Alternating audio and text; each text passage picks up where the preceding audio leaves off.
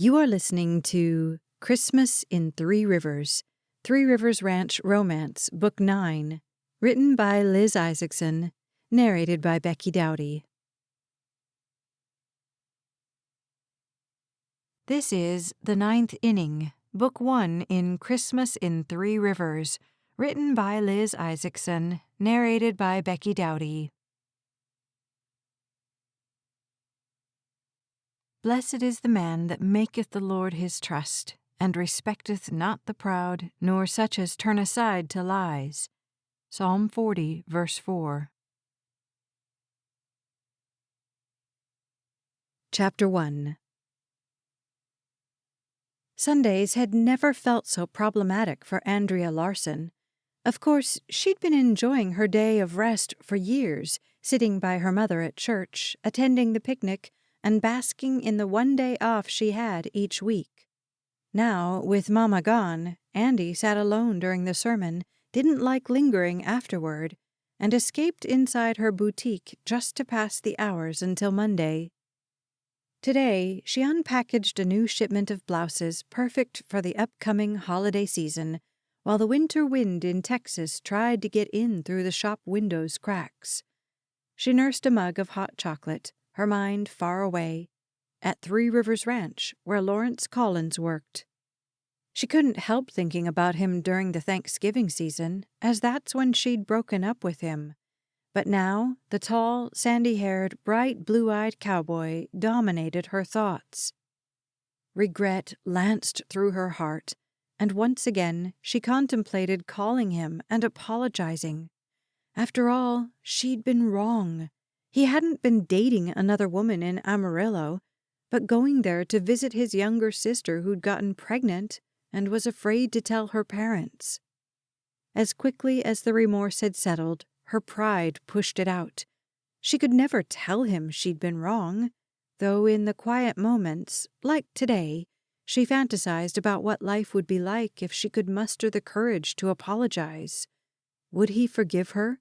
Could they start over? Her phone chimed, a peculiar sound for a notification she didn't recognize. At least it drove Lawrence from her mind. When she checked her device, she saw she'd received her first online order. Her brand spanking new system had just been implemented a month ago in anticipation of the holiday season, and a brief balloon of joy lifted her spirits. Carly Sanders apparently needed a new black pencil skirt and a blouse in green, white, and black. Andy didn't stock everything, but she had just gotten in a selection of items in holiday colors, including green. She turned on her internet radio as she browsed her boutique, some of the disquiet of this lonely Sunday drifting into the rafters. Monday morning, before she usually left the loft above her shop, Andy armed herself with Carly's purchases and set her car on the road. Almost an afterthought, she checked the delivery address. Her stomach fell to her shoes when she saw she needed to drive all the way out to Three Rivers Ranch. A river of trepidation wound through Andy, mostly because the possibility of seeing Lawrence existed. Of course, she'd seen him at church and around town. It was a small place after all. But she'd managed to put people between them and keep their paths from fully crossing. Embarrassment ran with the anxiety. She really just needed to clear the air between them. Then she wouldn't have to worry about seeing him at the grocery store or the picnic or the ranch. She dialed Carly. "You want these clothes out at Three Rivers?" Scuffling came through the line. "You've got them already?" "Yeah, I just got a new shipment of holiday things over the weekend. You're going to love the blouse I picked out for you. The stripes are fantastic and will look great on you." "That's great." But Carly didn't sound like it was great. She seemed distracted. "I was heading over to your place now." Andy watched a pair of boys walk in front of her, clearly on their way to school. "But then I realized you set the delivery address to the ranch. Have you left for work yet?" Yes, I'm here." A door slammed on Carly's end of the line. "I want to model the clothes for, a Christmas party we're having here at Courage Rains. That's why I need them out here." Murmurs came through the line, and Carly said, "I know," to someone else. "Is that okay?" she asked Andy. "If you can't make it here and back by the time you need to open, you could come tomorrow." Andy frowned. If Carly didn't need the clothes until tomorrow... She shook her head. She was up, already sitting in the car. "I'm on my way." Even driving 80 minutes round trip was better than puttering around the shop. Again. Carly emitted a tiny squeak before she hung up. Andy swung through a drive-through for a cup of coffee and set her car north. The gray skies complemented her mood as she drove. She usually enjoyed the quiet, quaint atmosphere of Three Rivers, but she felt unsettled now that Mama had died, now that she was all alone, just her and her building now. She hadn't had much romantic luck after Lawrence. "Maybe because you compare every man to him," she muttered to herself, as she tried to take some measure of calmness from the beauty of the landscape. The blowing trees only satisfied her soul for a moment. Then she felt like those trees, being whipped and pushed whichever way the wind happened to blow. Andy didn't want to be ungrounded, not anymore. She wanted to take control of her life, the way she had her business. She turned onto the dirt road leading to the ranch, a swift gust of wind knocking into her car. Tightening her grip on the wheel, she glanced into the sky and watched the swirling storm. She urged her car to go a bit faster on the bumpy road, hoping to make it inside the building before the skies opened. Her teeth knocked together as she rounded the last corner. A new building, nearly complete, sat just on the corner, with fenced-in arenas and another barn. A dark-haired woman Andy had seen a couple of times at church pushed her whole weight against a barrel, inching it along the dirt. She dusted off her hands and glanced at the sky, then at Andy as she passed. She raised her hand in a friendly greeting, and Andy struggled to recall her name. She hadn't come into the boutique before, and she'd rented the old Johnson house that had been empty for years. "Bryn," Andy said, proud of herself for remembering that much. She'd heard Bryn was starting a horse training facility at the ranch, and it looked like the rumors held truth. Thunder rumbled the sky, and Andy focused. But the paved parking lot in front of the Courage Rains administration building was full. Full! She bypassed it, lightning flashing against the front windows of the building, and pulled down the lane where a variety of ranch vehicles crowded together. One space remained, and she swung into it and grabbed the bag containing Carly's new clothes from the passenger seat. She'd opened her door and stood when the deluge of rain came. Yelping, she cradled the bag in her arms and ran for the closest building to wait out the downpour. Her shoes ate up the few yards to the horse barn, but they couldn't escape the water. By the time she found refuge, mud had splattered her ballet flats and splashed up the calves of her slacks. At least the clothes were dry. Mostly. "Wet out there." The man spoke so quietly, Andy barely heard him, at least with her ears. That voice, though, was ingrained in her mind, buried deep in her heart, had been since she met him at the rodeo and been charmed by his subtle strength, had been for 6 months while they dated. She turned as if in slow motion toward Lawrence, who stood a few paces away in all his glory. Black cowboy hat, dark leather jacket, jeans that stretched down his long legs to his boots. Her eyes traveled back to his before her vocal cords remembered how to work. If only she could think of something to say. Her brain threw suggestions at her. "Hey," or maybe "good morning." Even "how's everything" would have worked. Nothing came out of her mouth. "You look great," he said, taking a careful step closer. "Thank you," misted from her mouth, though nothing about her looked great. But she'd always been polite, even when confronted with difficult situations. One sweep of Lawrence, and she knew she'd hurt him badly.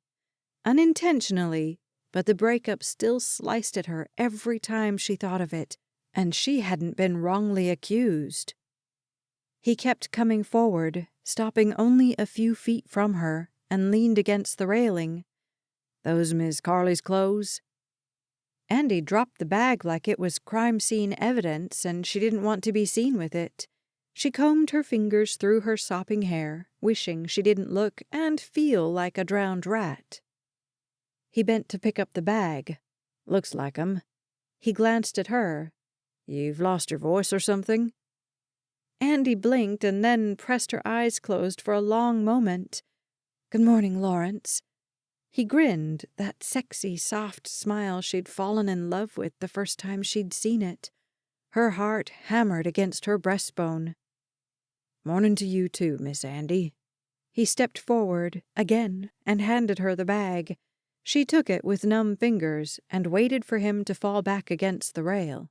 He didn't. He swept his hand down the side of her face. "I miss you." Her throat squeezed against the emotion in his voice, squeezed against her own desire and longing to be with Lawrence again, squeezed against the apology crowding her chest. "It's good to see you again," she managed to say. Her arms itched to wrap themselves around him and hold on tight. Her feet urged her to leave, and leave now. The rain pounded the ground outside the barn, and she couldn't escape. She peered into the atmosphere, wishing she could. "Andy," Lawrence started.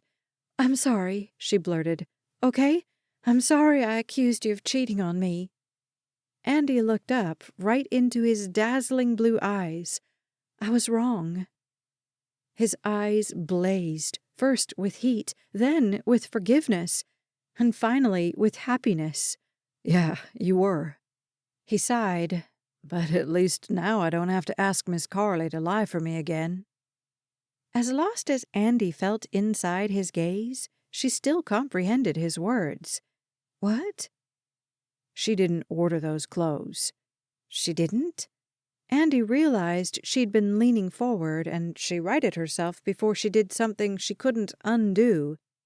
"I did," Lawrence said. "Wanted to get you out to the ranch so we could talk."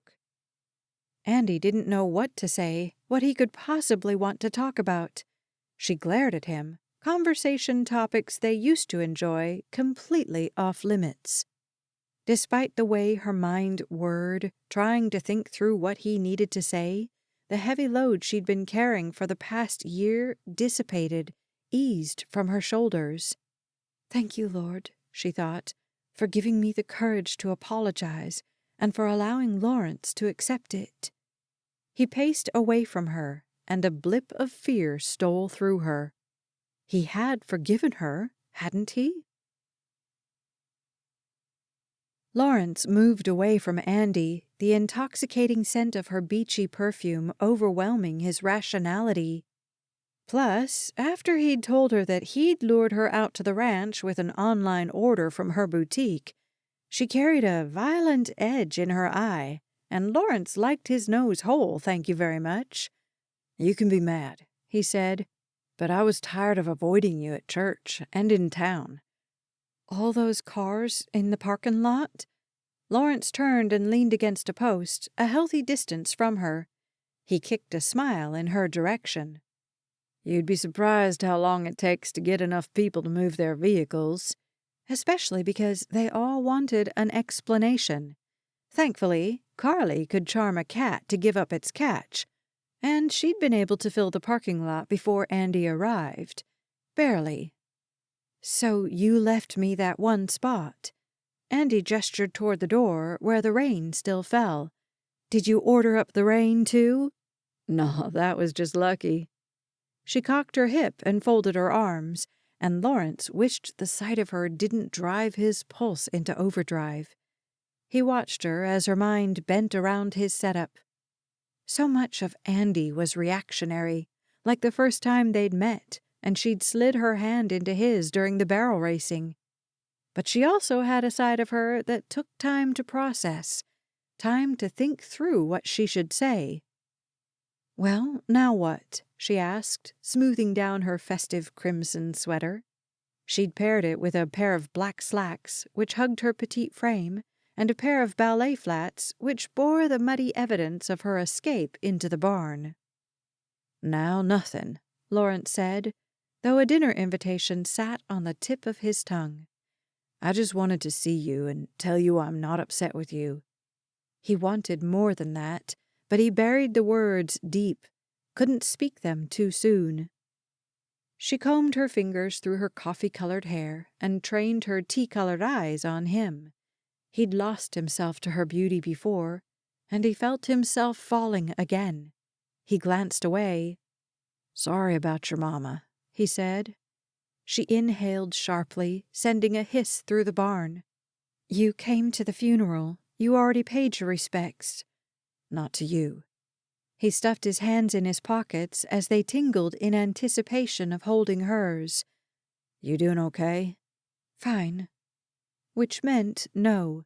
He wondered if she'd holed herself up in her loft, lost herself in her boutique, spent too much money and too many hours shopping online. One look at Andy, and he knew she'd done all of that.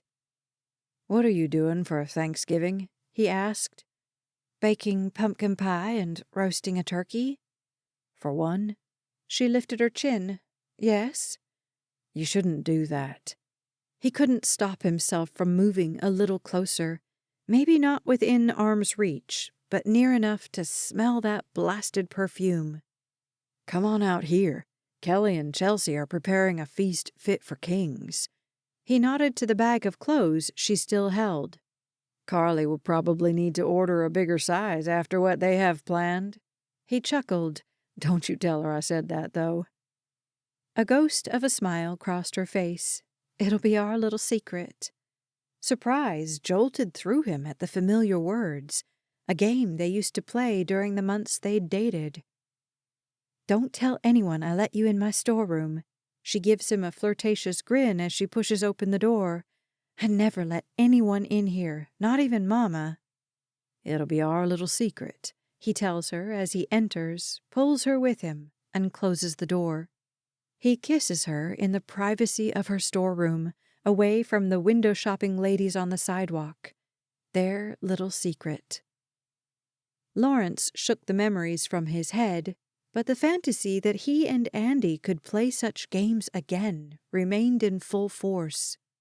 She seemed to remember what the words represented, and her face turned to stone. "I can't come for Thanksgiving."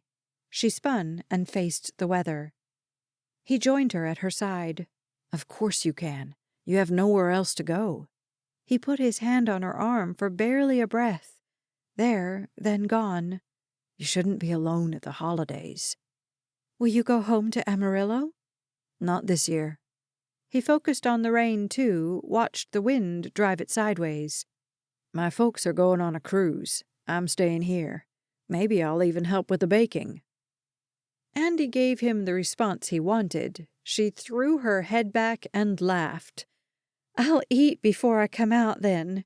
"Hey, who says I haven't improved since last year?" She tossed him a smirk. "Have you?" "Not even a little bit." He nudged her side. "Does that mean you'll come?" He didn't dare to hope, yet the feeling swelled inside him, expanding until it filled his whole body. She drew the silence into long ribbons until the unease inside Lawrence threatened to tear him apart. He hadn't dated anyone since Andy. He couldn't. He believed her to be the only one for him. Now he just needed her to believe it, too. He tilted his head toward the barn's rafters. How do I make her believe it, too?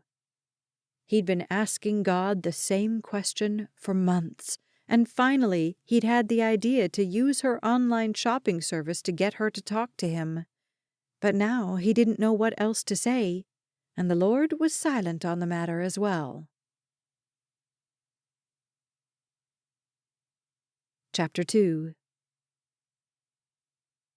Andy drank in the warmth from Lawrence's body, inhaled the spicy scent of his aftershave, and the comforting smell of leather and horse that accompanied him everywhere. Something about leaning her head against his shoulder would be natural, but a layer of awkwardness existed between them as well. "You still have my number?"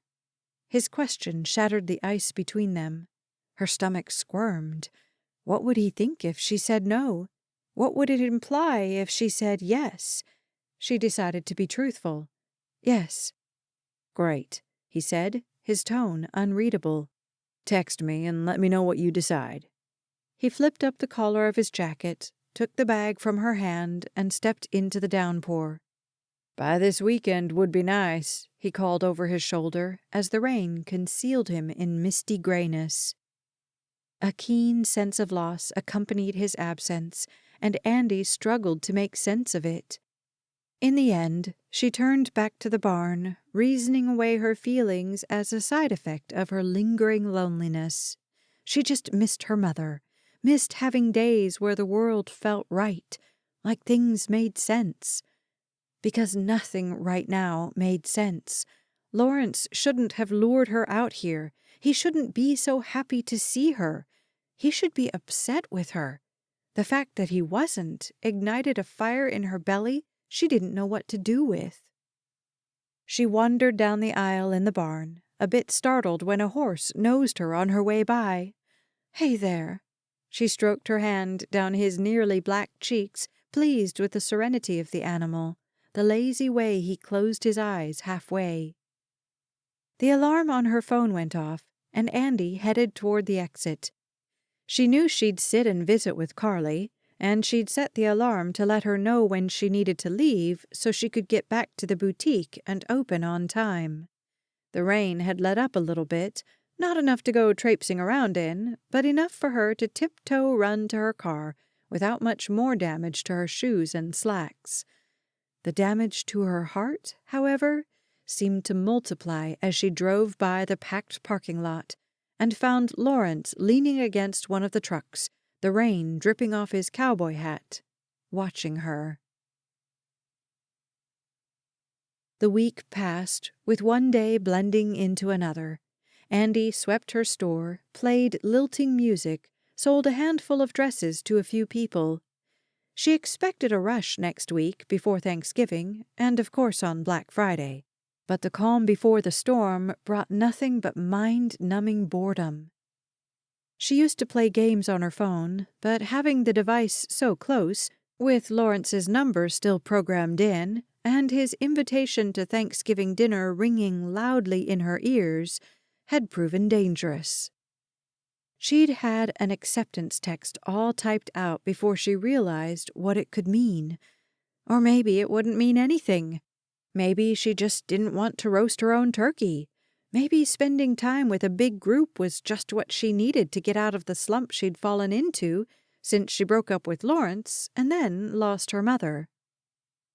On Friday afternoon, the bell on her door tinkled, bringing her attention from the fashion magazine spread before her. A smile bounced to her face. "Carly, hey." "Okay, so you're not mad at me." The blonde woman strode toward her as best as she could in her high heels. "Because you haven't called, or demanded payment for the clothes, or texted Lawrence about Thanksgiving." Andy moved around the counter at the same time Carly arrived, and she embraced her friend. "I'm not mad." She stepped back. "But I do need you to pay for the clothes." She glanced at what Carly wore. "Oh, they look great on you. Spin." Carly obliged, and satisfaction slipped through Andy at the exact fit of the skirt, the way the black and white stripes, with a green one every third line, slimmed Carly at the waist. Her friend pulled out her debit card. "So, about Thanksgiving?" "I'm still thinking about it." Andy started the transaction as a way to keep her hands and eyes busy. "It's just one dinner," Carly said. "There will be loads of people there. Kelly invited her parents. Kate and Brett are here from North Carolina while he builds Bryn Bowman's facility." Carly frowned faintly. "But I think they're going to Oklahoma City to visit his family. But there will still be lots of people there."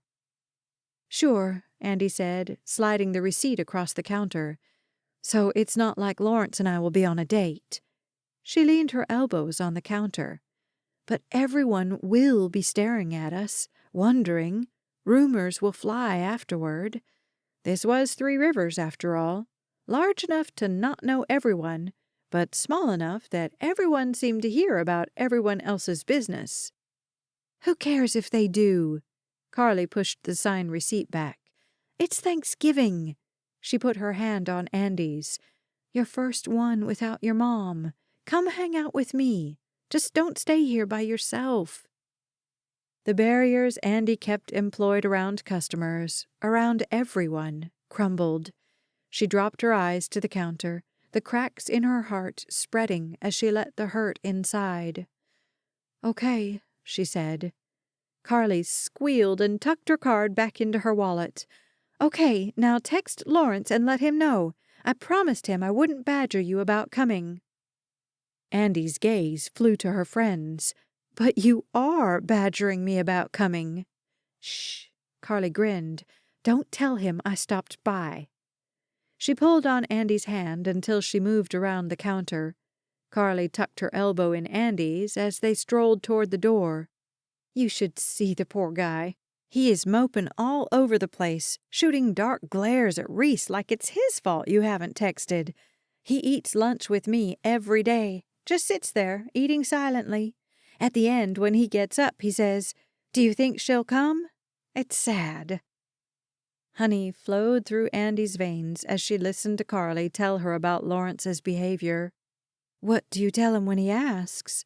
"I tell him I'm sure you'll come, that you don't really want to be alone here in your loft with a turkey dinner for one." They reached the door and Carly dropped Andy's arm. "Now, don't make a liar out of me." Andy promised Carly she wouldn't, said goodbye, and returned to the counter. She'd left her phone upstairs in her loft, and the shop wasn't set to close for another hour. She glanced toward the boutique's entrance, then to the stairs leading to her loft. She strode toward the door, flipped the open sign to closed, and dashed up the steps to retrieve her cell, knowing if she waited, she'd talk herself out of texting Lawrence, out of closing early, out of going to Thanksgiving dinner completely. Lawrence's phone went off at the exact moment Gwen walked into the barn. Frustrated and curious and unwilling to get in trouble for texting while with a client, he didn't remove it from his pocket. He hugged Gwen instead, glad he'd made the right choice as Pete started across the road. "Hey, Gwen," he said. "After you ride, Reese wants to see you in the office. I guess Carly found something you can put on your medical forms." "Sure thing." She smiled at him. Pete tipped his hat to them both and continued through the barn and into the outdoor arena where another client rode. Lawrence took Gwen to the tack room. "Who do you want today?" "Who needs the exercise?" She pulled down a saddle and gathered a blanket from the cabinet. "Raven hasn't been ridden yet today. Neither has Hank. Or you could go with Chocolate. I know you like him." She chuckled and finished collecting her supplies. "I do like Chocolate." "Chocolate it is." Lawrence waited for her to go first, his first instinct to reach for his phone and just see if Andy had texted. He chastised himself for even thinking it could be her. She hadn't messaged once this week, though she'd admitted she still had his number. He couldn't lie. Knowing she hadn't deleted his number from her phone when she'd removed him from her life had made him happier than he'd been in months. It meant he still had a chance. Her days of silence spoke a different story, but Lawrence refused to listen to it. He couldn't take another moment of not knowing who'd texted. As Gwen saddled Chocolate, Lawrence pulled his phone from his back pocket. A quick swipe, a fast glance. Andy. His heart softened into a puddle as a grin graced his face. She'd texted. He stuffed his phone back in his pocket. He could wait an hour to see what she said. At least she'd texted. Coaching Gwen through what to do became easy after he'd checked his phone. He found he could think about something besides Andy, besides stalking into Carly's office and silently begging her to reassure him he hadn't ruined any and every chance with Andy by ordering those clothes. He enjoyed his time in the arena for the first time in a week. Gwen accompanied him back to the building, where Reese sat with his head bent over something at his desk. "Carly said she had something for Miss Gwen," Lawrence said. Reese glanced up, his eyes glazed. He blinked. "Oh, yeah." He shuffled some papers around on the desk. "She said your insurance company was giving you trouble about the sessions. She said this code should cover it." Gwen took the papers with a smile. "Thanks. Is she here?" "No, she had to run into town for a few minutes." Reese glanced at Lawrence, which caused his throat to tighten. Carly had gone to town? And Andy had texted. Lawrence clenched his jaw, determined to keep his comments to himself until Gwen had left. "Well, tell her thanks for me," Gwen said before she limped toward the exit. "There's a number on there," Reese called after her. "If they give you any trouble, Carly said to give them that number."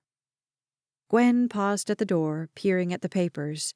"Great. Thanks, Reese." She pushed out the door, and Lawrence waited until it settled closed.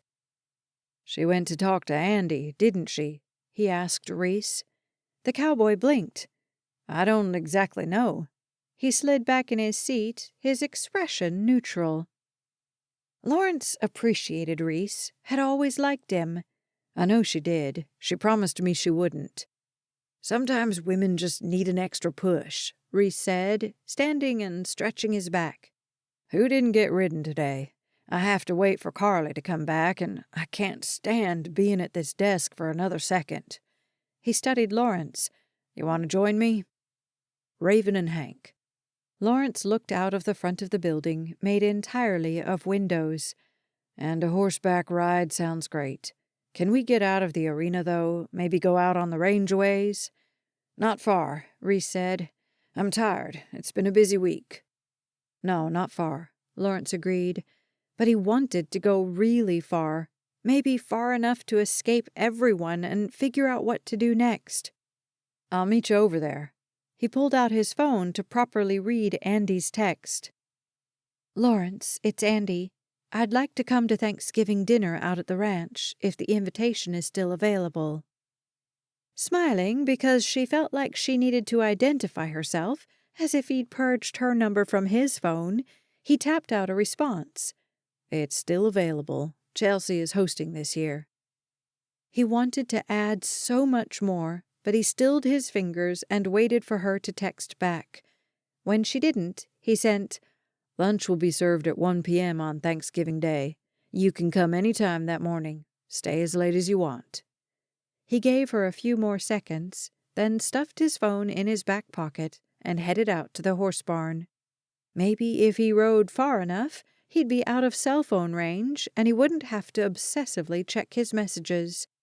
But he'd never get her sweet voice telling him she was wrong out of his head. Chapter 3. Andy changed her clothes at least 4 times on Thanksgiving Day, unsure of what one wore to a dinner party. "It's not a dinner party," she told herself as she headed downstairs to find something from the boutique.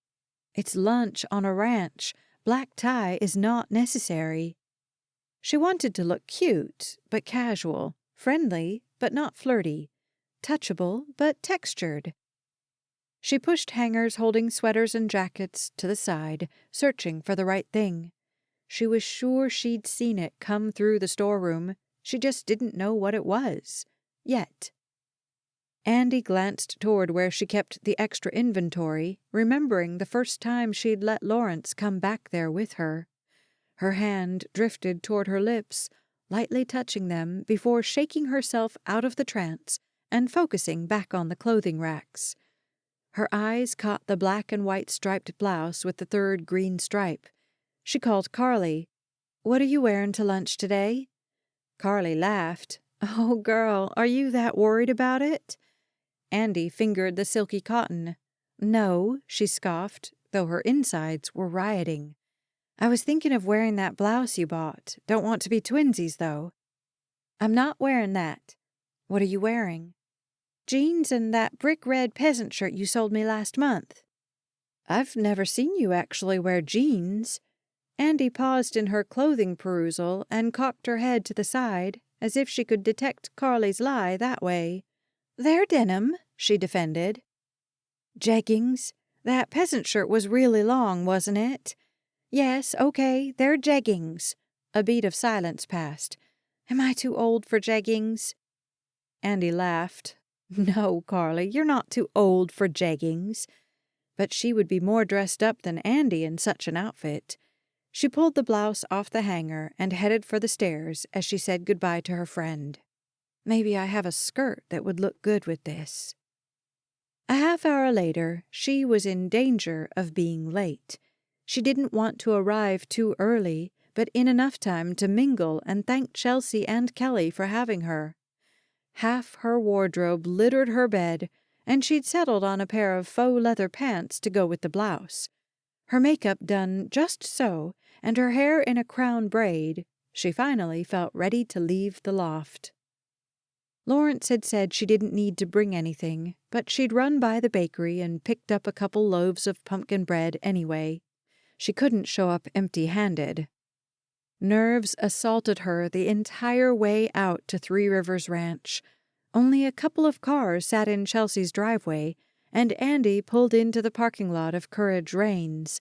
Then she could leave whenever she wanted to.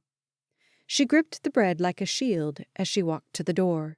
She didn't need to knock. Lawrence leaned in the doorway as she ascended the steps.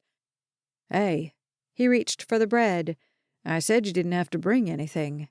I know, she said. I wanted to, though. He didn't move out of the way, and the space to slip by seemed impossibly small for her to navigate. You look fantastic. He scanned her from head to toe and back before offering her his arm.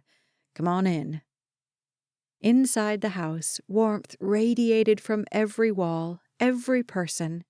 Chelsea stood in the kitchen with Kelly, as well as Heidi Ackerman. The two of them seemed to be getting a lesson from Heidi about something. Another older couple, Kelly's parents, sat on the couch talking with Frank Ackerman. Lawrence introduced Andy, though Ivory Armstrong had been her third-grade teacher. So good to see you. Ivory got up from the couch and hugged her. How's things since your mama passed? Heat gathered behind Andy's eyes, but she willed it away. She'd spent too much time perfecting her makeup to cry now. I'm okay, she said honestly. More lonely than anything else. At that moment, she remembered how close Lawrence lingered. His eyes hooked hers, a sense of determination darting across his face. Mrs. Armstrong patted her hand, and a sense of understanding passed between them. Andy smiled at her, then leaned in and hugged her. Thanks, Mrs. Armstrong. I've told you for years. Call me Ivory. Gratitude welled in the back of her throat. I just keep trying, and I can't. As she moved away from the living room, she offered up a prayer. Thank you for getting me out here today. She pressed her eyes closed, the same words bobbing against her vocal cords. She stretched up and said, Thank you, Lawrence. It wasn't exactly the same as her prayer, but she spoke it with just as much sincere emotion. He brushed his lips along her forehead, a whisper of a touch, but it ignited a fire along her skin that trailed down into her belly. Andy brought bread, he told the ladies in the kitchen, and Chelsea turned. Andy! She embraced Andy, and another sigh radiated through her body. When she'd broke things off with Lawrence, she'd lost several of her friends, too. Namely, these women out here at Three Rivers. They didn't get to town much, and she didn't come to the ranch very often, so their socializing had dwindled to the picnic after church. She glanced between Andy and Lawrence. Which one of you wants to take over making the gravy? Andy stepped forward. If you trust him in the kitchen, we'll be heading to town to find an open Chinese restaurant. Lawrence laughed, and Chelsea joined in. "Well, my mother has great cooking lessons, Lawrence." She nudged him, "and we all know the way to a woman's heart is through a home-cooked meal." Some of the joy flowing through Andy turned to ash, but Lawrence kept his smile hitched in place. "I thought it was the other way around, Miss Chelsea." "No, sir," she said as Pete came down the stairs with their daughter. "Isn't that right, Lieutenant? Women love men who can cook for them." He handed her the little girl. "Porter's still asleep. This little miss wants juice." He appraised Lawrence and then Andy. She felt small under the commanding cowboy's gaze, but he softened it with a smile. "That's how I won over Chelsea. Banned her from the kitchen completely. After that fire—" "There was no fire," she yelled from her bent-over position inside the fridge. "Just smoke. No fire." "She used a fire extinguisher." She rolled her eyes as she poured juice into a sippy cup. "Anyway," Pete said, chuckling, "women do like it when you cook for them." "How about you make the gravy, then?" Kelly stepped next to him and slapped a whisk into his chest. "That's just fine." He glanced around. "Where's Squire?" "Waiting for Libby to wake up." "Carly just texted," Chelsea announced. "They'll be here in about 10 minutes." "Then we'll almost be ready to eat," Chelsea's mom said. "Want me to go get Squire? I can sit at your place until the baby wakes up." Kelly shook her head. "No, I'll just call him and tell him to wake her up. It's Thanksgiving. We should be together." She moved a few feet out of the kitchen, a phone to her ear. Andy felt useless loitering in the kitchen, the table already set, with nothing to add to the conversation. She drifted to Lawrence's side, who'd retreated near the steps, out of the way, but still involved. The hustle and bustle of the house reminded Andy of growing up in their small farmhouse on the edge of town, or what used to be the edge of town. Three Rivers had grown a bit over the past 2 decades. She and her 2 older brothers crammed into 2 bedrooms and used 1 bathroom. Mama always had food for whoever needed it, not just her own family, and they hosted someone for dinner almost every night. A powerful wave of missing rolled over Andy, and Lawrence must have noticed because he slipped his fingers into hers. "I'm glad you came," he said, low and through lips that barely moved. "You okay?" A zing shot up her arm at his touch, the gentleness in his voice. "I'm just missing Mama." He squeezed her fingers. "Where are your brothers this year?" "In-laws," she said. And Daddy had passed away a decade ago, leaving only Andy and her boutique in 3 Rivers. Lawrence released her hand as Squire entered the house with Finn at his side and a still sleepy-eyed Libby. "Carly and Reese just pulled up." He left the front door open for them, and Andy got swept away in Carly's hug and Reese's smile. "You came," he said. "I did." Andy glanced at Lawrence, who looked like he might shoot lasers at Reese. "I'm glad I got invited." And she was. Lawrence had been right. She shouldn't be at home today, alone. So, while she wasn't sure where she stood with him yet, if she even wanted to stand with him, she knew she'd been led to 3 Rivers Ranch for Thanksgiving dinner. Lawrence grew more antsy with every passing moment. Andy seemed to blend into the group flawlessly, and why shouldn't she? She'd grown up here, knew these people. He was the outsider, the transplant from the Equine Therapy Center in Amarillo. Only Pete knew his family owned and operated the Heart Warriors Center, Courage Reigns' biggest and closest competition. After all, Lawrence hadn't picked up equine therapy in just a few months. Oh no, he'd grown up with it in Amarillo. And he didn't want anyone else to know. He wasn't sure why, just thought they might look at him differently, ask him why he'd chosen Courage Reigns over his family's facility. He didn't want to explain that he needed to live his own life, and even if he chose to do the same thing as his father, at least he'd made his own way. "Time to eat!" Chelsea directed people to their spots at the table, and Lawrence sat on one side, sandwiched between Andy and Carly. He exhaled, finally able to relax. He wasn't sure what had kept him so on edge, besides Andy. But she giggled at something Kelly had said, and then took the 1-year-old for her while she dashed back into the kitchen for the salt and pepper shakers. Watching Andy hold the child brought warmth to Lawrence's chest. He'd supported his sister through her pregnancy, held her daughter, loved them both. But the level of admiration flowing through him now, as he saw Andy press a soft kiss to Libby's hair, couldn't be matched. Kelly returned, took the little girl, and strapped her in a high chair between her and Squire. "Okay," Chelsea said as she too finished with her children and sat down. "Let's start by going around and saying something we're each thankful for." Panic squeezed Lawrence's chest. He had a lot to be grateful for, and he was thankful, and he let other people and God know. But what could he say in this group?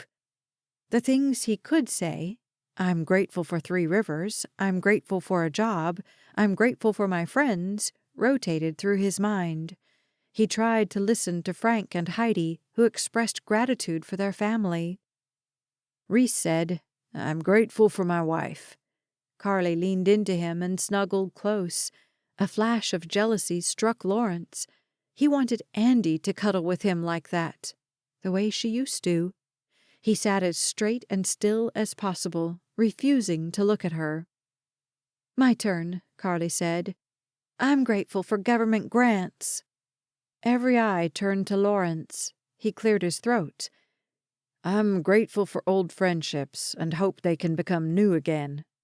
He didn't even know where the words had come from. He hadn't planned to say them. He shifted his attention to Andy, who stared at him like he'd said he was grateful for pneumonia or the Grim Reaper or something. He slid his hand onto her knee, and she jumped. "Your turn," he said, a smile forming as he felt the tremble in her leg. She gave a nervous laugh. "I'm grateful for—" Andy glanced around the table, her gaze settling on Lawrence. "An invitation to this meal." She smiled, but he felt the ice in it. She leaned forward and shifted her leg from under his touch, giving him a private glare as Kelly spoke. Lawrence should have felt frustrated at her rejection, should have wondered what he should have said besides what he did, should have done just about anything but push Andy when she clearly wasn't ready. Instead, he scooted a tiny bit closer to her and leaned forward, almost touching her, in the pretense that he was trying to see and listen to Squire. But honestly, Lawrence had no idea what the man said. Pete went last, and then Chelsea declared it time to eat. Andy leaned back and bumped into him. "Excuse me." Her voice could have lanced him with icicles. "No problem." He didn't move away. "Back up," she hissed through clenched teeth as she spooned creamed corn onto her plate. Lawrence chuckled, sure he'd made his intentions for the invitation to dinner clear, and gave her the distance she wanted. What he wanted, he couldn't quite have. He leaned over to Carly. "How can I get Andy alone to talk to her?" She heard him, but she didn't answer right away, instead contributing to the argument Reese was having with Will Armstrong about the Dallas Cowboys. In fact, she didn't answer him at all through the rest of the meal. It ended, and the group moved into the great room on the opposite side of the stairs. Pete produced a stack of games, and laughter and fun passed the next hour. "How about a walk before pie?" Carly asked, glancing around. She lingered on Lawrence as she tucked her arm into Reese's. "We'll go slow." "Good idea," Squire said. "Let the kids run for a bit." Jackets slid over shoulders, and shoes were found for children, and Lawrence waited until everyone had left just to make sure Andy went with them. She positioned herself with Chelsea and Kelly while the men took the kids farther down the road and into the Ackermans' bigger backyard. Carly and Reese, Heidi and Frank, and Ivory and Will climbed the steps to the Ackermans' deck and sat down. Lawrence tagged along behind the women, desperation flooding him. How could he talk to Andy now? She wouldn't like him pulling her away, wouldn't want to be seen going off with him alone, though she used to love to sneak away with him for a stolen kiss in the barn.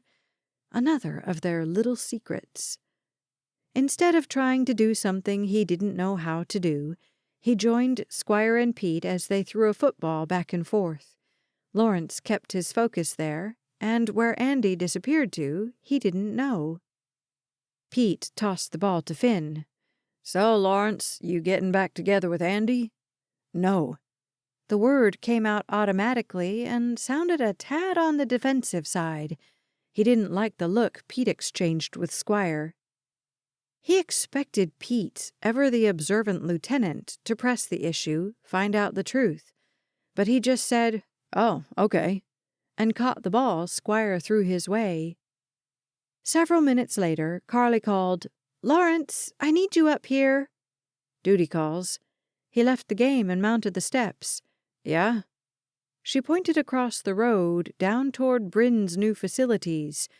"She went that way 2 minutes ago, alone." Lawrence could have hugged Carly. Instead, he said, "Thanks, Carly," and bolted down the steps. "Go slow," Reese called after him. But Lawrence couldn't make his heart go slow, or his legs, or his ideas. He found Andy around the back of the arena, the barn between her and everyone else on the homestead. She stood facing the open range, her back to him. Her dark hair blew in the winter wind, and she clutched the throat of her jacket closed with tight fingers. "Mind if I join you?" She shrugged, and he leaned against the fence next to her, looked out in the same direction she was. "You okay?" he asked. "Why didn't you ever tell me about your family?" Her question caused fireworks to explode in Lawrence's brain. He knew the answer, but didn't want to say it out loud. "I mean, if we're going to make this old friendship new again, I think you should be more forthcoming." She didn't sound mad, or happy, or teasing. Lawrence couldn't figure out how she felt. An unease tripped through his body. "Also, had I known you had a sister in Amarillo, a sister at all, I might not have assumed you were dating her." Folding her arms, she shifted her weight away from him, her message clear. Lawrence watched the dead grasses lean in the wind. "I didn't tell you because I didn't want you to know what a failure I am." She finally turned and looked at him. "Why would you be a failure for having a family?" He didn't expect anyone else to understand. "They don't know where I am," he said. "They don't know what I do.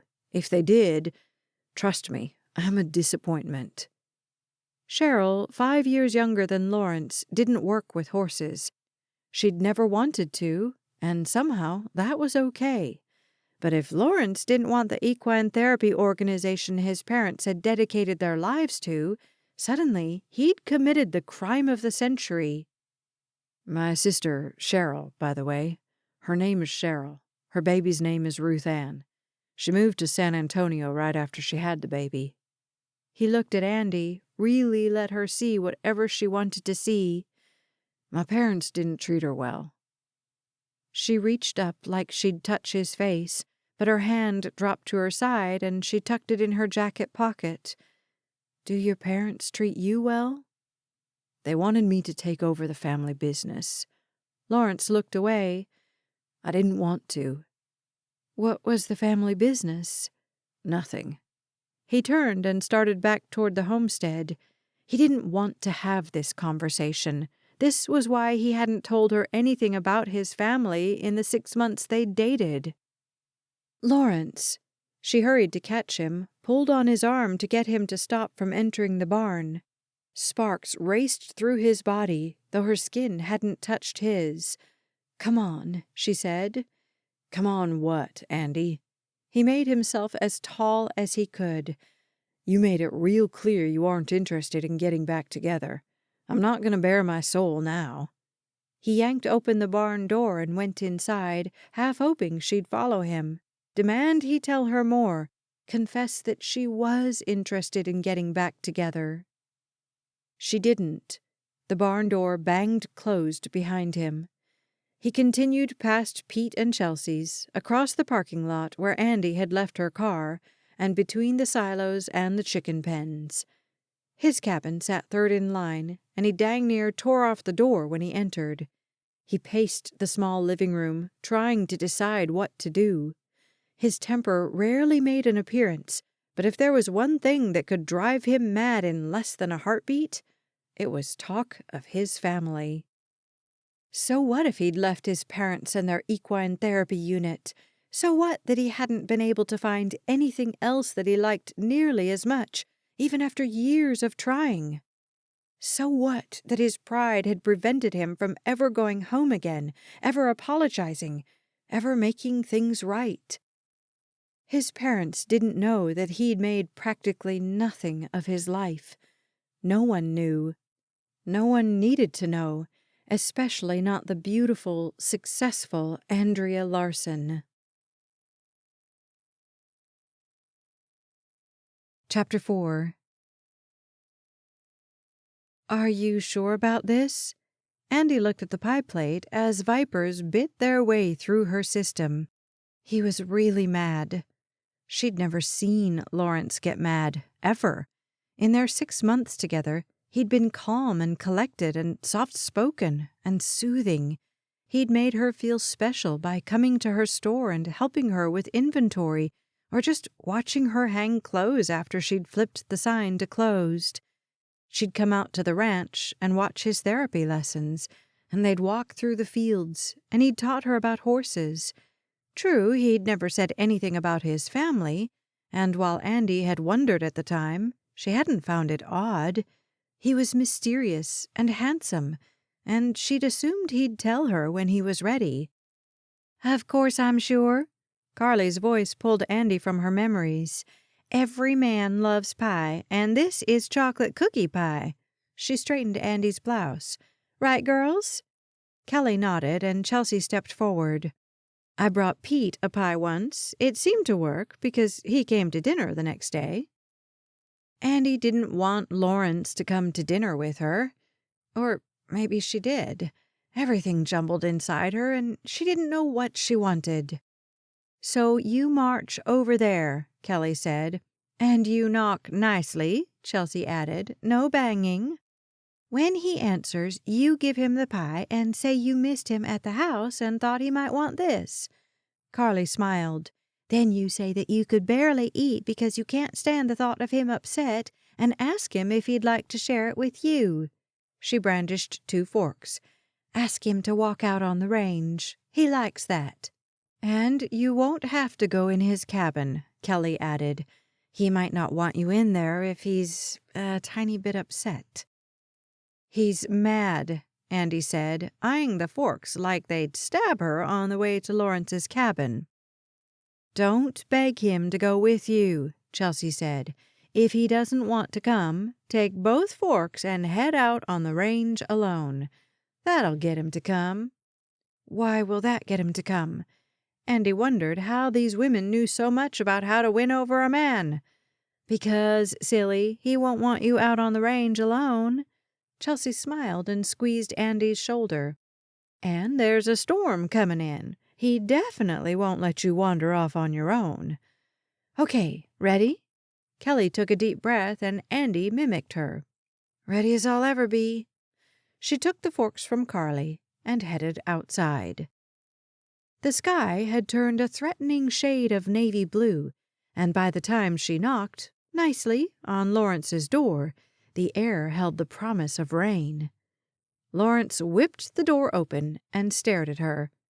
"Hey," she started. "I brought you some pie since you missed dessert." She held the plate, which held half of a chocolate cookie pie, toward him with one hand. She'd forgotten what to say next, but the presence of the silverware in her other hand reminded her. "I didn't get to eat any either," she said. "I was too worried about you. Want to share?" His blue eyes sparked lightning in her direction. Sometime during lunch, she'd decided to give Lawrence another chance, give them another chance. Or maybe she'd been stewing over a second chance with him since he'd lured her out to the ranch and invited her to Thanksgiving dinner. She wasn't sure. When he didn't move or invite her in or speak at all, she said, "Well, okay. I'm going to take a walk and find a place to eat my pie." She adjusted the plastic wrap on the plate, turned and moved down his steps, pivoted to go between the cabins and onto the range. Her throat tightened with fear. Everything looked exactly the same out there. What if she really got lost? "Where are you going?" he called after her. "Pie." She lifted the forks and kept walking. The wind nearly stole the dessert from her, but she plowed on. She spied a tree in the distance, and she thought she could make it there and back safely enough. "Andy, this is insane." Lawrence ran up beside her. "It's going to rain any second." She looked at him and couldn't look away. "Well, I can't go back to Chelsea's now. It'll be too embarrassing." "What do you mean?" "I mean, I had to tell them about you stomping off and leaving me, and I can't do that again." "Like how you rejected me at dinner?" "I wasn't ready for what you said." She stopped, her anger overshadowing her embarrassment and fear. "And you shouldn't have touched me like that. It really put me on the spot." Thunder broke the sky. Lightning flashed above them. He stared at her, and she couldn't figure out how to feel. Should she just tell him she missed him, the way he had? Confess that every time she'd considered deleting his number from her phone, she got physically ill? Confide in him and say she imagined kissing him every time she opened the storeroom? "You are a maddening woman." He strode forward again, breaking the spell between them before Andy could decide what to do. "You're just as frustrating," she said as she rushed to catch him. But his long legs made her have to take 3 steps for every 2 of his. "I have one sister, that's all. We get along great. My parents are another story." Andy didn't know what to add to the conversation. She just wanted him to keep talking. "They run the Heart Warriors Center in Amarillo. I didn't want to do that. I left when I was 18. Haven't been back in a decade." His short sentences were punctuated by his long strides. "I thought I didn't want to work with horses and patients. I thought I wanted something else. When Courage Reigns opened, well, I got a job here, and I realized I loved it. What I didn't love was being told what I had to do with my life." He stopped suddenly and faced her. "I should go home. I should take over the program for my parents. But I don't want to. I don't want Reese's job or Pete's job. I don't want the responsibility. I just want to work with the horses and the patients. That's enough for me. It won't be enough for my dad." "That doesn't make you a failure." He gave a short, barking laugh. "No, it doesn't. You're right. What makes me a failure is everything else I tried until I figured out I'm just a horseman." He stomped off again, leaving Andy to wonder what was so wrong with being a horseman. Lawrence couldn't believe he'd told Andy everything. Well, maybe not everything, but he did trust her, and she did deserve the truth. He hated that he'd gotten angry when she'd asked about his family. She'd given him an hour to cool off, and if anything, seeing her on his doorstep with pie had kicked his desire for her into a new gear. She caught up to him just as the first raindrops fell. He paused, judging the distance to the tree. Too far. He turned and looked back at the row of cabins. "We're going to get soaked." He looked down at her. She wore her jacket and those sexy tight pants. No hat, no gloves. At least the pie was covered with plastic wrap. "I don't care." She put the pie on the ground and stepped into his arms. He welcomed her into his embrace, surprised at this turn of events, but not complaining. "You don't?" The sky opened and water poured out. They were both soaked through in seconds. She tilted her head up, taking partial refuge under the brim of his cowboy hat. "I do want some of that pie, but I guess it can wait." He wasn't sure why it needed to wait, but he couldn't look away from Andy, from the raindrops on her eyelashes, from the pinkness of her lips. She licked them, and he reacted by pressing his mouth to hers. She melted into him, threaded her fingers through his hair, and kissed him back. Hours could have passed, and Lawrence wouldn't have known. Kissing Andy had always possessed a bit of magic, and this time felt downright divine. With the rain pounding down around them, he kissed her, hoping this was only the beginning of what they could have together. When he detected a wobble in her chin, he pulled back. "Cold?" "Just a little." She brushed her lips along his. "We should go back before we freeze, though." He bent to retrieve the pie, tucked her hand in his, and ran toward his cabin. She came with him, which caused joy to punctuate the perfect kiss. Once under the safety of his porch, he looked her up and down. You're going to need dry clothes." "I'll wear something of yours while you run the dryer." Andy, my stuff is way too big for you." He opened the front door and ushered her inside the cabin. "Maybe you can borrow something of Juliet's." He didn't want her asking Kelly or Chelsea. He might never get her back if she went over to one of their houses to borrow clothes. "Aren't they in Montana?" "I have a key to Garth's place." Lawrence plucked it from the drawer in his kitchen. "Stay here. I'll be right back." He hurried out the door and down the path. Surely she'd wait, right? She wouldn't kiss him the way she had and then disappear into the night. He dashed into Garth's cabin and hurried into the bedroom. He grabbed the first thing of Juliet's he saw in the closet, a sundress, and hightailed it out of there. When he got back to his cabin, Andy had the inklings of a fire going in the hearth. "Grabbed the first thing I saw," he said. "I felt weird doing that." She took the dress. "This is fine. I'm not good at making a fire. I'll change, and you finish that?" She disappeared into the bathroom, and Lawrence stood staring at the closed door. When he'd invited her to dinner, he didn't think he'd end up kissing her. Never in his wildest, maybe in his wildest dreams, he thought she might let him. She came out of the bathroom holding her wet things, the pink sundress complementing her dark hair and skin. He sucked in a breath and focused on what he should be doing. He took her clothes and ducked into his bedroom to change and start the dryer. With that all done, he got the fire going properly and pulled 2 blankets from the front closet. He gave one to Andy, who wrapped herself in it before settling on his couch. "Got any movies?" She yawned. "All that turkey is catching up to me." "No napping until after pie." He put his blanket on the other end of the couch, nudged up the heat, and moved into the kitchen to collect the pie. "Movies are in the cabinet next to the hearth." He grabbed silverware and returned to the living room. "Can I sit here?" He indicated the spot right next to where she'd been sitting. "Then we can share the pie." "Yeah." She held up a case. "This one okay?" He didn't care what they watched. Excitement to simply be with her made his nerve endings dance. "Yeah, fine." She slid in the disc, handed him the remotes, and took her place on the couch. He passed her a fork, adjusted the volume, and started the movie. They ate in silence, Lawrence's mind spinning through where this could go next. He'd never told anyone about his family, and it felt good to get the weight off his tongue.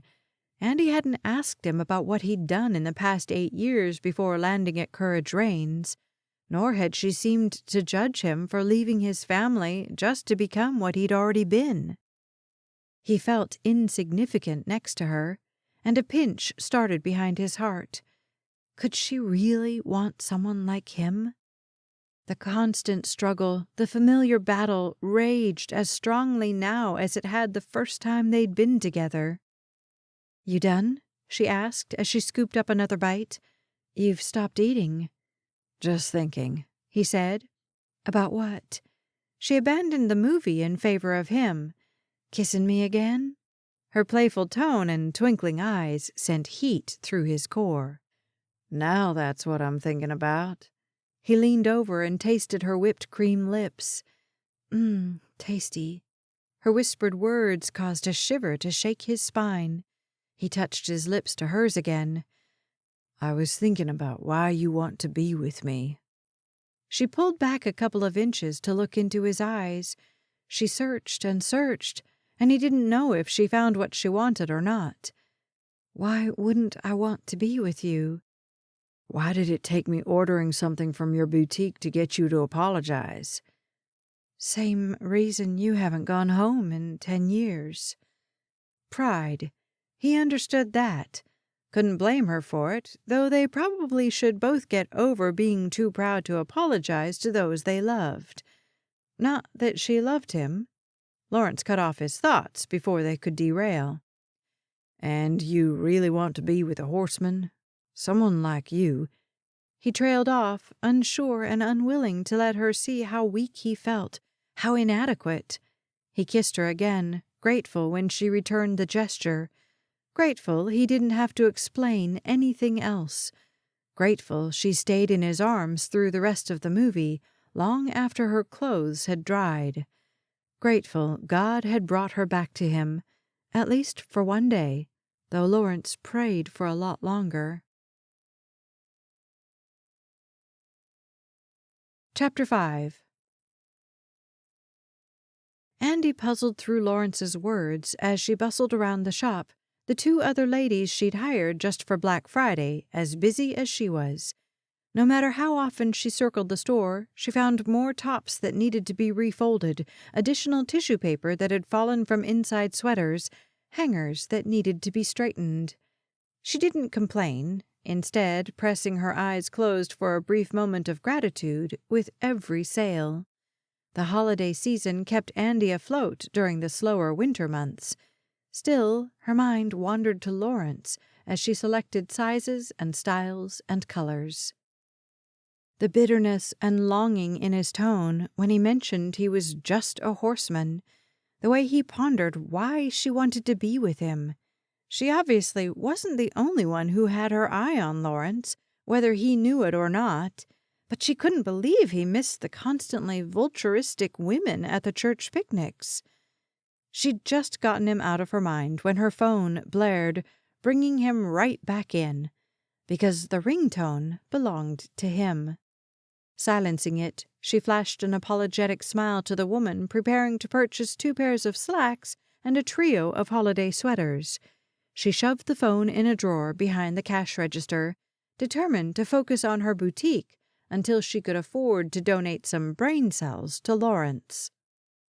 Her holiday hours extended well past normal, and by the time she locked the door, her feet felt like she'd walked across live coals. She heaved herself upstairs before she realized she'd left her phone in that blasted drawer downstairs.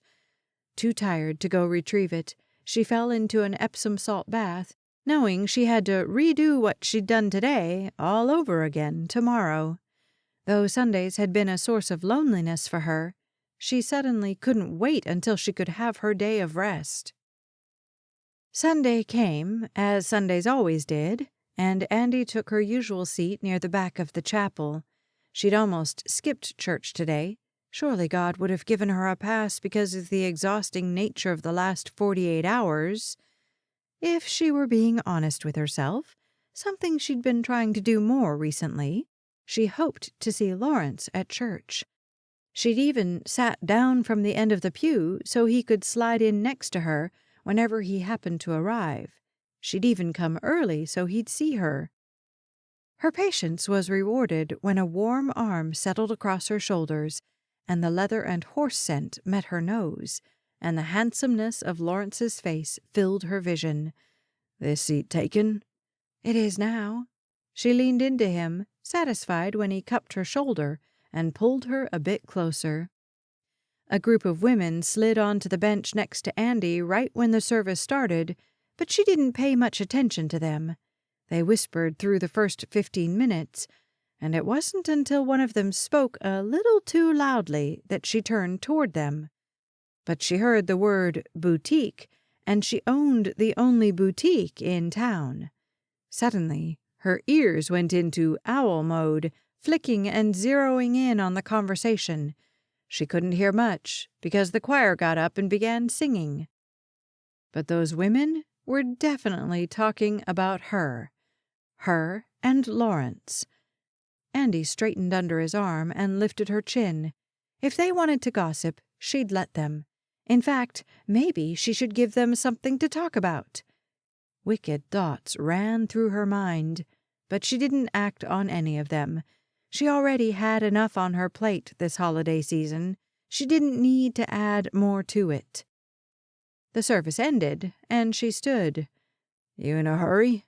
Lawrence asked, peering up at her from under his cowboy hat. "Well, no." "Did you make anything for lunch?" She hadn't even thought about lunch. Andy usually grabbed something from the fridge or called in takeout during the busy season. At the moment, she couldn't remember what, if anything, her fridge held. "What did you make?" she asked, to save herself from admitting anything. "I'm sure you don't want food poisoning going into the busiest time of the year." He grinned and added a chuckle to his statement. "I probably have a frozen pizza." "I was just going to say I'm really craving a frozen pizza." He leaned back into the bench and grinned. A flush rose to her face. "Are you inviting yourself to my place for lunch?" She wondered if he'd stay for dinner, too. The man was hopeless when it came to cooking. He finally stood. Most of the other churchgoers had already left the chapel, including the gossipers. "I haven't been to your place for a while," he said. "Seems like a good time to check it out." Stepping into the aisle, he offered Andy his hand. She slipped her fingers into his, a thrill trailing down her back. The storeroom dominated her thoughts as he followed her to the boutique, as they parked in the narrow driveway behind the building, as he captured her hand again, and they moved up the back steps. The storeroom sat just inside the door, but Andy refused to look at it. She continued into the shop and swept her hand toward the area. "It's kind of a mess right now," she said. "I'll come clean it up later." She sighed just thinking about it, but she couldn't open on Monday morning without clean floors and crisp folds in the clothes. She'd spend an hour this evening straightening and creasing, and everything would be set for the next day. "It's so festive." Lawrence admired the set of Christmas trees Andy had set up late on Thanksgiving night, after one of the most perfect evenings she'd ever spent with a man. She'd also trailed lights along the checkout counter, around the mirrors on the west wall, and lining the windows on the east. A pine-scented candle warmer sat next to the front door, and another next to the till. Her mannequins wore the most festive and spirited holiday items, and if she flicked on the stereo system, Christmas music would complete the picture-perfect atmosphere. Lawrence paced a few steps away, fingered a red bow skirt on a mannequin, and twisted back to her. "I didn't see the shop at Christmas last year. It's fantastic." He beamed at her, and something in Andy's gut jumped. He adored her. She could see it right there on his face. Anyone would be able to see it. Suddenly self-conscious, she turned away, unsure if she deserved such adoration. He hadn't seen the shop last Christmas because she'd freaked out before she'd gotten the facts and broken things off with him. "Let's see about that pizza." She headed upstairs, all fantasies about the storeroom shelved for now. The following Sunday, Andy arrived last to church, grateful Lawrence had saved a sliver of space for her on a pew near the back. Seemed like more and more people were coming out for services, probably because of the approaching Christmas season. She enjoyed Pastor Scott's sermon, which focused on living more like the Savior. Andy wanted to do that, wanted to be as forgiving and loving as the Lord. She tried to be kind to those she came in contact with, but they usually were potential customers.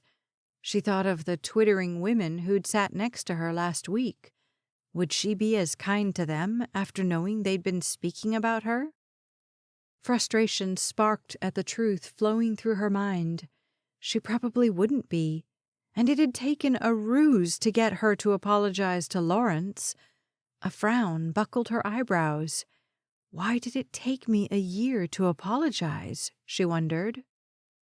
The service ended, leaving a multitude of questions in Andy's mind, and she stood with Lawrence. Pete stepped up to them. "Lawrence, I need you for a second." He nodded toward someone exiting the chapel. "That's Bobby Haskins." Lawrence obviously knew who Bobby Haskins was and why he was important, because he turned and said, "Give me a minute, okay, Andy?" He didn't wait for her to answer before he moved down the aisle with Pete and Reese.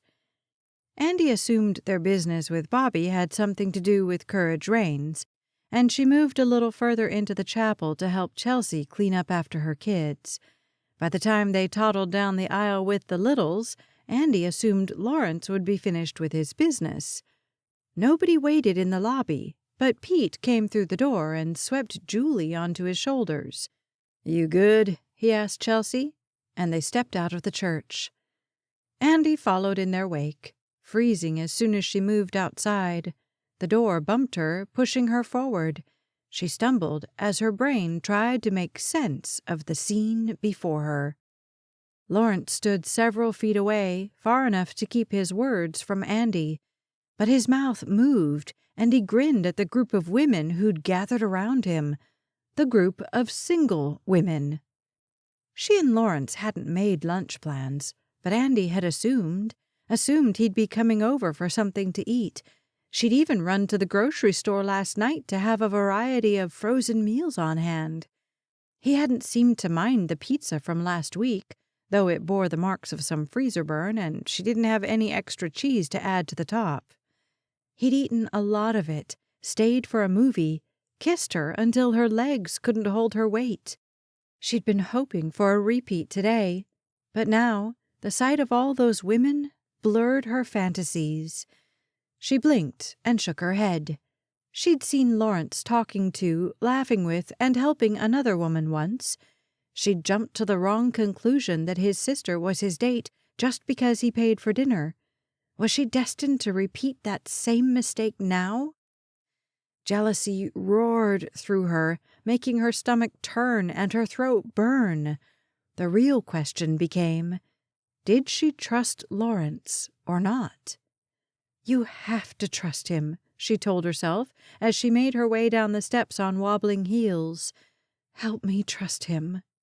She feared, though, that all the self-talk and all the prayer in the world couldn't make her do something she didn't know how to do.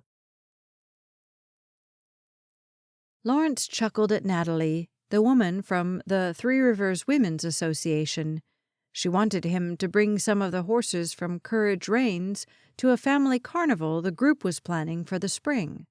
He'd told her he didn't have the authority to say yes or no, but that he'd ask Pete. He liked Natalie and played golf with her brother from time to time. He wanted to support the women, and he made easy conversation with them while he waited for Andy to come out. Movement caught his attention, and he found her coming toward them, her face a quivering mask of emotion. He couldn't decipher how she felt as she neared and smoothed over her true feelings with a smile. "Ladies, do you know Andy Larsen?" He drew her into his side, clearly claiming her as his. Every woman there catalogued the movement. Lawrence made sure of it. "Andy, these ladies are from the Three Rivers Women's Association." He named them all, pleased at his own memory. "Well, let me know, Lawrence," Natalie said. The ladies made themselves scarce after that, leaving Lawrence to practically drag Andy to her car. "You okay?" he asked as they neared. "You don't look so good." "I don't feel so good," she said. "I hope you weren't planning to come for lunch." "Of course I was." He leaned against her car, noticing the glassiness in her eyes. "What's wrong?" She shook her head and caught the tear as it fell from her eye. "Nothing. I just need to lie down. I feel sick." Lawrence had the sick feeling he'd done something wrong, but he didn't know what. I'll follow you home. Make sure you're okay. No, she reached for the door handle. I'll make it. I can heat you up some of that canned soup you have in your cupboard. She managed a slight glare. How do you know I have canned soup in my cupboard? He gave her a slow grin. Saw it last week. Stepping away from the car, Lawrence pulled out his keys. I'll follow you home. She might have argued, but Lawrence didn't quite hear it as he strode toward his truck. She could lock him out if he didn't arrive close to the same time as her. Thankfully, Andy wasn't the fastest driver in the world, and he pulled in right after her.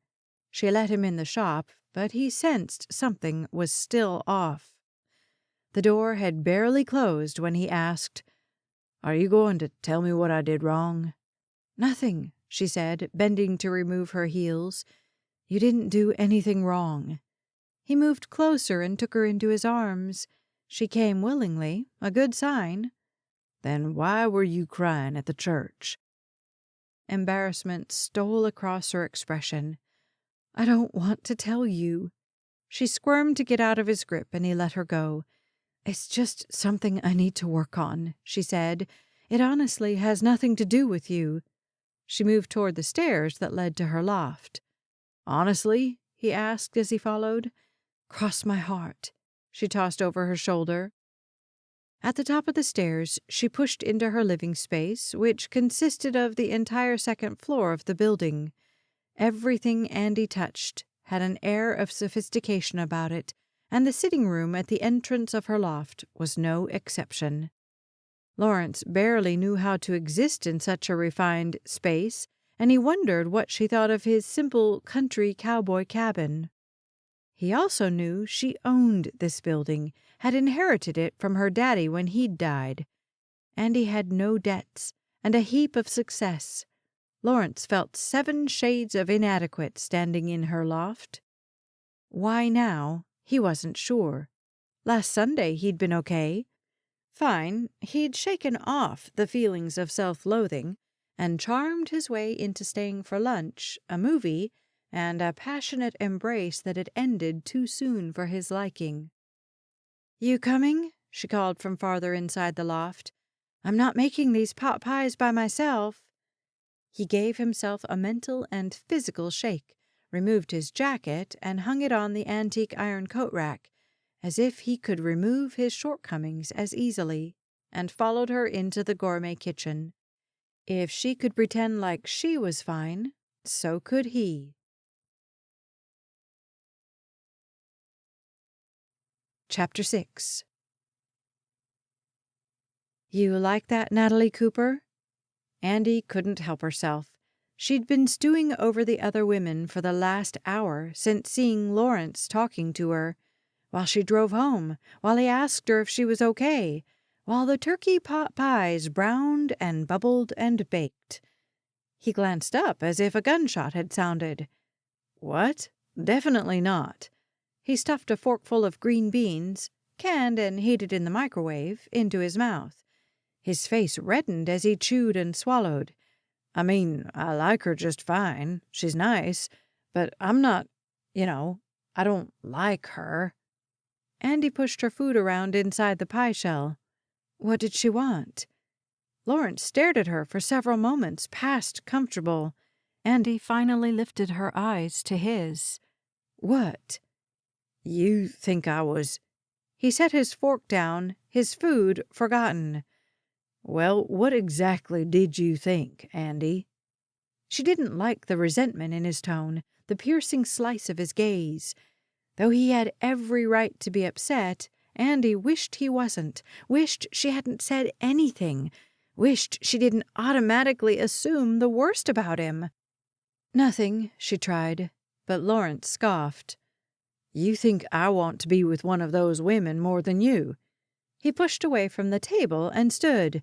You think eventually I'll cheat on you with one of them. Is that it? Helplessness made her stomach quake, her bottom lip tremble.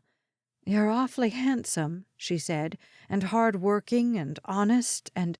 Are you trying to pay me a compliment or tell me you don't trust me? He sat heavily in the chair again, his voice a mere ghost of itself, but his eyes as penetrating as ever. Both, Andy thought, but kept the word contained in her mind, thankfully. Emboldened by her decision to start being more truthful with him and herself, she looked at him. She put both her hands on one of his, wishing she could erase the anguished expression from his face. I want to be with you." The admission rang with truth, though it wasn't the one she needed to say. "But you don't trust me." He kept his hand under hers in a fist, unwilling or unable to soften it and let her hold his hand. She dropped her eyes to the table, the small table he could barely fold himself under without crowding her, the small table where she wanted to eat breakfast with him, and lunch, and dinner. The strength of her thoughts surprised her, and she didn't know how to make them line up with the jealousy and bitterness she'd felt at the church. "All right." He slid his hand out from under hers. "I'm gonna head home." "No," she said. "You don't need to go." "I think I do, Andy." He stood, and she couldn't argue with the quiet strength in his voice, couldn't get up and follow him through the living room, couldn't make her voice say, "Don't go, stay and let's talk about this." The door closed, and she heard his cowboy boots clomp down her stairs. The old building shuddered as he left the shop, and Andy dropped her head into her hands. Why had she said anything? Or at least phrased it like, "Hey, what did Natalie Cooper want?" instead of making it an accusation? Eyes brimming with tears, she set about cleaning up the remains of their lunch. She'd barely eaten 2 bites, and yet her stomach waged war against her.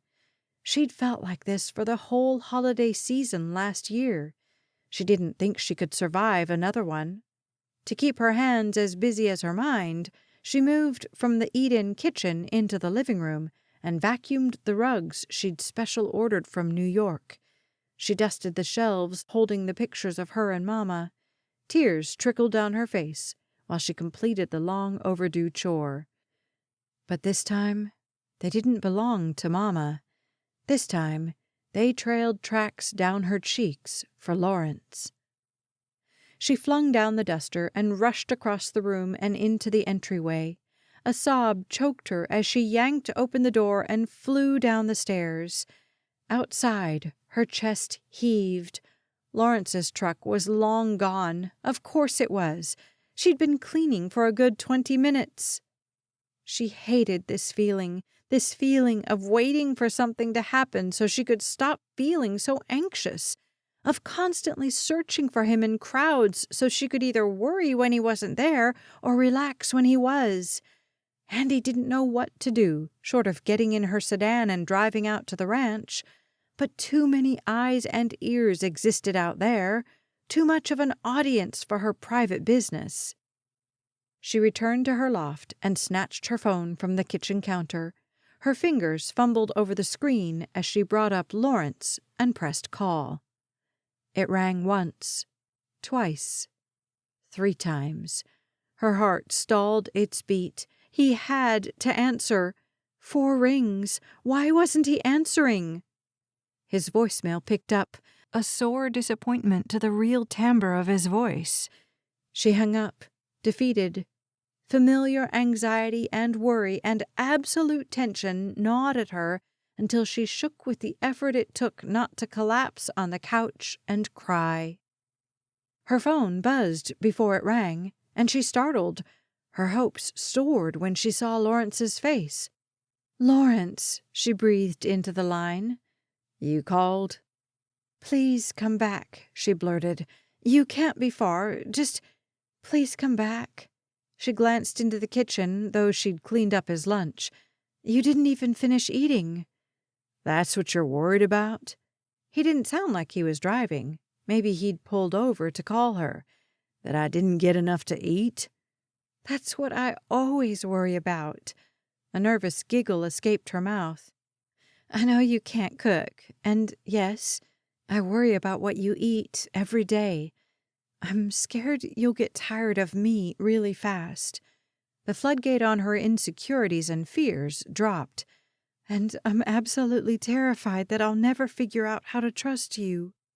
She took a deep breath, the weight of her words out in the open, where he could possibly help shoulder them. Well, he started, I get along just fine in the food department. You realize I live next door to Juliet, right? And Chelsea and Kelly aren't bad either. Something changed on his end of the line because his voice sounded farther away when he said, I don't think I'll ever get tired of you, but we can talk about why you'd think so, if you want. A door closed. Her building trembled. And you do need to figure out how to trust me, Andy. I can't really help you in that department. A knock sounded on her door, and she spun and crossed the distance to it in the time it took to breathe. She opened the door and lowered the phone when she found Lawrence on the other side.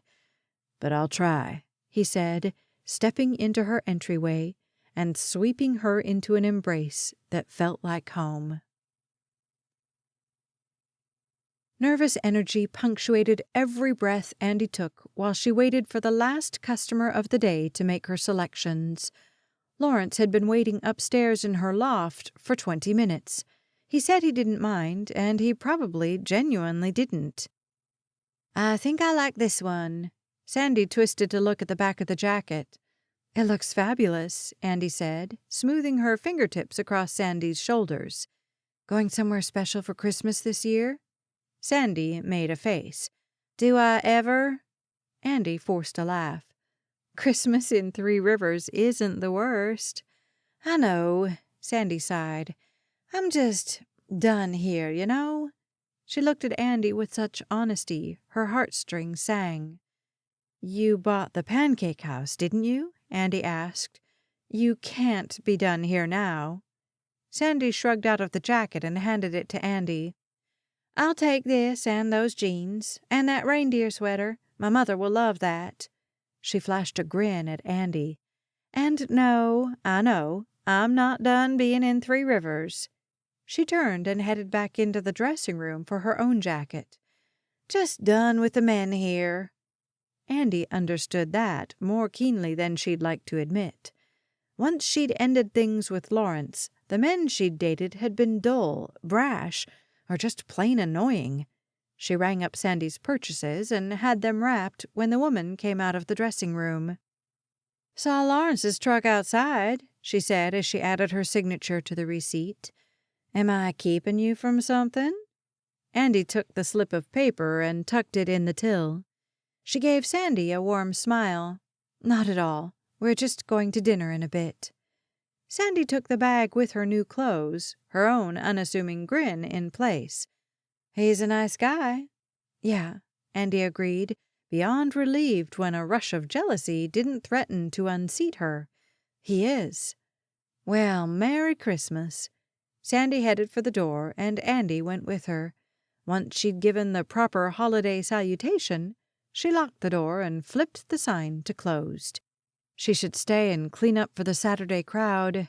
After all, only 3 weekends left to shop for Christmas. But she could get up early. Right now, she wanted to see Lawrence, smell Lawrence, kiss Lawrence. Busy week? Lawrence traced lazy circles on her upper arm as he cradled Andy in his embrace. It had been 5 long days without her, and now that he had her in his arms, he didn't want to let her go. Not bad, actually, she said, snuggling closer. Thanks for dinner. He'd taken her out to dinner after asking her what she wanted. She'd said, all the bread and pasta I can get. Since they'd gotten a later start on dinner, they'd missed the movie he'd been planning to take her to see. So now they laid on her couch, a movie on, but Lawrence wasn't really watching it. He wondered if Andy was. After last Sunday's situation, he'd been thinking about how he could convince Andy he was trustworthy. He'd spoken true. He couldn't really help her with that. She either believed he wanted to be with her and no one else, or she didn't. but he had thought he could tell her everything, be 100% honest about his life, lay open his soul, and see if she still wanted him. The idea had kept him awake at night, and everyone from Juliet to Pete to his patients at Courage Rains had noticed. Taking a deep breath, he reached for the remote. "You watching this?" "Not really." She sat up and tossed him a guilty grin. He switched off the TV and ran his hands over his face. "I want to talk to you about something." "Okay." She held perfectly still, her expression unreadable. "Remember I said I left home when I was 18? "Yes." "I tried to start a business that failed. Cost my folks a lot of money. That's one reason I can't seem to go home and face them." Familiar guilt coated Lawrence's throat, but he swallowed it away. "Don't have much of a head for business." She blinked at him. "All right." "Don't you see?" He leaned forward. "You're like this successful businesswoman, and I couldn't even hack it in the feed industry for more than a year." Andy sat there, an utterly perplexed look on her face. "I don't get what that has to do with anything." "I have a lot of debt, that's what." He exhaled sharply. "Maybe this was a bad idea." He studied the swirling pattern in her rug. "I just want to. I think we—" Why couldn't he get his tongue to cooperate with his brain? "I guess I just wanted you to know." He didn't add that if they were married, his debt would become her problem too. He didn't want to scare Andy away with declarations and proposals too soon. And by the deer-in-the-headlights expression she now wore, he would if he said much more. "How much debt?" she asked. "Thousands," he said darkly. "Doesn't help that my ex-wife—" He sucked in the rest of the sentence, his body recoiling from the word, just like Andy's was. "Ex-wife?" she choked out. She got up and moved into the kitchen, where she filled a glass with water from the tap and gulped it. She leaned against the countertop a good 20 feet from him. "Tell me about her." Dread filled Lawrence from top to bottom. His legs felt like cement, his heart like dynamite. "I told you I'd done a lot of stupid things. That was one of them." "Getting married is stupid?" "Most of the time, no. In my case, it was. Well, we were only married for 2 weeks before I had it annulled, but that was enough time to do a lifetime of financial damage." "Annulled?" Lawrence didn't like the pitch of Andy's voice. "Jen wasn't legally divorced when we got married," he said, practically to himself. "She said it had gone through, but, well, it hadn't." "Luckily for him." "The charges she put on my credit card during our marriage have been ordered to be paid back, but I'm still waiting for the first check." Andy folded her arms. "How long ago was this?" 5 years. I bounced around Texas and Oklahoma for a while until I settled at 3 Rivers. Contentment ballooned in Lawrence's chest. "I'm finally getting things together, but I still have some hurdles to overcome. And if you and I—" He cleared his throat, unwilling to say more. "That's why you were worried about me liking you," she said, some of the stoniness on her face melting away. "Of you just being a horseman." Lawrence nodded, his voice too knotted to work. "Well, don't worry about that," she said. A scoff burst from his mouth. "Right. I'll put that at the top of my to-do list. Don't worry about what the gorgeous, successful, has-it-all-together Andy Larsen thinks of me." He made a slashing motion with his hand. "Check." He shook his head, his tone harsher than he intended. But come on, did she think it was just that easy to do? She took a calculated step toward him. "You think I'm gorgeous?" Yeah." "Successful?" "Every woman I see is wearing something that came from this shop." She invaded his personal space, practically forcing him to meet her eye. "I do not have it all together. Most days I am hanging on by a thread." He wanted to argue, wanted her to take his concerns more seriously, wanted to ask if his confessions had helped her to trust him more. Instead, he leaned down and kissed her, relieved and reassured when she kissed him back. Lawrence boosted himself onto the bottom rung of the fence surrounding the indoor arena. Make him go right. Soraya Swanson, the teen riding Chocolate, nodded, her mouth in a grim line.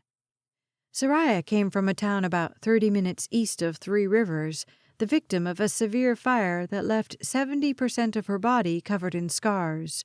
Working with the horses gave her a confidence and strength she hadn't possessed 6 months ago when she'd started.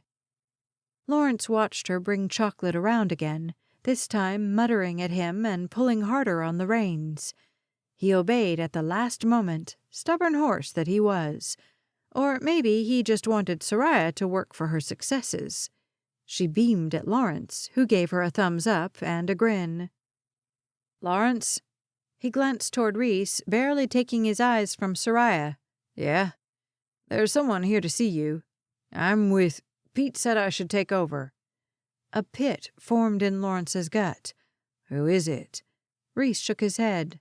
Just go see. It's not my mother, is it? Lawrence couldn't get his feet to move toward the offices of Courage Reigns. No. Reese didn't take his eyes from Soraya. She's younger than that. My sister? Urgency flowed through Lawrence now.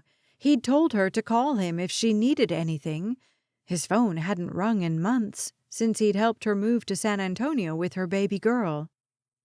Reese shrugged, but the tight set of his mouth suggested Lawrence wouldn't like whoever he met. Besides Cheryl, he couldn't think of a single person who would come looking for him at Three Rivers Ranch.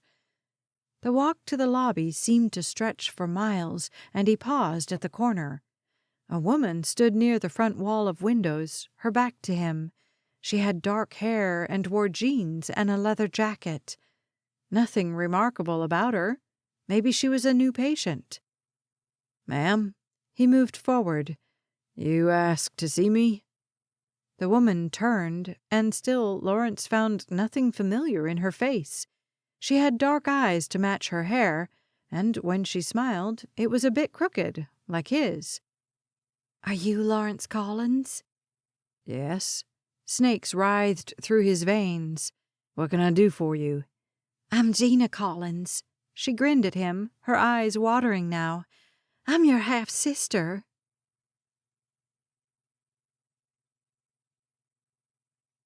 Chapter 7. Andy had barely closed the store after an exhausting Monday, a Monday, usually one of her quieter days, when her phone sang from inside the drawer. It was Sandy. "Hey," Andy said. "What's up, Sandy?" "Okay, I don't normally do this, but I think you better get over to the pancake house." Andy punched in the code to open the till, none of her nightly chores complete because of the flurry of sales she'd had in the last half hour. Why? "Lawrence just came in." Okay. Andy didn't see why this mattered, though an undercurrent of urgency rode in Sandy's tone, something Andy hadn't heard before. "He's with another woman." Andy's blood turned to ice. She took a second to force herself to be rational, to trust Lawrence. "Does she have short hair? Sort of chopped like it was an accident?" "No, because that's his sister," Andy practically yelled over Sandy. "This woman has dark hair, curled." Sandy's voice dropped to a whisper on the last word. "It's not my business, and like I said, I don't normally do this. But I know y'all were dating last year and then weren't, and now are again, and I don't want you to get hurt again, Andy." Fire raced through Andy's system at the same time her thoughts seemed frozen. "Thank you, Sandy," fell from her mouth, and she hung up. She looked around her festive shop like Mama would appear and give her some advice. Last time, she'd jumped to conclusions. Last time, she'd trusted what someone else said more than she trusted Lawrence. Last time, her decision had cost her a year of happiness. "Not this time," she vowed as she grabbed her keys and headed for the door. "Not this time." 10 minutes later, Andy sat in her car in the Pancake House parking lot, seriously questioning her sanity. "What are you going to do?" she asked herself. "March in there and demand to know who he's eating with?" She could see them through the front window, her beautiful Lawrence and that dark-haired beauty. Taking a deep breath and without a plan in place, she slipped out of the car. She made her steps even as she entered the Pancake House. Sandy met her eye and twitched her head toward where Andy had already seen Lawrence. "Now or never," she thought. "Help me, Lord." She slid into the booth next to the woman. "Lawrence," she said. She'd thought about pretending to just stumble upon them, but had dismissed the idea. She'd been aiming for truth, and he was going to get it. "I don't know who this woman is, and I'm sure you're going to tell me. It doesn't really matter who she is. What matters is that I love you and I trust you." Her words hit her square in the face at the same time they hit him. She found she didn't need to say anything else. "Yeah, that's it. I love you and I trust you. When you finish up here, come on over and you can tell me all about her." She cast a look at the woman, who wore a look of pure surprise. Andy slid out of the booth, her heart thudding in her chest like it was about to go belly up. She paused next to Lawrence, reached out, and grasped his fingers as he reached toward her, too. Satisfied and relieved, and still beyond curious, she held her head high as she left the Pancake House. Back in the safe darkness of the driveway behind her building, she let herself collapse. Without the adrenaline, Andy felt like she had no bones to support her body. But somehow she managed to make it upstairs to her loft, half hoping Lawrence would be waiting there for her. Of course, he wasn't. Lawrence stared at Gina, his father's daughter from a relationship before his dad had met and married his mom. She'd been put up for adoption as an infant, had the birth certificate, his father's eyes, and Lawrence's crooked smile. Once he'd verified who she was, he'd suggested dinner. Gina claimed to want only to know where she came from, who her blood relatives were. She'd only be in Three Rivers for the night. "You should go after her," Gina said, spearing a chunk of her whole wheat pancakes. "I should, shouldn't I?" Andy's words rang in his ears. "I love you and I trust you." He fumbled for his wallet. "I'll leave you some money. I'm so sorry, Gina." He threw some cash on the table and stood. "You have my number?" "I have it," she said. "Go talk to whoever that was." Lawrence grinned. "That's my Andy." He hurried toward the exit. "Better tell her you love her back next time," Gina called after him. He'd wanted to tell Andy he loved her since the day he met her. The past couple of weeks rekindling their relationship had only increased that desire. He drove too fast through town, arriving at her loft after only a few minutes. He pulled into the back driveway directly behind her car. The lights along the top floor indicated she was home, though he knew she sometimes walked the downtown area. He went up the back steps, only to be met by a locked door. He'd come to Andy's shop after hours enough to know where the bell was. His fingers searched for the bump on the wall, finding it after several agonizing seconds. He pressed it, satisfied when the peal resonated through the building. Lawrence stepped back so Andy could look out the window and see him, a dance they'd perfected in the months they'd dated. Sure enough, her shadow passed by the window, then drew nearer. She lifted the glass and leaned her elbows on the sill. "Who are you, and what do you want?" He tilted his head back and laughed. "Andy, let me in." She regarded him, her head cocked adorably to the side. "You never said what you wanted." She seemed playful, yet serious at the same time. His heart raced. "You," he said. "I want you." She ducked back inside, and a few seconds later, the door opened. She didn't come out to meet him, but hung back in that sexy, shy way she had.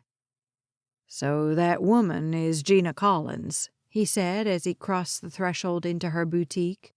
"She's my half-sister, put up for adoption before my dad met my mom." Andy blinked at him. Wow. "Yeah."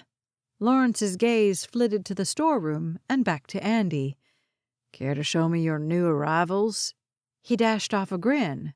She returned it and hipped her way into the storeroom. This time, he didn't even wait to close the door before kissing her. "I love you, Andy," he whispered against her lips. "I've loved you forever." Chapter 8. Andy hurried down the stairs when she saw Lawrence's truck turn the corner. She switched on the built-in speakers, and Silent Night filtered through the space. The grin she'd been trying to contain spilled onto her face as she unlocked the shop's door and opened it. "Merry Christmas," she said as Lawrence appeared. She flew down the stairs and into his arms, though he had to practically throw the groceries he'd brought in order to catch her. "Merry Christmas to you, too." He chuckled, and she held on to his broad shoulders even tighter. "You sure you don't mind coming here over being at Kelly's?" Andy pulled away so she could see his face, read the lie in his eyes, if there was one. But she couldn't find one. He kept one of her hands in his as he bent to grab the grocery sacks he'd been carrying. "Andy, I'd rather be alone with you, trust me." And alone they were, just the two of them. It was the greatest Christmas present Andy had ever had, all she'd ever wanted. "Did Santa come?" he asked as they made their way into the boutique. She sighed and pressed further into his side. You already know he did. And the microscopic box had been taunting her since he'd left last night. "I know of no such thing." He'd tried to hide the fact that he'd stood in front of her Christmas tree for at least 15 minutes, even kneeling to examine her tree skirt, exclaiming over her mother's lacework. She'd found the small gold-wrapped box tucked into the boughs after he'd left. Sure, she locked the shop's door behind them, satisfied there wouldn't be any interruptions this Christmas. "So you're saying you didn't get me anything for Christmas?" he said as she started up the steps leading to her loft. She turned, up a stair from him, now at the same height as him. "That's not what I said." His hands snaked around her waist. The last few weeks of sneaking kisses in the storeroom and spending most of her awake time on Sundays with Lawrence had made her happier than she knew she could be, especially after Mama's death. But the sting of her absence had lessened, and the loneliness that had threatened to crush Andy just a month ago had ebbed into a memory. She leaned forward and kissed Lawrence, beyond grateful that she could, grateful that he loved her, grateful that she'd found a way to make things right between them. Overcome with emotion, she ducked her head and rested her cheek against his. "Thanks for coming." He turned and pressed his lips to the spot just behind her ear. "Nowhere I'd rather be." They continued upstairs, and Lawrence hadn't taken 2 steps through the door when he said, "You made a ham?" "It's Christmas," Andy said, "and it's about the only thing Mama taught me to make before she died." She went into the kitchen ahead of him. "Ham and cheesy potatoes." "You've been holding out on me." She turned and found him leaning against the couch, a delicious half-smile on his face. "I know how to cook," Andy said. "I just don't do much of it during my busy season." He stalked a step closer. "So you're saying when it's not busy, we can eat like this every Sunday?" She shrugged, though a zing of delight pulsed through her. He came closer and closer still. "Should we eat first or open presents first?" "Presents," Andy said. "The ham has another hour at least." She tipped her head back as he drew her into an embrace. "And it's only 10 o'clock in the morning." Presents it is." He kissed her, and Andy thought she could lose hours to Lawrence's touch. She thanked the Lord for Lawrence's calming and comforting presence in her life at this precious time of year. As he took her hand and led her toward the Christmas tree, Andy wondered if every holiday season could be as magical as this one had been.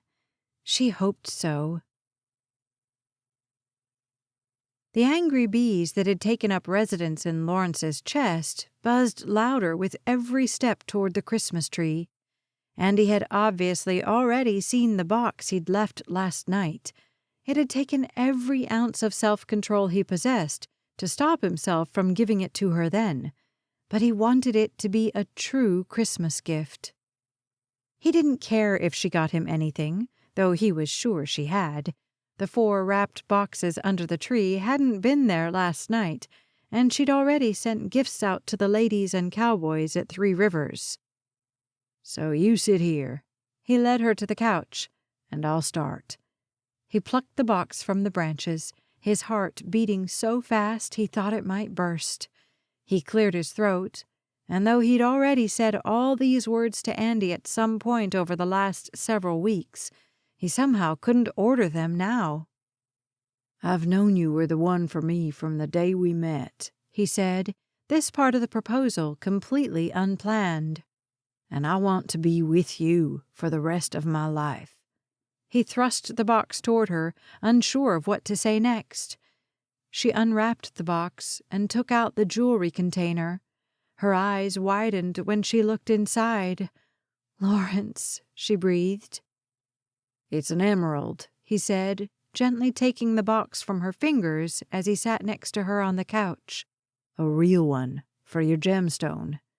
He couldn't get the emotion out of his voice. "And though we haven't been able to share your birthday together, when I saw this ring, I thought it would be perfect for—" His voice stopped working completely, so he carefully removed the ring and started to slide it on her finger, her left ring finger. Her gaze flew to his. "Lawrence," her voice held a note of warning. He kept his eyes locked on hers. "I thought it would be perfect for an engagement ring." His throat felt like someone had swabbed it with sand and cotton. "I love you, Andy. I want to see you every day, not just on Sundays. Will you marry me so we can make that happen?" His body had forgotten how to do all its involuntary functions. She didn't seem to be breathing or blinking either. "Well, now my gift is going to seem really lame," she whispered. "Not if you say yes," he said. "You're all I need for Christmas." With her eyes drifting closed and her leaning closer, she said, "Yes, Lawrence. Yes, I'll marry you."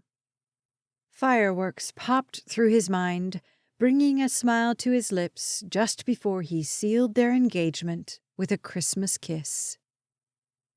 The end. Keep listening for 10 Days in Town, Book 2 in Christmas in 3 Rivers. 10 Days in Town, Christmas in 3 Rivers, Book 2. Written by Liz Isaacson, narrated by Becky Dowdy. Delight thyself also in the Lord, and he shall give thee the desires of thine heart. Psalms chapter 37, verse 4. Chapter 1. The dates Sandy Keller had been on hadn't been so disastrous in at least 6 months, maybe longer. She'd been out with so many men she'd lost count. Of course, she hadn't ever had to drive out to 3 Rivers Ranch to pick up her date before. That was a new low. And so was having him say the words, "my girlfriend," while she paid for dinner. She fumed as she pulled into the parking lot, the long drive of shame back from the ranch finally over. Sandy didn't want to return to the pancake house, where she'd have to explain to the night manager how utterly ridiculous dating in 3 Rivers had become. Only for you, she muttered as she turned the corner and headed toward the back building.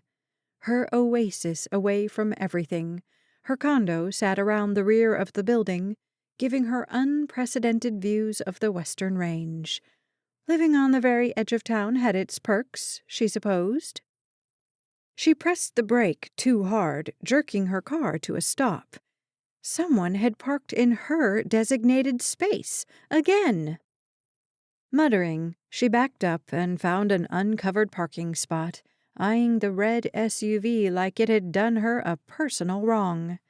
She unlocked her front door and eased into her condo like she was settling into a warm bath. Coming home had always brought her comfort. So had cooking. She whipped out a batch of oatmeal chocolate chip cookies, slid the tray into the oven, and disappeared into her bedroom to change. She wished she could slip away from the night's horrors as easily as she shed one set of clothes and replaced them with silky pajamas. She looked at herself in the bathroom mirror, trying to see her flaws. Oh, she had them, a lot of them. But she couldn't understand why everyone around her seemed to be able to find someone to love, and she couldn't. No more dating anyone from the ranch, she told her reflection. Sure, she'd been on some fun dates with some nice guys, but she hadn't made it past the third date in over a year. There had to be something wrong with her, but looking at her brown eyes and highlighted brown hair, she couldn't see it. So, like she'd done dozens of times before, she returned to the kitchen to drown out the memories of her terrible date in ooey gooey chocolate. The timer beeped once as she came out of her bedroom, the signal that it had been going off for a while. Her adrenaline spiked. How long had she been staring at herself in the mirror? Thin white smoke issued from the vents at the rear of the oven. She hurried into the kitchen, grabbed the oven mitts from the drawer, and yanked open the door.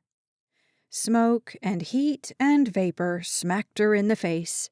She cringed and pulled back, her stomach rioting over the loss of the cookies. She'd barely slammed the ruined sheet of what was going to be her saving grace for the night on the stovetop when someone opened her front door. Panic poured through her in waves, and she lifted her still oven-mitted hands like she could ward off any attack with them. "Sandy?" a man asked. Through the haze, Sandy made out the tall form of her brother, Hank.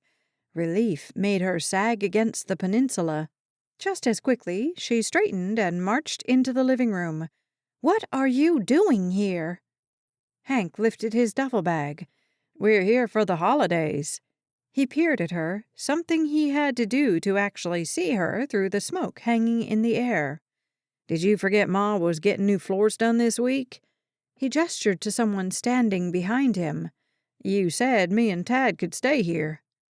Sandy tried to see her brother's best friend from college, but he lingered directly behind Hank. "I did say that." She stepped back. "Come on in. I haven't gotten the beds made up yet. Weren't you coming tomorrow?" "Willow's coming in tomorrow." Of course, Willow, Hank's bubbly, blonde girlfriend. Well, fiancé, now that he'd asked her to marry him. Sandy's only comfort all these years had been that Hank hadn't been able to get married either. She hadn't been the only disappointment to her mother. But come June, she would be. Hank stepped into the living room, finally revealing Tad. He flashed a megawatt grin that made Sandy's heart go flippity-flop and stepped forward. "Sandy, it's so good to see you again." She stared at his outstretched hand, not quite sure if she trusted herself to shake it. Seconds stretched into awkwardness, which Hank broke by saying, "Don't you own the pancake house now? How is it possible for you to burn cookies?" Embarrassment flooded Sandy's cheeks, along with a healthy dose of heat. She turned away from Tad's tall frame, his intoxicating dark eyes, which still watched her, his windswept dark chocolate-colored hair. She'd met him a few times in the past, only for a couple of minutes. But now he screamed available, even though she'd just sworn off dating. "You just swore off dating anyone living at the ranch," she amended as she went to open the windows in the dining room. "And Tad doesn't live out at the ranch." She gave herself a mental shake, a stern reminder not to be ridiculous. Tad was going to be here for 10 days, not forever. And Sandy, owner of the steady and successful Pancake House, was a lifetime resident of Three Rivers. The thought had never felt like such a life sentence. Tad Jorgensen watched Sandy Keller, his best friend's little sister, slink into the dining room to open windows. He'd left the front door open, but not because he'd thought it would help clear out the gauzy smoke, but because Sandy's beauty had struck him full in the chest, rendering him slow of thought. It had been a miracle he'd managed to say hello and offer his hand to her. She hadn't taken it, and now he focused on his fingers, thinking them covered with slime or something. Sandy's light laugh brought Tad out of his trance. His pulse quickened when she glanced his way, and he needed to pull himself together, fast. He'd come up with a plausible reason he could go home for Christmas with Hank this year, when he'd never been able to before. Mandatory vacation. Helicopter pilots rarely got vacation, especially in the tourist industry where Tad worked. Used to work, he thought, as he watched Sandy and Hank banter in the kitchen. His fingers itched to touch her silky pajamas, and he reined in his thoughts. "She's your best friend's sister," he told himself, "and you're unemployed." Even if she had burnt the cookies, she wouldn't be interested in a helicopter pilot who was afraid to fly. Bitterness, now becoming more and more familiar as the weeks passed, coated his throat. He had been asked to take a mandatory vacation over the holidays, usually the busiest time of the year, but it wasn't because he'd stored up too many days. He forced his mind somewhere, anywhere else, and the traitorous thing landed back on Sandy. "Didn't think you'd be here," Hank said when Tad's brain started working again. "That's why I opened the door without knocking." "Why wouldn't I be here?" Sandy sat at her bar, her back to Tad, but he heard the false note in her voice. "You said you had a date."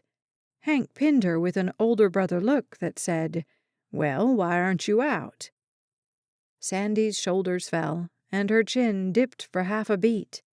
It could have been Tad's imagination, but he swore she angled her face in his direction when she said, "I'm not really into dating right now. I have the Pancake House to whip into shape, and—" He let her sentence hang there, and Tad wasn't sure if she didn't know how to finish it or just didn't want to in mixed company. Hank frowned, his confusion evident. "I thought you liked—" "Hank," she warned. "So, which of you wants my office?" She stood and faced Tad fully. Again, the subtle strength in her face, the set of her shoulders, hit Tad in a way it never had before. An edge of sadness also rode in her expression, barely noticeable. In fact, Tad wondered if anyone else would be able to see it, or if he could because the same vein of despair had been lingering with him since the beginning of November, when he'd barely made it back to the rim of the Grand Canyon. In many ways, he was still out there, still lost in the wilderness, still radioing for help. His clients hadn't filed any complaints. Their version of what had happened painted him in a complimentary light, but everything about Tad's confidence had been shattered. He'd thought he understood his helicopter. He'd been flying over the Grand Canyon for years. But nothing had prepared him, and no experience could have helped him during that fateful flight. "Tad?"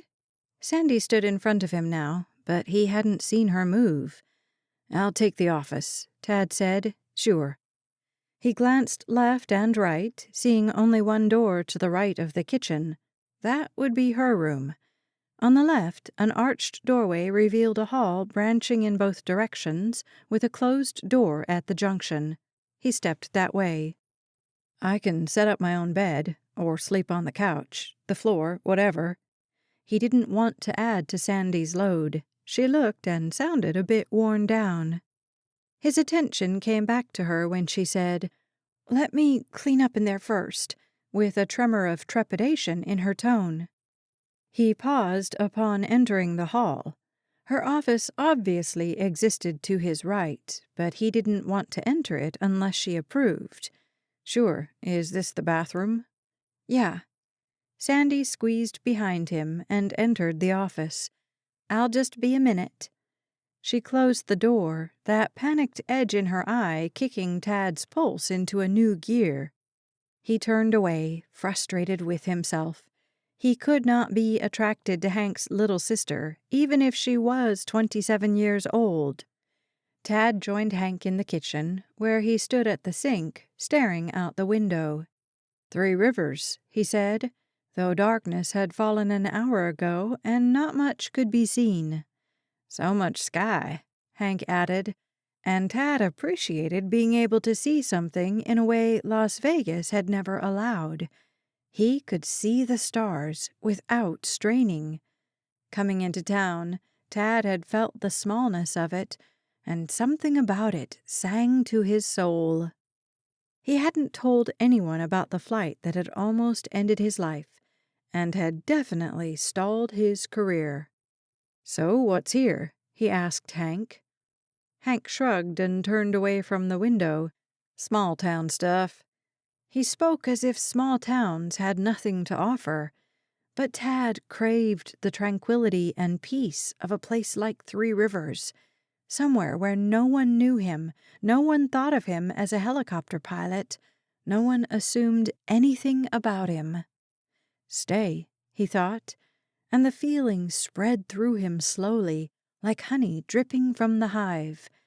Tad closed his eyes and drank in the peace emanating from the very air in Three Rivers. He was going to stay, and not just for the 10 days with Hank, but for good. His decision made, and approved of by the Lord, Tad couldn't wait to spend some time alone, because now he needed to figure out what he could do in Three Rivers to make a living. Chapter 2.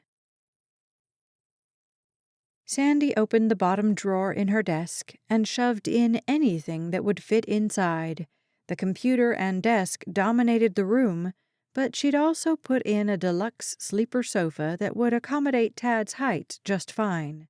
She just didn't want him to see the mess she worked in. She'd been planning to clean her office before the new year, but owning and figuring out and running the pancake house took a lot of her time. In short, she needed a vacation. She fired off a text to Gail, her front-of-the-house manager, asking her if she could manage the pancake house alone the following day. Sandy had unfolded the couch and set the air pump to blow up the airbed before she got a response. "Definitely," Gail said. "It'll be slow until the New Year's Eve pancake fundraiser. Take all the time off you want."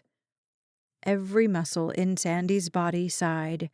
She wanted to take off the next 8 days until New Year's Eve, but she knew she wouldn't. But she would sleep in tomorrow and go to lunch with her brother and welcome Willow and eat dinner with her family. The thoughts comforted her, brought a smile to her face where one hadn't been in a while. With the natural disaster that had been her desk contained and the bed ready, she stepped into the hall to get sheets. She couldn't see Tad, but his presence filled her condo, and it called to her. Confused, she opened the linen closet and collected the things she needed. She'd flapped the fitted sheet once when Tad said, "I'll help you." The hair on the back of her neck stood at attention as he moved behind her and around to the other side of the bed. "Thanks for letting us stay here," he said, taking one corner of the sheet. "Sure, yeah." Sandy wanted to pull the words back into her throat. "You still flying?" She tugged her corner over the edge of the mattress and glanced at him.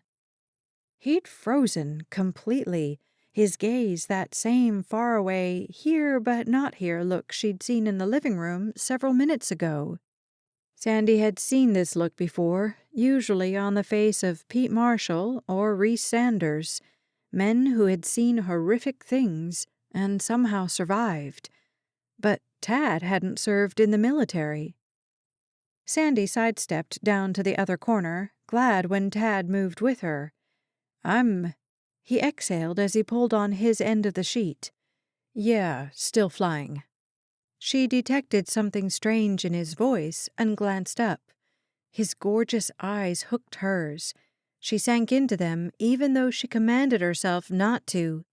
The air in the room turned charged, and something sparked between her and Tad in a way it never had before.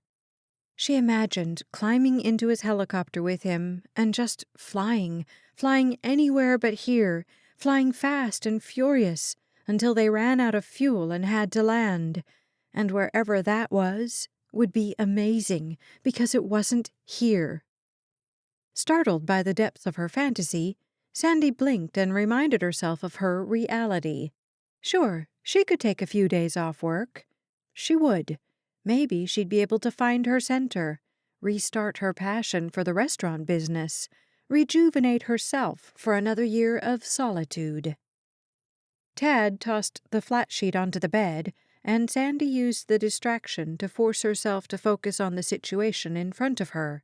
She couldn't afford to let herself slip into daydreams and self-depreciating thoughts. Hank rivaled her mother in his detective skills, and he'd know something was bothering Sandy before bedtime. "Fly anywhere fun recently?" she asked. "Just the Grand Canyon." Sandy grabbed the pillows and placed them on the bed. She reached for the quilt, and together she and Tad finished making the bed. "Thanks," she said. "You still live in Vegas?" He dropped to the bed and studied the floor. "Yep." Sandy suddenly found the conversation too one-sided. He hadn't asked her a single question, and he didn't seem terribly forthcoming about his answers. "Okay." She took a step backward. "I'm going to make sure Hank's room is ready, and then I'm going to try those cookies again. You're welcome anywhere." He lifted his hand as she left and went in the guest room opposite of his. This room held a queen bed, already made up for guests. Sandy didn't have anyone stay very often, but everything here was clean and ready. She returned to the living room to tell Hank and found him fast asleep in the recliner. He had come from a different time zone, but 8:30 was early for bed, no matter what. Sandy admired her brother, her heart full at his presence. She lifted his duffel and placed it inside the guest room before heading into the kitchen to recreate the chocolatey treat she desperately needed. "Help me get them right this time," she prayed as she whipped butter and brown sugar. God surely didn't care how her cookies turned out, but Sandy recalled the thought. Pastor Scott had said that God was interested in their lives, even the little things, that he wanted us to be happy and to pray for what was important, even if that was a batch of cookies. Sandy calmed as she added eggs and vanilla, then flour, oats, and baking soda, and finally the chocolate chips. She sat at her dining room table while they baked, her thumbs firing off texts to Gail and a couple other key members of her staff. "Can I join you?" Sandy startled, though Tad's voice vibrated gently against her eardrums. "Sure, of course." She placed her phone face down on the table so she could give him her full attention. "Don't ask him another question," she coached herself. "Do not ask him anything." But he didn't speak, and the clicking of her oven and Hank's steady breathing almost drove her mad. Just when Sandy was about to blurt the first thing that came to her mind, Tad said, "So I was looking at something on my phone." He tilted it toward her. "What's this Bowman's Champion Breeds?" Being a small town, having someone new in town piqued everyone's interest, and Bryn Bowman, a world champion barrel racer, had caused quite the stir when she'd moved to Three Rivers over the summer. "It's a horse training facility," Sandy said. "Bryn Bowman is a champion barrel racer. She's going to be training champion horses for the rodeo." This says they're gearing up to open. "Yeah, that's probably right."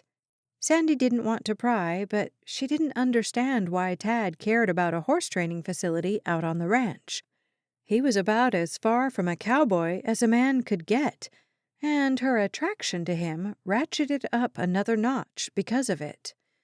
Tad cocked his head and stared at her. "You working tomorrow?" She squinted at him. "I was actually planning to take the day off." That delicious grin spread his lips, causing her to focus on his mouth. Her fantasies ran wild, all of them ending with a kiss with Tad. "Maybe you can take me out to the ranch to see this place." He glanced at his phone and back to her. "I want to check it out." Sandy's heart settled like a stone. The last thing she wanted to do was return to Three Rivers Ranch, especially after tonight's disaster. Never going there again sounded like a better idea. "Really?" she asked. "What do you think you're going to do at a place like that? What if it's not even open?" "I just want to check it out," Tad said, his voice that false airy type that Sandy had heard a lot of people use when they were lying. "I'm sure there's an office or something, at least." "You don't seem like the cowboy type," she said, pushing the issue. "I don't?" He lifted his eyebrows before smiling. "Yeah, I guess not. Maybe Hank will let me borrow one of his old hats." "I've got a couple," Sandy said, pushing her chair back. "You've got a couple of men's cowboy hats?" Sandy froze, halfway turned toward the front entrance closet. What could she tell him?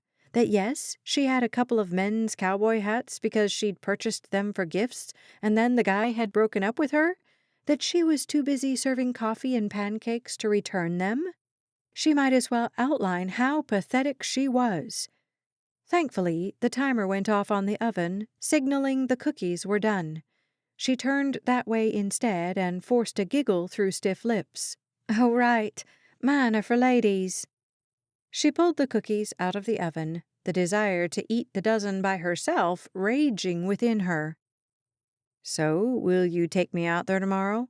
Willow is coming in, and I'm sure Hank will want to be here to introduce her to your parents." "I'm sure," Sandy murmured as she finished moving the cookies from the sheet pan to the cooling rack. "And why not? I'll take you out to the ranch tomorrow." She twisted and jabbed the spatula toward him. "But I'm sleeping in."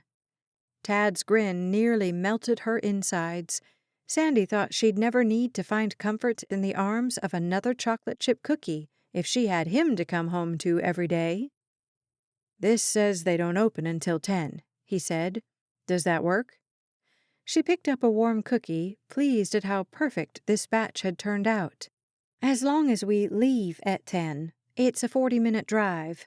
She pointed to the cookies. "Want one?" "These do look better than the last batch." "Ha ha."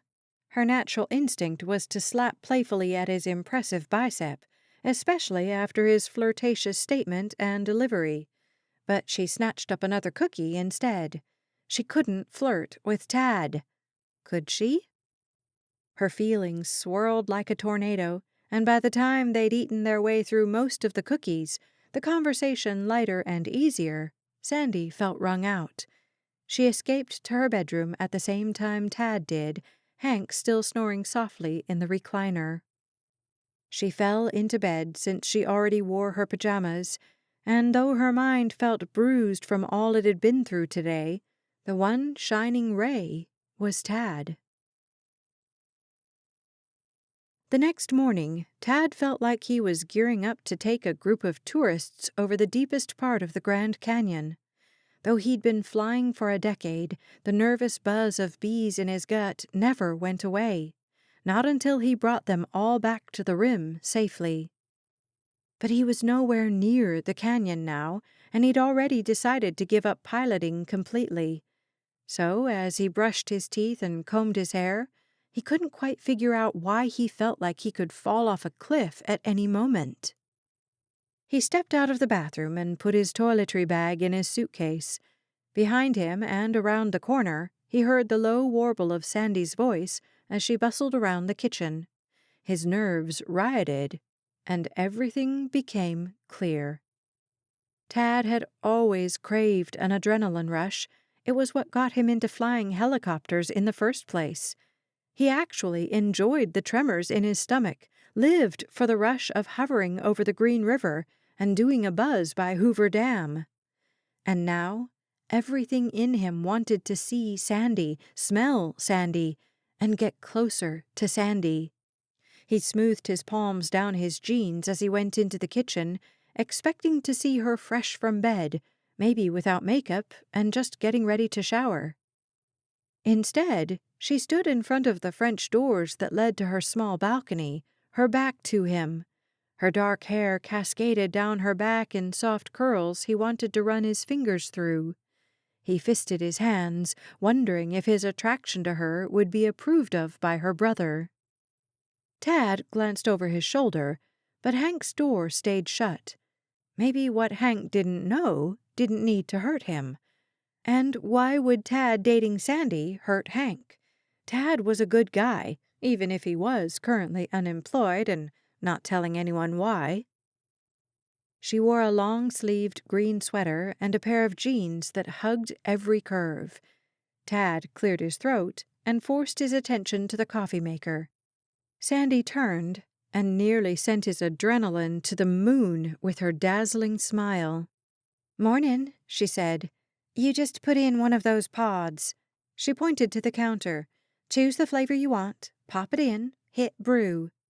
He reached for one of the disposable pods she'd indicated. He chose a regular roast and stuck it in the machine. He selected one of the mugs she'd set on the counter so he wouldn't try to touch her and set the coffee to brew. "Thought you said you were sleeping in." She sighed and added a little giggle at the end that made a thrill swirl up Tad's spine. "I can never sleep in. I used to work the breakfast shift at the pancake house." She met his eye. "Old habit." "So you don't go in for breakfast anymore?" "I'm really that transparent, huh?" "It's 8 o'clock," he said. "You said we couldn't even leave till 10. He shrugged and added a scoop of sugar to his coffee. "Yeah, I'm usually at the house at 6, she said. "I stay through lunch because my night manager comes in at 3. Tad returned her natural smile. He'd already asked her if she liked owning the pancake house. She'd claimed to love it, and going in at 6 a.m. testified further of that.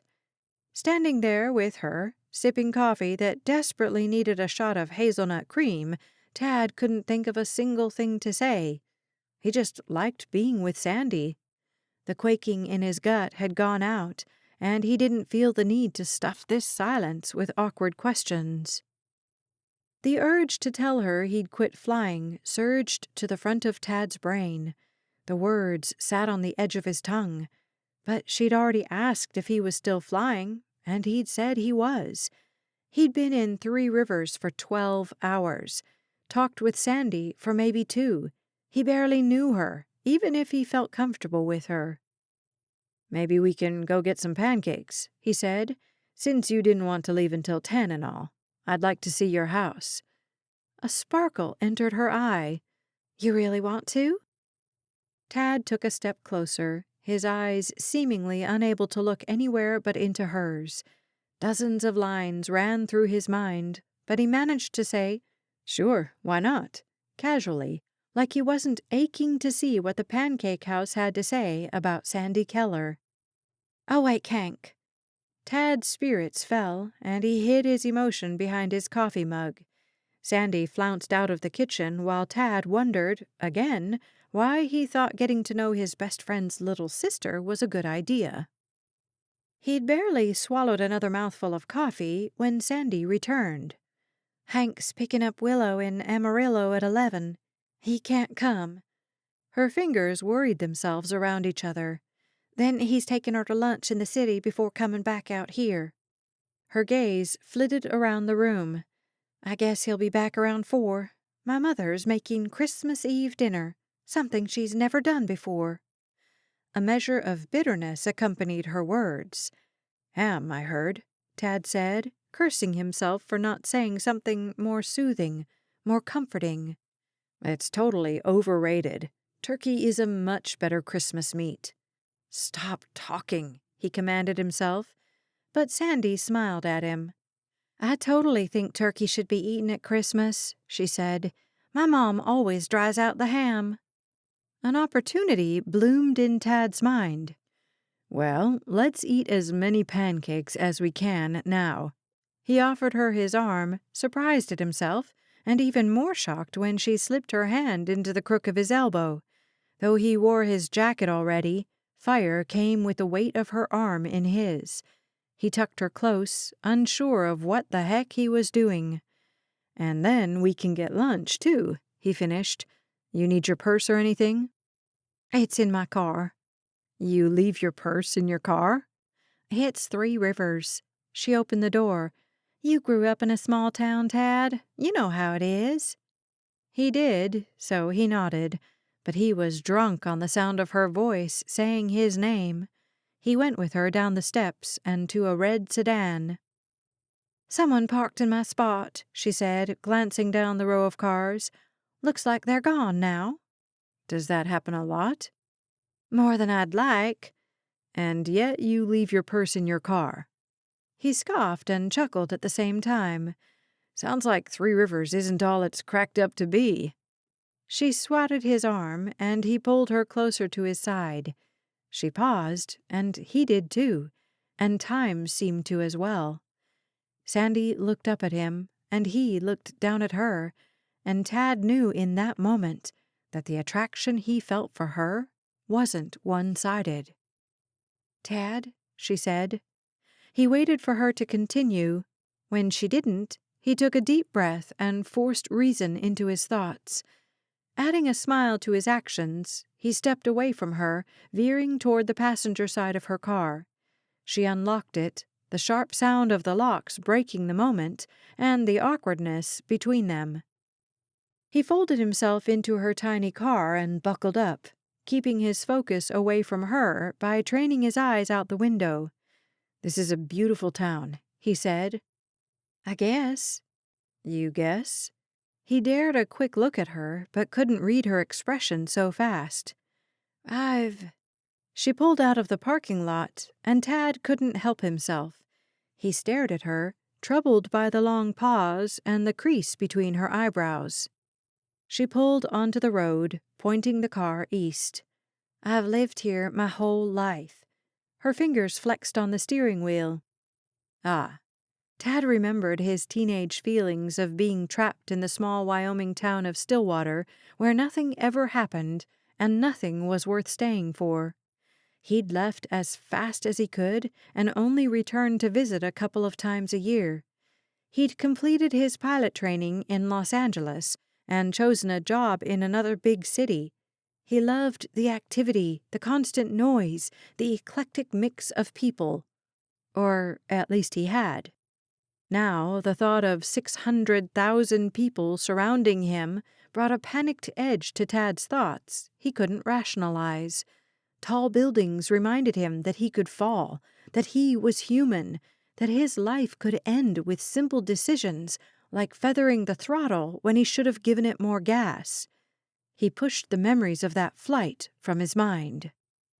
"You okay?" Sandy's hand landed on his arm. There, then gone, quick as a wink, but the weight of it pressed into him, burned into his veins.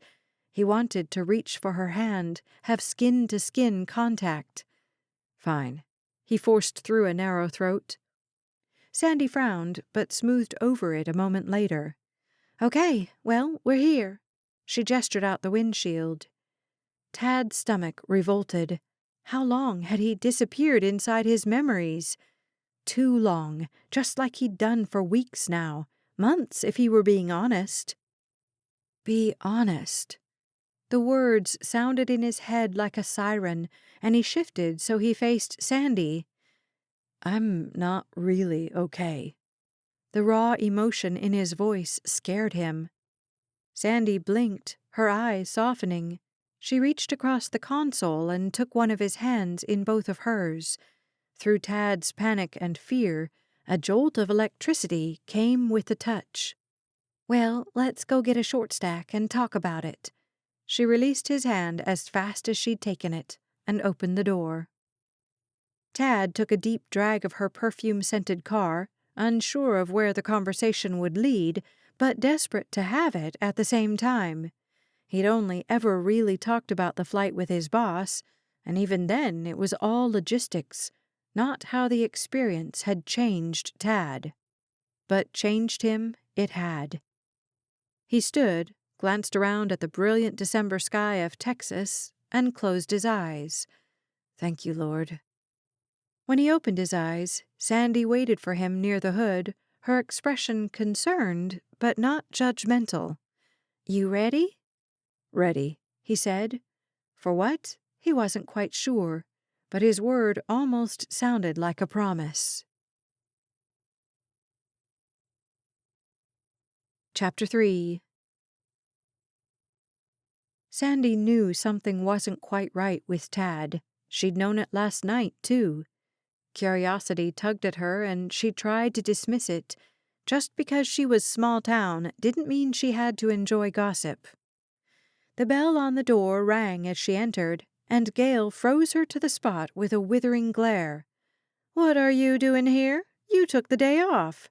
Her eyes traveled to Tad as he stepped beside Sandy. A knowing glint entered her expression. "Two today," Sandy said, sending a strong, don't ask anything, say nothing vibe to Gale. She didn't usually bring her dates to the pancake house, but Tad wasn't a date, not even close. More like an old friend who'd be in town for a few days. Nothing more. She paraded these thoughts through her mind as Gale led them to the back corner near the windows she knew Sandy loved. "Coffee?" she asked. "Yeah," Tad said. "Do you have hazelnut cream?" "Sure thing, honey." Gale left, taking some of the anxiety Sandy had spooling inside her. She shrugged out of her jacket and sat, pleased when Tad waited until she did to take his own seat. "Hazelnut cream?" she asked. "That doesn't seem very Vegas." "Oh, it's very Vegas," he countered, that playful tease back in his voice. "Dirty sodas and every mix-in you can imagine. Soda bars are everywhere. Can't go anywhere and just get a Pepsi. No, ma'am, that doesn't fly." Sandy tipped her head back and laughed. She liked this side of Tad, the one that wasn't burdened with a secret worry, one that didn't censor himself, one that glowed with life. Amber, one of Sandy's best waitresses, brought their coffee, complete with the hazelnut cream. "Y'all ready to order?" "Pancakes," Tad said. "Lots of them." "2 tall stacks," Sandy clarified. "You just want buttermilk?" "With blueberry syrup," he said, "and bacon.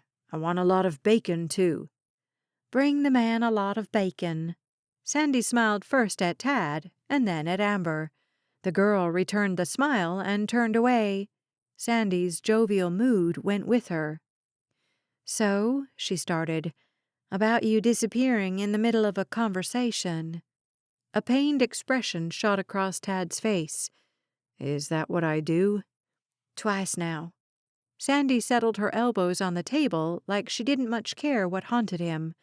The truth was, she needed to know, needed to help him. Why, she wasn't sure. Maybe because someone so handsome shouldn't be so troubled. But Sandy dismissed the idea. She'd been attracted to a lot of handsome men. She'd dated many of them. She'd never felt this need to help them, soothe them, smooth out the rough parts of their pasts. Maybe it was because Tad was Hank's friend, and she knew what kind of man he'd used to be. "I don't like flying," he blurted. His eyes caught hers and wouldn't let go. Sandy tried to read what swam in their dark depths, but couldn't quite grasp what she saw. "You've always loved flying." She wished she didn't sound so strangled, but her dreams of jumping onto a helicopter with Tad and jetting off to destinations unknown fizzled. They were stupid fantasies anyway, she scolded herself. She always managed to come up with some harebrained idea of romance, of how a relationship with a particular man would go. And when it didn't turn out that way, she ended up alone again, making cookies and going into work in the wee hours of the morning. Even though Tad had just come into her life, her thoughts had circled an exciting world adventure with him. He pulled his gaze from hers and stirred his coffee. "Did Hank tell you why I was able to come visit?" No. Sandy didn't even think about why Tad had accompanied her brother this time. Hank came home every year between Christmas and New Year's. He'd been at his restaurant in Vegas long enough to get the prime vacation time. "It's really busy in Vegas this time of year. Lots of tourists." He looked out the window like he meant the words only for himself. Sandy frowned, trying to match the pieces up. His glazed look, his admission that he didn't like flying, his presence. What happened with your job? He jolted like she'd stabbed him with her fork. Soon enough, he settled back into a peaceful expression, sipping that hazelnut coffee in silence. Sandy decided to emulate him. He'd talk when he was ready. Amber brought the plates of pancakes and bacon, and Sandy slathered her butter from side to side. "There was an accident," Tad finally said once Amber had moved away and he'd swallowed a piece of bacon. "At the beginning of November. Flying hasn't been the same since." He cut his pancake into a couple of bites and drizzled blueberry syrup over them. "I haven't been the same." He speared the pancake and put it in his mouth. Sandy copied him, but her usually delicious pancakes tasted like sawdust in her mouth. What kind of accident? She managed to keep the interest out of her voice, replacing it with compassion. Something tugged in her chest, right against her heart. She liked this broken side of Tad, too. Stop it, she told herself. She'd tried fixing men in the past. All that led to was a heap of resentment and a painful breakup. Besides, she and Tad were friends, not dating, not in a relationship. "My bird malfunctioned. I panicked a little, did things in the wrong order." The bite he put in his mouth this time would surely choke him. Sandy took it as a sign he didn't want to explain further. She nibbled on the edge of her pancake, usually her favorite bite because of the crispiness from the grill, and sipped her coffee. She waved Amber away from 10 feet so the girl wouldn't interrupt. Was anyone hurt? He obviously was, but Sandy wasn't quite sure how. He didn't walk with a limp. She'd only seen him in long sleeves, so he could have scars. Or maybe everything that had happened had left trauma on his mind, his ego, his heart. "No." He sighed. "That's the thing. I got everyone back to the rim just fine. It was rocky, not gonna lie, but we all made it. No blood, no broken bones, nothing." He set his fork down as that faraway look relaxed his face and tensed it at the same time. He pressed his lips together and exhaled through his nose. When Tad brought his gaze back to hers, he carried agony in his eyes. "The clients even said I did everything right." He shook his head. "But I didn't. And the real kicker is, I don't know what I should have done differently." He picked up his fork again, pushed his pancakes around in the purple syrup. "And that's what keeps me up at night. It's what paralyzes me when I get in the cockpit." He snatched a piece of bacon and took a bite, glancing around the pancake house. "This place is real nice." He looked at her for a split second, a smile gracing his mouth now. "Feels like you." Warmth gathered in Sandy's face, though his compliment hadn't been terribly overt. He hadn't even really said anything nice about her, specifically. She had put her stamp on the pancake house, closing it for a week while she repainted and installed new carpet and updated the light fixtures and decor. "It's sophisticated," he continued, "but comfortable, like home." "Thanks," Sandy said, pleased he found her aesthetic to be exactly what she'd been aiming for. She tried not to let herself read more into what he said than just the words. She'd done that before, to her detriment. Her pulse sped against her will, and Sandy leaned back in her chair to put some distance between herself and Tad. "You finished?" He nodded to her mostly full plate. "I may have eaten a few cookies before you got up." She pinned him with a mock glare. "Lazy bones." He laughed, the sound morphing him from the serious, traumatized Tad into the carefree, handsome man Sandy felt herself falling for. "Well, let's go." He pushed his plate away, "though we haven't eaten nearly enough pancakes to sustain us until lunch." "I don't cook, I'll have you know." Sandy stood, surprised when Tad rounded the table and helped her into her jacket. The weight and heat of his hands through the fabric sent a bolt of heat down her arms. Her fingers tingled. "You own a pancake house." He lingered so close behind her, his breath drifted across her neck. "And those cookies changed my life." She turned into his arms, a breathless laugh escaping her throat. Her heart rippled like a flag in a stiff Texas wind. He gazed down at her, his expression heated now, matching hers. "Well, cookies aren't a meal," she managed to say before stepping away.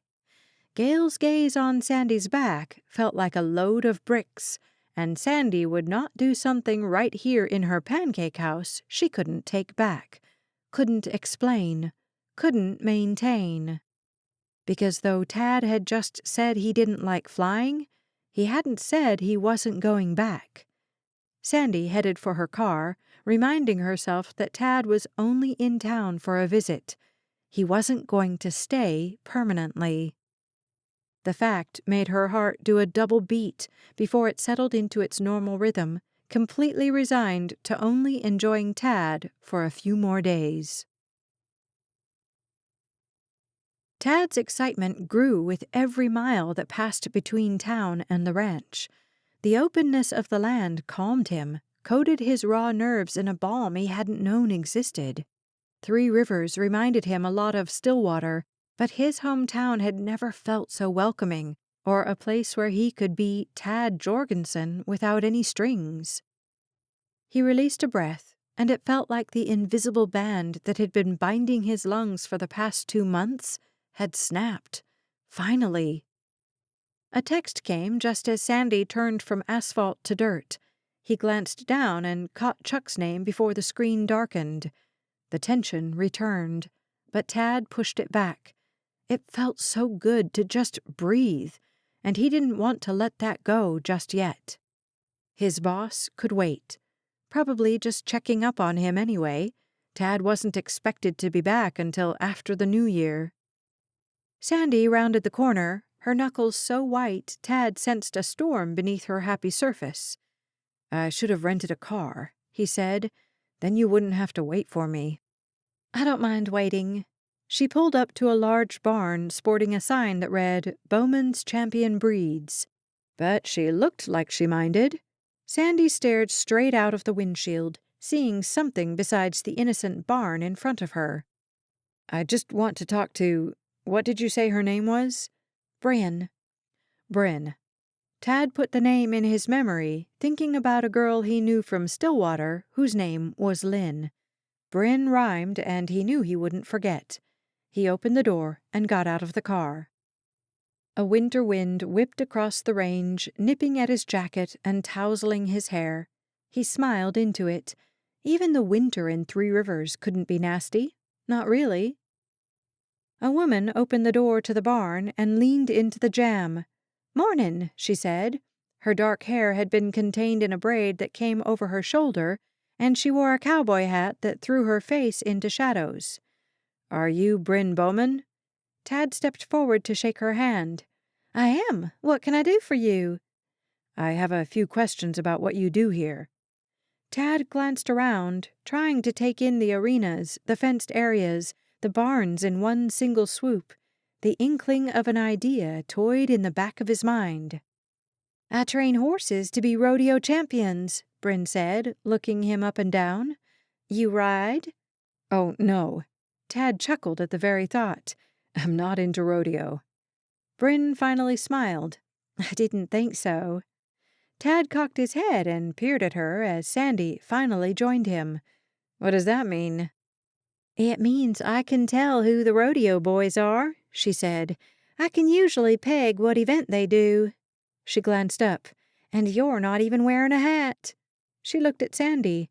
Better hang on to him, Miss Sandy. Three Rivers has a severe shortage of non-cowboys.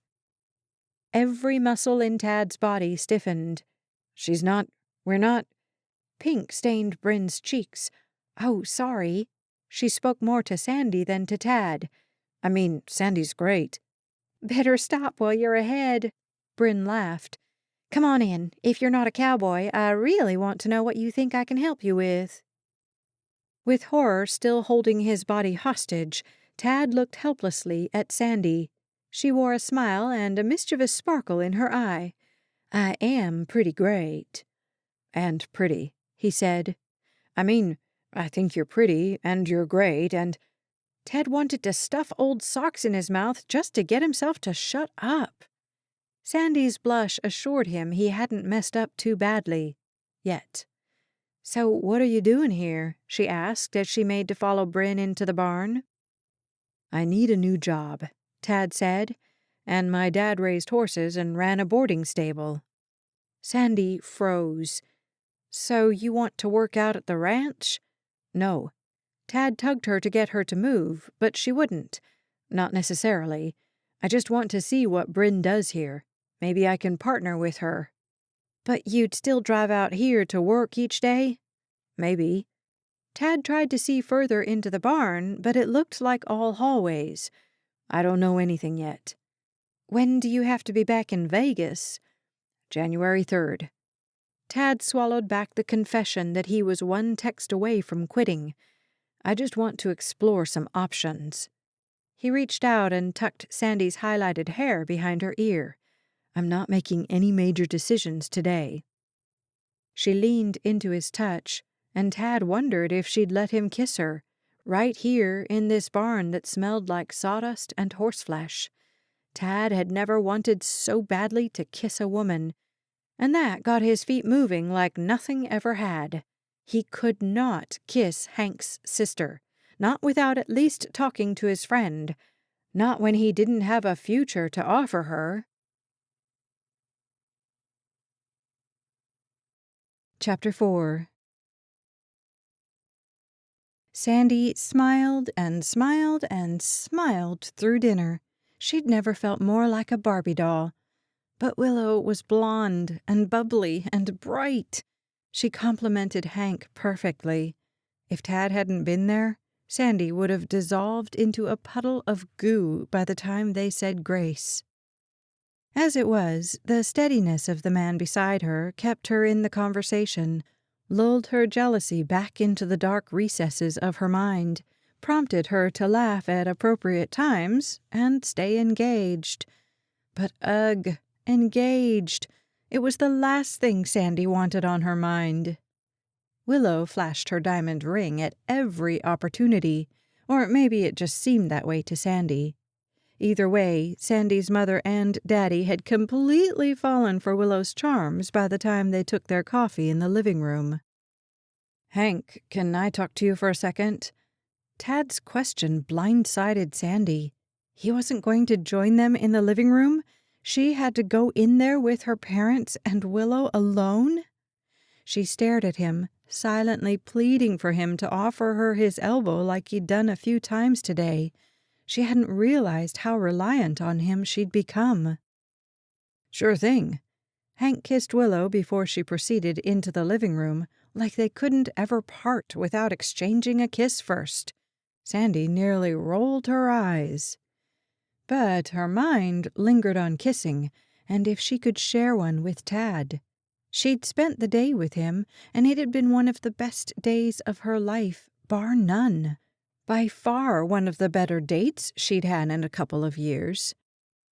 The man knew how to talk about real things, things that mattered, things that she was interested in, things beyond ranching and horses, though they did speak of those too. She'd asked him about his daddy's boarding stable and if he actually had liked working there. He'd admitted that he'd felt trapped in his Wyoming small town, another thing they had in common. Difference was, he'd left his, and Sandy was still dreaming of a day when she could. Or maybe she wasn't. Tad strutted into the living room, all smiles, and sat next to her on the love seat. It almost seemed natural for him to lift his arm and drape it over her shoulders. Almost natural for her to snuggle into his side, take a deep breath, and be happy in his arms. Sandy wasn't even sure she knew what happiness felt like. When she'd bought the pancake house came to mind. She'd been happy then, happy to be an owner of her own business, happy to be away from waitressing and more into the business side of things. Happy she had a way to make a good living for a long time. Even then, though, something had been missing. Sandy felt it as keenly now as she had then. Then she'd gone home to her dark condo, where she celebrated with an ice cream cake she'd bought at the grocer. Now she'd go home to her dark condo, where Tad was staying. She glanced at him and kept her focus there when he didn't look at her. His striking square jaw and day-old beard called to her, urged her to touch his face, feel the scruff of his beard as he kissed her. A flush rose through her like a geyser when he turned and looked at her. The tether that had been winding between them all day seemed to solidify. He leaned closer. "You ready to go home?" "Could we?" she asked, glancing at the grandfather clock near the fireplace. "I don't know. My mother might get upset." "Hank said we could, any time." "Isn't he coming?" "He's going to stay until late," he said. "Doesn't want to leave Willow alone until your parents go to sleep." Tad touched her knee, sending shockwaves down to her foot and up to her head. "Said something about your dad being a night owl." "He likes to watch the 11 o'clock news," Sandy confirmed. A yawn played with her throat. "You seem like you're ready to go," Tad said, "and I don't care if we miss dessert." "We can stop by a drive-thru and get ice cream cones," Sandy suggested. "I like the way you think." Tad tacked a flirty smile to the end of his sentence. "I like you," Sandy thought, but didn't say. Still, she struggled with him moving here and taking up a job out at the ranch. Yeah, she knew the job wasn't exactly at Three Rivers Ranch, but he would be driving out there each day, working with horses. It was only a matter of time before he had the boots and the hat and the Texas twang to go with the new job. He'd asked Bryn a truckload of questions, and then he'd bubbled the whole way back to town about opening a breeding stable. He'd breed the horses, Bryn would train them. It was a win-win, according to Tad. He'd spent the next hour and a half on the phone with his father, while Sandy helped her mother peel, boil, and whip potatoes into a delectable mash of cheese, salt, sour cream, and butter.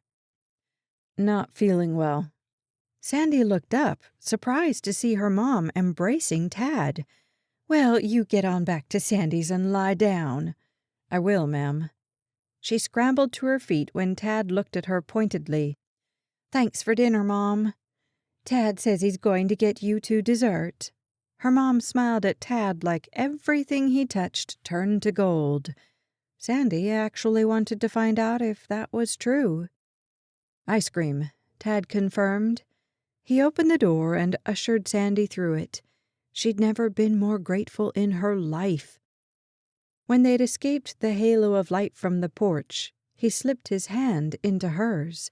Sandy ducked her head and tried to hold back her smile, but she couldn't. Tad kept Sandy's hand in his for as long as possible. After she'd pulled into her parking lot and found her spot empty, they strolled toward her condo hand in hand. Hank had actually started laughing when Tad had mentioned leaving with Sandy. He'd sobered quickly enough, though. You mean you like my sister, or you like my sister? I like her, Tad had said, not giving anything away.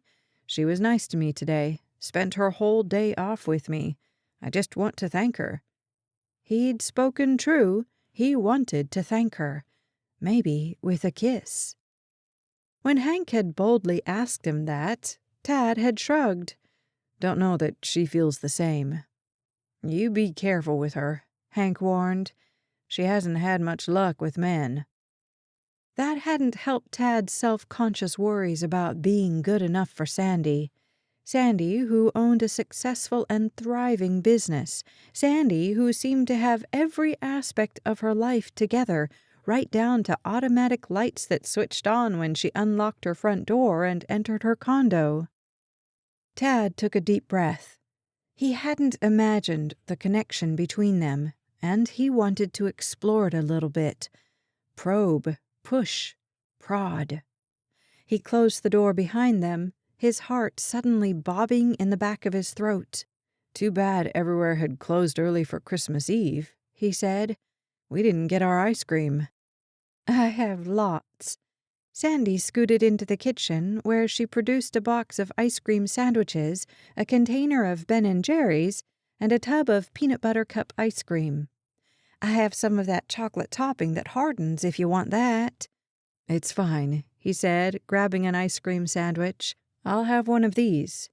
He nodded toward her balcony. Anywhere to sit out there? Sure. She put away the ice cream, snagging an ice cream sandwich for herself, and led him onto the balcony. The breeze cooled Tad's heated skin. The ice cream helped, too. The calm, serene countryside before him further calmed him. Sandy, I'm going to move to Three Rivers. She sighed, a sad, defeated sound he didn't understand. I figured. I texted my boss while you were making the creamed peas. I quit. He looked at her and found resignation in her expression. Tell me why that upsets you. She shrugged and finished her ice cream. She licked her lips, and the desire to do the same exploded through Tad. Come on. He reached for her hand and brought her knuckles to his lips. Tell me. I had this wild fantasy, she said, her voice small and low. You know, of you taking me away from Three Rivers in your helicopter. We could fly anywhere, do anything. He smiled at the wistfulness of her voice, the stunning innocence of her nature, her dazzling beauty. His mind turned, dampening the rising flame in him that kept yelling, "She likes you, she likes you." You don't like Three Rivers? He asked. I like it okay. You own the pancake house, he said. I know. Tad frowned, trying to make the pieces align. Help me understand. I bought the pancake house because I wanted more. Will you help me with my breeding stable? She shook her head. I don't know anything about that. Bryn has her hands full with her own training business. You could help me with the financials and stuff, how to deal with the staff, that kind of thing. He squeezed her hand. Just think about it, will you? I guess. Frustration boiled through Tad. He'd thought moving here was the right decision. He knew it was. He'd thought Sandy would be happier about it. Sandy, let's go for a walk. She exploded to her feet. It's not quite dark yet. There's a nice trail around that condo over there, into a sort of wooded area with a pond. Sure. Tad veiled the negative emotions running rampant through him behind a wide smile. Lead the way. Thankfully, she pressed her palm to his as she led him through her condo and down the stairs. She turned right and walked behind 2 more condo buildings before turning right again. Several steps later, the soft glow of muted lamps covered them in golden light. It reflected off the inklings of a stream, and soon enough, trees lined the walkway. This is beautiful, he said. So peaceful. That's why I want to move here. I can't feel like this in Vegas." "It's not always peaceful here," Sandy said. "Oh, I'm sure." He tugged her a little closer. "Small town, big rumor mill." She laughed and finally seemed to relax as she tucked herself closer to his side. "I'm happy here," she said. "I just sometimes dream of going somewhere else." "You can travel," he said, barely censoring himself from saying we. He liked her, felt comfortable around her. He wasn't ready to propose marriage or anything crazy like that. "I don't have time to travel." "Sure you do," he said. "You took today off." "It's one day." "I heard you when I came into the kitchen. You told Gail you wouldn't be in until Tuesday." "It's Christmas tomorrow." Sandy drifted away and came back. "So it's really just one more day after that. It's no big deal." Tad stopped walking, his heart thundering in his chest. "Will you take me to church with you tomorrow?" He inched closer and slipped his hands around her waist. A feeling akin to joy flooded him when she leaned into his touch. "Yes." She slid her hands up his arms, resting them lightly on his shoulders. "And spend Monday with me? Maybe you can show me all around this little town I'll be living in soon." Monday." She tucked her cheek against his chest, and he thought sure she'd hear the galloping of his heart. He pulled back, hoping she'd tip her head back so he could kiss her. She did, and the moment between them lengthened. Tad leaned down and pressed his lips to Sandy's. She seemed to sigh against him, seemed to melt into his touch. Encouraged, Tad held on tighter and deepened the kiss. Chapter 5. Sandy woke on Christmas morning, her eyes snapping open as she remembered the way Tad's lips molded to hers, the gentle way he held her close, like she should be cherished, experienced. She giggled and grinned, the giddy feeling in her gut intensifying as she relived the best kiss of her life. Sighing, she slipped out of bed and into the shower. When she exited her bedroom, fully ready for church, the sky had barely started to lighten. Her heart dropped. It was only 7 o'clock. What was she going to do for the next 4 hours?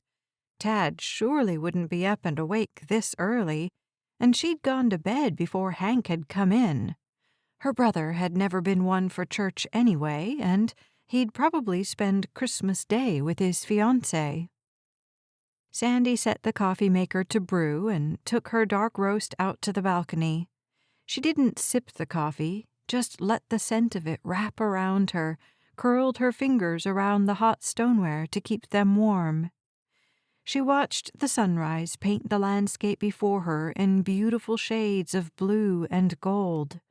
The shadows shortened, finally allowing the sun to take ownership of the day, and Sandy inhaled the possibilities of this day down into her soul. "I knew I smelled coffee." Tad poked his head out of the now open French door. "Can I make myself a cup and join you?" "Yeah," she squeaked. "Yes, sure." He grinned, which coated her insides with honey, and ducked back into the condo. He returned a minute later, stirring his brew. "Can you grab the blanket from the couch?" she asked. "It's chilly out here." "We can sit inside if you want." Inside, where it was actually warm. Inside, where Hank could overhear their conversation and maybe see Tad kiss her good morning. "I'm fine out here, just need that blanket." "Sure." Tad set his mug on the tiny table and went to retrieve the blanket. He extended it toward her, and she pulled it. But he didn't let go. She didn't either. She tugged him closer, closer still, until his eyes drifted closed, and he kissed her. he said. "You taste like cream." "You taste like toothpaste." Well, I didn't want to share my morning breath. He chuckled and sank into the chair on the other side of the table. "So you were planning on kissing me then?" Absolutely. He offered her his hand, and she gladly slipped her icy fingers into his, a zip of energy racing along her skin. She giggled. "Don't let Hank hear you say that." I already cleared things with Hank. Sandy almost choked on her drink. "You did what?" I told him I liked you. He spoke so matter-of-factly, like any man would like her, want to date her. And fine, yes, Sandy knew she was pretty and plenty of men asked her out. It was maintaining that interest she couldn't seem to accomplish. Sudden fear gripped her heart and squeezed. Had she kissed Tad too early, shown her attraction to him too soon? She folded into herself and tucked the blanket around her tighter, trying not to lose herself to the worries. Tad was still here, after all. They passed the hours with easy conversation, most of it revolving around Hank as a child, and then Tad detailing his ideas for a boarding and breeding stable. When Sandy walked into church on Tad's arm, no one so much as looked her way. The gossips were used to Sandy showing up on the arm of a handsome man. Her friends encouraged her many and varied relationships, usually. Andrea Larsen, the boutique owner, caught her eye and raised her eyebrows. A moment later, Sandy's phone vibrated in her jacket pocket. She knew who it was from and what Andy wanted to know. Sandy loved Andy. They'd grown up together in Three Rivers, and now each owned a small business in the heart of the town. She tapped out a reply. Tad Jorgensen, Hank's friend from college, former helicopter pilot. She frowned at the last part of the text, then erased it. She managed to press send before the organ began playing, and she stuffed her phone back into her pocket. Tad's arm rested lightly across her back, the weight of it borne by the pew. His hand draped lazily down her shoulder, and she nestled a bit closer to him. He smiled down at her before focusing back on the pulpit. The scent of him after a shower, all piney and minty and spicy, kept teasing Sandy's nose and urging her to just get a tiny bit closer. She managed to squash the wicked thought. She was in church after all, and listened to what Pastor Scott had to say. "Every decision is important," he said, "but don't spend so much time worrying about what to do that you don't actually do anything." Sandy agreed. She'd had some experience there. The pancake house had been up for sale for 6 months and survived 2 failed attempts to buy it before she made the decision and came up with the cash. "Some decisions allow future opportunities, and some will close some doors we don't even know about yet. Know where you want to go and make the decisions that will get you there." Sandy wondered if she was making the right choices. If she wanted to leave Three Rivers, she wasn't. Tad's arm suddenly weighed 10 times more than it had a few seconds ago. If she followed the path with him, she'd never leave town. "You can travel," he'd said to her once, and he was right. She didn't really want to leave Three Rivers. If she had, she wouldn't have chosen to buy the pancake house or her condo. Satisfied that she could live a happy life in Three Rivers, she stood and joined in singing the last hymn. Tad stayed in his seat, but she could feel his eyes trained on her. Glancing at him, she noticed he didn't sing at all. She bent down. "You don't sing?" "Nobody wants to hear me sing." Sandy reached for his hands and pulled him up. "I do." "No, Sandy, really." "Come on." She gave him her best smile. "It's Christmas." He returned it with a tight-lipped smile that didn't reach his eyes. He opened his mouth, but he didn't sing. Instead, he mouthed the words, ignoring her when she protested. The song ended, and he sat back down, pulling her close as she settled into place beside him. "I want to hear you sing," she whispered. "Maybe later." Later didn't come during the rest of the service, as the choir took over with songs about the Savior's birth. When they returned to her condo, they found it empty. A note sat on the counter. "Gone to Mom's. Be back late again." "So Hank's out," she said, tossing the note in the trash. "I told you I don't actually cook. Everywhere will be closed for Christmas. But I have some stuff we can probably make into something edible. You game?" A mischievous twinkle entered his eye. "So it's just me and you, all day, alone?" He came around the peninsula and crowded into the kitchen. "What a great Christmas gift." "Tad," she warned. "What?" He slid his hands around her waist and traced his lips along her neck. "I just want to kiss you again." Sandy had a hard time keeping herself upright, what with the fireworks popping in her bloodstream. "One kiss. Then we figure out the food situation. I'm starving." "One kiss," he murmured moments before he touched his mouth to hers. Time could have dripped away, or fallen like a raging river down a mountainside. Sandy had no idea if he'd kissed her once or 100 times by the time he pulled away. All she knew was that she was falling hard and fast, and though she should be screaming and searching for a handhold, she really wanted to take another leap. Monday morning found her at the pancake house 10 minutes before it opened. The coffee was hot, the grills steaming, the waitstaff and hostess standing by. Sandy sat at her favored table with Gail. They'd exchanged hellos and spoken of the restaurant for a few minutes. Nothing had been said about Tad, though Sandy's mind circled him constantly.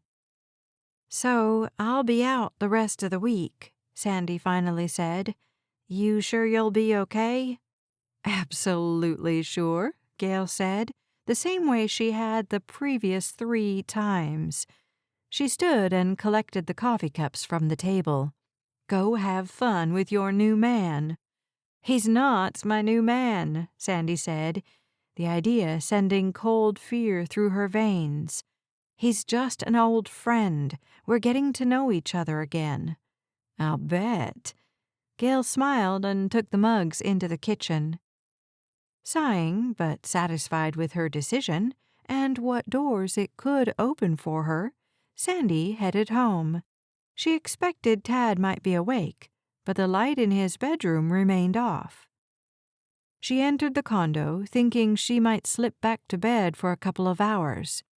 But Hank sat on the couch, facing the front door.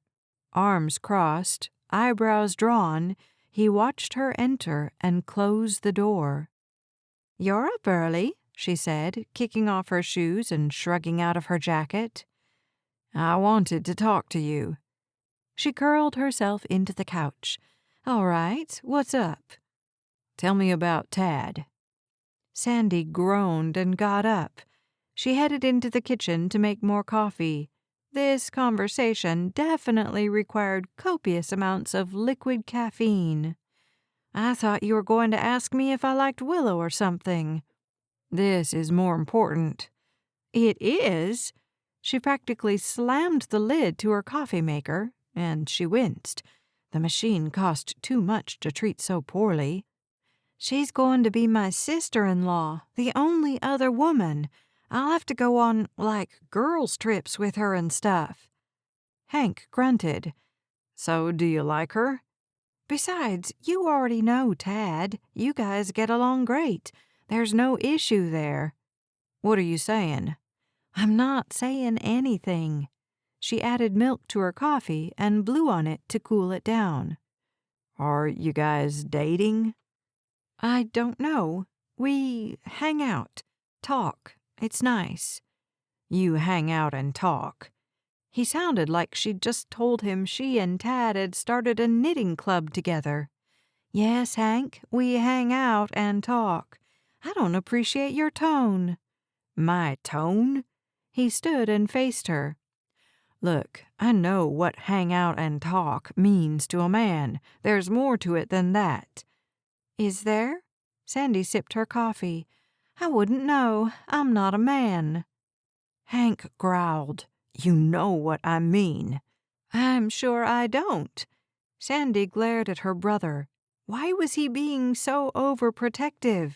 He'd never cared who she dated before. Never. She'd also never tried to date one of his friends. I don't want you to get hurt. I'm an adult, Sandy reminded him, and I know what I'm doing. In fact, she was making conscious decisions about her life. But I would like to know what hang out and talk means to a man. A smile cracked Hank's stony exterior. He told me he liked you. He told me the same thing. The heat in Sandy's face could have come from the coffee, but she knew it didn't. It came because she liked Tad, too. Maybe more than she should. Maybe more than was smart. You like him, too? Yes. Did he kiss you? I don't have to answer that. Oh, okay, he did. Hank ran his hands through his hair. I don't know why you're freaking out about this. Concern spiked in Sandy.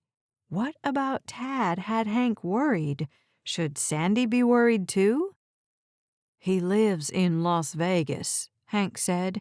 You own a pancake house in Three Rivers. Confusion needled Sandy. He's moving here, Hank. He quit his job in Vegas. He what? Sandy backpedaled, trying to think of what to say next. Tad obviously hadn't been as forthcoming with Hank regarding his life plans and decisions. She didn't want to be the one to tell his private matters. You'll have to ask him about it. Sandy sidestepped her brother. I'm going back to bed for a while. Me too. Hank stomped in the other direction, slamming the door behind him. Sandy shook her head as she returned, much quieter, to her bedroom. Tad had said he'd spoken to Hank about her, about them. So what was Hank's problem? Or did the problem belong to Sandy? She retreated to the mirror, searching for that fatal flaw that would end things with Tad, the way it had ended every other relationship. She couldn't find it. Frustrated, she fell back into bed, a prayer on her lips that she could find the flaw and rip it out of herself. Just this once, she begged. Please, Lord, just this once. Let me be enough for someone. Tad didn't see Sandy or Hank when he emerged from the office where he slept. He'd planned to borrow Hank's truck and spend the morning at the ranch, walking through Bryn's facilities and drawing up plans to add on a boarding stable. He'd scheduled to meet with the owner of Three Rivers Ranch, as well as the founder of Courage Reigns, an equine therapy program housed at the ranch. Tad thought he might be able to use existing buildings for his breeding program, and he wanted advice from everyone willing to give it. He helped himself to Sandy's coffee supply, marveling at her one-cup-at-a-time machine and thinking he needed to invest in such a thing. He doctored his drink up with cream and sugar and turned. A box on the kitchen table caught his attention, especially because his name adorned the envelope leaning against it. Tad set down his mug and reached for the box. He suspected it was a cowboy hat, and a smile tugged at the corners of his mouth. After opening the card, he found Sandy's handwriting. A cowboy needs a hat. Sandy. He took out the dark brown hat, holding it gently by the crown. This was no cheap knockoff. This was pure fur felt, and Tad settled it on his head. The hat felt like it belonged there, and he wondered how he'd managed to walk around Texas for the past few days without it in place. He'd noticed the cowboys here never took their hats off, not even for church, and now he knew why. He strode into the living room where Sandy had a mirror hung on the wall. Tad admired the craftsmanship of the hat, the way it made him seem more mysterious, less open to scrutiny. His pulse sped as he turned toward Sandy's bedroom door. He wanted to thank her. He glanced at his hands like the perfect gift would appear and he could present her with it.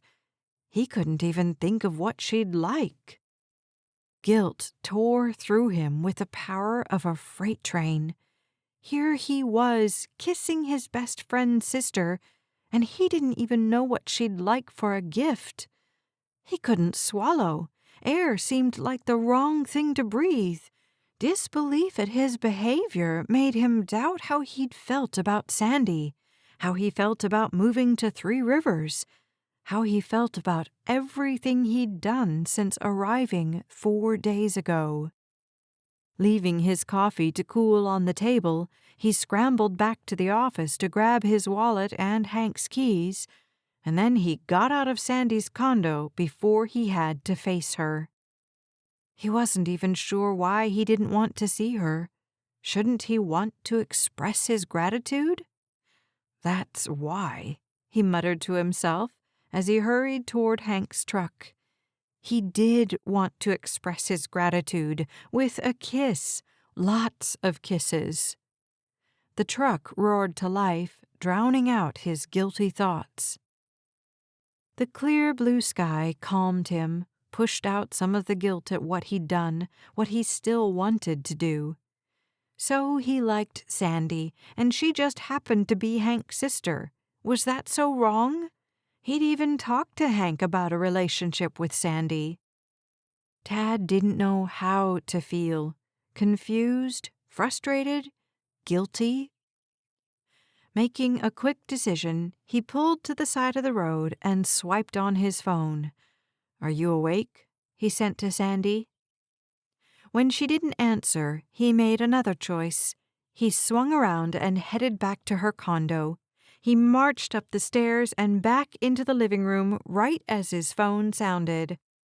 Sandy's name popped up. "Yeah, coming out." Her bedroom door opened a moment later, and Sandy stood there, wearing a pink and white plaid sundress with a white sweater covering her shoulders. Her smile made his heart patter harder, and he threw every plaguing worry out the window. "Thanks for the hat. It looks nice on you." She took a step closer, moving close enough to reach out and touch the brim. "Very handsome." "You didn't need to buy me a hat." She fell back as if he'd struck her and ducked her head. "You don't like it?" "I like it fine." "I thought I heard someone leave already." "Yeah, that was me. Now I'm going to be late getting out to the ranch." She fixed him with a cold glare that lasted for 1-2 breaths before she looked away. "Well, I won't keep you." Tad didn't know what to say.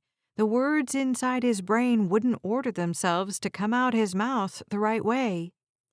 "You can go," she said, "and you don't have to wear the hat if you don't want to." Sandy stepped toward her bedroom. "Why wouldn't—" he started, but the door closed before he could finish. He didn't understand what had just happened. He'd come back to tell her thanks, show her he cared about her, and not just about kissing her. What had he said wrong? Familiar insecurity bloomed inside him. He couldn't handle a machine, make it do what he wanted. What made him think he could tame a woman, especially one as beautiful and successful as Sandy? "She doesn't want you," a voice whispered in his head, the same one that hissed things like, "You almost let that family die. You shouldn't fly anymore." He tried to push out the poisonous voice, but it only seemed to get louder. By the time he arrived at Three Rivers Ranch, Tad was sure every person he met would be able to read his failures as if they were printed on his forehead. Pete Marshall and Squire Ackerman stood near the edge of the barn, engaged in deep conversation with Bryn Bowman. A part of Tad died with every second that passed. Though his presentation had gone well, his walkthrough had been thorough, and he'd managed to obliterate his insecurities before he came face to face with anyone, the serious set of Squire's mouth didn't look promising. Pete had been more open to Tad's business proposal.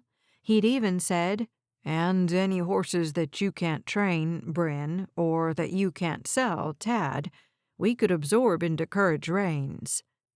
Tad had been impressed with the equine therapy program Pete ran.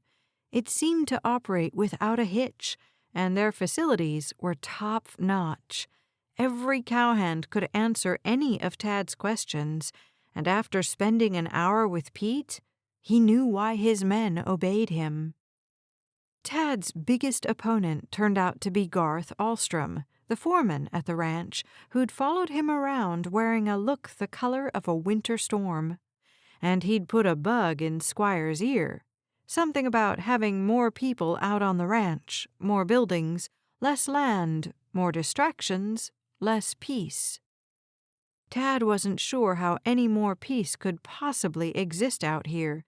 Every cell in his body found joy in the whispering breeze, the gentle sound of horses nickering and cattle lowing, the smell of straw and chickens, and someone slow roasting meat reminded him of home, of happier times, of the kind of life he craved.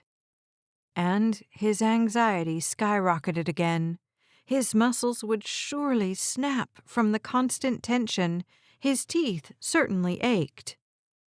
Finally, Squire glanced his way, and Tad found the softening he'd hoped for. Squire nodded, and Pete turned toward Tad. The men came forward as a single unit, and Tad wondered at their history, at what could create such unity between them, even when they clearly disagreed. Bryn trailed in their wake, and Tad remembered that she'd just moved to town recently. "We'd love to have you out at Three Rivers," Pete said, extending his hand for Tad to shake. "Isn't that right, Major?" "Yeah," Squire said, spearing Pete with a look that said otherwise. "But we can't build any more buildings. My foreman says he'll quit if I allow more construction, and I can't lose him." "More like you can't lose Juliet's cinnamon rolls on Sunday morning." Pete grinned at Squire and then Tad. "I'll save you one. They're amazing." Squire grunted. "So Bryn's agreed to rent you stable space for your boarding program. She'll really only have a few horses here at a time as she trains them." Tad nodded at Bryn, hoping his smile and eyes conveyed his gratitude. "There should be plenty of room," Bryn said, offering him a friendly smile. "And Pete's gonna let you use his barn for breeding. Bryn has contacts in that field, as does Pete. You can use his indoor arena if you need to." He glanced at Pete and Bryn. "Did I cover it all?" "You'll have to live in town and commute," Pete said. "Squire's cowboy cabins are full." "No problem," Tad said, thinking of enlisting Sandy's help to find somewhere to live. "I won't be ready to start until after the new year anyway. Even then, it'll be slow at first." "Not as slow as you think," Bryn said. "I had 2 guys contact me this morning about boarding. I told them you'd call them back this afternoon." She extracted a piece of paper from her pocket and gave it to him. "So I'd call them back this afternoon." "And those calls are what pushed Squire over the edge," Pete added. "So be nice to them." He clapped Tad on the shoulder. "I'm glad to have you. My granddaddy had a boarding stable, and I loved going there." Sudden emotion gripped Tad's throat, so he nodded and managed to squeeze out a "thank you" before the trio stepped away to continue their work. His only thought was to get back to Sandy and share his good news. With every mile he drove, though, his excitement fizzled. Would she be happy for him? She'd argued with him considerably when he'd spoken of quitting flying, of moving here and opening a boarding stable. But then she'd given him the cowboy hat. Tad couldn't make sense of her actions, but he really wanted to. Before, he might have let her pull back, hide in her bedroom, and then drift away from him completely. He'd never needed a woman in his life, at least not for long. But since the incident where he'd barely made it back to safety, he yearned to have someone to come home to, someone to share his innermost feelings with, someone to trust and confide in. Coming home to his empty apartment had added to his anxiety, and he often found himself going out to eat and staying until the restaurant closed just so he didn't have to be truly alone. "I don't want to be alone anymore," he said out loud to make it stick. He just hoped he could find the right words to say to Sandy. Chapter 6. Sandy paced in her kitchen, the peace offering she'd made sitting on the counter, mocking her. She reached for a cookie and practically stuffed the whole thing in her mouth. Tad should be getting back any minute. She had spies out at the ranch, and Chelsea had texted 45 minutes ago. He just left.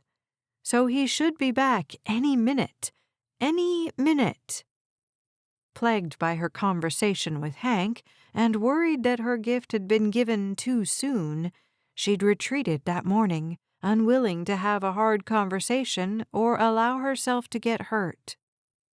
Truth was, she expected to be hurt, to be broken up with, to be kissed and then abandoned. And while she'd known Tad for a few years now, before this weekend they'd been nothing more than acquaintances. She had no idea how he normally treated women, or if he'd had long-term relationships, or anything. What she did know scared her.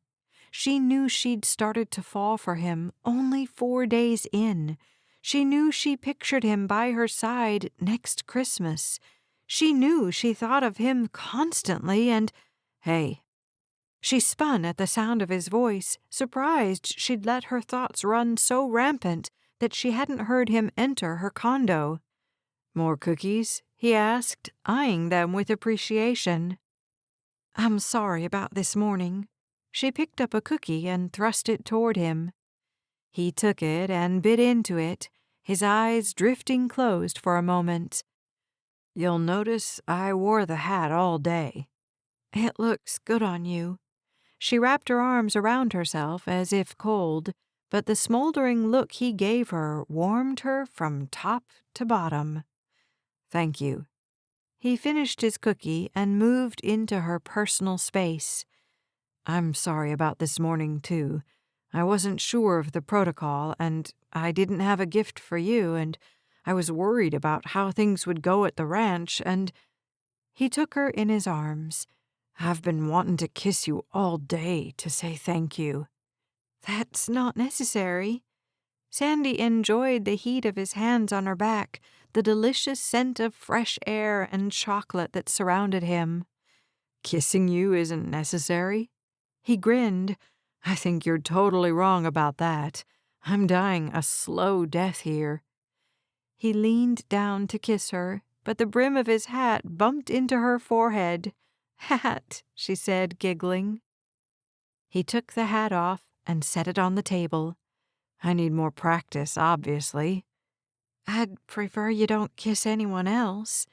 Sandy ran her fingers through his somewhat matted hair.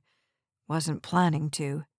He leaned down and touched his lips to hers, hesitant at first. Sandy knew they had a lot more to talk about, including his future at the ranch. But for now, she just wanted to enjoy kissing him. So she did. "Turn left up there," Sandy directed. They'd escaped Three Rivers to go to dinner, and Tad drove her car into Wellington and turned left. "Oh, I see it." The diner ahead on the left wasn't hard to spot. With only a movie theater and a dark office building to make up downtown Wellington, Sandy suddenly appreciated the bustle of downtown Three Rivers.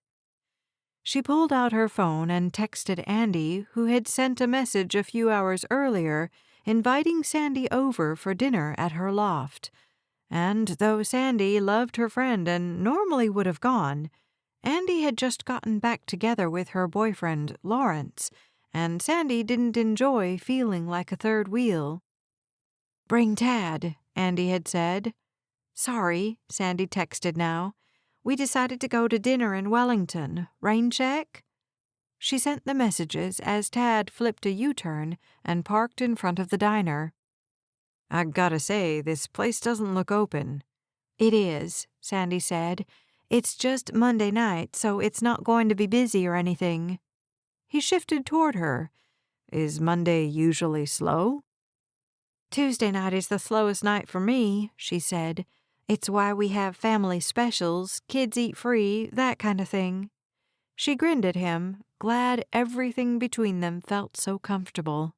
"Let's go eat." They became the second table in the diner, and Sandy settled into a booth with Tad across from her. "So tell me how things went at the ranch." Though the thought of him becoming a full-fledged cowboy made her heart fill with cement, she wanted him to be happy. "It's going to work out," he said.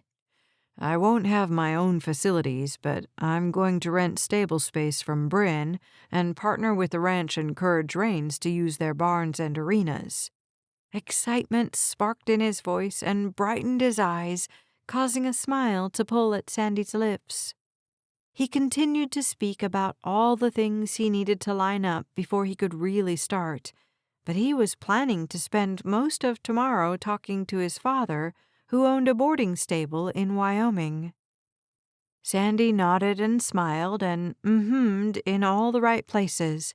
She ate her anxiety away with a cheeseburger and sweet potato fries, unable to identify why Tad's new career made her skin seem like someone had turned it inside out. "You seem happier," she finally said. "I feel happier." Tad wiped his fingers on a napkin and set it down. "Just knowing I don't have to go back to Vegas is a huge relief." "How will you get all your stuff here?" Sandy leaned her elbows on the table and tried to see his eyes under that blasted cowboy hat. As much as it increased his good looks, she'd forgotten that she hated not being able to see a man's eyes when he wore a cowboy hat. "I'll hire someone," he said. "I'm not going back." She cocked her head and gave him a teasing smile. "So you're going to live out of my office?"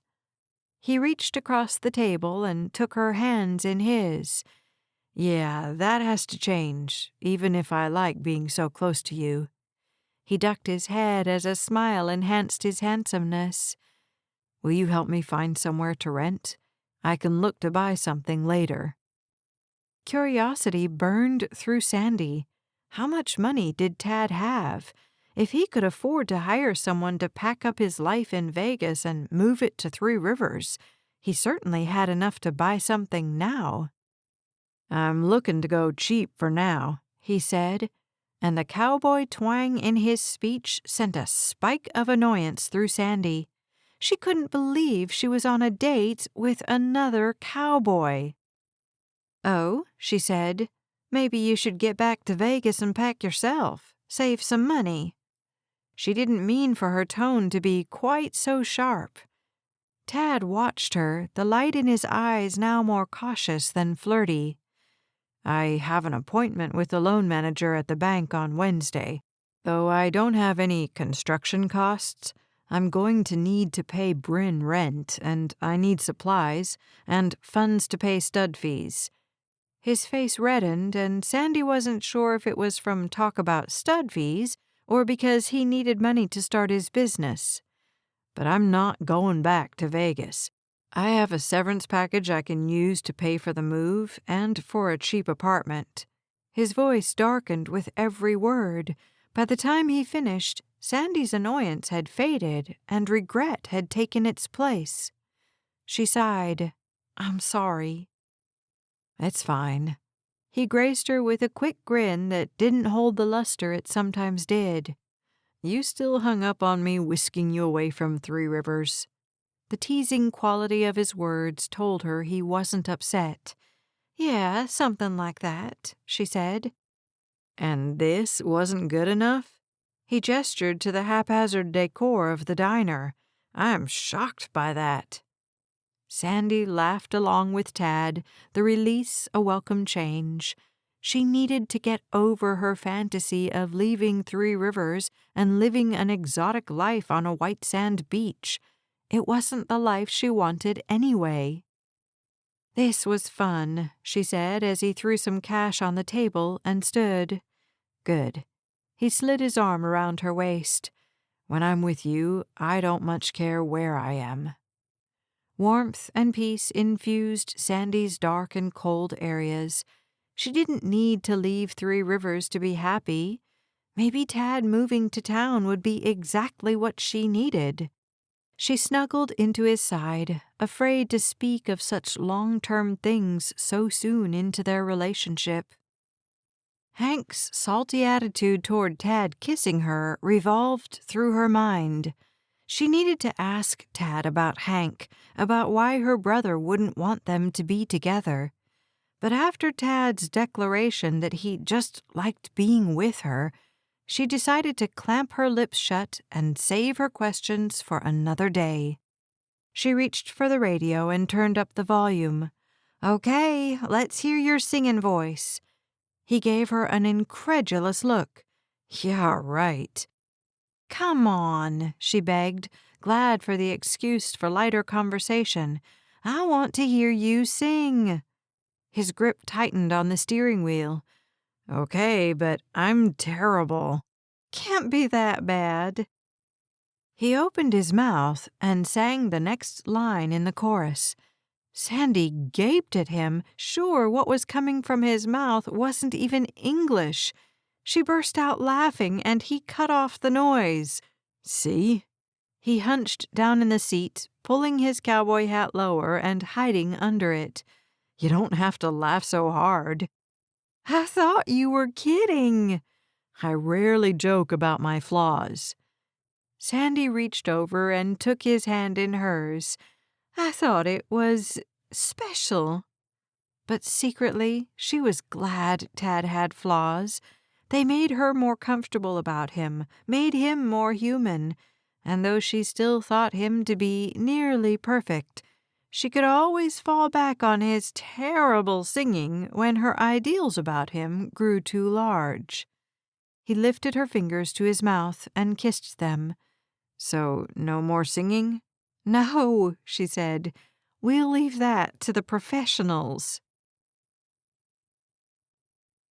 By Tuesday evening, Tad's brain felt like it had been taken out of his skull, run over and bruised, and then reinserted. He'd spent most of the day in Sandy's office, his own notes now littering the desk. His father had been more than generous, giving him advice and emailing him a list of supplies to start his boarding program. He'd called the 2 men Bryn had referred him to regarding breeding, and they were coming on Monday. Monday! Tad groaned and rubbed the kink out of the back of his neck. He could be ready by Saturday. He'd have to be. While he'd only planned to stay in town for several days, everything had changed once he'd actually arrived. He still hadn't done anything about his apartment in Las Vegas, but the thought of making another phone call made a stabbing pain materialize behind his eyes. Tomorrow, he told himself as he emerged from the office. Sandy's living room and kitchen sat empty. Not surprising, since darkness loomed beyond the windows as well. She'd probably gone out to eat, Tad thought, as his own stomach roared. His phone rang, and he wanted to flush it down the toilet. Though it had been a good day, full of needed information, he didn't want to talk to anyone else. "Hey, Sandy," he said, trying to make his voice brighter than he felt. "Are you coming to my mom's for dinner? We are waiting." A rush of adrenaline seemed to wake his brain. She'd left her car for him and gone with Hank earlier that day. She'd spent hours with Willow, and she hadn't been looking forward to it. And now he was late. "Yeah," he said, "I'm on my way now. Sorry, I'm running a bit behind. Go ahead and start without me." She sighed. "You don't sound like you're driving." Her lowered voice could only mean she'd called him right from the dinner table. He didn't want to embarrass her in front of her family. In fact, she'd told him on the way home from Wellington last night that she felt like she didn't fit in her family. He'd wanted to provide a refuge for her, a place she did belong. He still did, and he mentally kicked himself for losing track of time, for forgetting Sandy needed him. "I'm on my way out the door." He searched for his shoes, wishing he had time to change and make himself more presentable for her family. "Okay, well, get here fast." He promised he would and then hung up. He grabbed her keys from the counter, slid on his athletic shoes, and flew out the door. He shouldn't have to doctor himself up for dinner at his best friend's house, but for his girlfriend's parents? Tad didn't quite know how to act anymore. He'd eaten and slept at Hank's many times, but he hadn't eaten and slept at Sandy's. The territory suddenly felt a lot more treacherous. Thankfully, he made it across town in record time, and they'd started without him. He slid into a seat next to Sandy, wanting to lean over and press a kiss to her temple, maybe murmur a heartfelt apology. Instead, he smiled at her mom and apologized for being late. She grinned at him and handed him a bowl of mashed potatoes. Dinner passed, and Tad noticed Sandy's suffering. She finally stood. "Well, I'm going into work early tomorrow, so I'm gonna head out." Her going to work was news to Tad. She'd taken the whole week off, or so he'd thought. Hank apparently thought the same thing, because he pierced her with a glare and then switched his murderous look to Tad. Tad shrugged and followed Sandy out into the night. "I'm real sorry I was late." He didn't dare touch her. He could barely keep up with her. What happened in there? She marched to the driver's side of her car and held out her palm. "Keys, please." "I'll drive." "I'd rather drive." Tad stopped a few feet away from her and tried to figure out what he'd done wrong. "Sandy, I just want the keys." Determination filled Tad. He lifted his chin. "No." He tucked the keys in his jacket pocket. "Tell me what happened in there."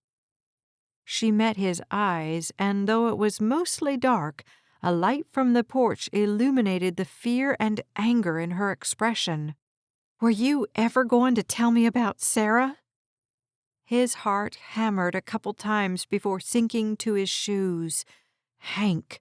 The scowl made sense now. "Of course," Tad said. "We haven't talked about past relationships yet." It was a painful reminder that he'd been in town for 5 days, that this relationship wasn't even a week old yet. That's usually several dates in. He dared to take a step closer. "What did Hank say?" "That you were engaged." "True." "That she was pregnant, and when she lost the baby, she broke things off." Shame and regret filled Tad. "Also true." He took a deep breath. "And I'm not the same person I was back then. Did he tell you this was years and years ago?" Sandy nodded. "He did mention it happened right after you first moved to Vegas." "I'm different now." "He also said that you haven't really seen the need to have anyone in your life since." He swallowed. Mostly true. Who? She asked. Just God. She seemed to deflate with those words, and Tad stepped into her personal space and gathered her into his arms. Until you, Sandy. Until you. She relaxed into his embrace, and Tad felt the tiniest bit bad about saying such things. He'd been fine alone until the accident. But since then, even God hadn't been able to soothe him. Nothing had. No one could. Until her. So he had spoken the truth, maybe just not all of it. Let me tell you about it, he said as he unlocked the car and escorted her around to the passenger side. As he moved back to get into the driver's seat, he prayed for courage and strength, and for Sandy to have an understanding heart, because if she didn't, he'd find himself on the streets of Three Rivers alone tomorrow, looking for an apartment without the help of the woman he felt himself falling for. Chapter 7. Sandy woke on Wednesday morning to the sound of knocking. Several moments passed before she realized the noise came from her bedroom door. Flinging off the nightmares of her slumber the same way she did her comforter, she jumped out of bed and hurried to the door. Tad stood on the other side, his handsome face bearing the lines of exhaustion. He painted over them with a smile. Hey, gorgeous. He hugged her and retreated a few steps. I thought we were going apartment shopping this morning. The fact that he hadn't left in the dead of night, that he still wanted to spend time with her, testified of his gentle soul and calm strength. After all, she'd practically poured out every one of her insecurities to him last night as they discussed his past relationships and hers. He waited, his watchful eyes refusing to look anywhere but at her. She noticed the slant of the sunlight as it poured through the sliding glass doors in the kitchen. "What time is it?" "Almost noon." "Tad, I'm sorry." She ran her hand through her hair, panic welling where her pulse should be. "Don't." He stepped into her and took her hand in his as it fell back to her side. "I wanted you to sleep. We were up way too late last night." She didn't try to mask the raw fear, the naked need in her expression when she looked at him. "Did you get any sleep?" "A little."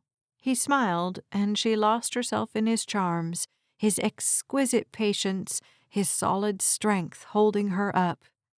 "I heard you sawing logs this morning, so I know you did." She playfully pushed against his chest, a giggle in her throat. "Let me shower and we'll go. I printed some listings." He released her and gestured toward the dining room table. "I got them. I'll make you some coffee, too." She grinned in response and closed the door between them. Leaning against it, she offered a prayer of gratitude that Tad hadn't left. She was so used to the men in her life doing so, she didn't quite know what to do with one who didn't. "Love him," came into her mind, and she startled away from the door lest he could hear her thoughts. Still, giddiness swept through her. Could she love Tad Jorgensen? And even better, could he love her in return? As she hurried into the bathroom to look at herself in the mirror, she finally saw a woman who could be loved. She's always been there. The thought came from somewhere outside of Sandy, but she knew it to be true. Tears welled in her eyes. Maybe I just needed to wait for the right man to come to town. She didn't wait for confirmation from herself or from the Lord. She turned and got in the shower, at peace in Three Rivers for the first time in her life. "I liked that second one the best." Sandy sighed as she collapsed on a park bench. They'd been apartment hunting for the better part of 5 hours, and her feet ached. Though she spent a large part of each day walking and standing at work, The emotional toll of finding Tad a place to live weighed much heavier than getting cakes out to table 3. Me too. Tad sat next to her and handed her an all-meat calzone. The sun flirted with the horizon as they ate. With darkness falling and winter winds blowing, the park remained deserted except for them. I want you to meet my parents, Tad said. He spoke so quietly, Sandy wasn't sure his whispered words weren't part of the wind. She turned toward him as if encased in quicksand, questions stuck in her throat. He didn't look at her, but studied his hands. I'm falling in love with you, and I want to take you to Stillwater to meet my parents. He lifted his head and met her gaze. The penetrating emotion in his dark diamond eyes amplified what he'd said. "You're fallen in love with me?" Her first thought was, impossible. Her second was, I'm falling in love with him, too. More every day. He reached for her hand and dropped his eyes back to the ground. And I know I've been in town for 5 days, and it's fast and all that. I'm not asking you to marry me, but I feel good about us. I feel the same way about you that I felt about moving here, about starting the boarding stable, and—" he sighed. "I don't know. I need to go home for a few days anyway, and I thought maybe you'd like to come." Of course. The words exploded from her mouth. Of course I want to meet your parents. I want to see the town where you grew up. Their eyes locked again, and he emitted a nervous chuckle at the same time she released a shaky laugh. "Okay, then," he said. "We can go tomorrow. I have to be back on Monday for those 2 boarders, and I'll need a day or so to get the space at Bryn's ready." "Tomorrow," Sandy echoed, a sense of wonder floating through her. She actually craved what tomorrow would hold for her, and she'd never felt like that before. Tad felt like a long-tailed cat in a room full of rocking chairs. The flight to Wyoming had only taken a couple of hours, and his mother and father had agreed to pick him up at the airport. He hadn't told them about bringing home Sandy. He figured his mother's questions wouldn't have as much time to accumulate that way. Plus, he hadn't brought a woman home he'd never brought a woman home.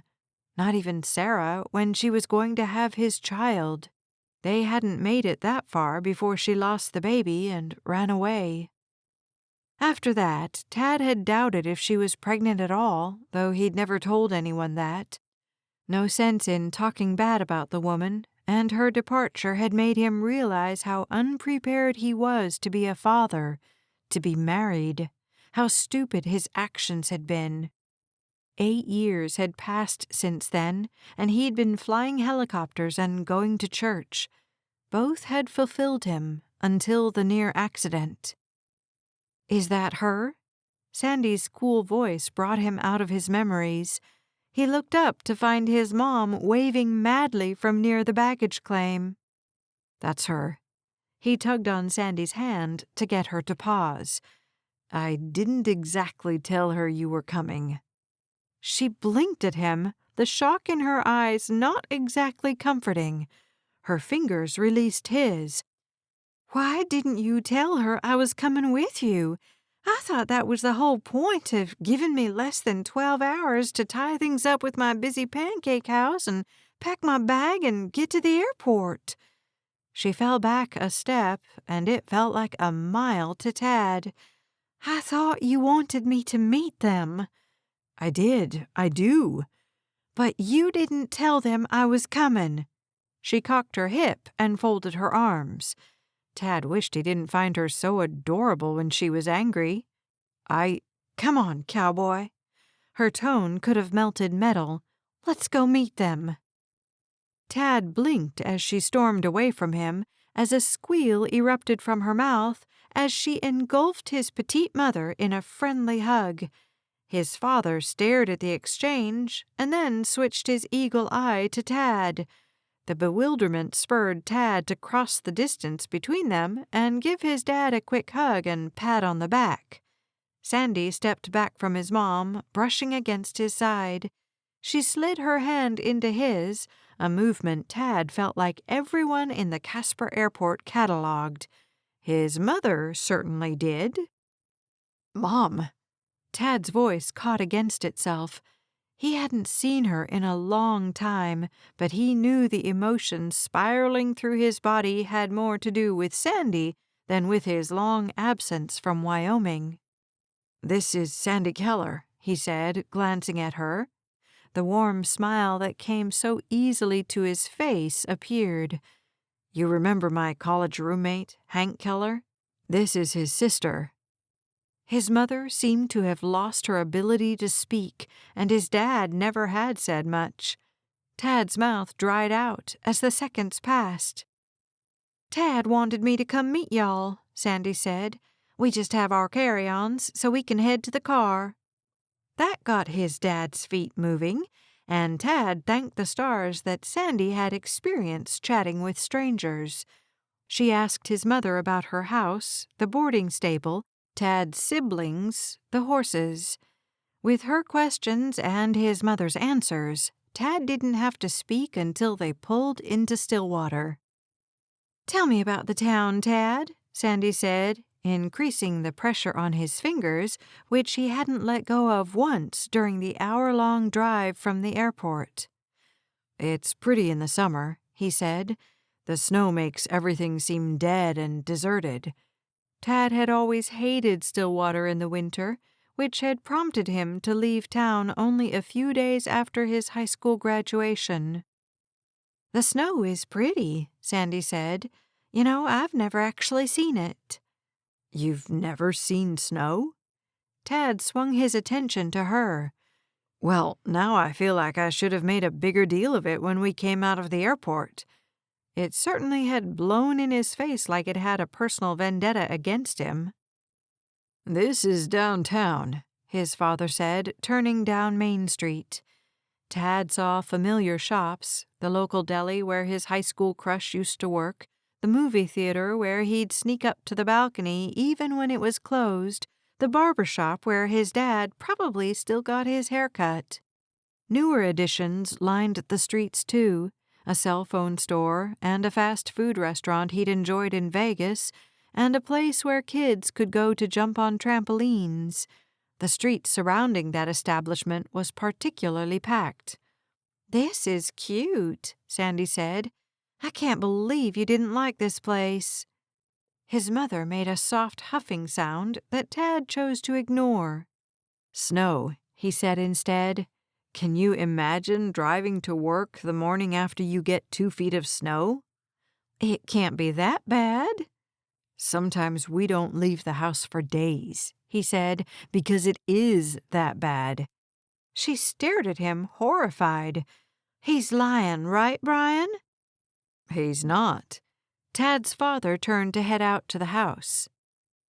"We live on the edge of town," Tad said, "literally. Like right on the border of Stillwater. Most of the boarding stable is technically part of the county, not the township." He did love the drive out to the house. He used to ride his bike down the street, pumping hard to get to town to meet his friends. He'd curse the miles, but when he got home and didn't have to deal with anything but crickets and the wide-open sky, he did like it. The miles went by quickly, and soon enough, his dad pulled down the driveway of the ranch home. "Okay, here we are." A hill of ants crowded into his stomach, and he wasn't even sure why. Probably because as soon as his mother got him alone, he'd get bombarded with questions. But being alone with Sandy, while usually something Tad craved, wouldn't be any better. Her social skills had kept her true feelings from surfacing, but she wouldn't hold back once they could converse privately. Tad carried her bag up the shoveled walk, hoping his chivalry would win him some points. By her daggered look, he better prepare for an epic battle. Chapter 8 The sprawling home boasted red brick and white pillars. Sandy had never seen a home so beautiful, with so much land surrounding it. In the distance to the west, she found the boarding facilities, and she wondered how Tad could recreate in Three Rivers what his father had here. The barns and buildings at the ranch didn't come close to the operation here. A coal burned in her stomach. She couldn't believe Tad hadn't told his parents he was bringing her with him. She couldn't understand why he'd do that. And the negative voice in her head hadn't stopped shouting once, despite her continued attempts to keep the conversation going. Maybe he's not as serious as he claims to be. Maybe he's embarrassed by you. Maybe he's waiting to see if his mother likes you before committing. The maybes were endless, and they'd started to make Sandy's stomach feel like sour soup. He led her down the hall. "My mom said you could stay in the guest room. I'll take the basement." "Is the basement ready for you?" Sandy couldn't help the bite in her voice. "It'll be okay." "That's a no, because she didn't know I was coming." The end of her sentence came out in a hiss. Tad's stride didn't falter. "I'm sorry, Sandy. I didn't realize it would be a big deal." He entered the room and she followed him, closing the door behind them. A fissure had started at the airport, and she couldn't figure out how to make it stop cracking. She folded her arms in a physical attempt to keep herself from falling apart. She'd already shown him some of her worst insecurities, and she didn't want to break down now when this was supposed to be a fun trip to meet her boyfriend's parents. Boyfriend rang in her head. She hadn't actually said the word out loud, hadn't acknowledged that coming here made him her boyfriend. "Tad?" Her voice broke, and she hated the weakness in it. He gathered her in his arms, his warmth and scent wrapping around her as effortlessly as his arms. "I'm sorry, Sandy." She heard the remorse in his voice, felt it in his gentle touch, but something still wasn't right. "I'm not very good at this," he said. "I've never brought anyone to meet my parents." An alarm rang in her head. "Never?" He shook his head, his grip around her firm. "You're the first. There's a lot about you that's a first for me. I don't know how to deal with it. I'm trying." Panic welled beneath her breastbone. She needed to get away from him, out of the house, so she could think. He let her go and she stepped out of his embrace. "I need to think." She turned, yanked open the door, and fled. "I can't believe you." His mother slammed a pot onto the stove. Her method of dealing with her emotions always came down to cooking. That or scrubbing something really hard. She'd already rubbed the kitchen counter until it gleamed. "That poor woman. She looked like you dunked her in ice water." She pulled open the fridge and took out 2 sticks of butter. "Tad." He looked up, his head almost too heavy to hold up. "What?" "You need to go after her." "I don't think she wants me to." His mother unwrapped the butter and tossed them in the pot before turning to the pantry. "What were you thinking?" He set his head back in his arms and moaned. "I don't know." The smell of brown sugar told him she was making caramel popcorn, but he didn't look up at the thought of his favorite treat. "She probably thinks you're embarrassed of her," his mother said, banging around the kitchen. "Or that you thought it was a good idea to introduce us, then panicked about it for some reason." She continued to muse over how Sandy might feel, but Tad tuned her out. He honestly hadn't thought it mattered. He'd just been trying to avoid his mother's questions. But her wrath and suggestions for how he'd hurt Sandy were far worse. The tantalizing scent of butter met his nose, then sweet and salty came together. His mom finally fell silent, Then she plopped onto the bench next to him. "Go find her," she said, her anger blown out. "Take this and go find her." She held a zippered bag of popcorn toward him. "I can see you like her, and it was pretty obvious that she likes you, too. Are you serious?" Tad shrugged. "Only started the relationship a few days ago." He hated saying those words in that order, but didn't love at first sight exist anymore? "You've always known exactly what you wanted." She smiled at him. "It's good to have you home, Tad." She nudged the bag of popcorn closer and stood. "Now go find her." She left him in the kitchen with unsaid words. He hadn't told his parents about the helicopter incident. He hadn't wanted to worry them, but now he realized that the people closest to him needed to know. They deserved to know. His mom and dad would want to help the way Sandy did. "Mom," he called, "I have to talk to you about something." He grabbed the popcorn and went to find his mom and dad. If Tad wanted to find happiness, he needed to search for it, not just keep hoping it would show up in his life. Tad expected to feel lighter after he told his parents about what had happened over the Grand Canyon, after he said he was quitting, after he confessed he was moving to Three Rivers.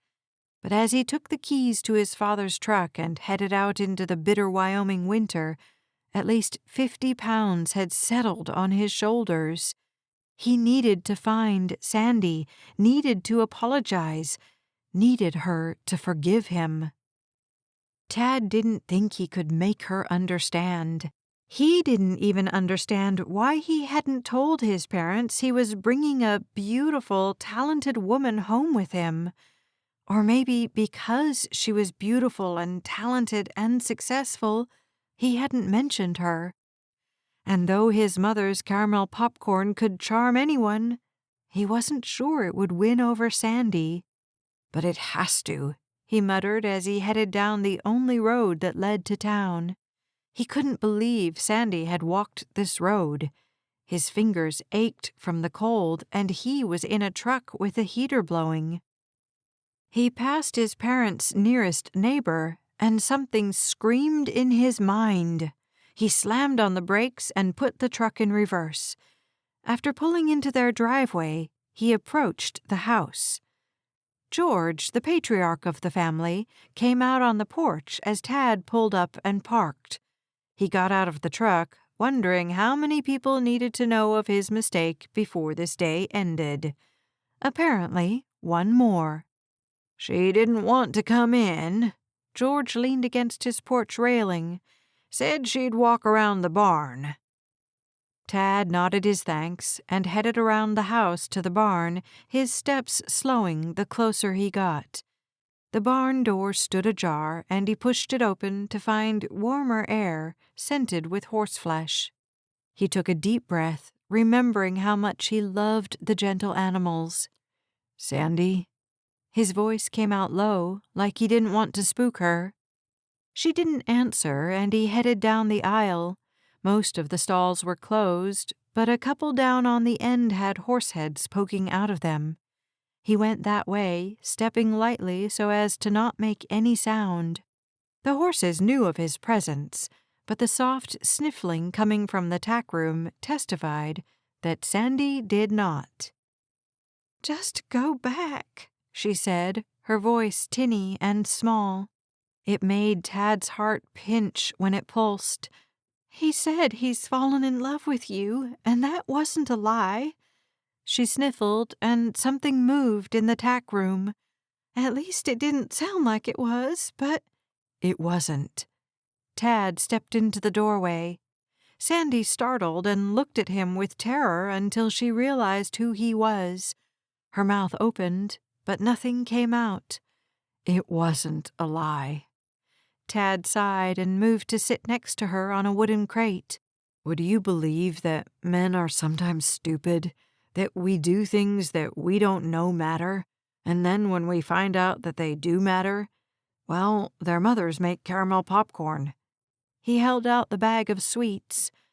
Sandy, I'm sorry. I've said it before and I'll say it every day until you forgive me. Tad's hands felt so heavy attached to the end of his arms. They hung between his knees, and his head bent in the same direction.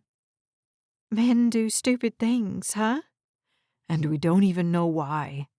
He shook the bag of caramel popcorn. You really should have some of this. It's amazing. She took the bag and opened it, selecting a few kernels and popping them into her mouth. She moaned, "Oh my goodness, this is like magic." She took another bite. A measure of happiness flowed through Tad. At least Sandy wasn't crying, and she was talking to him. Is this a story we'll tell at parties in a few years? The bag crunched as she fisted the top of it. A few years?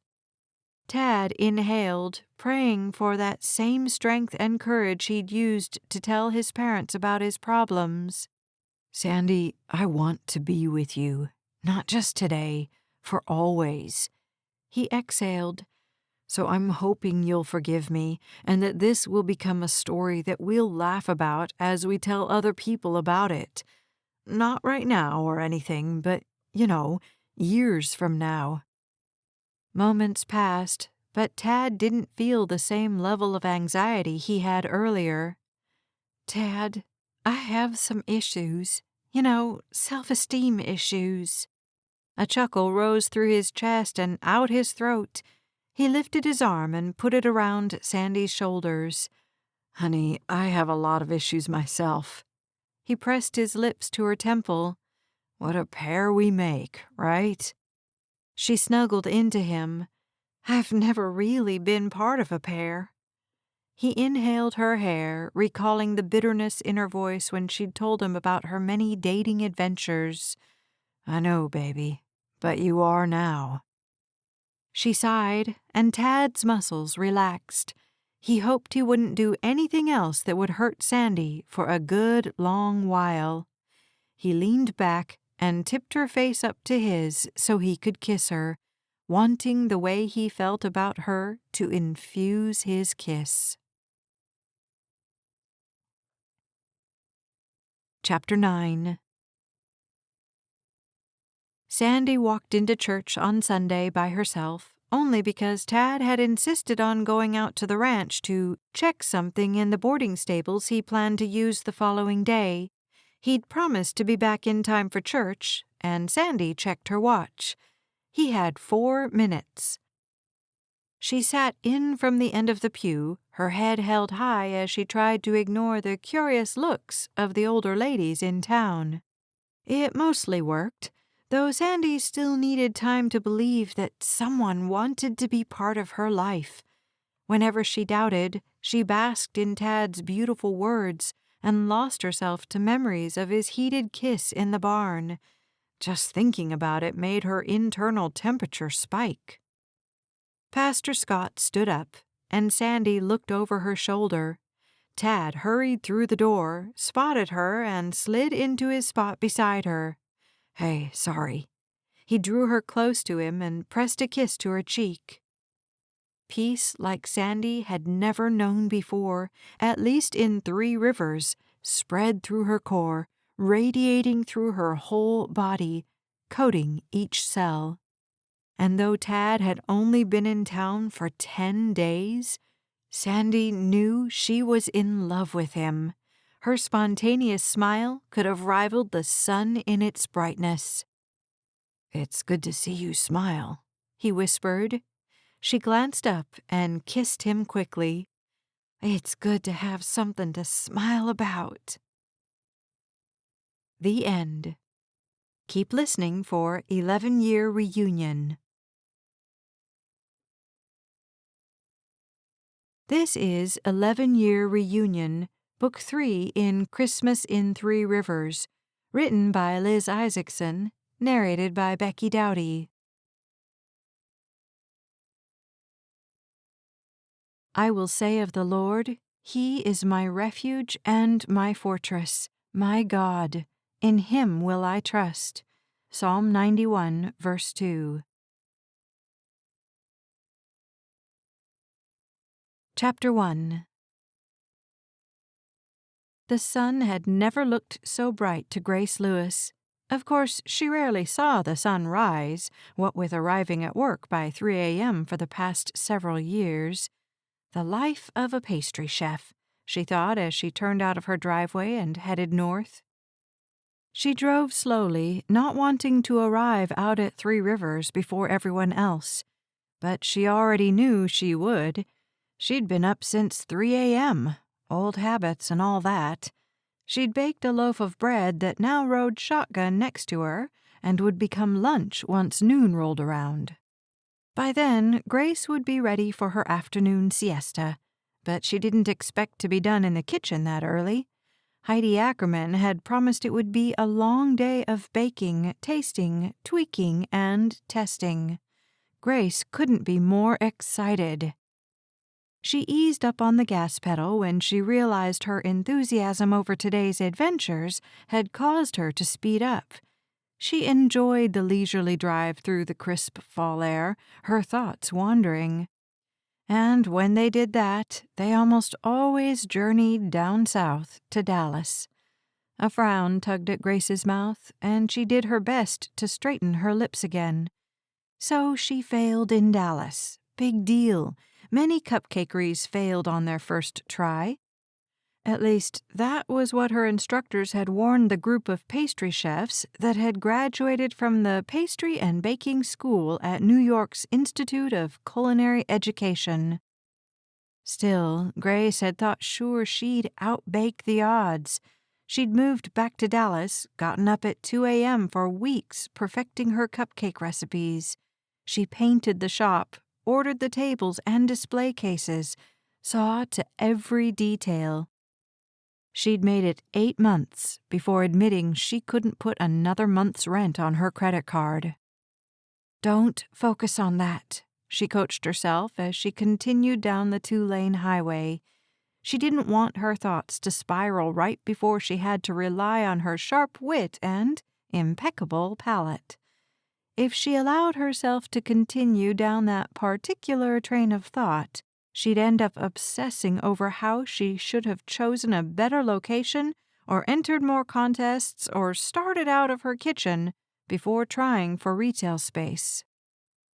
As the miles and minutes passed, she refocused her thoughts on the blessings that had led her to Three Rivers.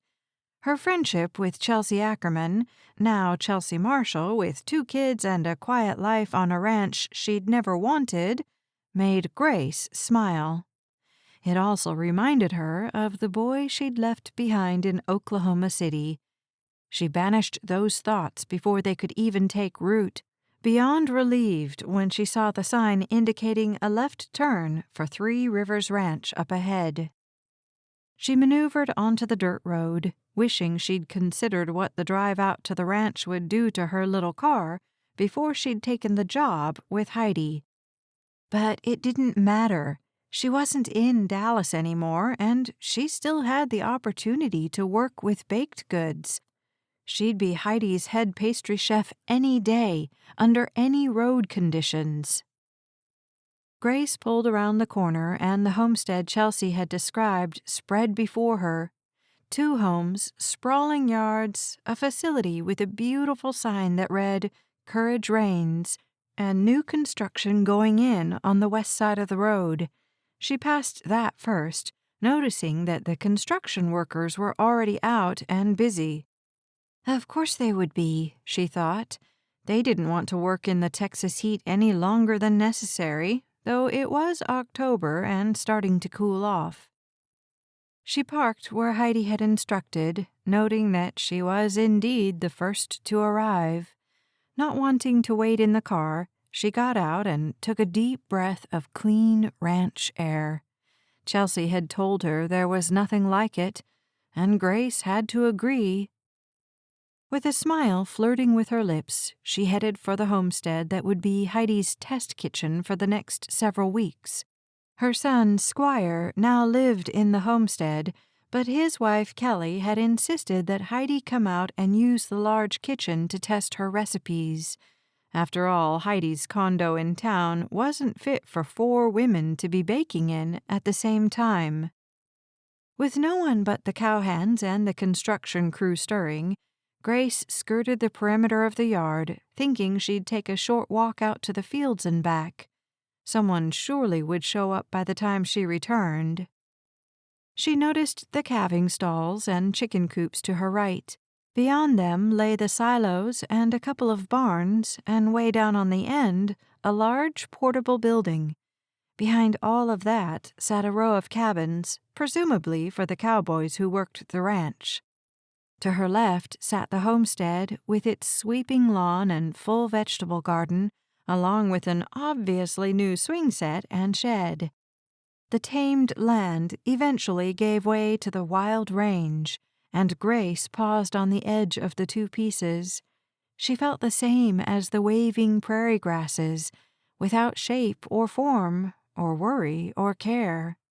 At the same time, she longed to be molded and cultured into something beautiful, longed to be needed, longed to be successful.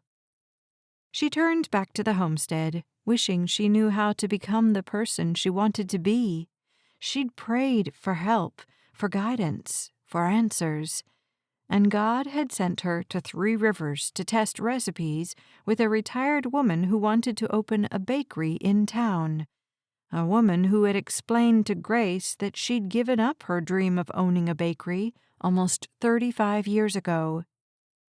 Grace took another deep breath as she heard Heidi tell her that she hadn't really given up the bakery. God had promised her she'd have it one day. She'd decided to trust in him, and Grace admired the older woman's patience and faith. She stuffed her hands in her pockets as she headed for the house. Heidi had told her to take the steps up to the deck and enter through the French doors. As she aimed herself in that direction, something glinted out of the corner of her eye.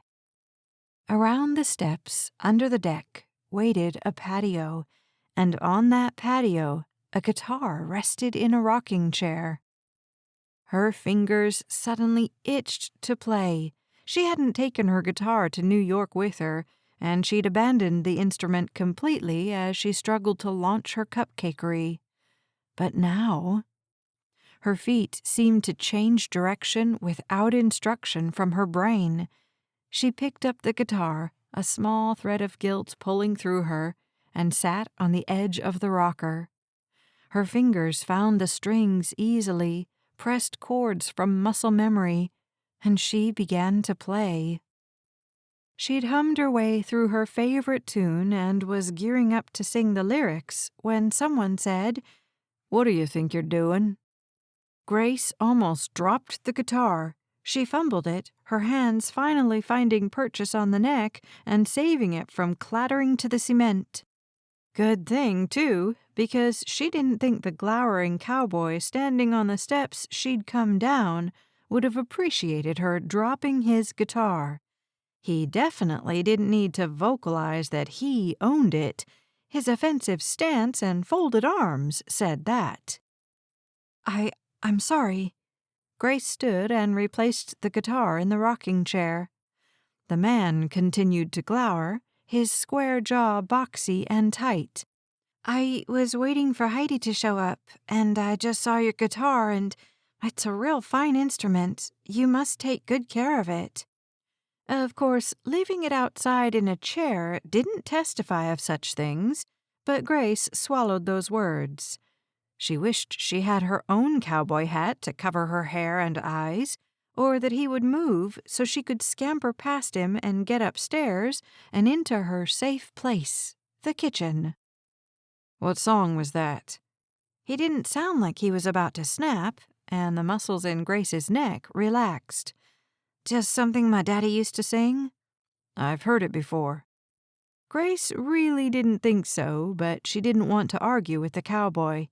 He seemed so tall and imposing, standing on the 3rd step as he did, and she was a tall woman at nearly 5 feet 10 inches.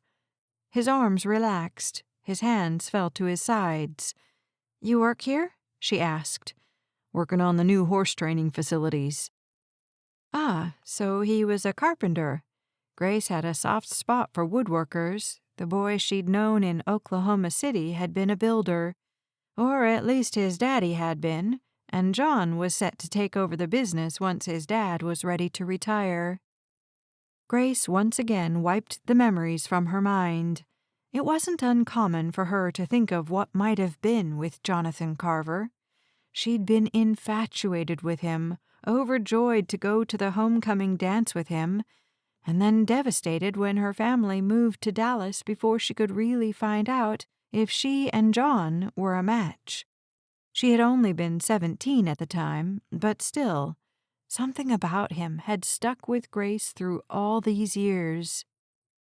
Moving forward to go past him, she said, "Well, I should—" He stepped in front of her. "Grace Lewis?" She peered up into his face, searching for his identity. His dark blue eyes and strong features could have belonged to anyone. He swept his hat off his head to reveal dark brown hair, with a sliver of white in the front. Her heart tripped over itself, then catapulted into her throat. "John?"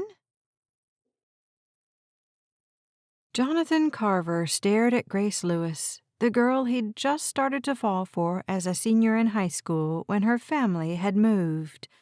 A slow grin stretched across his face. "It is you. I knew I'd heard that song before."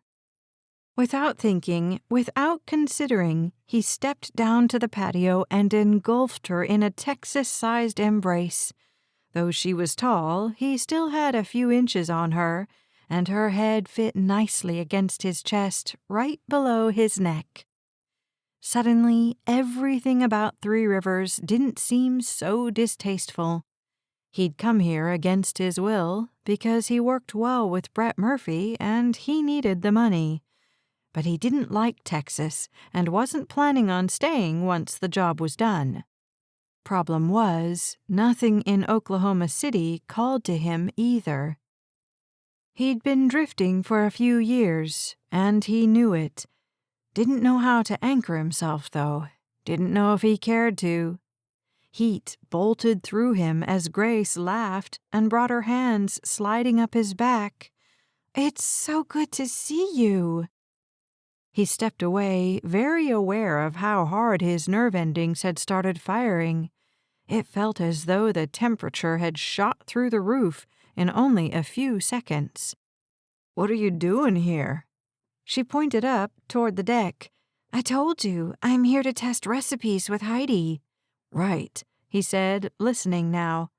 He hadn't before because his fury at seeing a woman fondling his guitar had deafened him momentarily. "She's starting up a bakery, right?" "In the new year," Grace said, her slate blue eyes dancing with light. He wanted to reach out and tug on one of her sandy blonde curls the way he had in history class all those years ago. He fisted his fingers instead. "I'm her head pastry chef," Grace continued, a note of pride in her voice. John grinned at her. "You go to school the way you wanted to?" "In New York and everything." "That's real great, Gracie." She stiffened at the childhood endearment, and John's smile faltered. His confidence plummeted, and he suddenly wanted to collect his guitar and head inside for his cup of coffee. "Well, I should go." "Oh." She shuffled sideways. "Okay." He grabbed his guitar as he passed the rocking chair, all thoughts of bringing his coffee to the patio and playing while his morning off slid on by, vanishing with the presence of Grace. He wasn't sure why he was running away, only that he didn't want to play catch-up right now.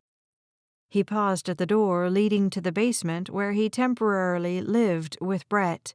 He turned back to Grace. "It was real good to see you." She smiled at him, driving his pulse to near erratic proportions. "You too, John." He nodded and slipped inside, his thoughts volleying around his mind with the speed of a bullet. He couldn't make any of them settle long enough to do more than breathe and walk. The door snicked closed behind him, and he forced himself to move into the galley kitchen to the right. "Don't look back, don't look back," he told himself as he reached for the coffee pot and poured himself a cup with slightly shaking hands. By the time he added sugar and brought the mug to his lips, he allowed himself to glance out the glass door. Grace had gone. Relief and regret flowed through his bloodstream simultaneously. Really? He aimed the question toward the heavens. He hadn't wanted to come to Three Rivers, made that clear to everyone, his parents, Brett, God. But in the end, he'd come because he'd felt like maybe in Three Rivers he could find the piece of his life that had been missing. He just hadn't expected it to be Grace Lewis. "Is that why you led me here?" God stayed strangely silent this time, which only unsettled John further. A couple of hours later, the scent of chocolate filled the basement, probably the whole ranch. John had steadfastly refused to leave the couch where a sports reel had been playing for hours. His coffee had long gone cold, and his stomach roared with the want of baked goods. He'd heard footsteps in the kitchen above him for hours, but now he heard them moving down the stairs. Sure enough, a knock sounded on the door next to the kitchen. "Come in," he said, thinking of how he would have acted if the person on the other side of the door had been Kelly. In fact, she regularly brought dinner down to him and Brett, and neither of them got off the couch for her. John knew, though, as soon as the door opened, that the bearer of delicious food was not Kelly. "Heidi wanted me to bring some samples around." Grace perched on the edge of the couch, a plate overflowing with 3 different types of brownies. His mouth watered, and not just from the sight of the chocolatey goodness, but from the woman holding it. Her skin held the hint of the summer sun's kiss, and he wanted nothing more than to touch it. His gaze settled on her lips as he wondered if she'd taste as sweet as the concoctions she'd brought. "John?" He blinked and snapped himself out of his fantasies.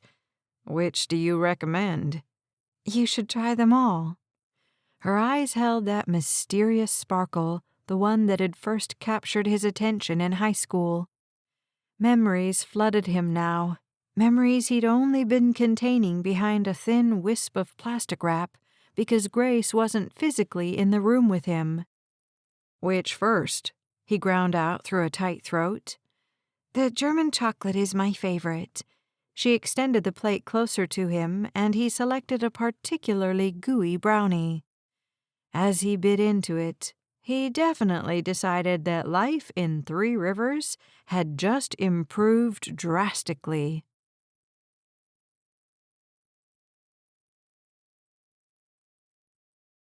Chapter 2. Grace watched John eat her brownies, supreme satisfaction singing through her when he moaned. "Good grief, Gracie," he said. "These are fantastic. You made these?" She didn't even mind that he'd used her childhood nickname. She wasn't sure why annoyance had slipped through her earlier, though as she mixed eggs and milk with flour and cocoa, she'd figured it out. Gracie was who she'd been in Oklahoma City. Once she moved to Dallas, she'd given up the nickname and hadn't looked back. But somehow John calling her Gracie sang to her soul in a way nothing had since she'd arrived in New York and begun her dream of attending the Culinary Institute. "It's my recipe, yes," Grace said. "Heidi added a secret ingredient to the mint one." She picked up one of the treats and passed it to him as he licked his fingers. Desire dove through her. She wanted his fingers in hers as they once had been, to pass through her hair as they once had, to stroke the side of her face right before he kissed her, as they once had. She cleared her throat, Relieved, John seemed absorbed in devouring the brownies, so he couldn't see the rising flush in her face. "You okay?" he asked. And she flinched. She nearly threw the plate of brownies at him and fled. "It's hot down here." John watched her for a beat past comfortable, almost like he knew the temperature had nothing to do with the heat spiraling through her core. "What's that last one?" "Double chocolate fudge." He groaned. "That might do me in." Still, he reached for the treat, and Grace noticed the size of his hands, large and calloused and capable. When he drew back, she felt a sense of loss that made no sense. She needed to go, head out to the administration building, apparently the portable trailer on the end of the row she'd seen earlier, and pass out the rest of the treats to the cowhands. And come lunch, they'd all come up to the house to sample the cookies that Chelsea, Kelly, and Heidi were now mixing together. "Go," she told herself as John finished eating. "Go now." But she didn't move. Something magnetic emanated from John, pulled her in, kept her close. "How long you in town?" he asked. "I live here now," she said. "I moved here a few weeks ago to be Heidi's pastry chef." A frown drew down his eyebrows, and his focus slipped back to the TV. "You still in Oklahoma City?" "Sometimes," he said, an answer that left her unsatisfied. He seemed closed off now that he'd eaten, completely the opposite of how most men reacted after they'd been fed something delicious. Grace stood. "Well, come on up for lunch. We'll have sandwiches, salad, and more cookies than anyone can eat." She started for the glass door, almost desperate to escape, when only moments ago she hadn't wanted to leave. Her roaring emotions almost drowned out John when he said, "What are you doing for dinner?" She spun, her heart back in her throat, her hopes spiraling to ridiculous proportions. "Oh, I'm usually in bed by dinner time." She gave a light laugh. "Getting up at 3 a.m. does that to a girl." He stood now, his lean legs and strong arms more apparent when caged by low ceilings and close walls. "What time will you be done here, then?" "I don't know. Sometime this afternoon, I suppose." He moved closer, his blue eyes turning navy as he stalked closer. Let's go grab something to eat whenever you're done. Catch up on our lives." Grace couldn't help the smile that slipped across her face. John saw it and added his to it. "Okay?" "Sure, okay." She ducked her head, fumbled for the doorknob behind her, and finally spilled into air that wasn't filled with the delectable scent of sawdust and cotton and all things delightfully John. By the time lunch came and went, the cookies baked and eaten, and 3 batches of cupcakes had been mixed, baked, frosted, and taken around for samples, Grace felt ready to drop. She hadn't worked this hard since opening her own shop. She loved the work, though, realized she'd missed it these past months as she closed things up, sold her lease, and moved to the Texas Panhandle. "So, we've got the 3 types of brownies." Heidi bent over a list at the counter while Kelly washed dishes. Chelsea had left an hour ago to tend to her children, and Grace slid onto the bar stool next to Heidi. "I can do a blonde brownie, too," Grace said, "and a key lime bar. That will give you 5 bar options." Heidi added them to the list. "That should be plenty, don't you think?" "With cookies and cupcakes, I definitely think so. Remember, it's a bakery. You'll be doing breads and pies, too." Heidi nodded, a worried expression crossing her face. She sucked her bottom lip into her mouth and bit it as she took notes. "So you'll be doing all the sweet stuff, and I'll do the breads. You said maybe 5 varieties per day?" "Right," Grace said. "We'll do a pie of the day, too. It'll make the workflow easier. Specific cupcake flavors, too, and some staples. For example, we'll always have these brownies and cookies, and you'll always make white, wheat, and sourdough bread.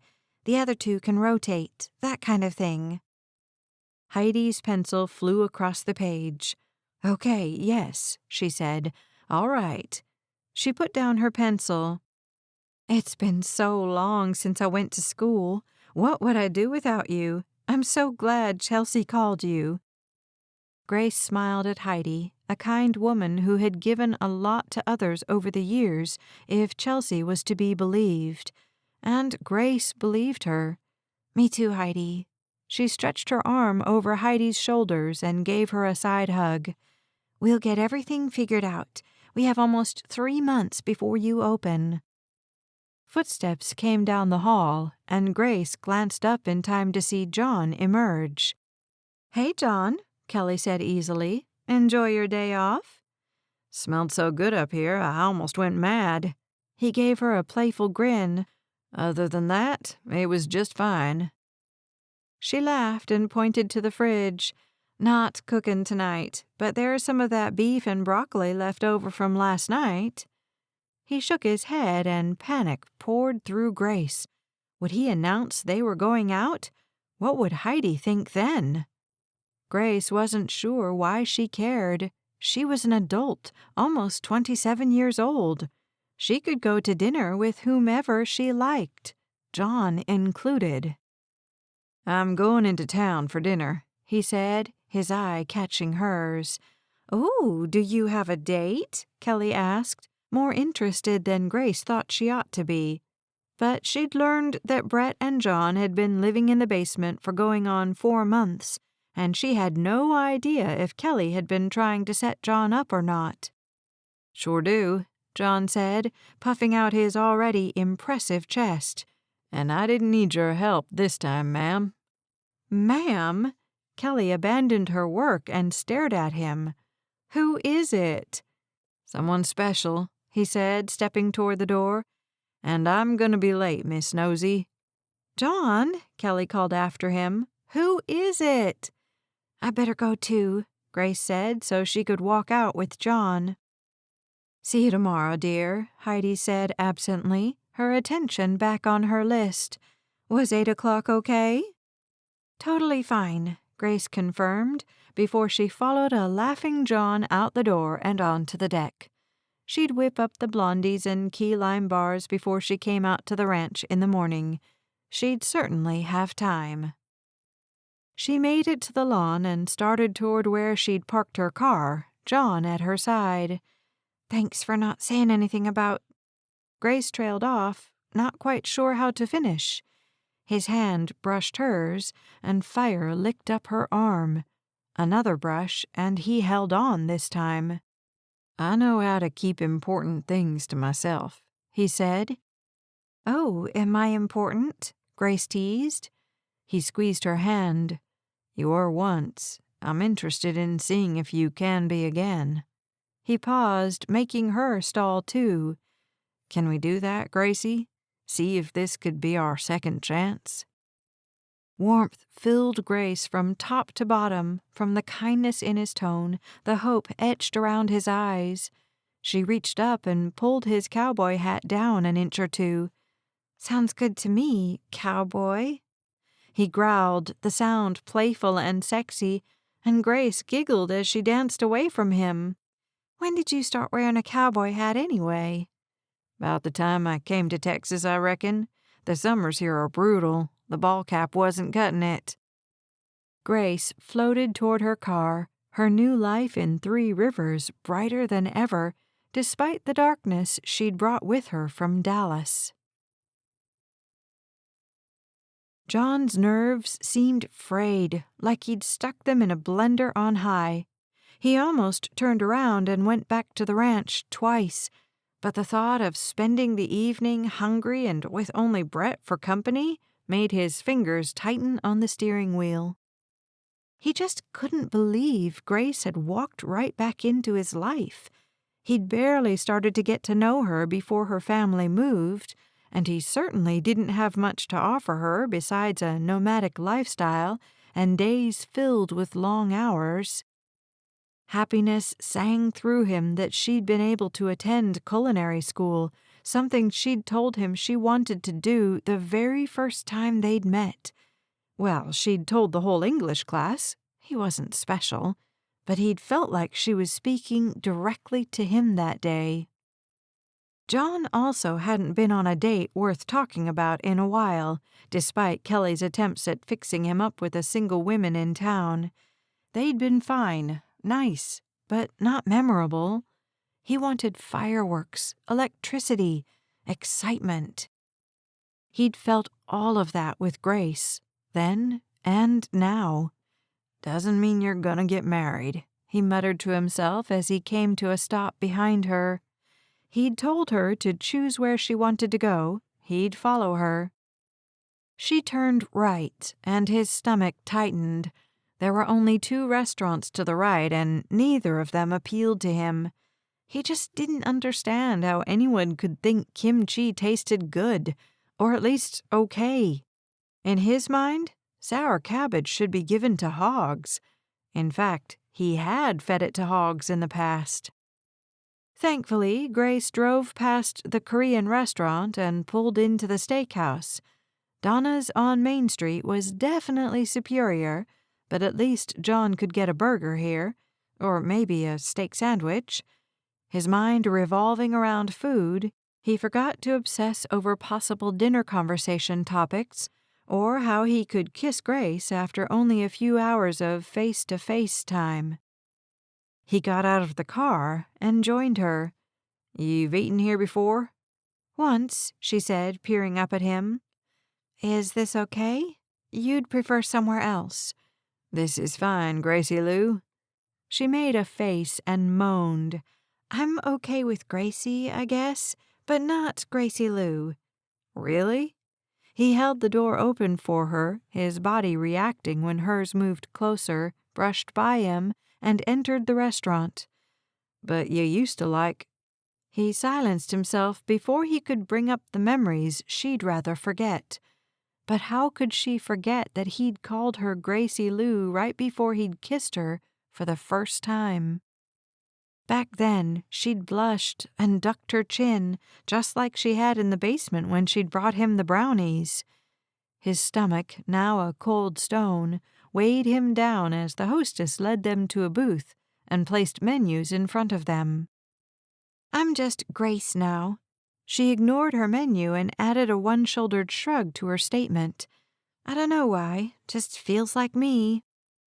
"Just Grace it is." But John secretly mourned the loss of Gracie without letting any emotion bleed onto his face.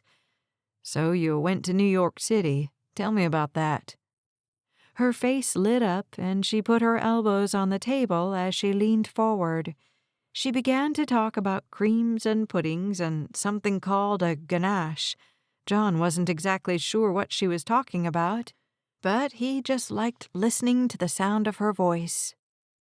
Even after they'd finished eating and he'd given her a hug goodbye and driven back to the ranch, the sweet timbre of her voice rang in his ears. That was when he knew he was in trouble. After all, he didn't live in Three Rivers, and Grace had just moved to town. Chapter 3. Grace went through the drive-thru to get her daily fix of caffeine. A pan of blondies and a Jelly Roll pan of key lime bars rode in the back seat, the smell mixing with her dark roast coffee and making her mouth water. She again enjoyed the leisurely drive out to the ranch, until she saw the sign and turned onto the dirt road.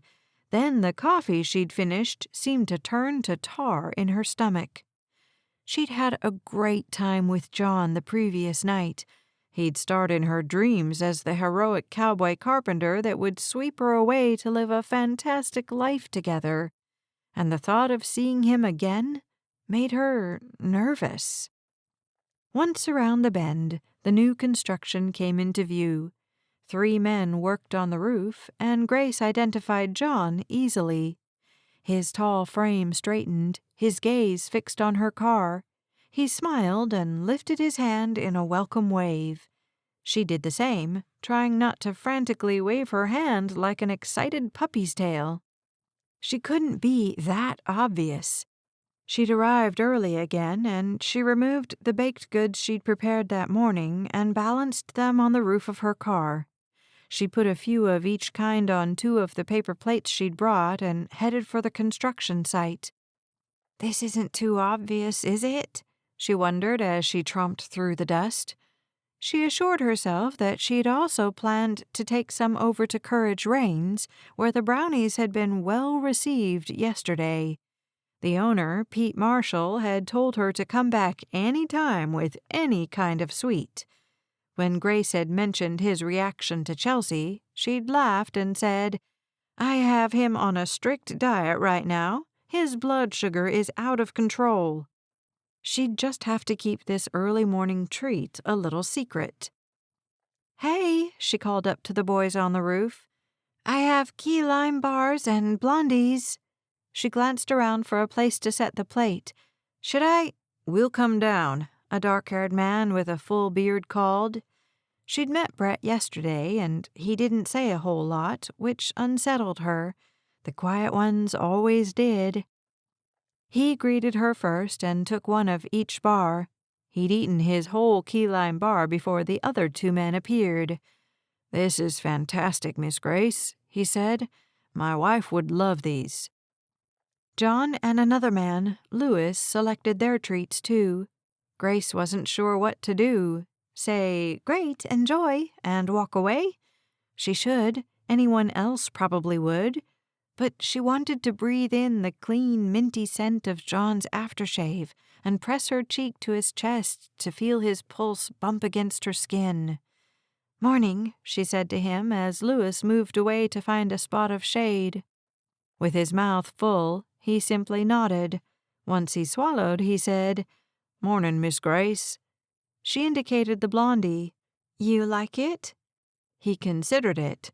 "It's great, yeah."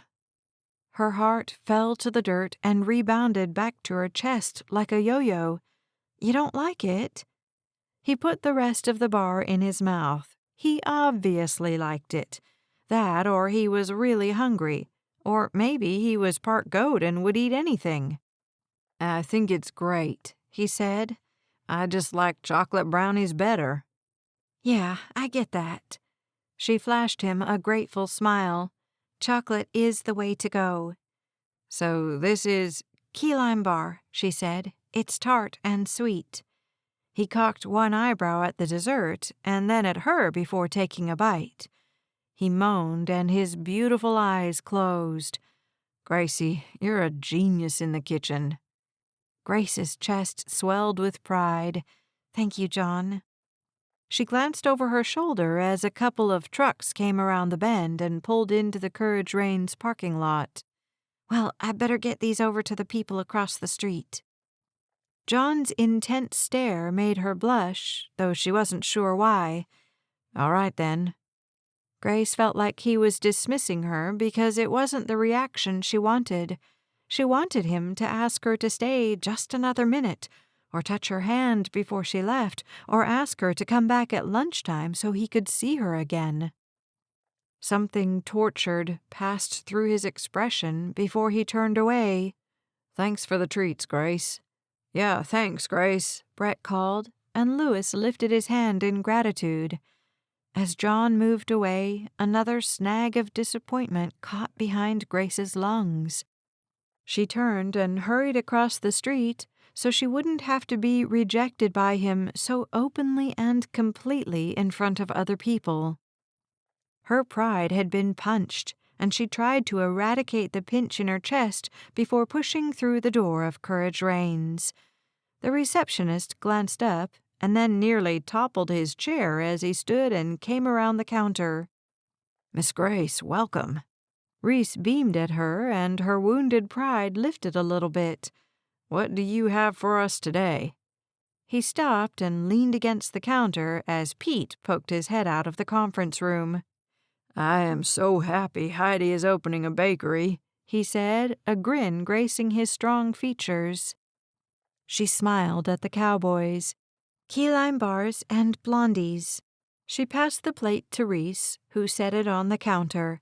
I have more in the car. I just need a couple for Heidi and the other women. I'll help you get them, Reese said. He followed her back to the car, his injured leg dragging a little bit. My wife will be upset she stayed home today. Sneak one behind the counter, Grace said. Pete'll be able to sniff that thing out by lunch. Reese chuckled. The lieutenant has the nose of a hound dog. I can take it to her on my way home, Grace offered. Is she not feeling well today? A grave look of sadness etched itself across Reese's face. She's okay. Never mind, Grace said quickly. She'd only met Reese and his wife Carly a couple of times at church, and their personal lives were none of her business. She busied herself with cutting the bars and sliding them onto another paper plate. Our adoption fell through, Reese blurted. Carly spoke to the birth mother last night, and she's dealing with the loss today. Grace's muscles tightened and her motion stalled. Oh, I'm so sorry. She put her hand on Reese's arm. I didn't know you were trying to adopt. Anger and hope and regret passed across his face. Have been for a while. He took a deep breath. It's okay. I have faith in the Lord. I believe He'll give us a baby when the time is right. Grace marveled at the strength in him. And Carly? She believes that too? She does, he murmured as he took the plate of goodies from her. We just all deal with setbacks in different ways, even if we have faith, right? Grace smiled at him.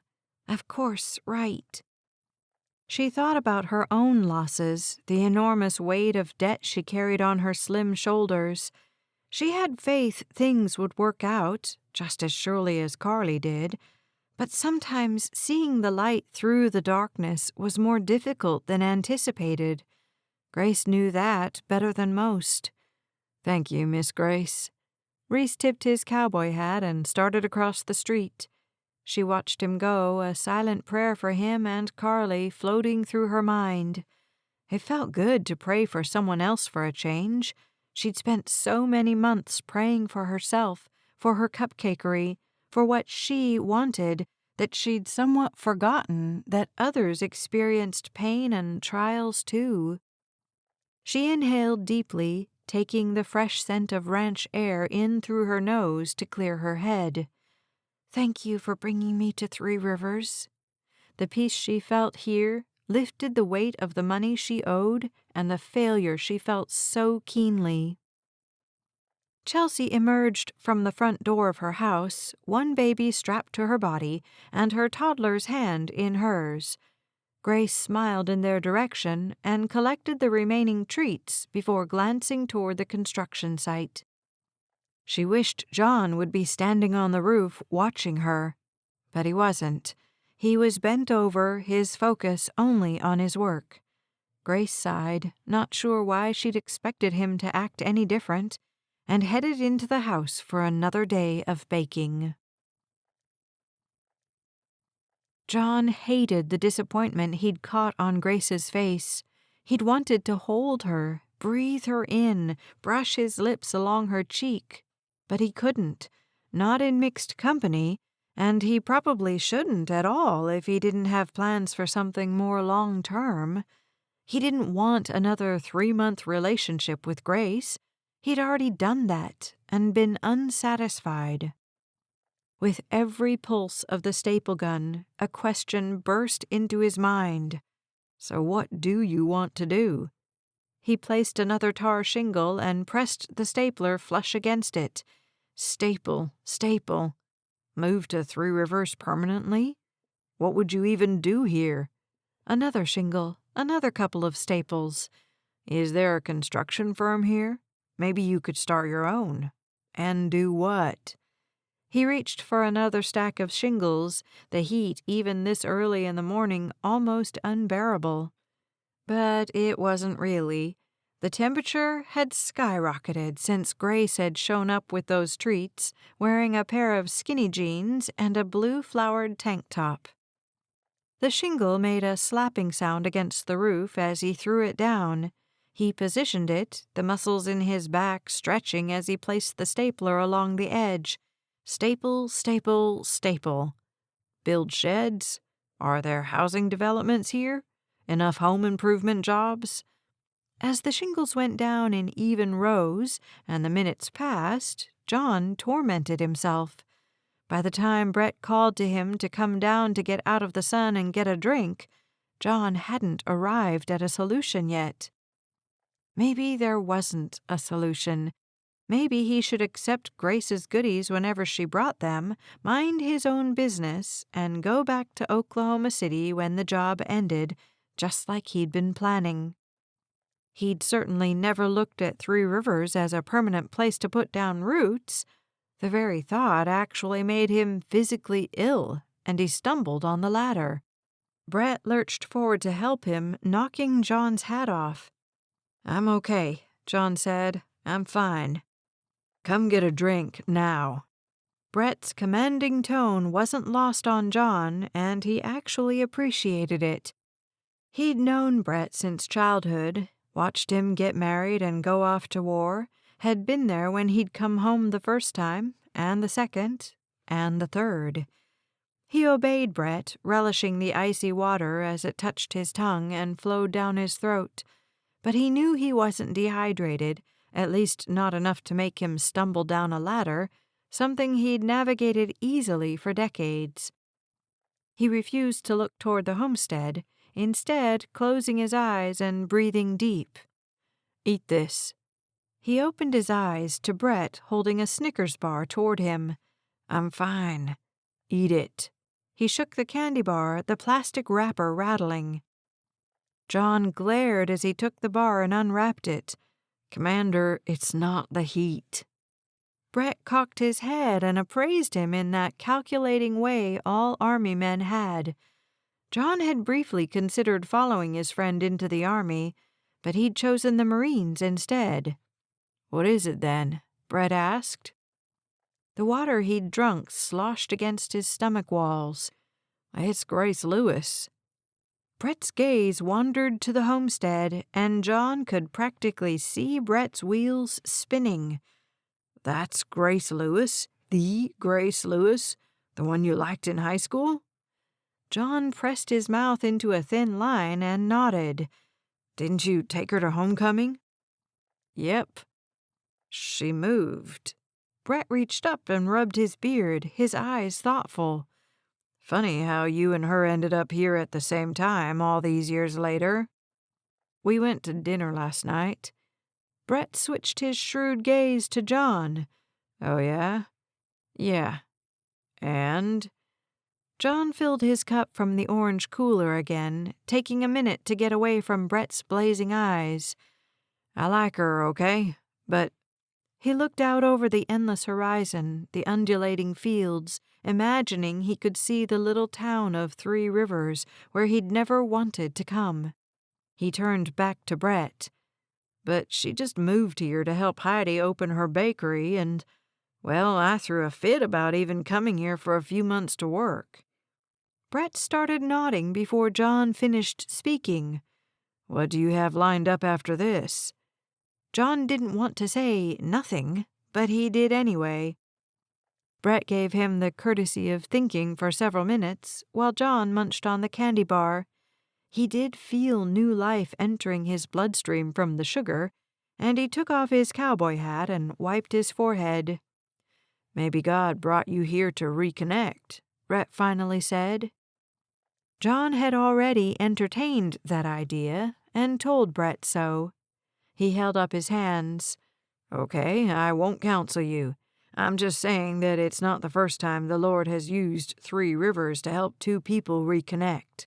He stacked his cup on the top of the orange cooler, whistled for Lewis, who had wandered out onto the plains, and started up the ladder to resume work on the roof. John took a few extra minutes in the shade, contemplating how he felt and what Brett had said. He mulled over possibilities for a long-term relationship with Grace, but before he could truly come up with one viable option, the woman who'd been tormenting his every waking thought for the past 24 hours came walking toward him. Chapter 4. Grace had begged Heidi to wait until lunch, when all the cowhands would come to the house anyway, to allow samples of the goods they'd baked that morning. She didn't mind traipsing all over the ranch. It was one way to get in her steps for the day, but she didn't want to face John again until they could be alone. Yet there he stood, alone, in the shadowy doorway of the barn he'd been working on all morning. Yes, she'd taken a peek here and there in between batches of sourdough and honey wheat, and while the cupcakes baked, she'd brainstormed staple flavors of frostings and fillings while she stood at the wide wall of windows in the kitchen. John had been on the roof all morning, his focus admirable, his work ethic second to none. Why, oh why, had Heidi timed her delivery of samples with his morning break? "Hey," she said as she approached, with a tray of her cupcakes clutched in her hands. She really wanted him to like them, as if his opinion alone could resurrect her failed business in Dallas. "Salted caramel chocolate," she said, indicating the cupcakes on her left with her chin, "and peanut butter chocolate chip. Oh, and Heidi sent samples of her bread, too. Sourdough and honey wheat. She says she'll be making sandwiches out of the bread at noon. Everyone is welcome to come eat lunch at the homestead." John patted his flat stomach. "I just ate." Her spirits deflated. "I made the cupcakes. You like chocolate." She hated that the desperation in her voice had sounded so loudly. "Look, Grace." "Okay," she said loudly as she moved to the ladder. "Boys, there are cupcakes here." It took less than 10 seconds for Brett to shimmy down the ladder. He took one of the peanut butter cupcakes Grace had presented him with, and the look of pure bliss on his face brought a smile to Grace's face. "Lunch at noon," she told him and Lewis, before turning toward the Equine Therapy Center. Kelly and Chelsea had spent the bulk of the morning talking about Pete and his program, who they worked with, and how Pete needed more cowhands to help because his clientele had expanded so much. "Grace, wait." She turned at the plea in John's voice, but she didn't give him the satisfaction of a verbal answer. Instead, she cocked her hip and waited. "I want one of those caramel ones." She made him come to her, her pulse speeding with every step he took. He selected the smallest of the cupcakes, though they all seemed to be the same size. His eyes didn't leave hers as he took a bite, the whipped cream smearing across his upper lip. Her gaze dropped to his mouth, and everything inside her wanted to lean closer and lick the cream from his lips. Startled at the strong urge, she stepped back. "Enjoy." She turned before he could see the burning in her face.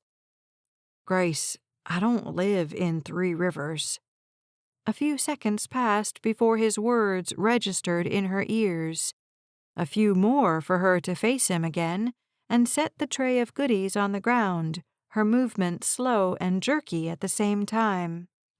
"Okay," she said to the top of his cowboy hat as he ducked his head to finish his cupcake. He licked his fingers and met her eye. "I don't live here, and I don't—" He exhaled and looked away. "You're not interested," Grace said. "It's okay, John, really." Her heart would recover.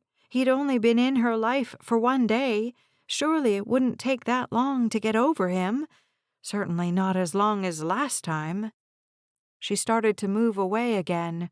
"Wait, what?" His fingers landed on her bare upper arm, sending electricity to her fingertips and into her forehead. "Of course I'm interested." His hand slid down her arm and into hers. "I'm really interested in you. I'm not interested in living in Three Rivers." Ah, so there it sat. She blinked at him, not quite sure which part of what he'd said to process first. The fact that he was interested in her, or that he'd been cold and distant that morning to deliberately push her away because he wasn't a permanent resident of the town where she now lived. How long will you be here?" She examined the worksite behind him as if the wood could tell her when the barn would be finished. "Through Christmas, probably. I was hoping to be home for the holidays, actually." He ran his free hand up the back of his neck, disturbing his hat the slightest bit. "I'm sorry about this morning. I don't know if you noticed, but—" "I noticed." She squeezed his fingers. "And it's okay. We don't have to get married by Christmas." She smiled up at him, leaning into his body a little bit more and taking his other hand with hers. "Right?" Heat and desire ran through his eyes as he gazed down on her. She lost herself to the chemistry between them, the current that connected him to her, the shelter of his cowboy hat as he dipped his face closer to hers. For one breathtaking moment, she thought he'd kiss her right then. Her lips tingled in anticipation of meeting his again. Sure, she'd kissed him before, but it had been a long time, and she couldn't quite remember the taste of him, the shape of his mouth against hers, and she wanted to. His lips skated across her cheek, landing in the hollow just below her ear. "So, what are we gonna do?" "Do?" She mimicked his hushed tone, her hands sliding up his impressive biceps to hold onto his shoulders. His kiss, though it hadn't landed on her lips, had rendered her weak. "It's only a few weeks until Christmas." "It's 2.5 months until Christmas, John." She giggled, the sound fading into a gasp as his breath coasted across her skin. "It's too soon," he whispered. Something clattered above them, and Grace jumped out of John's arms, startled and embarrassed at the same time. "John," Brett called. "Oh, there you are. You coming?" Grace had the feeling that Brett had seen their embrace and done his best to spare them the embarrassment of catching them. "Yeah." John didn't look away from her. "I'm coming." "See you at lunch." He took a couple of steps backward and lifted his hand in farewell before turning and striding toward the ladder. She watched him haul his tall, muscular frame up the rungs and disappear onto the roof. With giddiness galloping through her veins, a sense of uncertainty also tainted her thoughts. "A lot can happen in 2.5 months," she told herself as she went to deliver more samples. John adored everything Grace had a hand in creating. The bread was light and fluffy on Tuesday during lunch. The cupcakes on Wednesday possessed just the right balance of sweetness and saltiness and savoriness. The pie crust on Thursday melted in his mouth. By Friday morning, everything in John felt wound tight. He woke before his alarm, the first time in months, with Grace swimming in his head. The smell of her perfume teased him, though it wasn't present. The silkiness of her skin made his fingers itch. The softness of her neck called to him. He rose, as frustrated with himself as with the situation. He wanted to kiss her more than he wanted to breathe. But he also didn't want to kiss her and start something he couldn't finish. Not fair, floated through his mind. He didn't want to string her along for the next 2 months, only to leave town when the job was done, but the relationship wasn't. Why start a relationship? He asked himself as he stepped into the shower. He'd been asking himself the same question for days. He still hadn't found an answer. With a start that made him slip, he realized maybe he should have been asking a different question. Why not start a relationship? People had long-distance relationships all the time, and Oklahoma City wasn't that far from Three Rivers. And she'd be working a lot anyway, getting the bakery started. With a lighter heart and muscles that weren't as tight as springs, he headed out to the patio, almost tripping over Grace as he came face to face with her sitting in the very rocking chair where he'd been aiming to enjoy his morning coffee. The hot liquid sloshed over the lip of the mug and onto the back of his hand. "Grace," he gasped. He switched the mug to his other hand and licked the coffee from his hand. "Just a sec." He returned to the kitchen and ran cold water over his burning hand. It cooled in only a few seconds, long enough for her to stand and lean in the doorway, effectively blocking his escape from the basement. Behind him, Brett's alarm went off, and John heard the man start to stir. "What are you doing here so early?" "This isn't that early," she said by way of answer. "It's barely 6:30. He pointed to the coffee pot. "You want some?" She lifted a travel cup. "Brought my own." John felt trapped, unsure of why she was here and how he could get outside to the fresh air faster. He stepped toward her, taking in the magnificence of her long legs and accentuated curves as she leaned her shoulders into the doorframe. "Want to sit out here?" She backed out of the doorway and he stepped past her. "You can have the rocker." He took a position on the low wall next to the steps and took a sip of his coffee. "So if this isn't early, what is?" Collapsing into the rocking chair, she let out a sigh and sipped her own coffee. "My internal alarm goes off at 3 a.m., side effect of pastry school." She leaned her head back and closed her eyes. John watched her, his gaze sweeping over the gentle column of her neck, her shoulders. The white top she wore was gauzy and see-through to the aqua tank underneath. John's leg muscles bunched, and he didn't dare lift his coffee mug to his mouth for fear he wouldn't be able to swallow. "Did you make anything delicious this morning?" he asked, though she'd brought herself, and she was certainly delectable enough. "No, I took a long bath and read a book this morning." She opened her eyes, smiled, and lifted that lucky coffee mug to her mouth. John had never wanted to be an inanimate object so badly. He hadn't asked her to dinner again. He hadn't made the mistake of holding her in plain sight again. He hadn't done more than get her number and text her for hours after he finished working each afternoon. He wasn't sure why. Indecision, probably. After all, John was the king of indecision.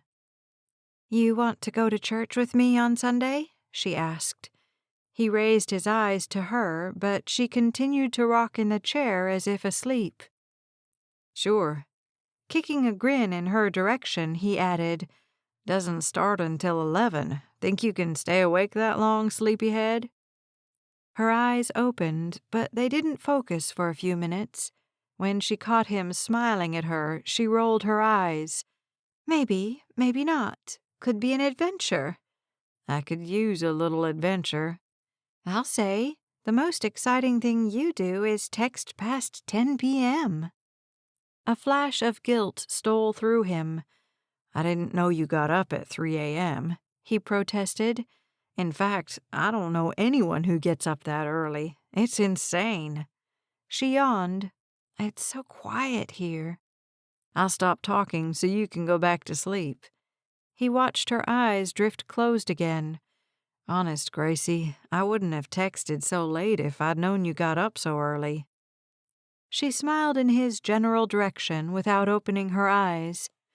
"It's okay. You can make it up to me by taking me to the picnic after church. I heard it's good."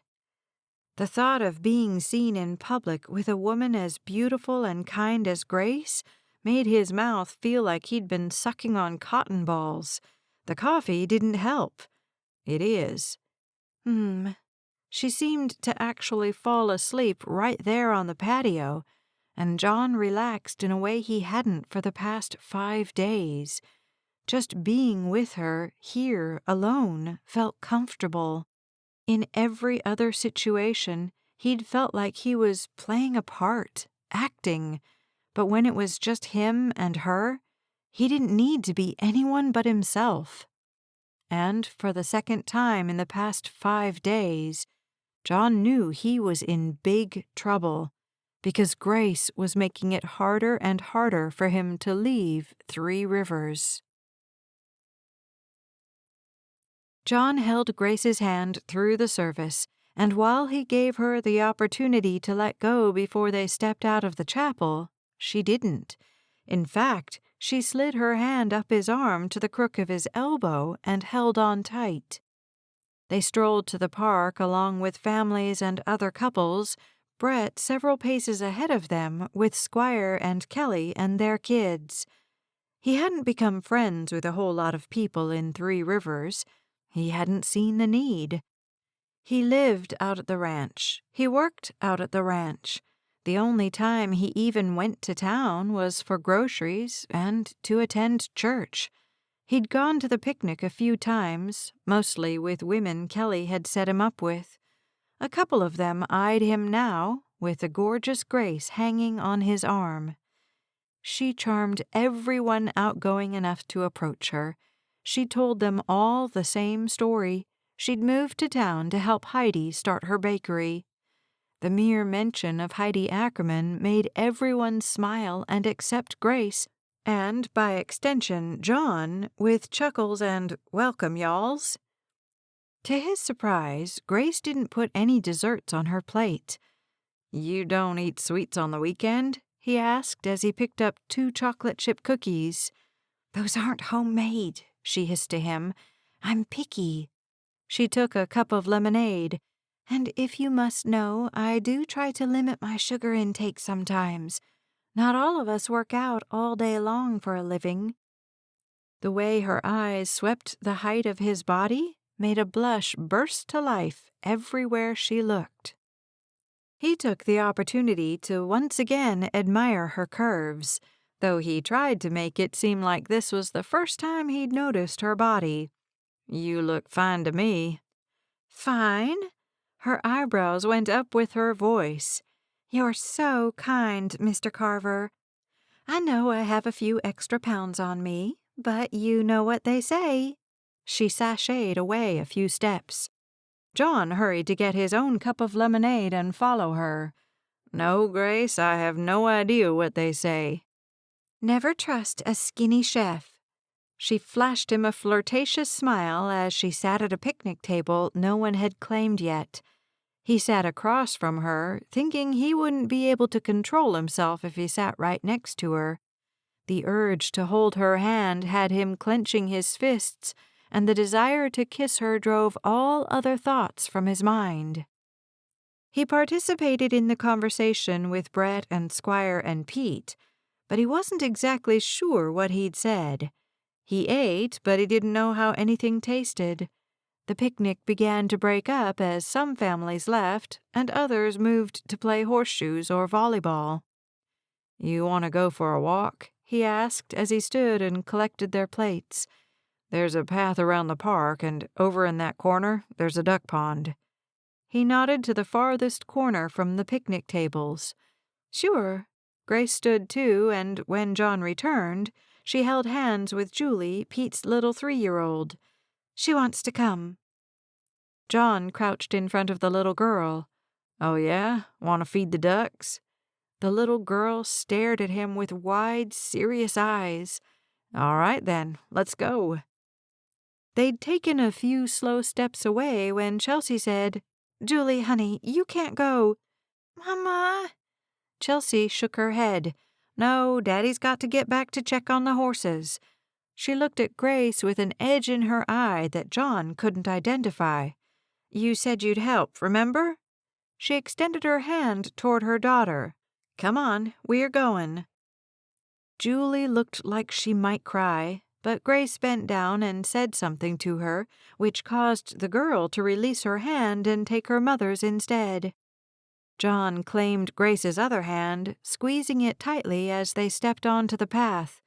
The noise of the picnic faded the farther they walked, and Grace tilted her head back and looked into the bright autumn sky. "Tell me why you don't like it here." He took a deep breath, his body filling with gratitude for his health, his job, his seemingly easy life. "I don't know." She scoffed. "That's a cop-out. You know." John half appreciated her candor and was half annoyed at her nosiness. He hadn't had anyone push him like this before, at least not for a long time. "I'm more of a big city type of guy," he said. "You still in Oklahoma City?" "My father's firm is there." "Is it still your father's?" "No." "So you own it?" "Yeah." "But you're not there." She finally turned her head to look at him. "How are you living here for this job?" He heard the why in the question, too. "I have a foreman and a floor manager who actually run the business," he explained. "I work on projects when I'm in town if they need me. Otherwise, I take the jobs that are out of town. It's easier." "Easier?" John felt weary. He wished he had the strength and endurance of the tall trees that lined the path, effectively shading them and blocking this conversation from the rest of the world. "Most of my men have families," he said. "It's harder for them to leave town. It's not hard for me." "Even when you have to go somewhere you don't like?" He nudged her with his hip. "You always this inquisitive?" She paused and looked back down the path the way they'd come. "I am when I'm trying to find a solution to a problem." His arms seemed to have a mind of their own as they wound around her waist and drew her closer to him. "Oh, what's the problem?" "You leaving town?" She looked right at him, open and honest and unassuming. "That's a problem for you?" he teased, though a vein of seriousness rode underneath his playful tone. She leaned into him and wrapped her hands around the back of his neck. "Oh, it's a big problem." She lifted onto her toes. "I'm going to kiss you now, okay?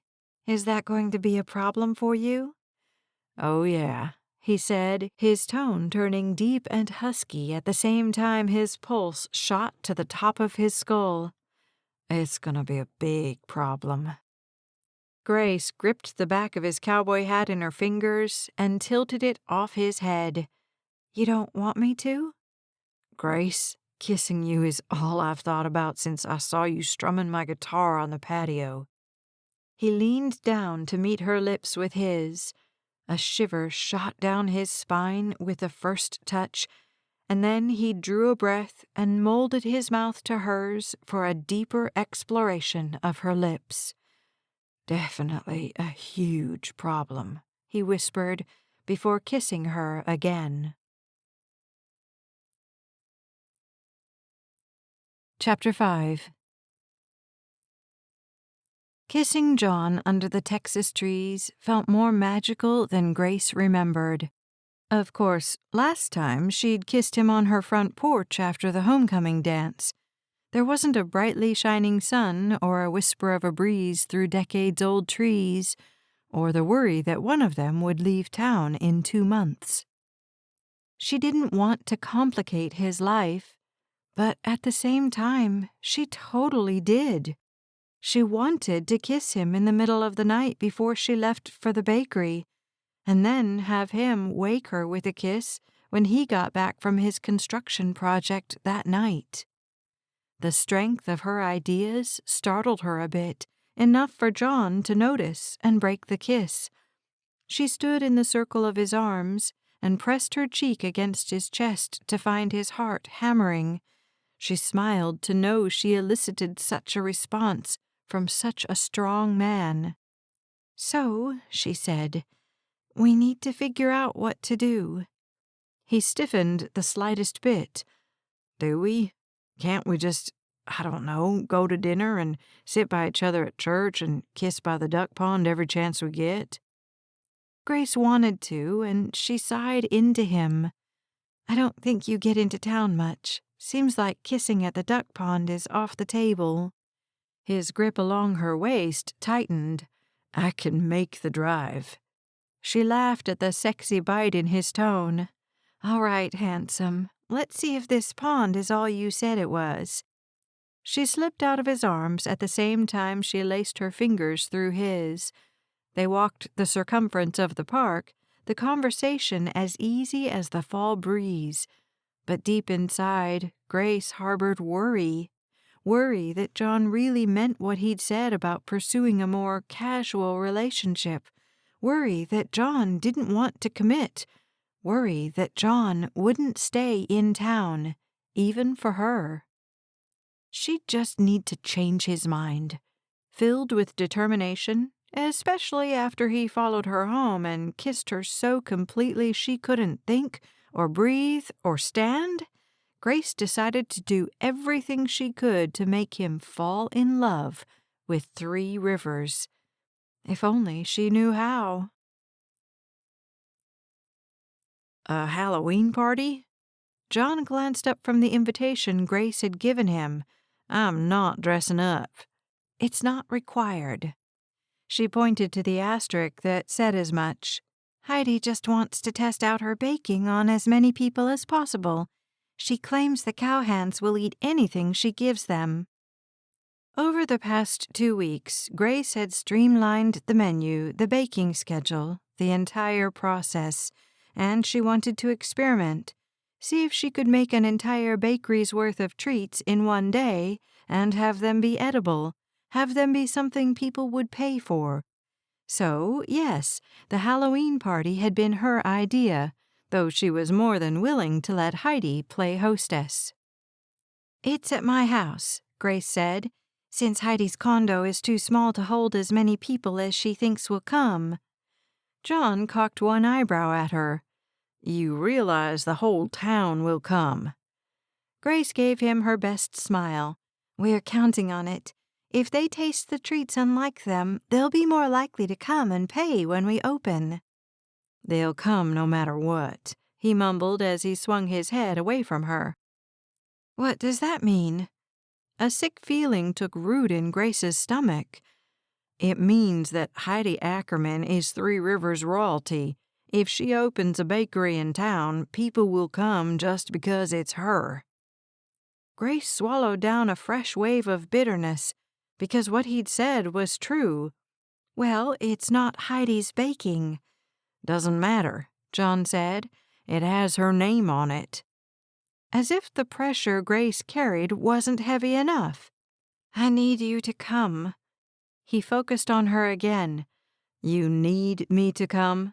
His eyes sharpened, taking on a dangerous edge she found exciting. So exciting that a grin formed on her face. "I want you to come. And yes, I need you to come. I don't want to be the only one there without someone they know." "You know people." "I know 3 people, and they'll all have husbands and children and other friends there. So I need a friend there too." He inched closer to her. "A friend?"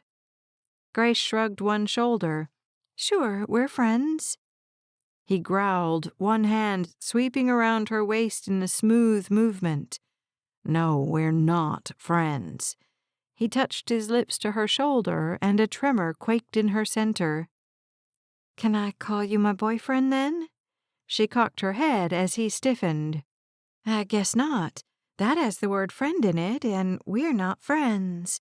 She smirked at him, but he stared at her without any hint of amusement. He brought his mouth to hers with all the urgency of a tropical storm, and she got swept up in the cool touch of his lips, the sweet taste of his tongue, the gentle pressure on her back. When he drew back, he whispered, "Fine, you can call me your boyfriend." She exhaled, trying to will strength back into her limbs before he released her. "And you'll come to the party?" "Yeah, all right. I'll come to the party." She stepped away and pulled the hem of her shirt down to straighten it. "I'm glad we've established some things today." She flounced away while he fisted the Halloween party invitation. A week later, John showed up at Grace's house a couple of hours before the party began. He pulled all the way into her open garage like she'd instructed him to, put his truck in park, and sat in it. Parking here would mean he couldn't leave until the very end of the party, after everyone else had left.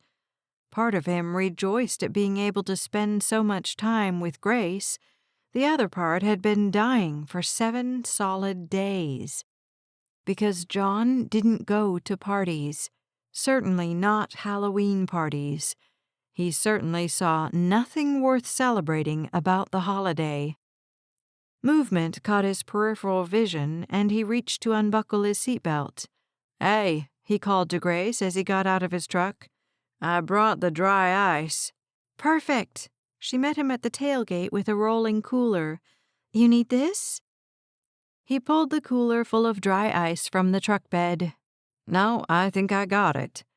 "Okay, let's put it in the kitchen. Most of the party will be in the backyard, but I've never trusted coolers to keep things cold." John chuckled as he followed her into her house. He'd never been inside, because they either went out after he finished working, or she stayed out at the ranch for the evening, or he followed her home and kissed her pressed up against her front door.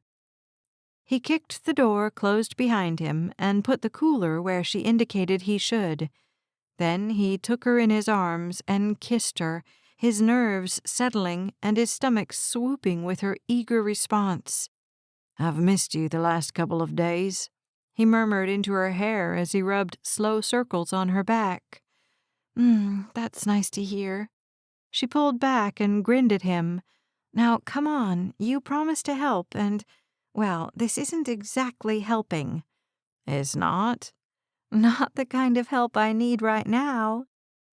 She handed him a stack of serving trays and indicated a row of folding tables that had been set up in her backyard. "Put these trays on those tables." "Yes, ma'am." He allowed her to boss him around, putting brownies on some trays and cookies on another, and tarts on still more. By the time Heidi arrived, John thought Grace had surely done everything worth doing. But Heidi brought in a basket filled with black and orange decorations, and she and Grace set about placing and adjusting and fixing every witch and each skeleton and all the bats until they were exactly right. John helped at first, but when he caught Grace moving a cauldron he'd placed too close to the edge of the table, he took to carrying things from the house to the yard until the women declared things done. By then, Chelsea and her family had arrived, along with Kelly and her family. Garth Alstrom, the foreman at Three Rivers Ranch, pulled in just as John closed Heidi's trunk and pocketed her keys. He exchanged a hello with the foreman and his wife, a sharp stab of unexpected longing knifing him between the ribs as Garth put his son on his shoulders and headed through the garage. John stood stock still, staring after them, unsure as to what he was feeling and why. He'd never thought much about having a family, never envisioned himself as married, never even considered being a dad. But now, his gaze wandered to the glowing square of a window in Grace's house, and he thought he'd like to be a family with her. Anger accompanied the thought. So what? He asked himself, and God, with an edge of fury in the question. "I'm not moving here," he vowed as he marched through the garage and into Grace's house. "I'm not." John managed to act his way through the party.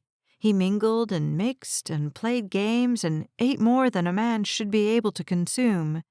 He held Grace's hand and kept his arm around her waist and pressed his lips to her temple. If anyone had any doubt about the status of his relationship with her before the party, they certainly wouldn't after. The last of the partiers finally departed, leaving Grace and John with Heidi. Her husband had been smart and driven a separate car. Feedback was amazing, Grace. Heidi beamed at her. I think the recipes we used today are the ones we should go with. I still want to try something different with that pumpkin pie tart. That will be a seasonal item anyway. Heidi's joviality faded. Grace sighed and her eyes closed in a long blink. John knew she didn't stay up until 11 p.m., and he wondered if she'd be able to sleep past 3 tonight. You're right. I'll tweak it as we go. Thank you, Grace. She picked up one basket of decor. Let me help you, ma'am. John collected a box of empty trays which had held loaves of bread when she'd arrived. It took him a couple of trips, but he got everything out to her car and Heidi on her way in just a few minutes. When he returned to the house, he found Grace fast asleep, her head cradled in her arms on the dining room table. He paused and watched her, the gentle rise of her upper back as she breathed in and out, bringing a smile to his face. He stepped toward her and crouched. "Grace," he said, but she didn't stir. For the first time, the first real time, he considered relocating to Three Rivers. He brushed her hair off the side of her face, the touch as electrifying as it was soft. "I don't know if I can do it, Gracie," he whispered. "I really don't like small towns." She sighed, and he tried to wake her again, this time succeeding as her eyes flew open.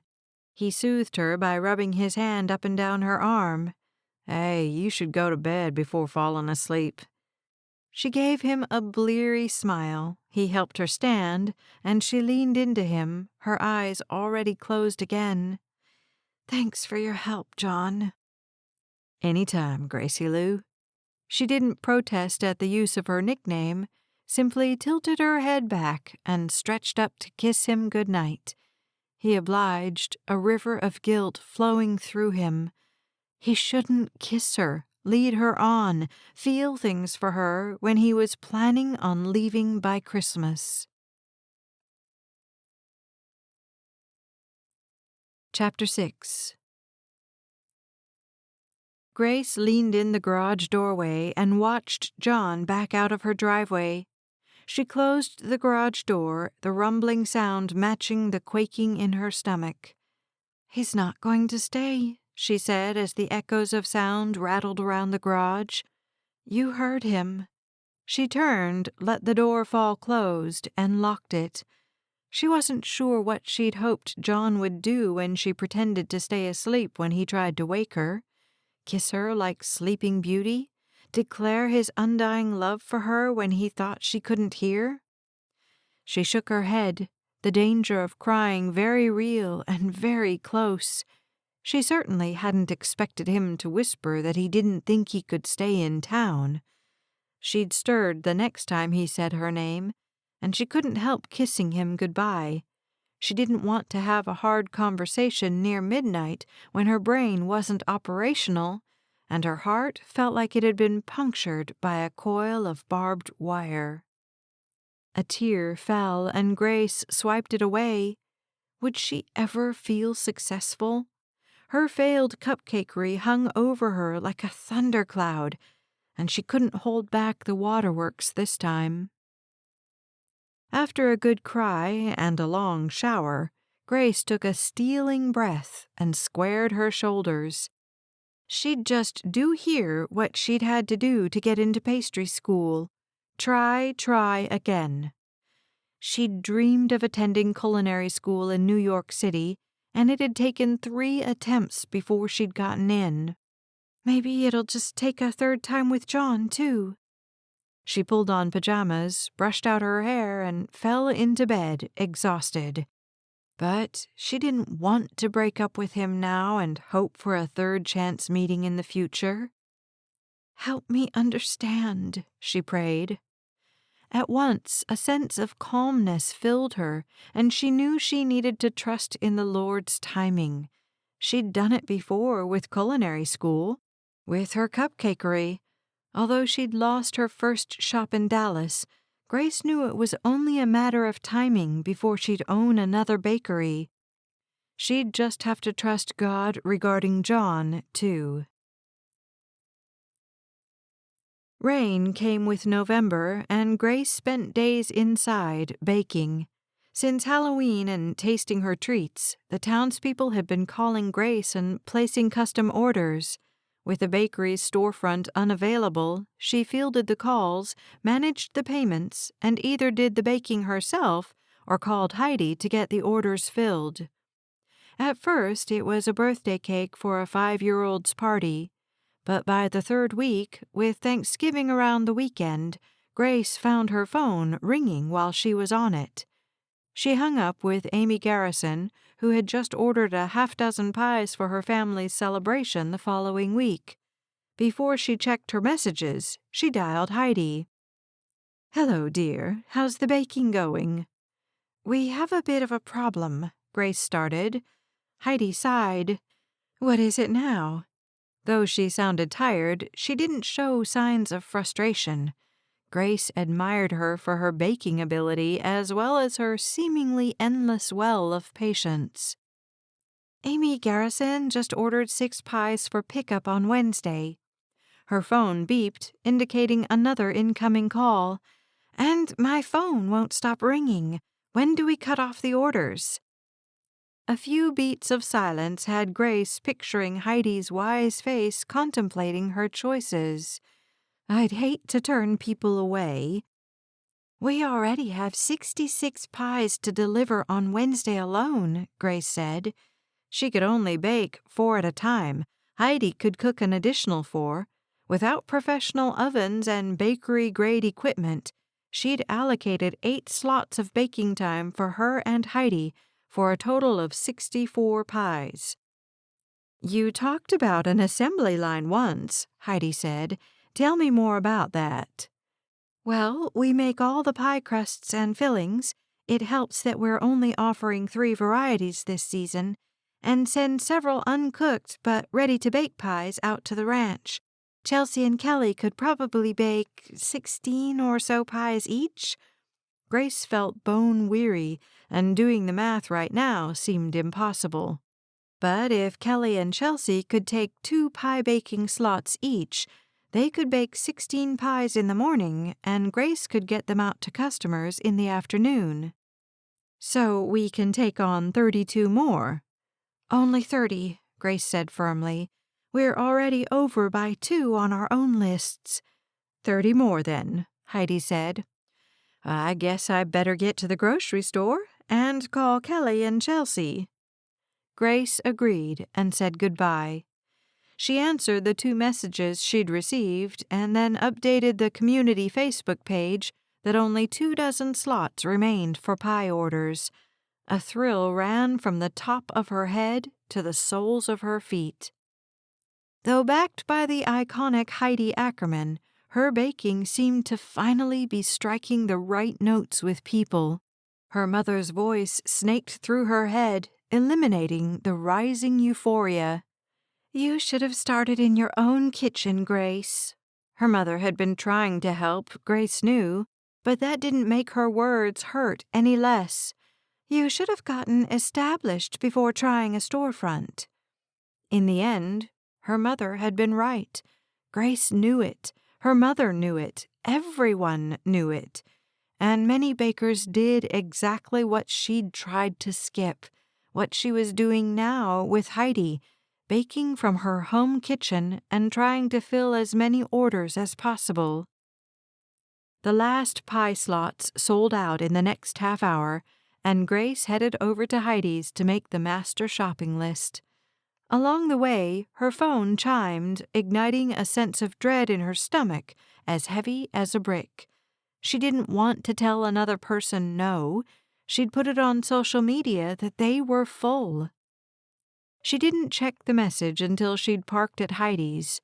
John had texted, and that sent Grace's stomach toward the heavens.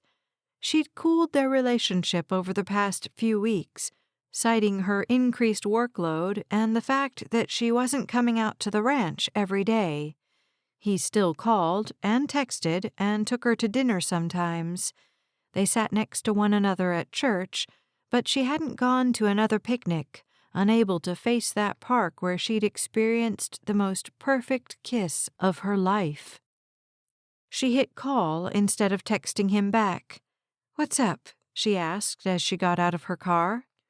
"Nothing's up. Just checking in." Like he was her father or something. Grace couldn't put her finger on why his statement annoyed her so much. "Busy," she said. "About to meet with Heidi." "I saw that you filled all your Thanksgiving pie slots." Yep. Had he called to talk about her baking? He'd never done that before, and Grace wondered if they'd hit a new low in their conversation. "That's too bad," he said. "I was hoping you and I could enjoy a candlelit dinner for two with a pecan pie for dessert." She frowned at the flirty tone, at his suggestion that they'd spend Thanksgiving together. "I thought you were going home for Thanksgiving," she said. "You're not working, right?" She distinctly remembered him telling her that Brett wanted to be home to celebrate Thanksgiving with his family, who would then be coming to Texas until the project was finished. John had complained about having to move into one of the empty cowboy cabins and fend for himself. "Those plans fell through," he said. "So I'm your second choice, is that it?" Her words flew from her mouth before she could tame them, and they had definite bite. "Grace." She paused on the sidewalk at the base of Heidi's condo. "Look, John, I think we should just be done. We've been playing around and it's been fun, but this isn't serious." The silence on the other end of the line made her check her phone to make sure they hadn't been disconnected. "It isn't?" She almost rolled her eyes. "No, it isn't. You don't live here and you have no intention of moving here. I do live here, and I'm happy here, and I'm hoping this bakery will be a huge success so I can keep living here." "Don't say it's a technicality," Grace said, her emotions spiraling up and out of control. She'd let him console her before, whisper words about how they didn't need to decide anything now. But not anymore. It was time to end this relationship, and she knew it. "I'm sorry, John," she said. "I like you. Given enough time, I'm certain I could fall in love with you. But I'm not willing to do that over the phone or on the internet." She took a deep breath to subdue the tears, but they wouldn't be tamed. "I have to go." "Grace," she heard him say as she hung up. In the next moment, a sob wrenched itself from her throat and tears painted her cheeks. She quieted herself quickly, taking a few precious minutes to make sure she was presentable before knocking on Heidi's door. The woman still saw her distress, or maybe she sensed it. She seemed to have a way of knowing things no one said or exhibited. "Grace," she rushed forward. "What's wrong?" Grace wanted to tell someone. She wanted support and encouragement from her friends, from Heidi. So she told her all about John. John stared at his cell phone like it had morphed into a four-headed dog. Had Grace seriously just broken up with him? Over the phone? "You haven't really given her a reason to stay," he told himself as he stuffed the phone in his back pocket. Her accusation about being his second choice rang true. So true it hurt John's heart to think about. She had come second these past 2 months. Second to the job, second to his own desires, second to who he'd spend Thanksgiving with. And now that his brother had given his parents a trip to New York for their 35th wedding anniversary, they wouldn't be in Oklahoma City next week. John suddenly had nowhere to spend the holidays. He couldn't join the Ackermans' festivities, as Grace would be there. "I'm heading back to get a drink," he yelled up to Brett, who called back to bring him a bottle of Gatorade. John stomped away from the construction site, angry at himself, at Texas, at the world. "What should I do?" he asked, as his fury faded, leaving only desperation and helplessness. "Make a decision," came into his mind, as loud as if someone had appeared next to him and spoken aloud. John knew he hadn't made a decision regarding Grace, and that his indecision had hurt her, though he'd been trying not to do so. If he were being honest with himself, and there was no better time to be honest with himself, he'd known something was off since Halloween. Grace hadn't inconvenienced herself to see him. She didn't drive out to the ranch when she could have. She arrived late to church and claimed she was too tired to go to the picnic.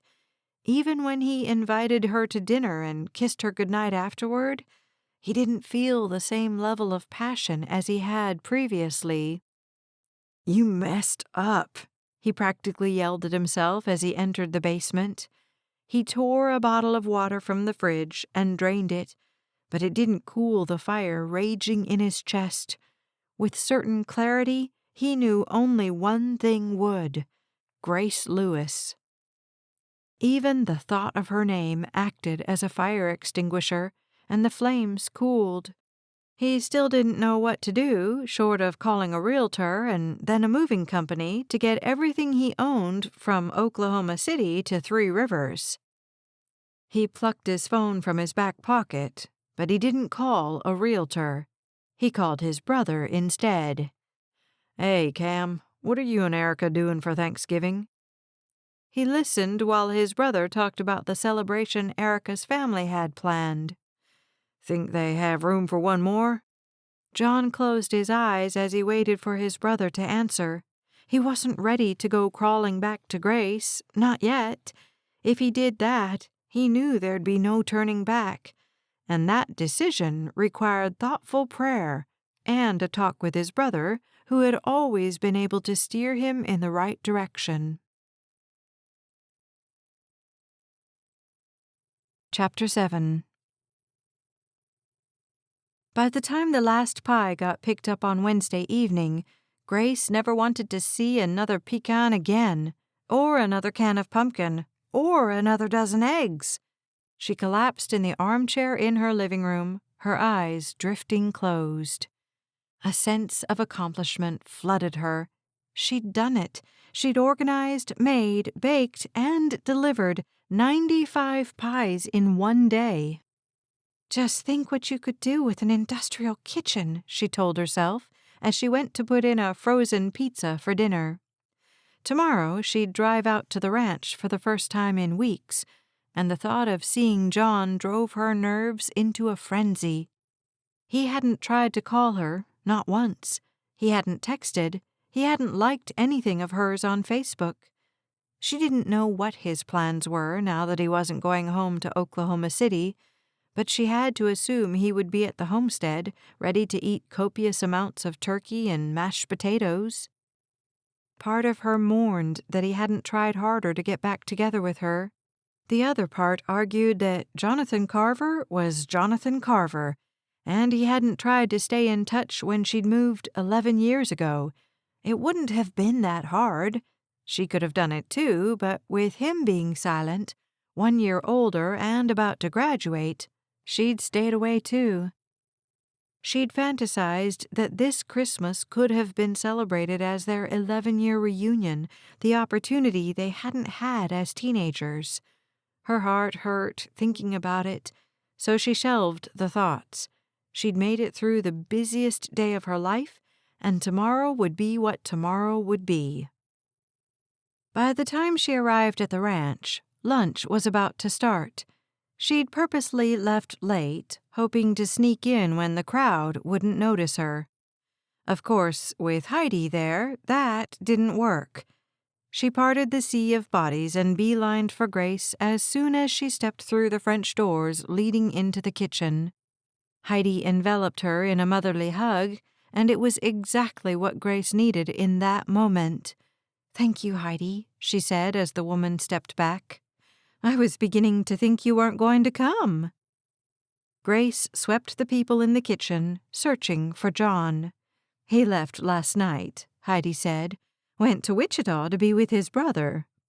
Oh. Grace didn't know what else to say, didn't know how to make sense of the relief and simultaneous disappointment threading through her. She put on her happy face, the one she'd employed while she swept out her bakery for the last time, the one she wore while she drove from Dallas to Three Rivers, the one she used whenever she didn't want anyone to know how cracked under the surface she was. Chelsea must have possessed some of her mother's X-ray vision, though, because after dinner and after pie and after the kids had been put down for naps and after the men had gone downstairs to watch football, she positioned herself next to Grace on the couch upstairs. "Where's John?" she asked as she lifted a steaming cup of coffee to her lips. "Wichita," Grace said. "Heard you guys broke up." Grace cut a sharp look in her direction. From who? Chelsea waved her hand like the living room walls had told her. He was in a real funk. It was obvious. The idea of John being in a funk over their breakup brought Grace some satisfaction. "What happened?" Chelsea asked as Kelly sat in the recliner opposite them.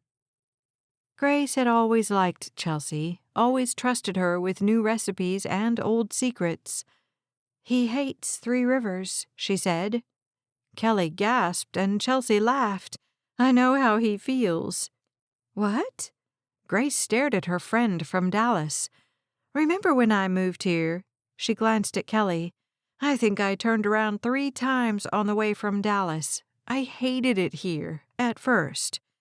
"I came back after a failed marriage," Kelly said. "Wasn't my idea of a great time either." Grace had known Chelsea needed to leave Dallas. "I assumed you were upset because of, Danny's death," Chelsea said. "It's okay, Grace. I can talk about it now." "I didn't know you didn't want to come to Three Rivers." "Heavens, no," Chelsea laughed. "I left this place as fast as I could after high school. We both did." Kelly nodded her agreement. "But I love it here now. It's quiet, peaceful, exactly where I want to raise my kids." "All good points," Chelsea said, her eyebrows raised in Grace's direction. "John and we didn't make it to the family and kids conversation. He wouldn't even talk about anything past Christmas." Bitterness surged up her throat. Chelsea put her hand over Grace's. "Be patient with him. He probably doesn't know what he wants. Not everyone is as put together as you are." Grace gave a mirthless laugh. "I am not put together." She felt like she was falling apart at the seams. "You sure are," Chelsea said. "You went to pastry school, something you've dreamed about since you were 10. Who does that? Actually knows what they want to be when they're a child and then does it." She exchanged a glance with Kelly. "He's probably afraid, worried he's not good enough for you." "I bet he feels inadequate." Grace listened to her friends in awe. She was not intimidating. No one, least of all John, should be afraid of her. And he was definitely good enough for her. The very idea that he wasn't seemed laughable. "Well, I think I'll go." Chelsea squeezed her hand. "Okay, but Grace?" She peered up into Grace's face as she stood. "Just give him some time, all right?" "Sure," Grace said, but she knew time didn't do anything. She'd given her cupcakery months to succeed, and all she'd done was dig herself deeper into debt. She drove home more determined than ever that she'd done the right thing when she'd cut John loose. John arrived at the address his brother had given him. The 2-story brick house seemed to loom over him, shout at him that he should be in Texas and not Oklahoma. But he hadn't been able to stay, to face Grace, and the thought of spending Thanksgiving alone appealed to him even less. He'd done that before, spent Thanksgiving with hundreds of other men in Iraq. No family, just the watered-down version of turkey and the hope that he'd be home in time for Cam's wedding at Easter. He'd made it then. He could do this now. He got out of the car and walked up to the front door, which opened before he arrived. Cam, his older brother, beamed at him before clasping him in a tight hug. "It's been too long, John." "You're the one who lives in Maryland." John chuckled, though he'd secretly resented Cam for years because he'd left the carpentry business for John to handle. Now, though, none of those old feelings surfaced, and John realized he'd forgiven Cam, moved on. Cam released him and welcomed him into the house. His wife, Erica, stood in the living room. A petite brunette, John felt like he might break her when he hugged her hello. She introduced him to her parents, who John thanked over and over for adding him to their guest list so last minute. "What happened in Texas anyway?" Cam asked. John flashed him a warning look and smiled. The gesture felt wrong on his face. "I was planning to spend Thanksgiving in Oklahoma City," he said, "but someone gave someone else plane tickets to New York." That shut Cam up, thankfully. John wanted to talk about Grace, but in private, without the presence of several strangers, no matter how accommodating they were. That moment didn't come until much later that evening, after visiting and dinner and coffee on the screened-in back porch. A humming space heater kept the airy room warm enough, and the hot liquid definitely helped. Erica swept a kiss across Cam's mouth and headed into the house with her parents and brother, leaving John alone with Cam. He enjoyed the silence for a few minutes, searching for a way to bring up Grace without giving too much away. In the end, he simply blurted, "So I met a woman in Texas." Cam put his coffee mug down and faced John. "Oh, yeah? You might remember her." Though John didn't really think so. Cam was 3 years older than John, and John a year older than Grace. "Yeah, Grace Lewis." Cam's blank expression indicated he did not remember Grace. And why should he? He hadn't been the one entranced by the woman's navy blue eyes, or captured by her laugh, or intrigued by her obsession with baking. So John reminded him, though Cam still didn't have any memories of John's high school homecoming dance or Grace's sudden removal from his life. "And now she's back." He ran his hands through his hair.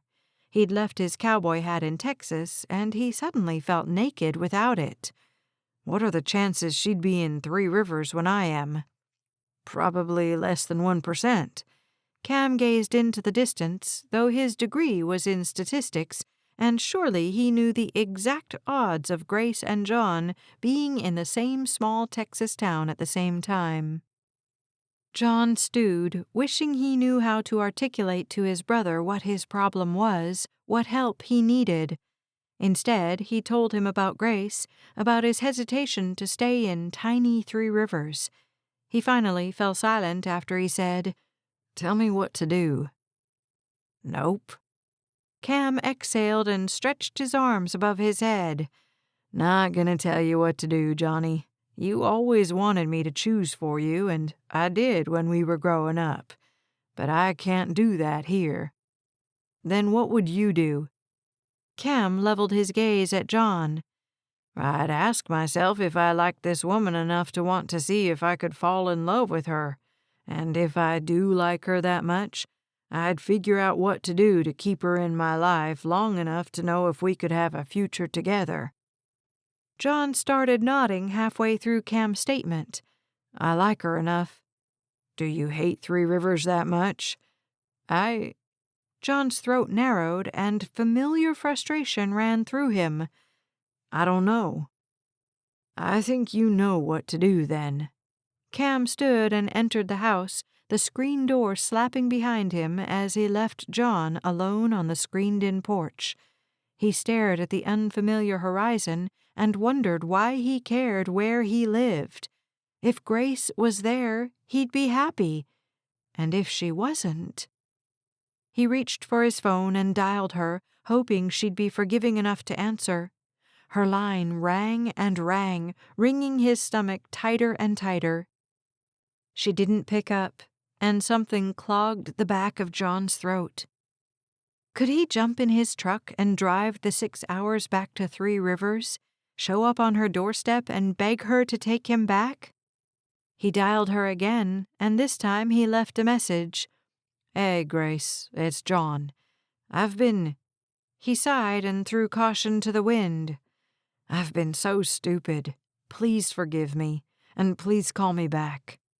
He wanted to add something more, but he couldn't say, "I love you." So he hung up with extreme exasperation pressing against the back of his tongue. A half-hour passed, wherein John pressed the power button on his phone every 30 seconds just to make sure it still had a charge. Finally, it rang. He fumbled it in his haste to answer, especially when Grace's name came up on the screen. "Grace," he said. "Hey." "Happy Thanksgiving," she said. John tried to gauge her mood by her voice, but his heart beat so loudly in his ears he couldn't. "Happy Thanksgiving to you, too. Did you get my message?" "Yes." A door slammed on her end of the line. "I didn't have service on the way back from the ranch. And you're lucky it's Thanksgiving and I'm feeling extra grateful for all I have, which, I'll admit, I hope that includes you." The wave of relief cascading over John rivaled a tsunami. He collapsed back to the chair, not quite sure when he'd stood. "I'm so sorry, Grace. I wish I was there to tell you in person." "Hearing it in your voice is enough." "So what now?"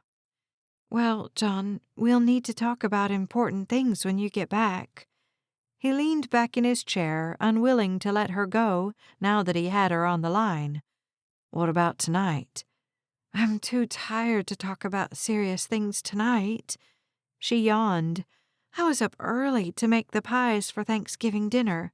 Tell me about your trip." John imagined Grace reclined in the armchair in her living room, her eyes already closed. He smiled and began to talk. Chapter 8. Grace's skin itched with anticipation, with the need to be doing something. She wasn't good at sitting, never had been. But with all the holiday orders fulfilled and nothing to do until Monday, and she wasn't even sure what she'd do then, Grace had a few days to herself. Problem was, she didn't know what to do with herself. She'd driven through her favorite Java hut and watched the sunrise over the river on the south side of town. John was driving back from Wichita today, but it was a long way and she wasn't expecting him until at least afternoon. Black Friday in Three Rivers started later than in other areas, no lines around the block before 5 a.m. here, and gradually the town came to life. Grace walked down Main Street, ducking into a few shops, until she finally found a beautiful clothing boutique. She browsed through the clothes, the scarves, the shoes, looking for something cute to wear to church. She tried on several things, made her purchases from a kind, dark-haired woman named Andy, and headed home. It was only 9 o'clock. A level of exhaustion Grace hadn't experienced since pastry school engulfed her, and she dropped her shopping bags at the mouth of the hall and dropped to the couch. She woke to the gentle pressure of John's lips against her forehead, the masculine smell of pine trees and wood smoke making her smile and open her eyes. "Hey," he whispered. "Sorry to wake you. You just looked too beautiful not to kiss." "Smooth," she said as she lifted her arms to hug him. "I'm glad you came back." She enjoyed the weight of him against her, the electricity zipping down her neck when he kissed her there, the absolute joy coursing through her that he'd called, apologized, come back. "Are you too tired to talk?" He traced his lips up her throat, and all thoughts of talking fled her mind. By the time he finally kissed her mouth, Grace's muscles felt like warm marshmallows. She twined her fingers through his dark, silky hair and gave her whole self to him. She finally put a knuckle of space between them, and his labored breathing indicated he enjoyed kissing her as much as she enjoyed kissing him. But there had to be more to this relationship than hot sparks and great kissing. "What time is it?" she asked. "Nearly 2. He sat back on his haunches as she came to a sitting position on the couch. "Want to go grab lunch?" Her stomach answered with a roar. She raked her fingers through her hair, trying to deny she'd slept for 5 hours, and failing. She definitely slept for 5 hours. John stood and slid his hand down her shoulder. "You ready?" "Sure." She collected her purse and followed him out to his truck. Her stomach twisted and untwisted on the drive there. She wanted him to start the conversation because she felt like she'd said everything she needed to already. But he told her about his visit with his brother and the drive from Wichita, and how he wished he'd been able to taste one of her pies. After being shown to a booth, John finally fell silent. Grace ordered sweet tea and fixed her gaze on him, almost like she could communicate telepathically with him. The waitress left to get their drinks, and John squirmed. "I'm not great at making decisions." Grace blinked, unsure of where he was going. "Okay?" "No, it's not okay." He rubbed his hand up the back of his neck and looked away. "It's why I'm still in construction. I couldn't decide if I should go to school, and if I did, what I should do." "You don't like carpentry?" "No, I do." He let out a frustrated breath. "I don't know how to articulate what I'm feeling." The waitress returned and took their orders, and John gulped his soda before meeting her eye again. "You've always known what you wanted to be, and you went out there and did it." He reached across the table and took her hands in his. "I love that about you, but I'm not like that. I was raised in construction, and I liked it. Cam didn't want to stick around, and I didn't have anything else to do." He shrugged. "It's not that I'm unhappy. It's just that I didn't choose carpentry. I'm not good at making choices. It's like if I do, then I might not get what I want. I might be disappointed. I might fail." Grace's chest heaved with emotion. Here was this handsome, talented man looking at her with all the vulnerability of a scared boy. She squeezed his hands and opened her eyes wide to try to keep the tears back. She couldn't quite get herself to speak yet, choked up as she was.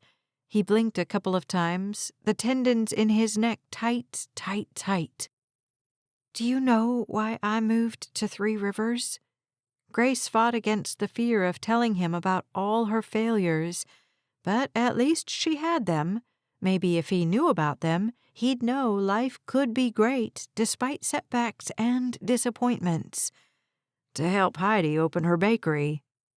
Grace shook her head. "Yes, because I needed a job after my cupcake shop in Dallas failed." She inhaled, relieved the previous emotion had settled back into her stomach. "And that was after it took me 3 tries to get into culinary school." "Grace," John said, and she loved hearing him say her name. "I didn't know. I'm sorry." His jaw tightened and he let out an angry hiss. "Here I am crying about failing, and I'm sorry." She shook her head. "No, don't feel bad. I was just trying to let you know that I've failed. I understand the fear of it.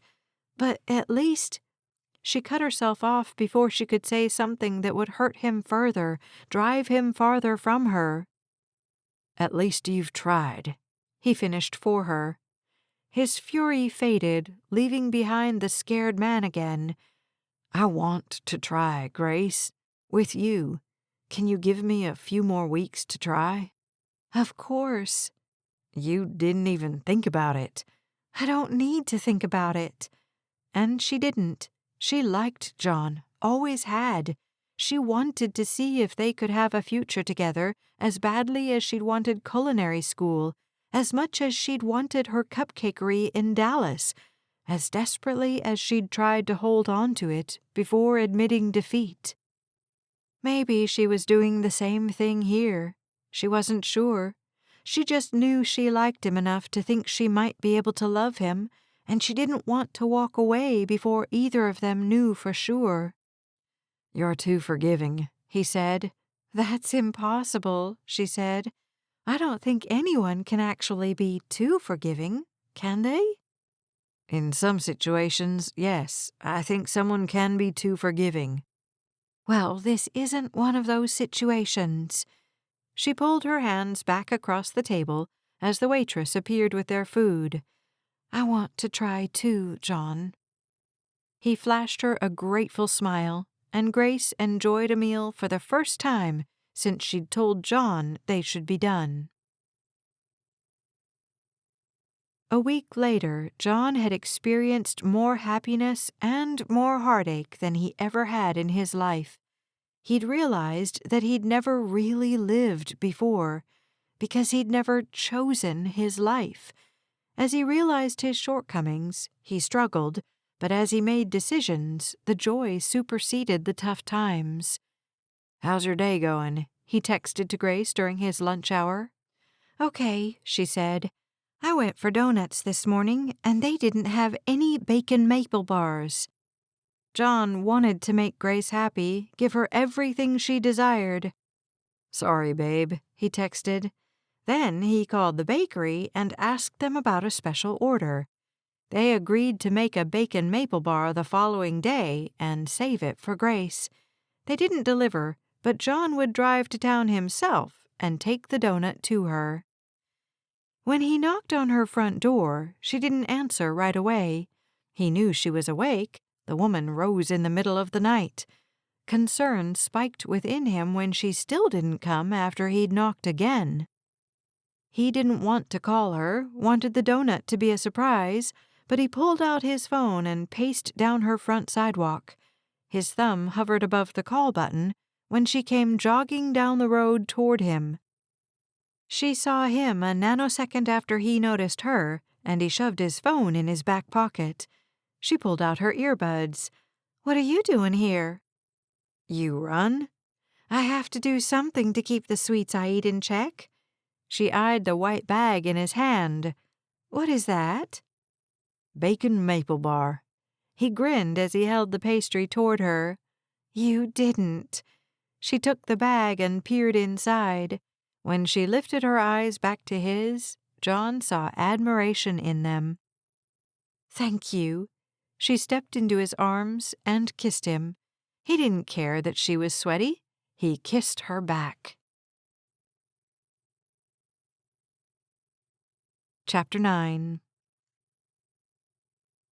Over the next 2 weeks, Grace became used to waking up to late-night texts from John. He spoiled her constantly, asking her what her interests were and planning romantic dates to the lesser-known attractions in Three Rivers. Once he'd taken her on an alphabet date, 2 of them actually, where they did everything from apple-eating contests for the letter A to taste test all the types of cheeses at the cheese factory for tea. She'd ridden horses, hiked hills, visited the botanical gardens. Three Rivers had become ingrained in her soul. She loved the shops along Main Street, the friendliness of the townspeople, the close-knit community.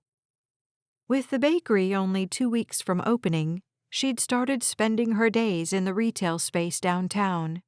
Heidi had bought the end corner of a building that had suffered fire damage. She'd spent a lot to restore it, and the kitchen gleamed in the early morning light bulbs.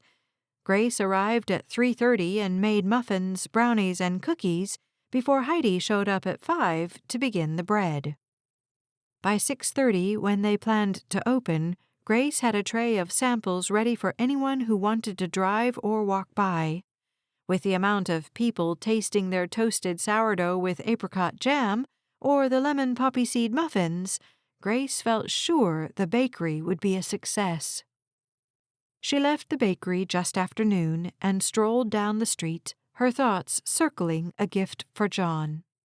With Christmas only days away, she needed something, and fast. She'd gotten to know him better these past few weeks, when they were finally able to talk about real things, their likes and dislikes, their dreams, their worries. She'd learned that he did love construction, but didn't like being tied down. The freedom for him to travel to job sites was important to him. She'd learned that he loved staying up late and Neapolitan ice cream and watching documentaries. She'd already known he was a hard worker, but the fact was driven home as he and Brett labored to finish what she'd learned was a new horse training facility before Christmas. One more day, he'd told her yesterday, which meant he'd be done today. He was planning to stay in Three Rivers for Christmas and the New Year, as well as be there to support her and Heidi as the bakery opened on January 4th. After that, he'd promised he'd know by Christmas Eve, only 3 short days away. She'd known he loved his family, but she'd learned he also wanted one of his own.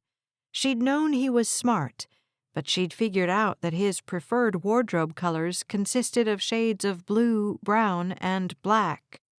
She'd already purchased a new shirt for him, in red, and a 5-gallon container of Neapolitan ice cream. But she wanted more for him. But what? She couldn't quite put her finger on. She'd already wandered the aisles of the supermarket, the hardware store, and the western wear shop. No luck. Nothing that stood out and screamed, John! He was planning a private Christmas Eve dinner for them at her house. She'd promised him a dessert he wouldn't forget. She had orange chocolate coffee cake and a coconut panna cotta on the menu. The ingredients had been bought. She'd mailed her parents a present a week ago. A lanyard specially made with a bakery logo Chelsea had designed sat wrapped under her mini tree for Heidi. Grace ducked into a jewelry store, but immediately regretted the decision. All the diamonds made her think of marriage, and she didn't even know if John would still be in town 2 weeks from now. Maybe it didn't hurt to look. Grace examined the cases of rings, finding green and blue gemstones among the purple and white. "Looking for yourself?" an elderly woman asked. "No," Grace smiled. "Just browsing.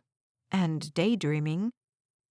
The woman left her to look while she helped another couple. Grace paused in front of the engagement rings, thinking through what she might like. She'd dated a few men in New York, but chefs often thought highly of themselves, and nothing had stuck for longer than a few months. Certainly no one had prompted her to think in diamonds. She stilled, her heart racing as though she'd just sprinted the last 100 yards of a run. John Carver was diamond-worthy. She'd wear his ring with pride. She'd marry him and be happy. Because she loved him. A smile moved across her face, stretched down into her soul. She hadn't prayed to know if John was the right man for her. Somehow, since she was a junior in high school, she'd known. Now she prayed that she could be the right woman for him, and that he would know it before it came time for him to leave town. John almost went off the road 3 times on the way to Grace's. The Christmas Eve wind had brought in a storm, but that wasn't the real reason he couldn't keep his truck aimed in a straight line. No, that blame fell on the little black jewelry box sitting on the seat next to him. He'd never been so nervous to give a gift in his life, never been so nervous to eat a meal. "It's Grace," he told himself, and the nerves faded for a few minutes, but inevitably they came roaring back. The ingredients for their candlelit dinner sat next to him, and she'd promised she wouldn't bother him while he mashed and basted and sautéed. She welcomed him with a quick side hug before she took a few of the grocery bags he carried. "It smells fantastic in here," he said, sniffing to identify the scent. "What is that?" "It's a surprise," she sing-songed. "You'll have to be patient." She toted her bags into the kitchen, but John paused by the tiny pine tree she'd set up on her end table. Acting quickly, he slipped the jewelry box out of the grocery sack and under the tree. Several other gifts sat there, and he felt certain she wouldn't notice. He joined her in the kitchen and started unpacking potatoes and green beans and onions. She said. "A man after my own heart." He laughed as she petted a potato. "You have the oven ready?" "As instructed." He nodded toward the front door. "I left the ham in my truck. It's already done. Just needs to be warmed." "Be right back." John couldn't help watching her walk away, and the feeling he'd been searching for these past few weeks manifested itself again. He was in love with Grace Lewis. He smiled at the repeated realization, his heart doing the tango as he thought about moving to Three Rivers. "You have to do it," he told himself. "She's worth it." She came back through the front door, laden with the heavy baking dish. She slid the ham into the oven, and he slid his hands around her waist. "Grace, I have to tell you something." She seemed to melt into him, seemed made to fit against him. For one moment, his brain rebelled, wouldn't control his vocal cords long enough to get them to produce sound. He swallowed and found his center when she reached up and ran her fingers through his hair. He gazed into her eyes and saw a life worth having. A life worth having only if it was with her. "I love you, Grace." She sucked in a surprised breath and blinked. "I'm going to move to Three Rivers so we can be together." He hadn't intended to give her his gift before dinner, but he found his feet moving toward the living room and his hand gently guiding a silent Grace with him. "I don't know exactly how you feel, because you haven't said anything. I know you've been giving me time and whatever, and I appreciate that. But I've made my decision." He reached for the box and picked it up. "I prayed about it, and the answer was clear. So, though I might not like Three Rivers, I love you, and because your life is here, I want to be here." He dropped to one knee, and Grace pressed both hands to her mouth, her eyes shining with what John hoped were joyful tears. "It might be fast, and I haven't asked you when you envisioned your wedding, but, Grace, will you marry me?" He flipped open the box the way he'd been practicing for a solid week and held the ring up for her inspection. She didn't even look at it. She couldn't seem to look away from him, and he gazed steadily back, hoping to be the anchor she relied on in her life. Worry had just wormed its way under his skin. When she nodded, a tear fell, and she said, "Yes," between her fingers. In a fluid motion, he stood and wrapped her in an embrace. When she stretched up to kiss him, John felt sure he was the luckiest man in all of Texas. "Best Christmas gift ever," she whispered, her lips practically touching his. "I love you too, John." He'd thought yes was the best thing he'd ever heard, but hearing Grace tell him she loved him sounded 100 times sweeter. He grinned as he slid the ring on her finger and kissed her again. "Well, what'd you get me?" She giggled, but didn't move out of the circle of his arms. "I didn't put it under the tree. It's in my bedroom." "You gonna make me wait?" He touched his lips to his favorite spot below her ear. She sighed against him. "I guess not." She stepped away and hurried down the hall. She returned a moment later with a hat box. "You see now why I didn't put it under the tree." She handed him the gift. He opened it, expecting to see a cowboy hat, and he did. One of the finest cowboy hats someone could buy. Grace. He glanced up at her. This is too much. She folded her arms. You bought me a diamond. Go on, put it on. He took out the slate gray hat, the weight and texture of it perfect. He placed the hat on his head, and genuine happiness poured through him. I noticed you favor blues and grays, she said. I thought this would match most of what you wear. He locked eyes with her. You notice what I wear? She flashed him a coy smile. You are a big, strong, handsome man. He growled, pulled her toward him, and kissed the best Christmas present he'd ever received. The end. Keep listening for The 12th Town, Book 4 in Christmas in Three Rivers. This is The 12th Town, Book 4 in Christmas at Three Rivers. Written by Liz Isaacson. Narrated by Becky Dowdy. For with God nothing shall be impossible. Luke 1, verse 37. Chapter 1. The long row of cabins at Three Rivers Ranch had never looked more glorious than they did to Taryn Tucker. She stood at the end of them on a Monday morning, her gaze stretching across all 12 of them, the same way she had last week after she'd been offered the job of cleaning them. Playing maid was a long way from having a professional makeup artist paint her face and a stylist make sure every strand of hair fell the right way. But Taryn much preferred this life to the one she used to have, or at least she hoped she would. With 11 small towns behind her, she desperately wanted to find one to live in for a while. She tucked her newly dyed black hair into a ponytail and then stuffed the ends into a messy bun before stooping for her cleaning supplies. Might as well get started. She thought about the apartment she'd been able to find in Three Rivers, a town she'd stumbled upon quite by accident the week before. She'd never seen quite such an enthusiastic Halloween celebration before, not even in New Orleans, where she'd been assigned one October a few years ago, and they knew how to celebrate death in Louisiana.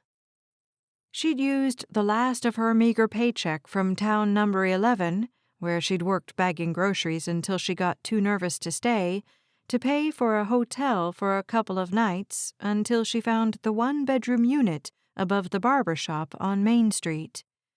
They won't follow you this far, Taryn told herself as she mounted the steps to the first cabin, the one closest to the homestead where she'd been instructed to replenish her cleaning supplies.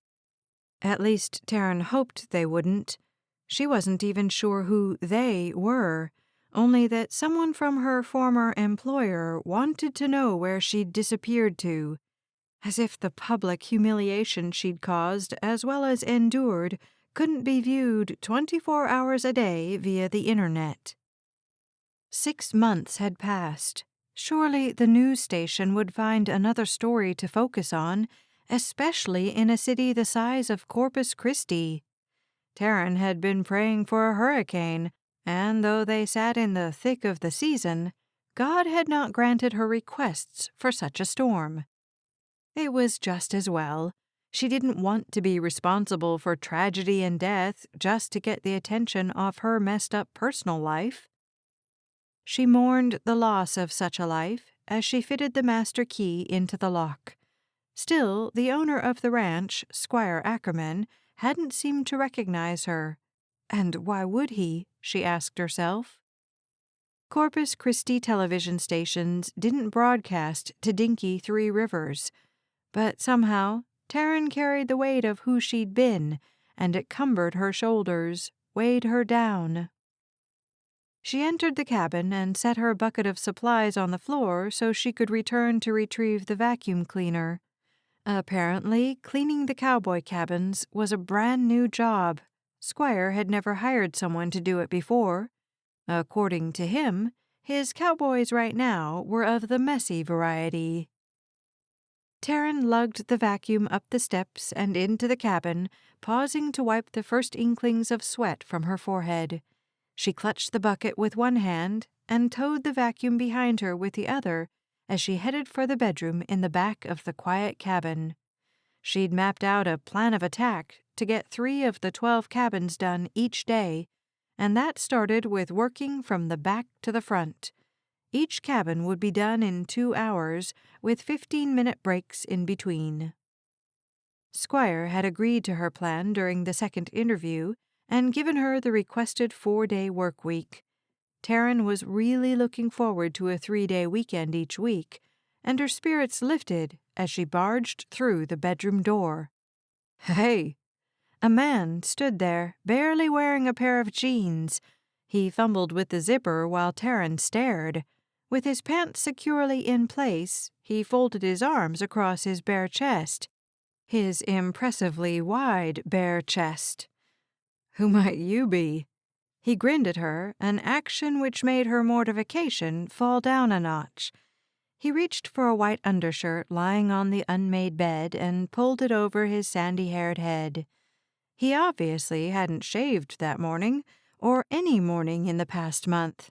Red and lighter brown salted his beard, which he'd trimmed neatly along his jawline. Taryn swallowed, unable to find her voice. His blue-gray eyes sucked at her. They seemed filled with lightning, with laughter, with life. She envied him immediately. "It's no big deal," he said. "I just don't normally have pretty women back here." He pulled a blue and black plaid shirt from his closet and put it on. "My name's Kenny Stockton." He stepped toward her and offered his hand.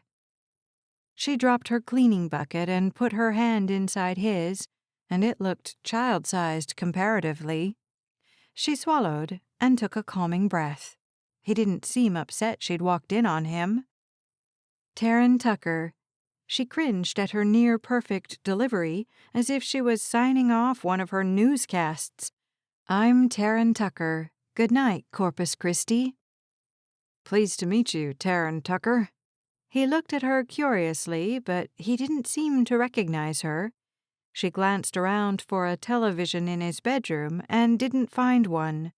Her muscles softened, and she allowed herself to smile at the handsome cowboy who still held her hand. "Sorry I barged on in," she said. "I didn't think anyone would be home. Squire said the cowhands are up early to do their jobs." Kenny slid his hand away from hers. "Yeah, I got real dirty during the haul this morning. Came back to shower before heading over to the admin trailer for my next assignment." He glanced around as if just now noticing that beds could be made. "Sorry about the mess." She forced herself to give a light giggle. "That's my job. If you go doing it, I won't get paid." And she needed the money. Her salary had long dried up, and the hourly wage jobs she'd been getting by with never seemed to pay enough. "At least you're not sleeping in your car," she thought as she searched for an outlet to plug in the vacuum. That night, though it had only been a single night, had been one of the worst of her life. Worse than the night she'd said no to her boyfriend's proposal on live TV. A chill ran down her back, and she lifted her hand in acknowledgement when Kenny said he was heading out. Relief spread through her when the front door banged closed behind him, and Taryn sank onto his bed. No tears came. She'd cried them all out in the first 3 months. Just pure exhaustion. She needed to get out of Texas if she had any hope of living a normal life. But as it always did, the thought of returning home to South Dakota brought on a wave of nausea Taryn had learned to swallow down and breathe through. Her parents hadn't seen the debacle. She doubted they had any idea that she'd left Corpus Christi 6 months ago, but she didn't want to return to Bottle Hollow and explain why. After all, she'd vowed never to return when she'd left a decade ago. She spoke to her mother from time to time. but her father still hadn't opened the lines of communication. Some words took longer to fade to whispers, Taryn supposed. Or perhaps her father was as stubborn as her mother always said he was. She inhaled deeply to inflate her chest and focused on the closet in front of her. A gray camouflage hint of fabric caught her eye, and she sprang to her feet and shoved the clothes which concealed the uniform to the left. U.S. Marines. Her chest rose and fell in shallow breaths. Stockton sat above the right breast pocket, and Taryn wondered where he'd been stationed, how he'd gotten out of the Marines, and why he'd chosen ranching instead of something like law enforcement, the way her brother had. She took a deep drag of air, expecting to find the woodsy, spicy scent of Colin. She didn't. She hadn't since his death 3 years ago. Still, something about this desert cami called to her. Another breath revealed a new scent, one that wrapped through her soul and wound around her toes. This one smelled like fresh cotton and outdoorsy dryer sheets, and something deeply masculine. Kenny's scent. Taryn closed her eyes and reveled in it, a fistful of his uniform clutched in her fingers. Something beyond the house snapped, and her eyes snapped open. She stumbled away from his personal belongings. Embarrassment flooded her. "Get a grip," she muttered to herself as she started the vacuum. She attacked the clutter and dust in Kenny's cabin with vigor. After all, she wasn't in town to get involved with another Marine, even if he smelled as wonderful as she imagined heaven to be. Even if his eyes carried a twinkle and his deep voice sang to her soul, and his muscles testified of his impressive physique. No, she'd had enough of cops and servicemen, enough of watching them die the way her brother had, enough of dating them and then humiliating them when they proposed to her. Familiar remorse combined with an inexplicable rage hit her right behind the breastbone. Chris should have known not to surprise her like that. Nothing about their year-long relationship had suggested she'd enjoy an on-air proposal. Her refusal was his fault, and yet she'd lost everything because of it. Taryn left Kenny's cabin in tip-top shape, determined not to let her ex-boyfriend into her thoughts, her decision-making, her life. Not anymore. As she entered the next cabin, she looked up into the rafters of the porch as if gazing toward heaven. "Help me find what I need here," she prayed. If only she knew what that was and how to get it. "What's your deal today?" Kenny looked up at Lawrence's question, his mind still trying to focus on organizing the words into a sentence that made sense. He blinked and looked at the horse he'd been brushing. "No deal. I've been talking to you and you don't respond." Lawrence led his horse into the stall and latched it. "It's like you've got a lot on your mind." He leaned against the fence and grinned. "But you're Kenny, so that can't be true." Kenny chuckled with his friend. "I suppose I've been distracted today." Distracted by a gorgeous pair of brown eyes and hair he'd been speculating on its true color for most of the day. The black on Taryn obviously came from a bottle. "You been looking at a new horse?" A twinge of disdain pinched behind Kenny's eyes, but Lawrence wouldn't automatically assume Kenny had been distracted by a woman. He rarely made it past the 3rd date, and the last woman he'd been out with declined his dinner invitation, claiming he was too happy. Well, Kenny didn't know how to be unhappy. Didn't really seem to be in his nature, and he certainly wasn't going to apologize about his glass-half-full attitude. His time in the Marines had taught him to see the darkness, the evil, the horrors of this world. He didn't want to exist there all the time. He thanked God every day that he'd been able to serve his country without losing his life. So many others didn't. He'd served 2 4-year terms of active service before leaving the Marines, before wandering the country in search of what to do next, before he'd found Three Rivers Ranch. His father had known Garth Alstrom in Montana, and Kenny had come to Texas a few years ago looking for a job. Garth hired him the same day. Another blessing. Hello? Lawrence waved his hand in front of Kenny's eyes. Must be a beautiful horse. Kenny didn't correct him. So he'd thought Taryn was pretty. Every man who looked at her surely thought that too. She was petite and polite, which led Kenny to believe she'd been raised in the South. The heat from her hand still burned in his, and he fisted his fingers as he finished his last chore before heading back to his cabin. For one small moment, he fantasized about walking in on Taryn. But the idea was ridiculous. Squire had hired her to clean all the cabins, as well as the administration building. It wouldn't take her all day to clean his cabin, though it was a bit of a pigsty. Sure enough, when he tried to enter his cabin, the door was locked. He fished his keys from his pocket and entered the quiet cabin. His roommate, Charlie, would be home in a few minutes, and Kenny took the opportunity while he was alone to admire the freshly vacuumed rugs, the straight pillows on the couch, and his crisply made bed.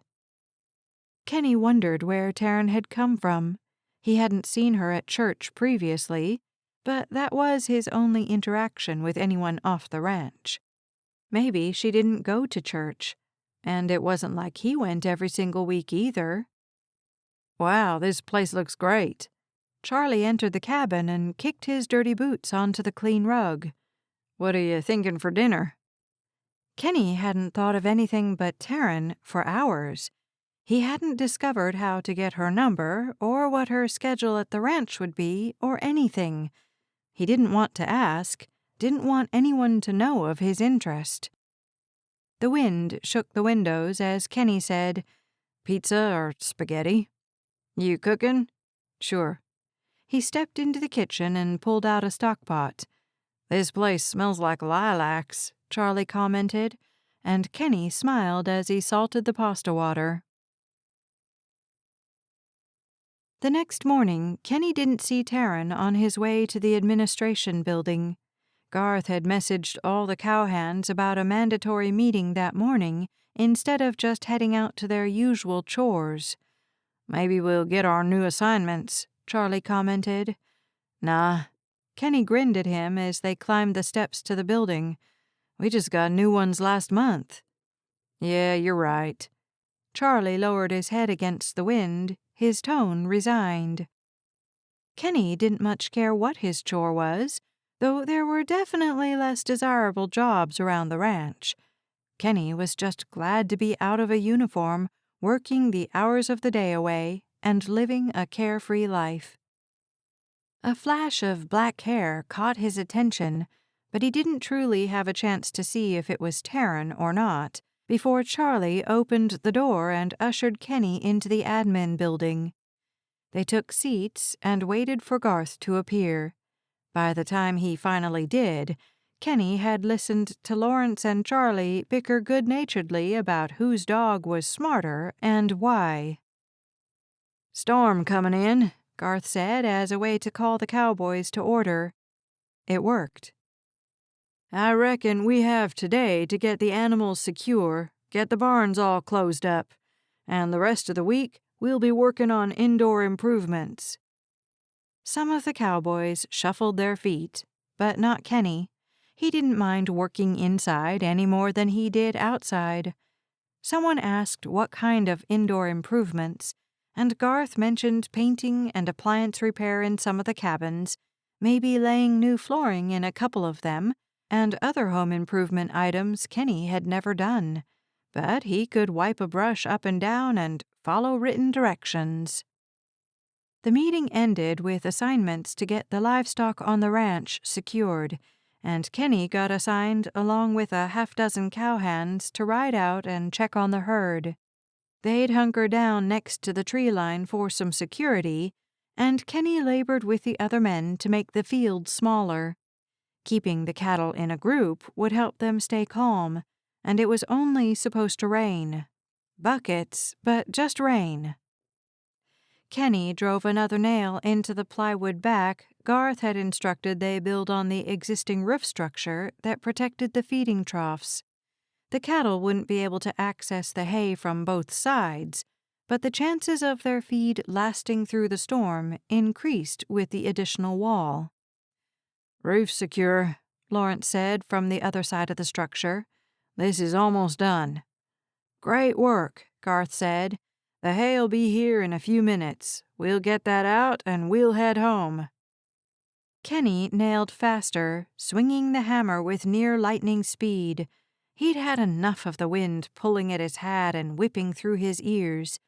He wasn't sure Texas ever got truly cold, but with this wind and the threatening gray sky, a chill skated over his arms. The trucks arrived, and the men set to work filling the troughs. Grass still grew in this field, too, but no one would be out to check the herd for 3 days, and Garth wasn't the kind of foreman who took chances. Kenny knew he'd come out in a hailstorm to check on the cattle if he was concerned about them. He finished up his job and helped get the last of the hay out.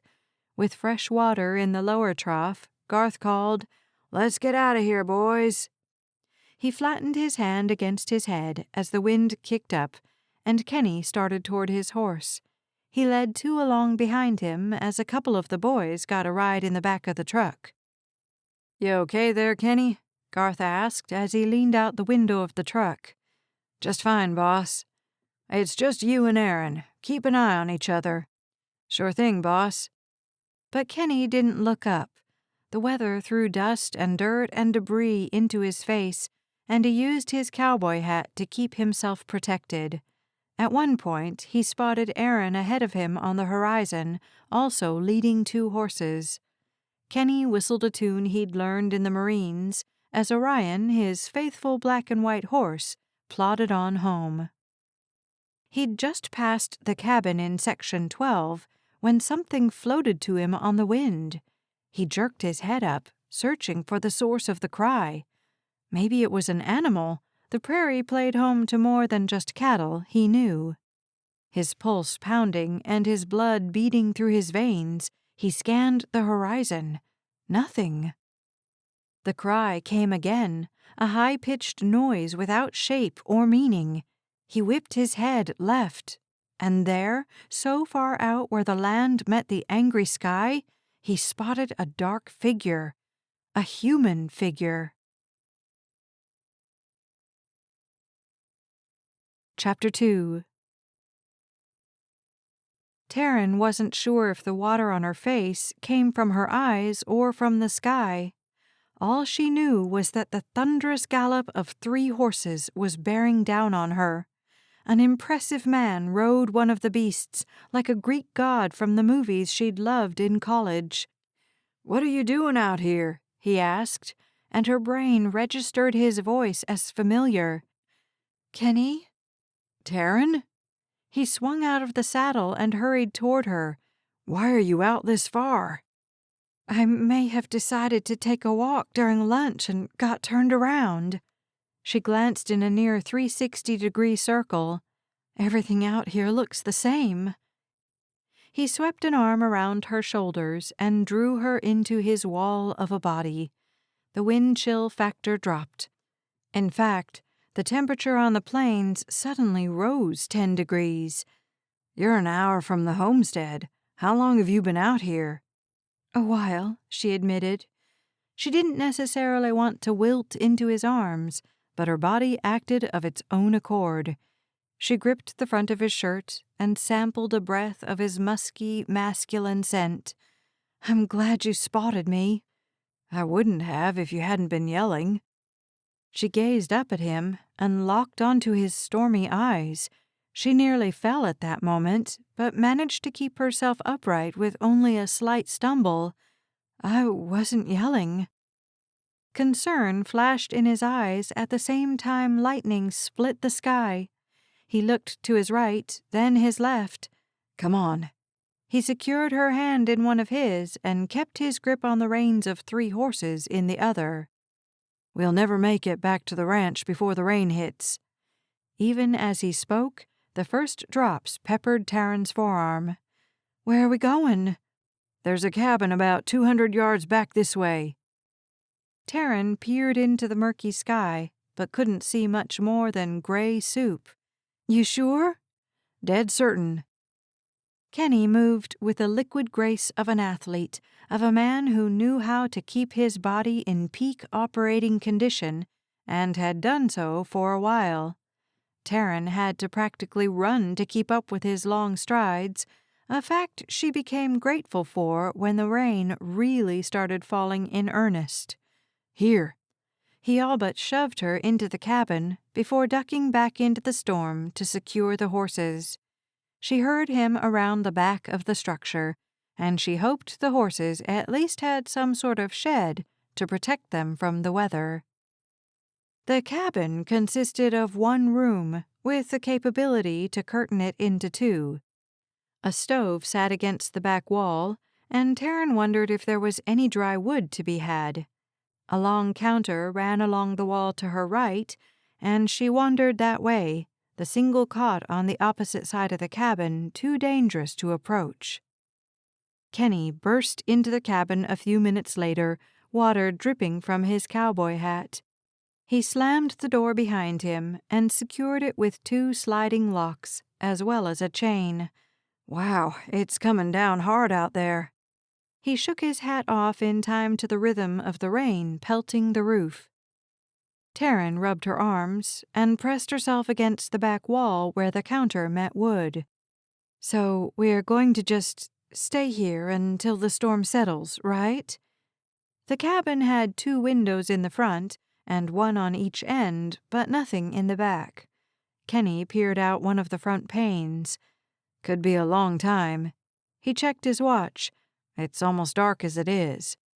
He turned back to her, a half smile on his face.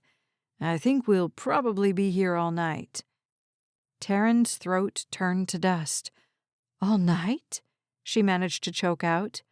She glanced around wildly, like the cabin would suddenly transform and provide her with a hot bath, a private bedroom, and silk pajamas. How is that possible? Kenny chuckled as he stepped to a wardrobe in the opposite corner that Taryn hadn't seen. We've got blankets here, some emergency food, a radio. I'll call in and let Garth know where I am. We'll be fine until morning. I can't stay out here all night. She eyed the single cot like it had done her wrong. Kenny tossed 2 blankets onto the cot and raised his eyes to hers. Why not? Did he really not get it? There was 1 bed, 2 of them. Emergency food. Surely that tasted about as good as it sounded. No wood. Can we light that stove? She asked. Demanding little thing, aren't you? He added a genuine laugh to the end of his statement, and Taryn got caught up in the warmth of it. How could he be so cavalier about this? Was he always so good-natured? There's wood in the shed out back, he said. I shoved the horses in there, too. He rooted around in the closet. But here's some pellets for them. I'll go feed 'em and bring in the wood. He grinned at her. You can make your bed. He produced a sleeping bag, and Taryn was beginning to think that wardrobe was a cousin of Mary Poppins' tote bag. I'll sleep on the floor. He zipped over to the front door, unchained it, and darted into the storm before Taryn could put 2 words together. The man's energy almost unnerved her. She'd cleaned 2 cabins today before getting lost, and the weight of her exhaustion had her crossing the room and flopping onto the unmade cot without another thought. Kenny found her there, and he stopped by the wardrobe before approaching her. You should eat something. He held out a silver package. She took it, but the thought of putting whatever it held in her mouth made her stomach revolt. "You're not going into shock, are you?" Kenny crouched in front of her and examined her face. "I totally think you are. You look pale." He reached up and brushed her hair from the side of her face. "You need to eat and drink, and get up. Come help me start this fire." He gently placed his hand in hers, and she let him lead her to the pot-bellied stove. In fact, she would have gone anywhere with him at that moment. Strong and sure and smelling so good, Kenny seemed like the knight in shining armor Taryn needed in her life. She listened to the bass timbre of his voice as he instructed her to place the wood just so, to crumple up the newspaper they kept stored at the cabin, to strike the match. She moved in a methodical way to match his voice, and before she knew it, the heat of the flames licked her face. She grinned and tipped her head toward Kenny's. With only inches between them, Taryn froze. The happiness in Kenny's eyes brought tears to hers. She'd been happy like that before, too, but not now. "Hey," he said, swiping his thumb under her eyes. "Don't cry now. I'm no good with beautiful women who cry." She employed every ounce of self-control she had and willed the tears back into her chest, where they thankfully stayed. "I'm so glad you found me," she said again. "I don't think I would have ever found this cabin, and I certainly wouldn't have survived out here all night." A gust of wind shook the cabin, emphasizing her statement. She shivered with the thought of what would have happened to her had he not seen her. "It's a miracle," he whispered. "Do you believe in miracles, Taryn?" The earnest way he watched her spoke to her soul, and now the flames in the room weren't only coming from the stove. "Yes," Taryn said, "I believe in miracles." Kenny's lips spread into a smile, and Taryn wondered what they'd feel like against hers. Startled at the thought of kissing a near stranger, she cleared her throat and turned away. "Okay, let's get this place set up for tonight." Already the light was almost gone, and Kenny rummaged through the closet until he found a flashlight with the weakest beam Taryn had ever seen. Still, it was enough to get the blankets on the cot and the cot in front of the fire. Kenny gave her 2 bottles of water and told her to drink them before she fell asleep. He spread his sleeping bag just behind her cot, and if she let her arm slip over the side, she could hold his hand. Thoughts of doing so entertained her while she ate the protein bar he'd given her and drank her water. She watched the flames in the stove play together while she considered what to do with the feelings of attraction sparking between her and this marine cowboy. No matter what she came up with, she knew she'd end up getting burned. Kenny couldn't stand the silence in the cabin. Well, it wasn't completely quiet. The rain created a symphony with the fire spitting in the stove. "How long you been in 3 Rivers?" he asked, his curiosity on the matter unending. "About a week." The sadness in her voice, the fear he'd seen in her eyes, the way she cried so easily, told Kenny to tread lightly and be careful with her. At the same time, he wanted to see if he could make it to a 4th date with Taryn, a feat he hadn't accomplished in a while with any woman. "What brought you here?" "I needed a job." She sighed, the sound adding music to the cacophony of nature sounds. "Well, and the town's Halloween festivities lured me in." "Oh, you like Halloween?" "Not particularly." She turned toward him, and the fire backlit her face. "But the joy permeating this town, the way everyone seemed to know everyone else, and the whole community came together." She barely lifted her top shoulder. "I liked how it felt here, so I decided to stay." Kenny basked in the warmth of her story. 3 Rivers is a magical place," he agreed. "Where'd you come from?" "Here and there." He couldn't see her face, but the closed-off tone of her voice probably would have manifested in an icy glare in those luxurious brown eyes. He much preferred them to swim with heat, soften like melted chocolate, the way they had just before a tear had escaped. "I'm from California originally," he said, deciding to fill the silence with his own story. Seemed like Taryn didn't want to talk much, though he did wonder what kind of woman could roam the panhandle of Texas until she found a town she felt like staying in. "Served in the Marines for almost 10 years. I got out of active service about 3 years ago, and my dad knew the foreman down here. Ranching seemed as good as anything else I might do with my life." He spoke to the ceiling as an overwhelming feeling of peace flowed through him. He hadn't known what to do when he'd graduated high school, thus the enlisting in the Marines. And almost 9 years later, when he got released, he still hadn't known. But he knew now. God had led him to Three Rivers. He loved the small town, loved that some of the roads in the older part of town were only wide enough for one car, loved the quaint atmosphere of country living, loved that he could feel things here that he couldn't in the city, because it was quieter and slower and simpler. "You sound like you love it here," she said. "I do." He chanced to glance at her, but she'd rolled onto her back too. "You will too, Taryn," he promised. "Like I said, there's something healing and magical about Three Rivers." Several heartbeats passed, broken when she said, "That's exactly what I need." Kenny could feel it. Her tension rode in her shoulders, in the tense lines around her kissable mouth, in the way she so easily wandered away from a ranch and couldn't get back. He woke some time later, unable to distinguish between having his eyes open or closed. "Taryn," he whispered. "The fire went out," she hissed back. "It's freezing in here." The chill of Kenny's nose suddenly felt like it had been frozen in liquid nitrogen. "I'll get it going again."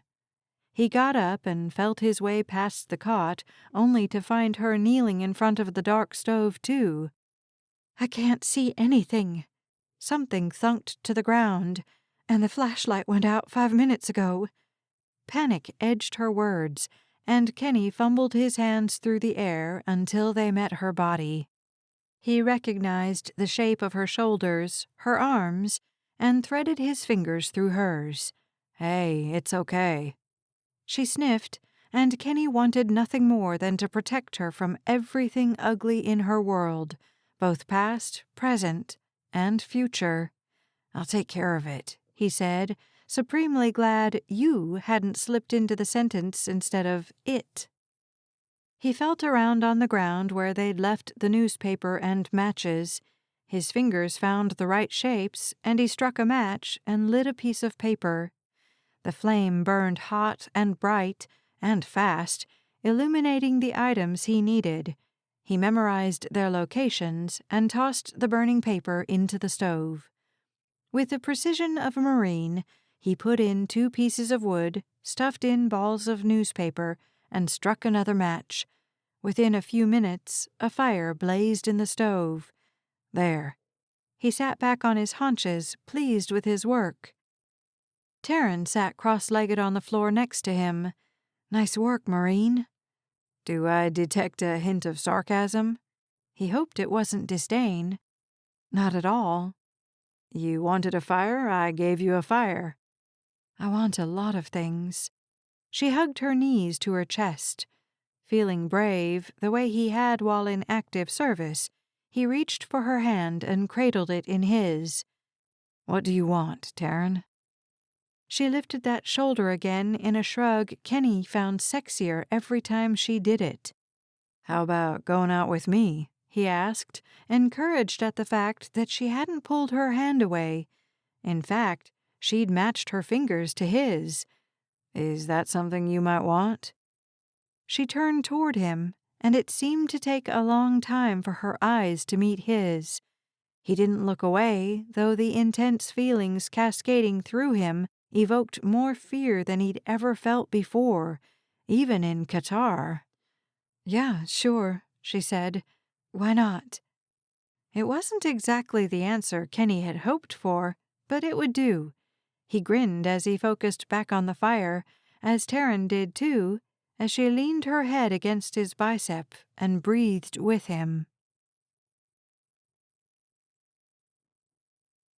Chapter 3. Kenny, come back. The tinny male voice roused Taryn from sleep. Kenny here. His voice came from further away than the sleeping bag he'd used the night before. The rain's lightened enough to get back. You should leave right now. Over. I'll saddle the horses and be there in an hour. Over. We've got the floodlights on. Over. Acknowledged. Over. His footsteps came closer. Taryn? She could get used to waking up and having the first thing she saw be his gorgeous face, those cut arms. I'm awake. We need to go. I have everything packed and ready except your blankets. She scrambled to a seated position and smiled. I'll take care of these while you get the horses ready. The thought of riding one almost sent her pulse into a frenzy, but she forced the anxiety back. She couldn't let every little thing push her over the edge of panic. Not anymore. They go in that closet. You can leave the cot there. He moved toward the door. I put water on the fire a half-hour ago. We're good to go. He unchained the door and peered into the atmosphere. It's still raining, but it's more like a drizzle. I'll meet you outside. Sounds good. He ducked through the doorway and disappeared. Taryn did as she said she would and met him out front, where, sure enough, he boosted her into the saddle of a horse. The ride back was miserable, with wind and rain driving into her face from time to time. Conversation couldn't happen, but that suited Taryn just fine. She felt like she'd already revealed too much to Kenny too soon, but he hadn't seemed turned off. Just the opposite, in fact. She allowed her thoughts to wander, and strangely, they didn't automatically go to the negative events of her recent past. Instead, she contemplated the feelings she'd had while trying to sleep last night. Feelings of contentment of living here, permanently. Feelings of attraction for the handsome Marine who'd asked her out. Feelings of uncertainty that she could have this town and this man in her life when so much of it existed up in the air. Pushing the worries away, she made it back to the ranch, back to her apartment, and into her warm shower. Her phone rang as she finished toweling her hair, and her blood turned to ice. She eyed the phone like it would be her old boss, or worse, Chris, calling. She didn't recognize the number, and she chose not to answer. The call went to voicemail, which Taryn had also trained herself to delete without listening to, and the phone immediately began ringing again. A peaceful feeling reminded her that she'd given her number to Kenny before leaving the ranch. She swiped on the call, the hope it would be him soaring toward the ceiling. When had she last let a man turn her into putty so fast? "Hello?" she said much more hesitantly than she would have liked. She straightened her shoulders and looked into her own eyes. "Be strong," she told herself, as Kenny said, "Hey there, just checking to see if you made it home okay. The rain really started up again as soon as you left the ranch." She leaned against the counter in the bathroom, the smile spreading across her face, spontaneous and uncontrollable. "Had to use the wipers on double time, but I made it." "That's great." He wore a smile in his words. "So we never planned a time to get together." "Oh, I'll be out at the ranch tomorrow," she said. "You will?" "Yeah, I work there, remember?" "You can't come tomorrow." "Why not?" "The weather, remember?" He chuckled. "Surely you're not going to drive in that." "It's a little rain," she said. "I have a job to do." And she'd already lost today's hours. She couldn't afford to miss another day. "We can maybe eat lunch together. Do cowhands eat lunch?" "Usually in a big group at one of the homesteads. My guess is Miss Kelly will have lunch for us tomorrow." Taryn's stomach swooped at the mention of a big group. Last year at this time, she would have been on Chris's arm, and he was fun and flirty and the life of any gathering. She'd always been more reserved, naturally, bringing out the act of perfection whenever the cameras switched on. But she loved being on the arm of the most popular man at the party. "Oh, well, another day then." "What? No," he said. "I'd gladly skip if you wanted to sneak off to the barn or something. We can eat in the hayloft, stay out of the rain." "Oh, a hayloft. Sounds risky." Kenny laughed, the booming sound warming her across the distance between them. "The ladder is a bit rickety. I'll fix it in the morning." She giggled. "You don't need to fix the ladder for me." "I'd fix anything for you," he said, his voice serious and quiet. So quiet, Taryn wondered if she'd heard him right.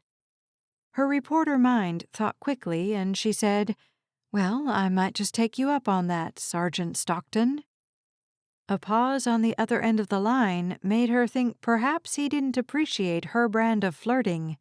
Then he said, "How'd you know I was a sergeant?" "You left the closet door open," she blurted, totally not employing her quick-thinking reporter brain. Even something like "lucky guess" would have been better than saying she'd snooped through the man's closet mere minutes after walking in on him as he got dressed. "I just saw the uniform. My brother—" She clamped her lips shut, 2 words too late. "It's okay," he said quickly to fill the gap. "Tell me later.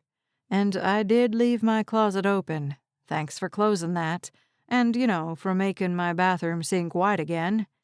He chuckled nervously and cleared his throat. "I actually have another favor that might send you running for the hills." "Oh, I don't run," Taryn said, beyond relieved for his kindness in covering up her flub. The man was obviously made of patience and a little dirt.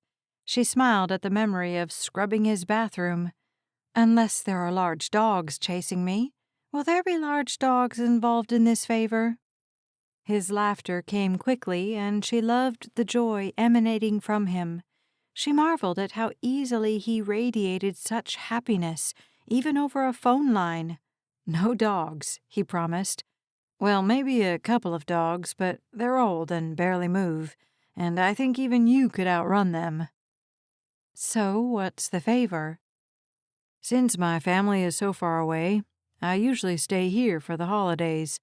I go to my friend's house for Thanksgiving dinner, and his mom just asked how many would be coming." He paused, and Taryn's reporter radar went off. "And?" "And Charlie has a girlfriend this year, and I don't want to be the third wheel. That, or get seated at the kids' table because I'm a singleton. Believe me, it's happened. And I have a hard time fitting my legs under those tiny tables." Taryn couldn't help the laugh that burst from her mouth. "I'll bet." She tried to imagine the towering, wide Marine squishing himself in with 10-year-olds. "Wondered if you had anywhere to go for Thanksgiving." As a matter of fact, I don't. Of course, Taryn didn't even know if she'd still be in town in 3 weeks when Thanksgiving rolled around. With a fierceness of thought she hadn't possessed since going for the nightly anchor position in Corpus Christi, she determined that she would be in 3 Rivers for Thanksgiving. "Great," Kenny said. "So we can go together. His family's in Amarillo." Taryn swallowed. Amarillo. Fantastic. But it so wasn't fantastic. She'd avoided cities with more than 50,000 people where the newscaster world narrowed and everyone knew everyone else. She tugged at the ends of her dyed black hair. It was one meal, behind closed doors. She looked completely different now than she did 6 months ago. "You been to Amarillo?" he asked. "No." "Perfect," he said, but she wasn't sure why he thought so. "Okay, I have to go. See you tomorrow. Unless it's raining too hard, then you should stay home." He hung on the line and she said, I'll see you tomorrow, Kenny. Good night. She pressed her eyes closed and hugged her phone to her heartbeat. If she let this gentle giant of a man into her life, what pain would she have to endure when they broke up? How far would she have to run? Maybe you won't break up, she thought as she snuggled into the couch with a blanket and the television set on low volume. Her first impulse was to scoff at the thought. She'd broken up with every man who'd even gotten close to talking about a long-term commitment, some very publicly. Her second thought was, have faith. She seized onto that one because it felt more hopeful, more helpful than her usual self-depreciation. With only 20 minutes of his lunch break left, Kenny paced in the barn. He hadn't seen Taryn around the ranch that day. His calls went unanswered, and he wasn't entirely sure what her car looked like. "You're trying too hard," he muttered to himself. "You'll scare her off before you've even had a chance to get to know her." He gripped his phone, but he refused to call her again. Twice was enough. She knew where the barn was. She knew what time his lunch break started and ended. He checked his phone again, just to be sure he hadn't missed her. That would be easier to swallow than her outright rejection. Hadn't missed her. His chest tightened and his stride lengthened. The door opened and he spun toward it, his heart galloping against his ribcage. A woman moved toward him, and it only took Kenny a few steps for him to recognize Taryn. "You came," he said as she stalled several feet from him. "I wasn't going to." She scuffed her feet against the floor. The sound reverberated against Kenny's pulse. "Why did you then?"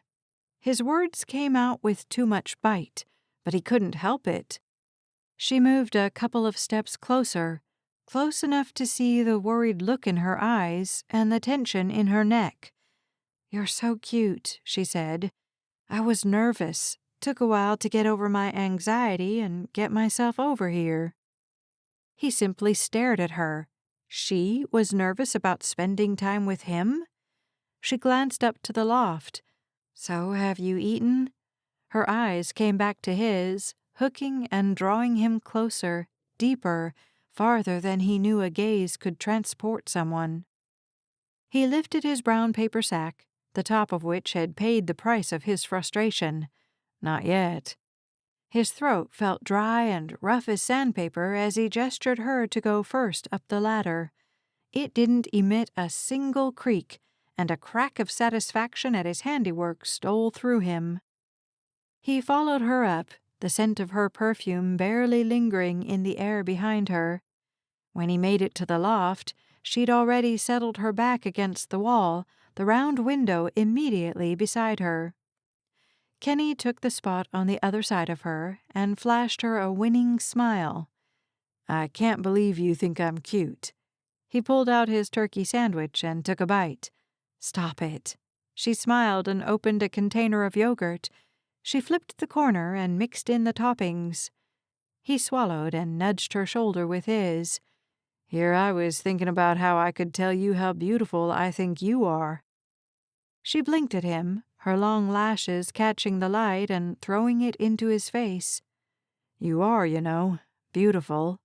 Kenny's fingers tightened, and he worked to release them before he squished his sandwich. "I want to know everything about you. Let's start with your family, yeah?"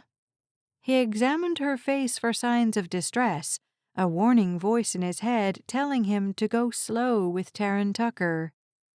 She flinched slightly, and Kenny suddenly remembered the slip about her brother. "Never mind," he said.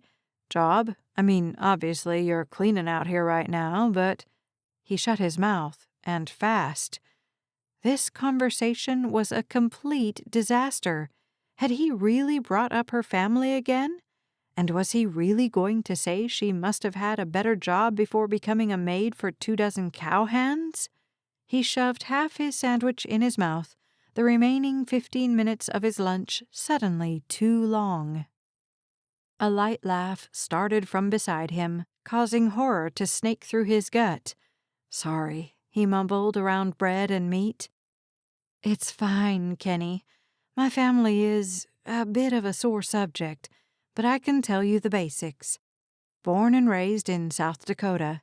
My parents are still there." She scraped her plastic spoon around the edge of the yogurt container to get every last bit.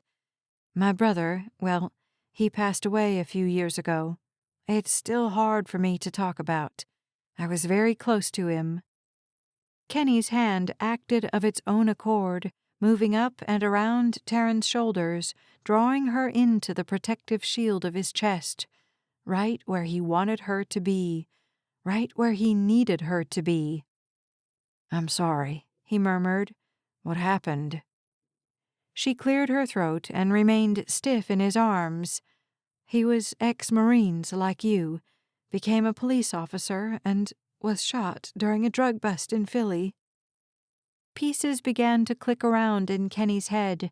No wonder she'd snooped through his closet when she'd seen the hint of his desert camis. He couldn't think of anything to say, just like he hadn't been able to when he'd attended Marcus's funeral, one of his fallen comrades in arms. All he'd been able to tell Marcus's mother was, "I'm sorry," and he repeated the sentiment to Taryn again. She sagged against him, and he relished the feeling of holding her close, inhaling her floral and sunshine scent, and having her company. "Tell me about your family," she said. "My parents are divorced," he said. "My dad moved back to his home state of Montana, where he now lives. He met Garth there. My mom lives in California. She has a boyfriend, but I don't ask her much about him." Kenny's words began to hollow, and he forced a measure of happiness back into them. "I have one older sister who's married and lives in California too. One younger brother who works for a software company in Japan." "Japan? Wow." Kenny chuckled. "I know, right? He keeps telling me to come visit, but—" "But what?" "I don't really like to travel." She leaned away and cocked her head up at him. "Really? I love traveling." "Oh yeah? You've done a lot of it?" "Yeah, sure. When I was a reporter—" Her eyes rounded and her voice cut into silence. An alarm went off on her wrist, and she frantically pressed the button on the side of her fitness tracker. "I have to get back to work." "Okay." Kenny watched her scramble away from him and practically tumble down the ladder, wondering what demons haunted her and how he could vanquish them. Chapter 4. Taryn kicked herself while she cleaned the last cabin of the day, while she drove back to her apartment, while she showered.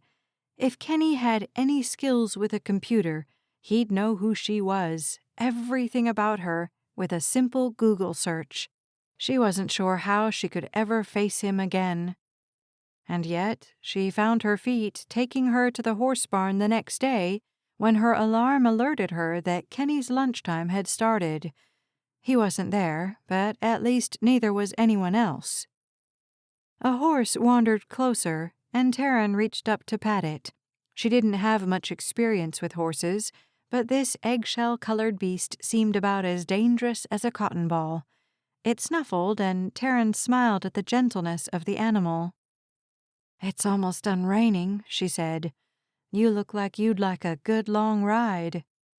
"Don't promise her it's almost done raining." Kenny's voice widened Taryn's smile, and she turned halfway toward him. "It is going into winter, you know. Rains a lot here in the winter." "Define a lot. Down in Corpus Christi, it didn't rain much." He leaned against the fence next to her and stroked the horse's neck. "Is that where you're from?" "I lived there for a long time," she said, her throat closing, but not as far as it sometimes did. Progress. "I was a news reporter." "Like on TV?" "Yes." The horse snuffled again, and Kenny laughed. "Okay, Peony, I'll get you some sugar." He moved away from Taryn, and the comfort and peace he seemed to exude went with him. He returned a minute later, several cubes in his hand. He handed them to Taryn. Give her one at a time, and don't be surprised if a big black fella joins you. Hank adores sugar. Taryn held out one sugar cube, and a squirrel of delight ran through her when the horse sucked it up with her lips. Sure enough, a tall black horse stuck his head into Peony's stall a moment later. I'm gonna go eat, Kenny said. It's been a long morning. He moved to the ladder and scaled it in only a few steps. Taryn spent several more minutes with the two horses, also feeling their strength and power give her the confidence she needed to follow Kenny to the hayloft. She found him in her spot next to the window, so she took his place from yesterday and pulled out her peanut butter sandwich. "Do you have allergies?" she asked. "Just a penicillin. Makes me throw up." She bit into her lunch. "Chunky or creamy?" "Chunky always." He grinned down at her. "You?" "Both. Creamy in cookies, chunky on sandwiches. Also, I found this gourmet peanut butter in Corpus Christi once. It was a blend of chocolate and peanut butter in a jar." Taryn relaxed as she remembered the international shop, which boasted chocolate from all over the world and soft drinks from all walks of life. She'd found the chocolate peanut butter on a back shelf, along with a hazelnut cream she'd adored. "Sounds dangerous," he said. "It definitely was to my waistline," she agreed with a little giggle. He matched his laughter to hers and slid his hand into hers. He leaned his head back against the barn wall and closed his eyes, that infectious smile still playing with his lips. Taryn watched him, searching inside herself for how she felt here, with him, holding his hand. She identified peaceful, content, happy, and she hadn't felt anything like those emotions in so long she could barely recognize them. She copied him, determined to memorize how right being here with him felt so she could hold on to it for later. "Thanks for being patient with me," she said, unsure of where the words came from.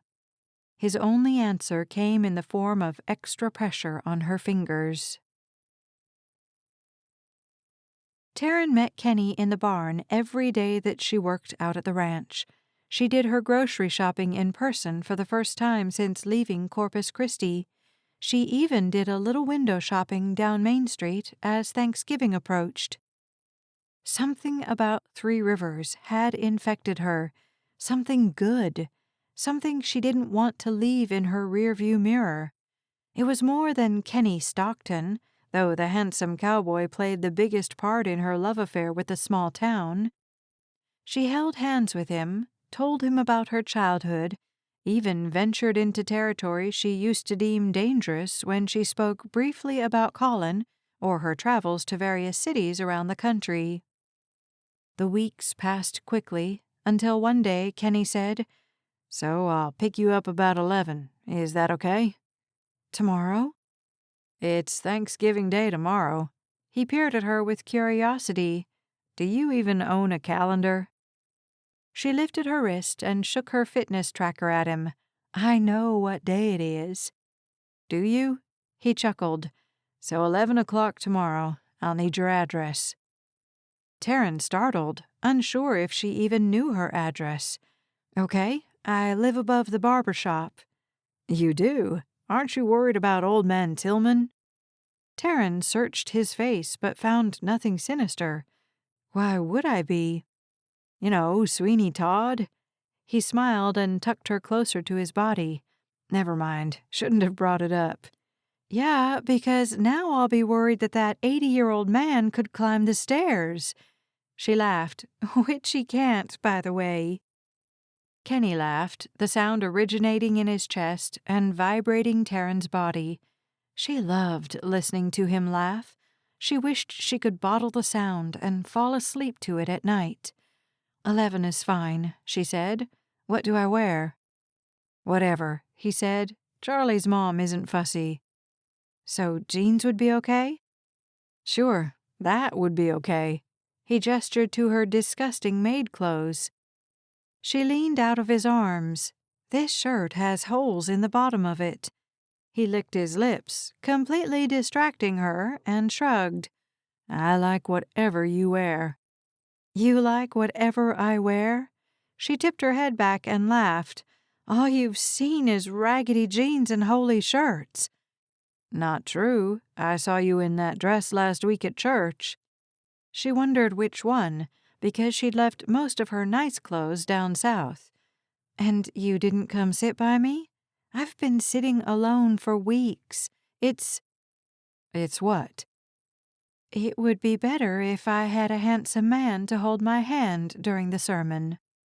His gaze sharpened. He looked at her with all the precision of a predatory bird, a true Marine. "Well, if I'd known that, I would have done it weeks ago." His intense gaze combined with his husky words drove Taryn's desire toward the ceiling. Her eyes dropped to his mouth, her fantasies about kissing him taking center stage in her mind. Could she kiss him here, in a hayloft? He dipped his head as if he'd meet her mouth with his right this second. She closed her eyes in anticipation, almost desperate for his kiss.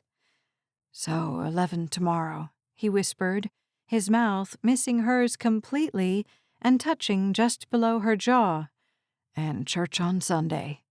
His lips arced up toward her ear. "Yeah?" "Yeah," she echoed, her voice hardly her own.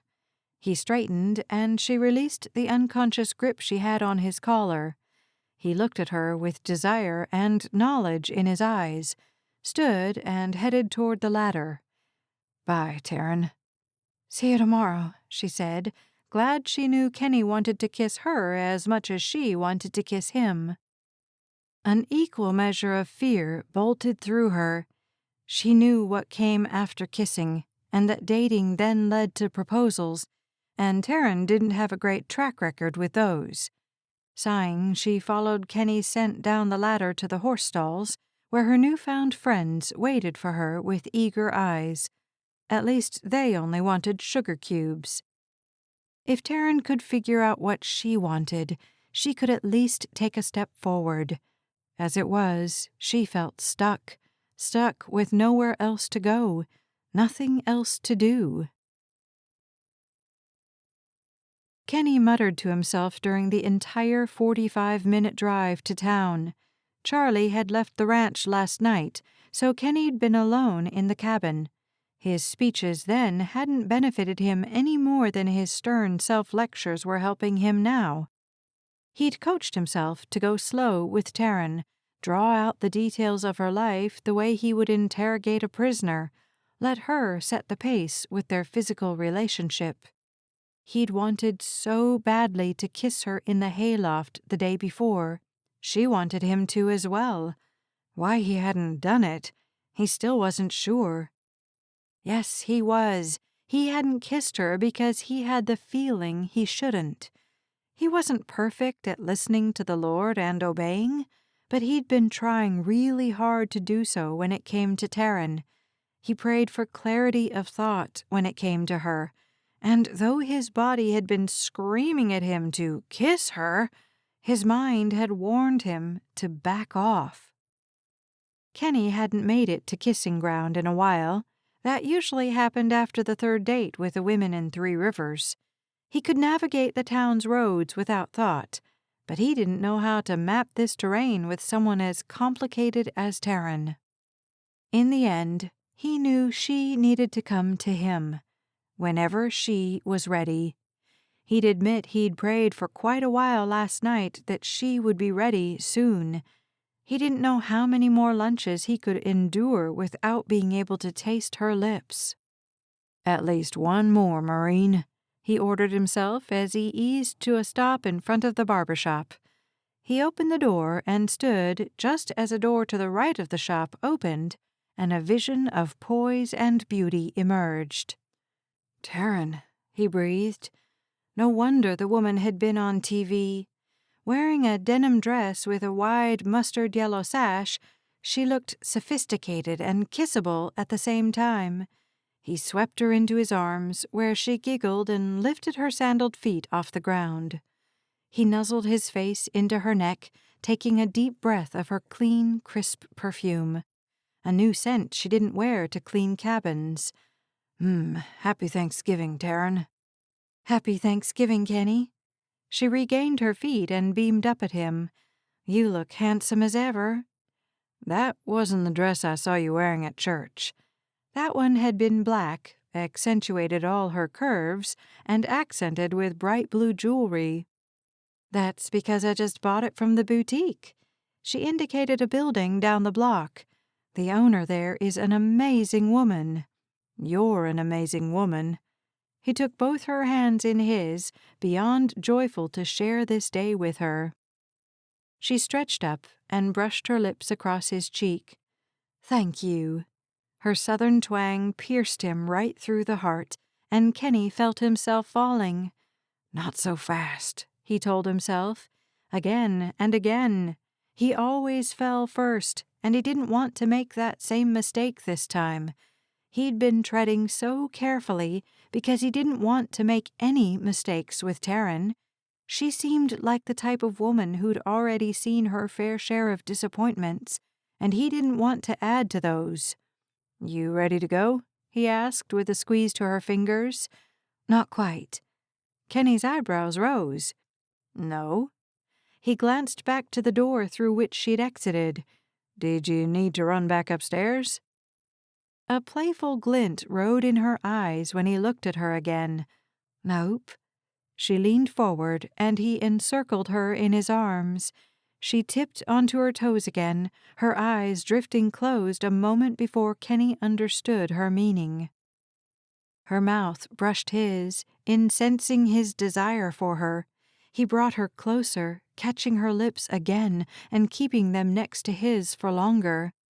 His pulse skyrocketed, but he forced himself to remain in the moment, because it was the single best moment of his life. Chapter 5. Kissing Kenny took the #1 spot on Taryn's best experiences list. Previous to the uniting of their mouths, her trip to Iceland had claimed that spot. But now, standing with his muscular arms around her, and his scent tantalizing her, and his mouth so perfectly molded to hers, Taryn knew Iceland didn't hold a candle to Kenny Stockton. Nothing ever would. No one ever could. She finally broke the contact between them, her calves tense from having to stretch up to reach his face. He held her up easily, and she relaxed against his chest. Well, what was that? He asked. Oh, I'm sorry. You didn't want me to kiss you? She tipped her head back to look at him. You sure acted like you liked it.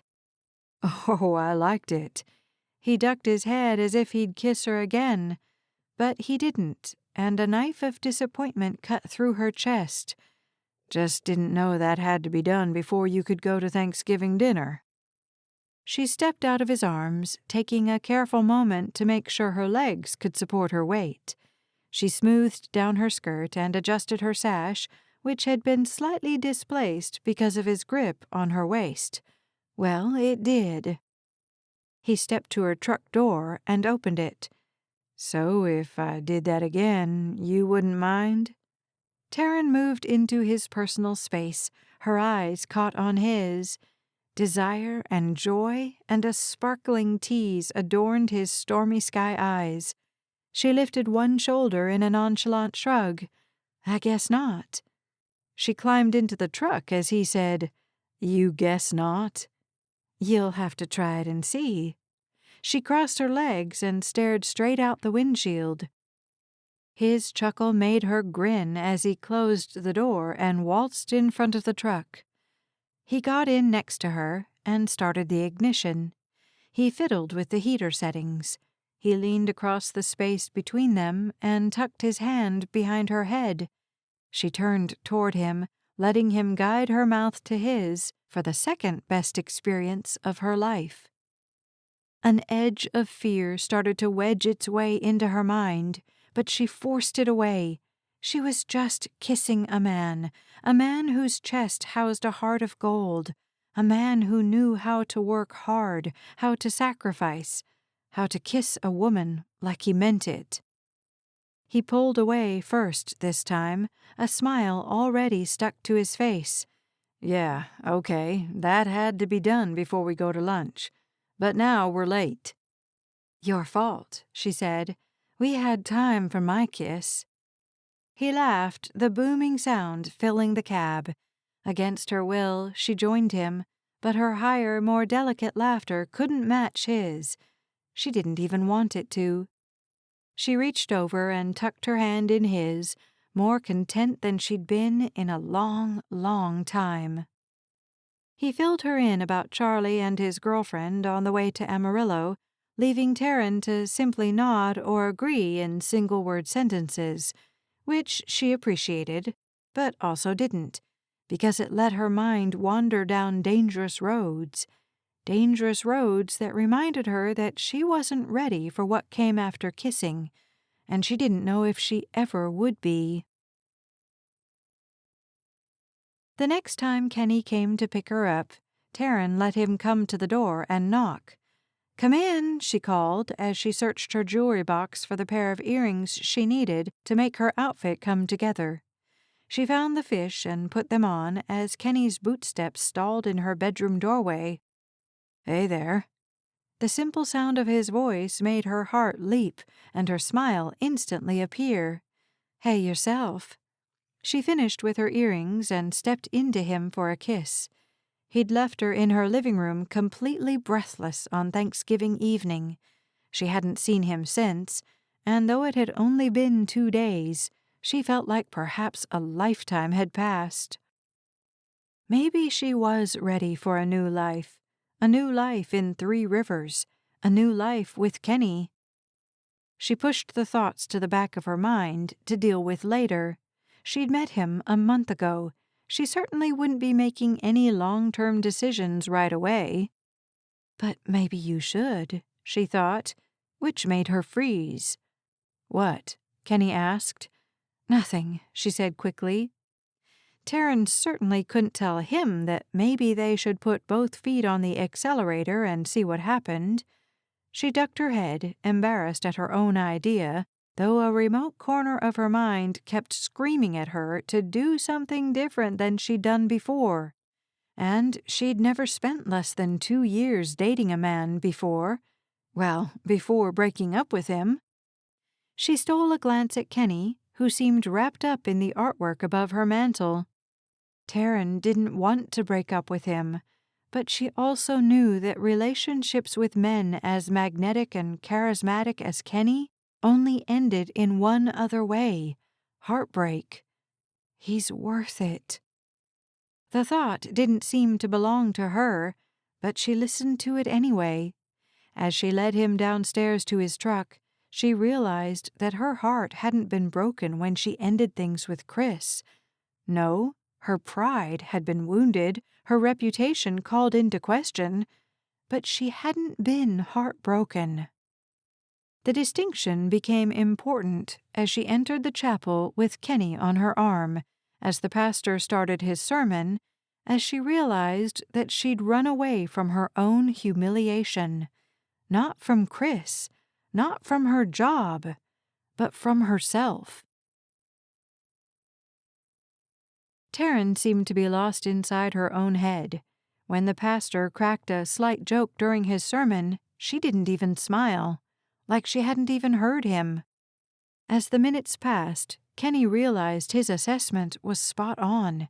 She wasn't listening, but she seemed alert and tense, which meant she'd disappeared inside herself again. Kenny let her drift, though he wished he could see inside her head and straighten everything out. Instead, he focused on what the pastor had to say the Sabbath after Thanksgiving. "As we move into the season where we celebrate the birth of the Savior, let us remember how he lived and strive to emulate him in our own lives." Kenny found himself nodding along with most of the congregation. The pastor ended soon after, and he nudged Taryn toward the aisle. but she didn't budge, being surprisingly strong for such a small woman. "Kenny," she said, "can you come back to my place for a few minutes? I have something—" She swallowed so hard it required every muscle in her neck to do it. "I have to show you something." Her anxiety bled into the air surrounding them, and Kenny found himself tensing as if he might be struck. "Sure," he managed to say. "What's up?" "Just something I've been thinking about." He couldn't force himself to make trite conversation on the way back to her apartment, and she certainly didn't contribute anything. Kenny flexed his fingers on the steering wheel and prayed for patience and strength and for the right reaction and words to say. She unlocked her door and took a deep breath before entering. "Okay, so I just want you to know this is hard for me, but I was sitting there in church, and I had a feeling I needed to be brave and show you why I came to town." Kenny's heart twisted, ached at the sight of pure fear on Taryn's face. He wanted to erase it and build a protective wall around her life so it could never come back. He drew her into his chest and wrapped her in his arms. "Whatever you want, Taryn." She breathed beside him, the rising and falling of her chest matching his. "Okay, I'm going to get it set up, but I can't watch it again." Kenny's throat felt like someone had poured sand into his mouth, like he was back in Qatar and couldn't get away from the heat and granules and agony. He watched, mute, as she opened her laptop and clicked, typed, clicked again.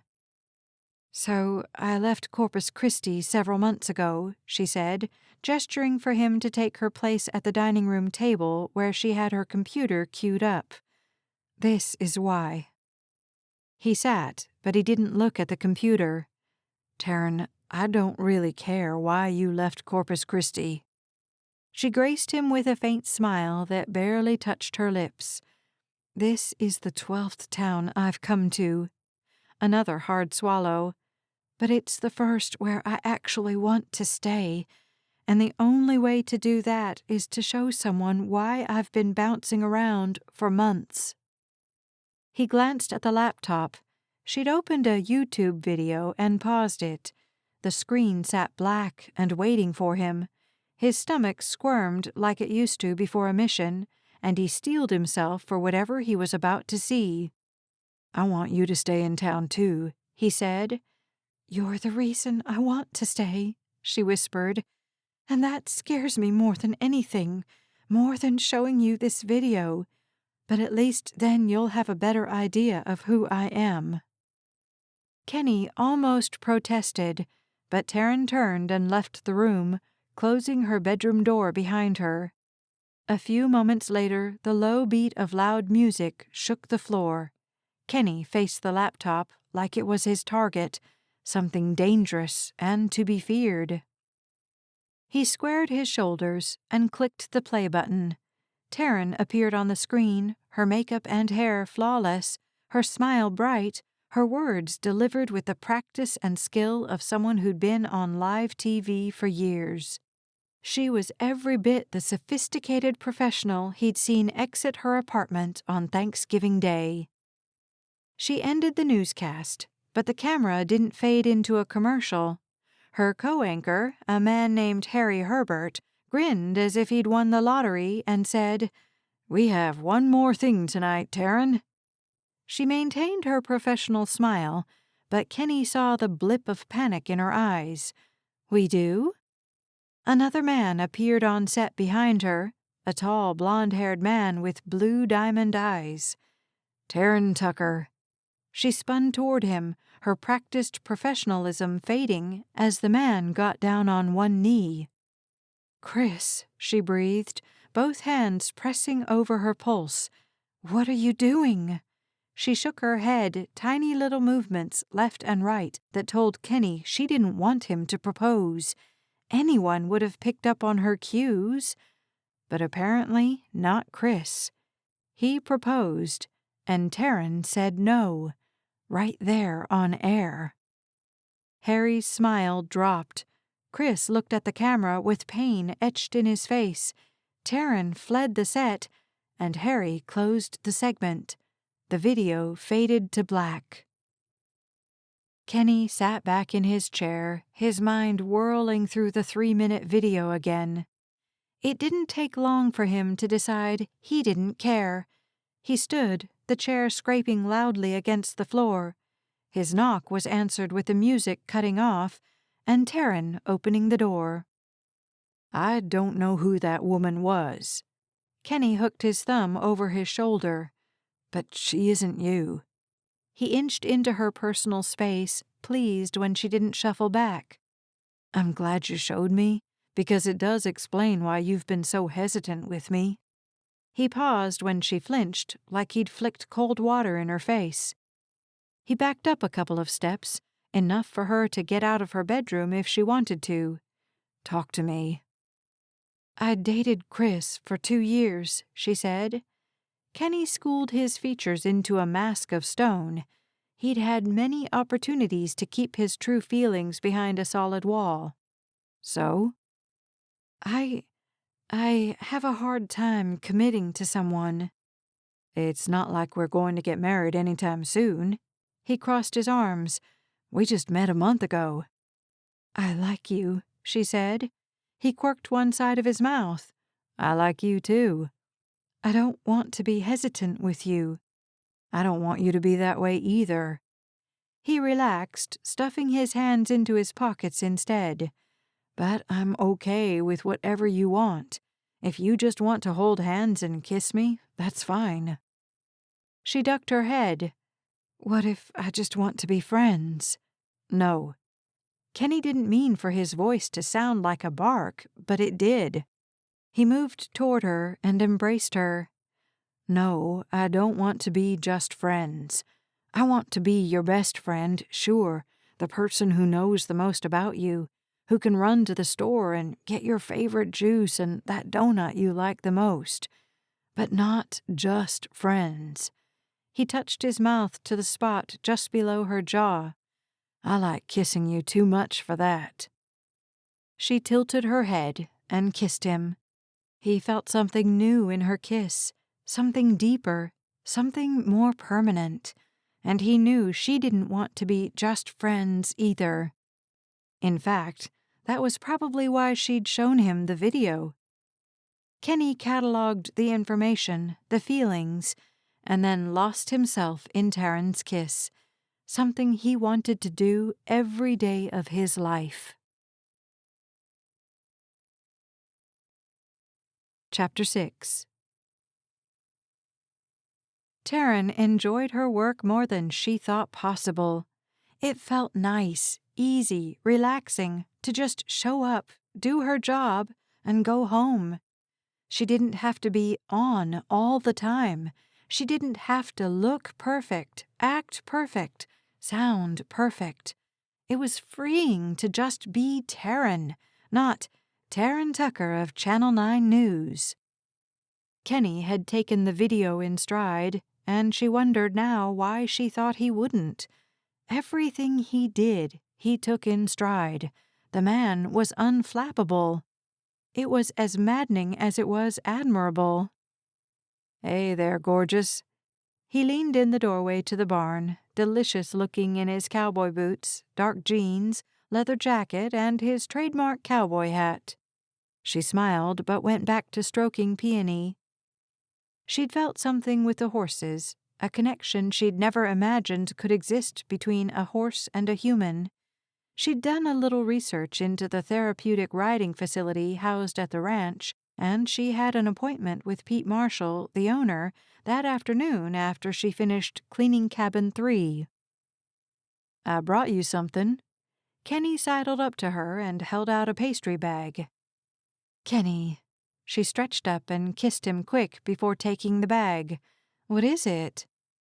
You never did tell me what your favorite donut is, so I figured I'd buy one every day until I landed on the right one.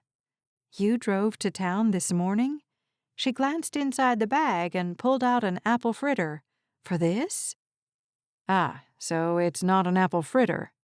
He swiped the pastry from her fingers and took a big bite. Good, because I love these things. She laughed and reached for the fritter. They're not my favorite, but I don't hate them. She took a bite too, a moan stretching from her throat. Oh, this is fantastic. And I didn't drive to town, he said. Miss Heidi is starting a bakery, and her pastry chef has been bringing samples to the ranch for weeks. This is literally the best apple fritter I've ever eaten. I'll tell Grace. She'll be happy. Kenny smiled at Taryn, the gesture more than just movement. It carried adoration and desire, joy and genuine warmth. How are you so happy all the time? She nudged his shoulder with hers and lifted one foot to the bottom rung of the fence. Is that a bad thing? Kenny clasped his hands and let them hang over the railing into the horse stall. His voice sounded measured and even, and Taryn suspected she'd hit a nerve. Have other people said it's a bad thing? About every woman I've dated, he said.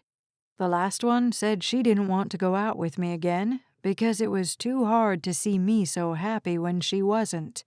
Said she actually felt guilty when she got home. Taryn blinked at him, at the stoic expression on his face, at the way he stared down Peony like she was an enemy. Laughter pooled in her stomach and bubbled up through her throat. So that's funny to you, huh? He kicked a smile in her direction. A little, yeah. You must not have kissed that other woman. Never made it that far, no. Taryn linked her arm through his and pressed in close. Good, because if you had, she wouldn't care how happy you were. She'd just be thinking about the next time she could kiss you. So you're saying you can put up with my joviality because I'm a good kisser? He peered down at her, that cowboy hat casting them both in shadows. You are a great kisser. She maneuvered into his arms, relieved when he held her tight and close, the way he always did. And I like your joviality. It makes me think that I can be that happy one day, too. He kissed her forehead, his cowboy hat getting dislodged. He swiped it off to reveal his sandy hair. She traced her fingers along his ears and behind his neck. He touched his lips to the tip of her nose. Why aren't you? Such a simple question, with such a complicated answer. As she thought about it, Taryn realized that happiness was a choice, that she didn't have to let the things from her past haunt her forever. I'm trying to be, she finally said. I'm going to see Pete this afternoon. Maybe I'll be a cowboy like you. I like you just how you are. He beamed down at her and then kissed her. As she relaxed into his touch and deepened the kiss, Taryn recognized a definite vein of happiness threading through her. She knew what she wanted. For the first time in a long time, she knew she wanted to live in Three Rivers. She wanted to spend as much time as possible with Kenny Stockton. She wanted to be happy with Kenny in Three Rivers. Is that possible? She asked, as Kenny led her up to the hayloft so they could eat lunch. A distinct lesson from her childhood struck her full in the chest. With God, anything is possible. Kenny enjoyed his hour-long lunch more over the next couple of weeks than he ever had. Peanut butter and raspberry jam had never tasted so sweet, especially when it was what Taryn packed, and he just got to taste it on her lips. He spent his afternoons whistling and reliving the passionate kisses he shared with Taryn in the privacy of the hayloft. With 2 weeks until Christmas, he began to stew about what he should get her for Christmas. They were exclusive, that was certain. He was falling fast for her, also certain. She seemed to enjoy his company as well, and she melted like butter over an open flame every time he touched her. He felt certain the feelings between them were mutual. He had actually started dreaming in diamonds, but he wouldn't be asking Taryn to marry him for Christmas. The very idea would drive her to another town in the dead of night. He also knew that for certain. He could be patient. At least he told himself he could. Seeing her and kissing her 5 days a week helped, 6 if he could get into town on Saturdays.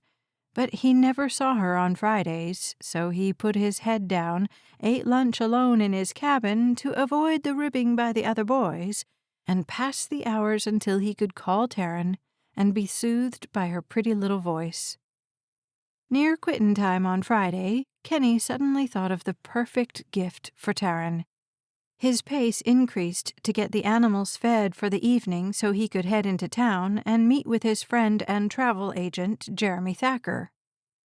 Taryn loved to travel, had done a bunch for her job, but he wanted this trip to be pure pleasure for her. They'd talked about her family and his, and where she'd like to visit, and where he would, and Kenny practically burst with happiness at his plan. "Kitty Hawk," he recited as he threw hay and slopped water into troughs. He headed over to the administration trailer to check out with either Garth or Lawrence, the controller. When he opened the door, he practically ran into the back of an older gentleman. The man stood in front of Lawrence's empty desk, holding his phone in one hand like he expected it to go off at any moment. "Hey," Kenny said, "has someone helped you?" This man had clearly never stepped foot on a ranch.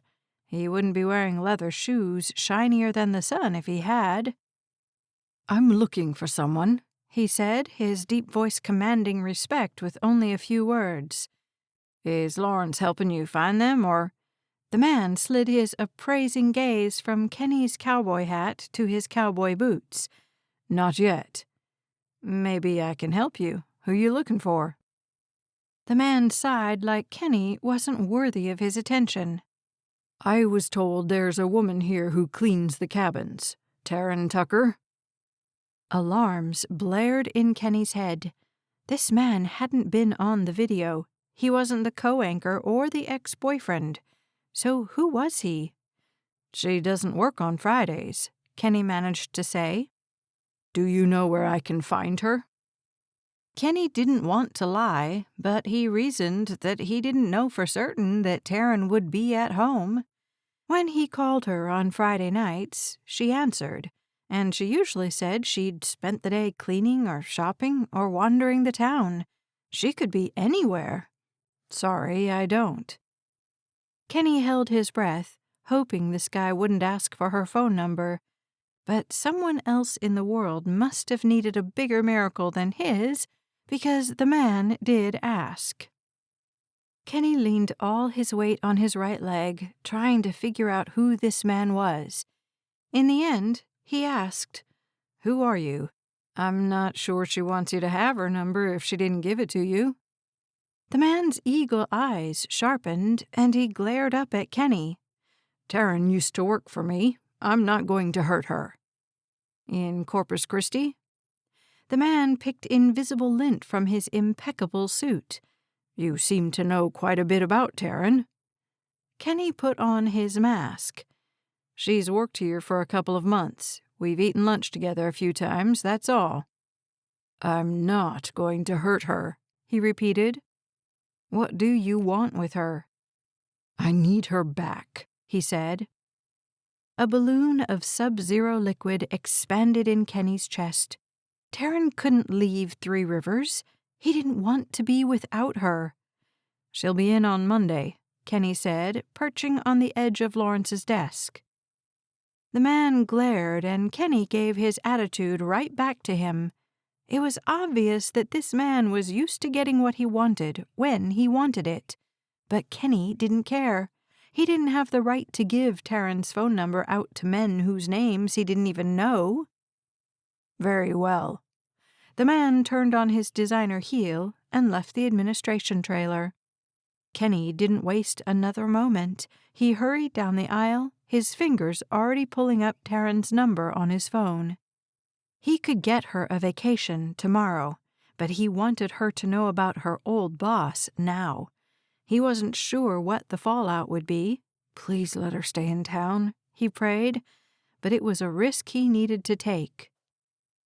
Her line rang while he continued a steady stream of silent prayers to keep her in his life.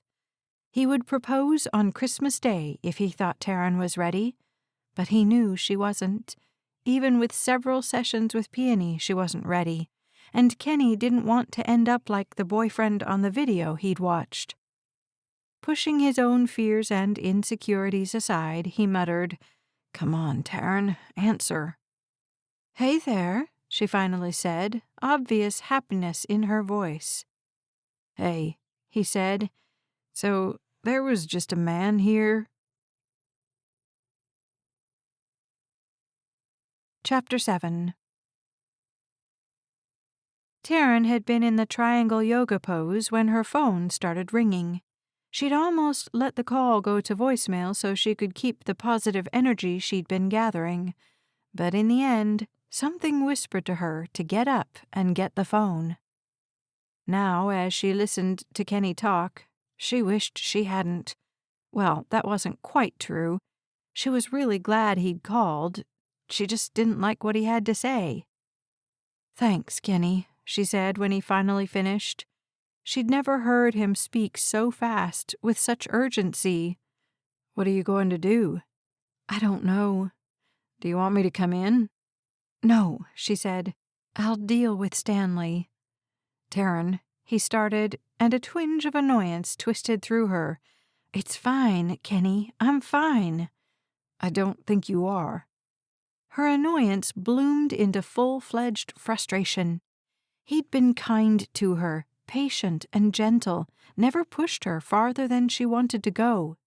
He let her initiate the hard conversations, and he kissed her whenever she felt like her world was about to implode. She'd come to rely on him, something she'd never really done with Chris or anyone else in her life. "This has nothing to do with you," she said. "How can you say that?" Kenny exhaled maybe the first angry sound she'd heard him make. "I'm in love with you. What happens to you affects me." She stalled completely. He couldn't love her after only a few weeks together, could he? She didn't even love herself yet, though her training with the horses had helped her in more ways than she could enumerate. "Just tell me you're not going to leave town, that I'll pick you up for church on Sunday and we'll go together, and then I'll be able to come back to your place and fall asleep on your couch while you make those meatballs I can't get enough of." His voice held a hint of desperation, a ton of anxiety, and his usual level of playfulness. She found a smile pulling at her lips. "Of course I'll be here on Sunday," she said. "I'm not going anywhere, Kenny." "Maybe I can come into town tomorrow." "Don't worry so much," she said. "You'll ruin your perfectly handsome face." She took a deep breath. "I'll call Stanley, and I'll call you back." "Okay," he said, and they hung up. But Taryn didn't call Stanley immediately. She paced from her living room to her kitchen and back, biting her lip while her mind ran down a road she hadn't unleashed it on in months. She knew why Stanley had tracked her down. He wanted her to come back. Kenny had confirmed Taryn's suspicion. She also knew Stanley was one of the most persuasive men on the planet. What he wanted, he usually got. She was actually surprised that he hadn't been able to get her phone number from Kenny. Her gaze fell on the sheaf of paperwork she needed to sign. The paperwork for her new house in Pinion Ridge, a new community going in on the southwest side of town. She hadn't told Kenny about it, had wanted to surprise him on Christmas Day. She'd imagined the look on his face 100 times. "You need a plan," she told herself as she gripped her cell phone. "Stanley just won't accept a no." But though she paced for another 10 minutes, she couldn't come up with a plausible plan, an extraordinary excuse, nothing. She only knew she wanted to stay in Three Rivers. She'd fallen in love with the town, and she suspected she could fall in love with Kenny if she'd let herself. Needing a bit more time, she texted Stanley that she'd meet him for dinner at the steakhouse. He'd be paying, and she stepped into the shower to put on her professional face. She sat in the booth, her right leg bouncing a mile a minute. She'd waved the waitress away from refilling her water twice now, and she checked her phone again with a scowl. Stanley was almost 30 minutes late. So typical. She glared out the window, but all she could see was her own displeased face. 5 more minutes, and then she'd leave. She didn't owe him anything. She'd given her notice, worked out her last 2 weeks in the booth, and come back to town to get her final check. So she'd gone to the station in the middle of the night when she knew Stanley wouldn't be there. So what? She didn't owe him anything. 7 minutes later, she looped her purse over her shoulder and stood.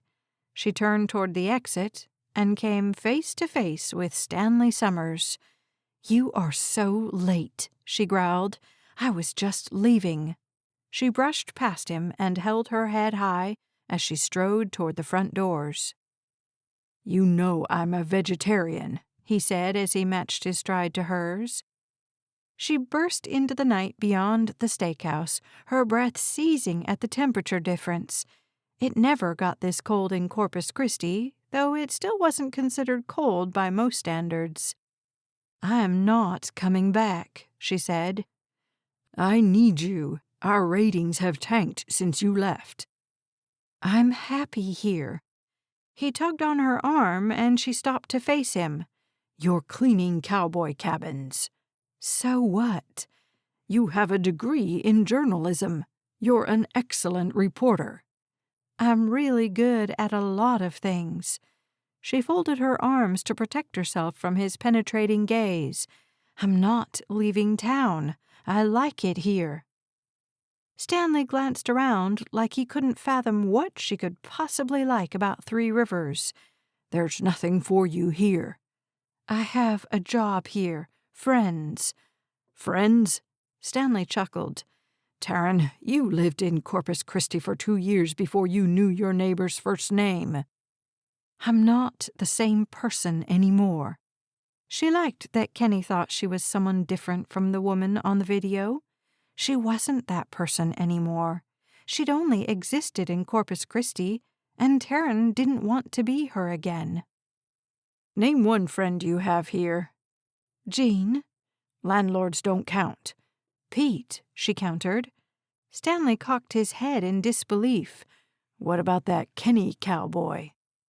"Yeah, we're friends," she said, almost choking on the word. "He's an awful lot like Chris." Stanley focused over her shoulder like anything and everything was more interesting than her. "He is nothing like Chris." Taryn started toward her car again. "We're done here, Stanley. Go home." Just because Chris and Kenny both commanded attention didn't make them a lot alike. "I can't go back without you." He stepped in front of her, effectively blocking the path to her car. "I am not going with you."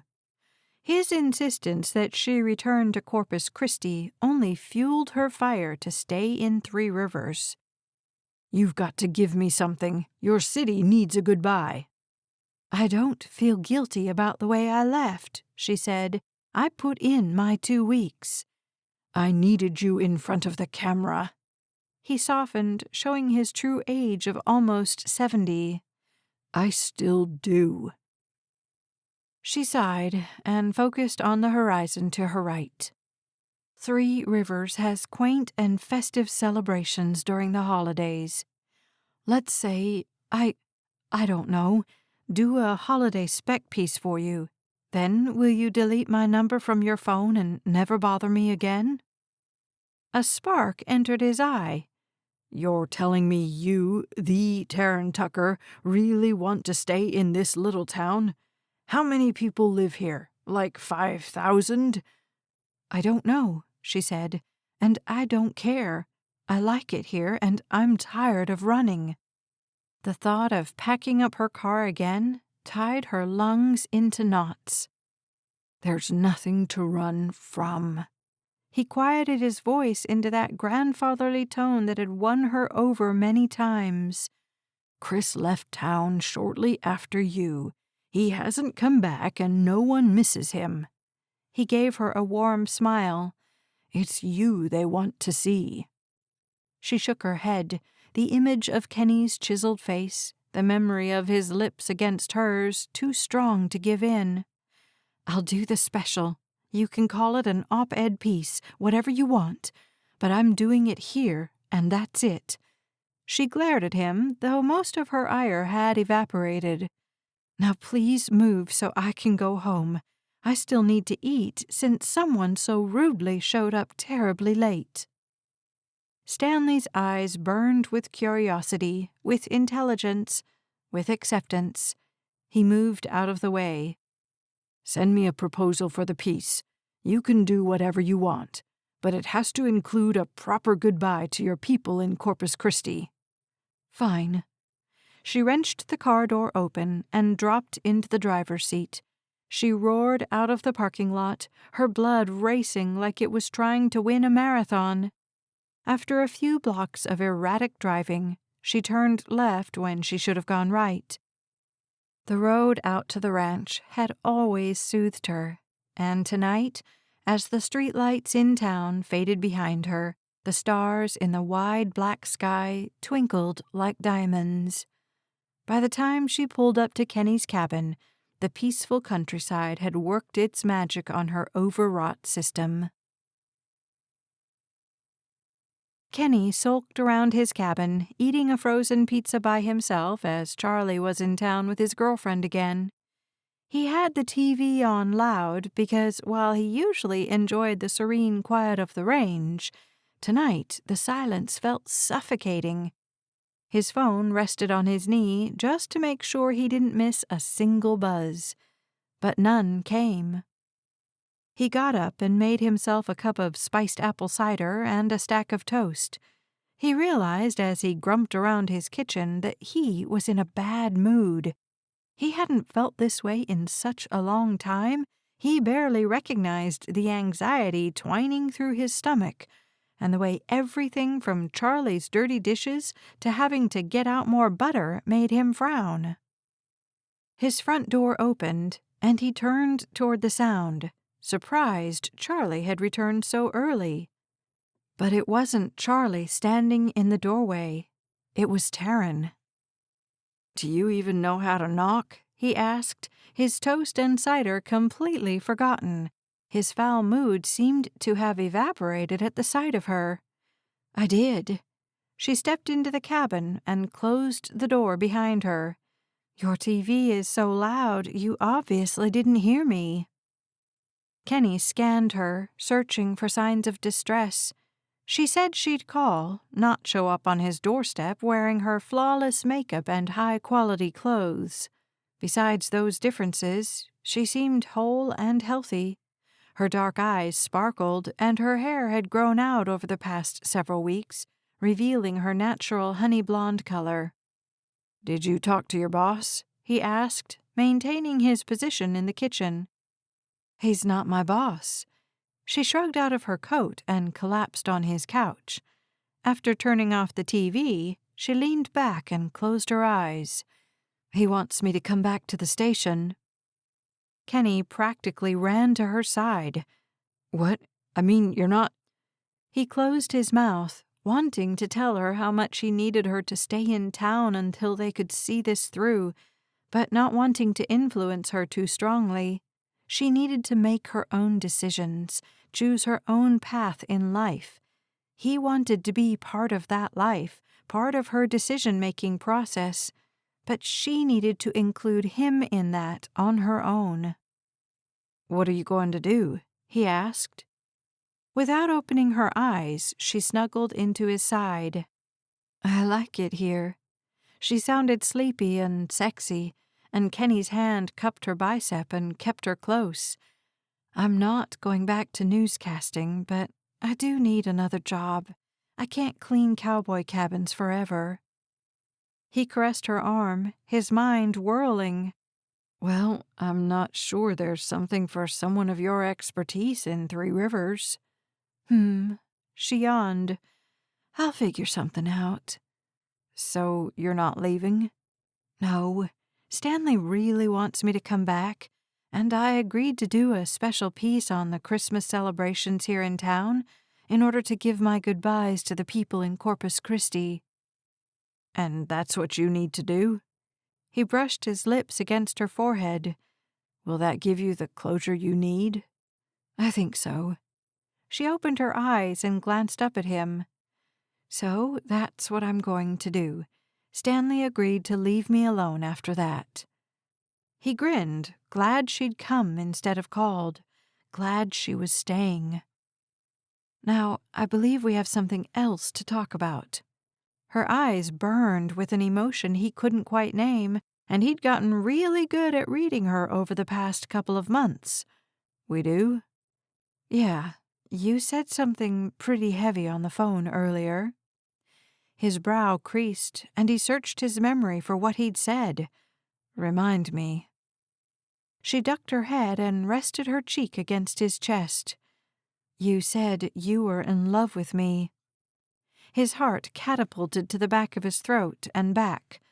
Well, I suppose I am. You suppose you are? I shouldn't have said that, he said. I know you're not ready to hear it, and you certainly can't say it back. I guess it was just how I was feeling in that moment, because I was worried about you and wanted you to know you had someone in your corner. He took a deep breath to force himself to be quiet, to allow himself some time to think, to give her a chance to consider what he'd said. She breathed next to him, her shoulder rising and falling evenly. He enjoyed the silence with her, knowing for dead sure that he did love her. He shouldn't have said it, but that didn't mean he couldn't feel it. I have moments of loving you, too, she said. He flinched like she'd shouted. You do? She heaved a sigh and sat up. You're right. I'm not ready to say it back. I'm barely ready to hear it. But I want you to know that I feel strongly about you, and if you give me enough time and keep kissing me when I'm unsure, I know there will come a day when we're on the same page at the same time. Did you just give me permission to kiss you whenever I want? He quirked half a smile at her. She giggled and pushed her palm against his chest. You already do that. Oh, honey, trust me when I say I don't. If it were up to me, I'd kiss you a lot more. He leaned down, his mouth hovering dangerously over hers. Everything in her relaxed, sighed against him, submitted to his will. Her eyes drifted closed, and her lips parted slightly, ready and waiting for him to kiss her. He sat up straight, satisfied that he could keep kissing her, and nothing more, until she was ready to fully commit to him. Tease, she said, ducking her head again. He lifted her chin and brought his mouth to hers firmly and kissed her with every ounce of passion and love he felt for her. Chapter 8. Taryn pulled into the parking lot in front of Courage Rains on the last Friday before Christmas, ready for her therapy. Reese sat behind the desk, looking tired and happy to see her at the same time. You okay? She asked. No, but it's Friday. Is Carly in today? Taryn glanced down the left hall. No, she's gone to Amarillo for the weekend. Reese's face lit up. I'm heading out after work tonight. A birth mom called her last night, and she left this morning. Taryn's heart lifted. That's great news, Reese. She knew the couple had been trying to adopt a baby for a while now, but had had some disappointments along the way. She felt connected to Reese and Carly because of it. Same with Pete, who came down the right hall which led to the indoor arena. Miss Taryn, I have peony ready for you." He turned sideways and pointed down the hall. "You ready?" She smiled at Reese and stepped past Pete. "Sure am." She pushed through the door. "When's that construction going to be done? What are they doing out there again?" Pete helped her mount Peony. "It's a horse training facility, and the construction crew should be done tomorrow, I think. They've been pulling long hours to get it finished before the holidays." Pete handed her the reins. "Remember not to pull." She appreciated that his entire lecture consisted of 4 words. She did like to pull on the reins, control the horse instead of working with it. An idea had been percolating in her head since Stanley had come to town. She needed to film her piece tomorrow night, Christmas Eve. "Pete, isn't your mother-in-law opening a bakery soon?" "Yeah, I've gained 10 pounds since she's been experimenting with her recipes out here." He chuckled and patted his still flat stomach. "Take her around a few times, and then we're going to gallop." Taryn's heart dropped to her cowgirl boots, and she stayed still. "Can I get your mother-in-law's number? I want to talk to her about being in my editorial piece on small-town Christmas celebrations." And she wanted to find out if she needed help in the bakery. Taryn liked coming out to the ranch and spending time with Kenny, but she really needed something else to keep her bills paid. "Sure, I'll get it for you while you ride." He gave her a look that said, "Get going," and Taryn clucked the horse into movement. She loved moving with the horse, talking to her like she could answer and give advice.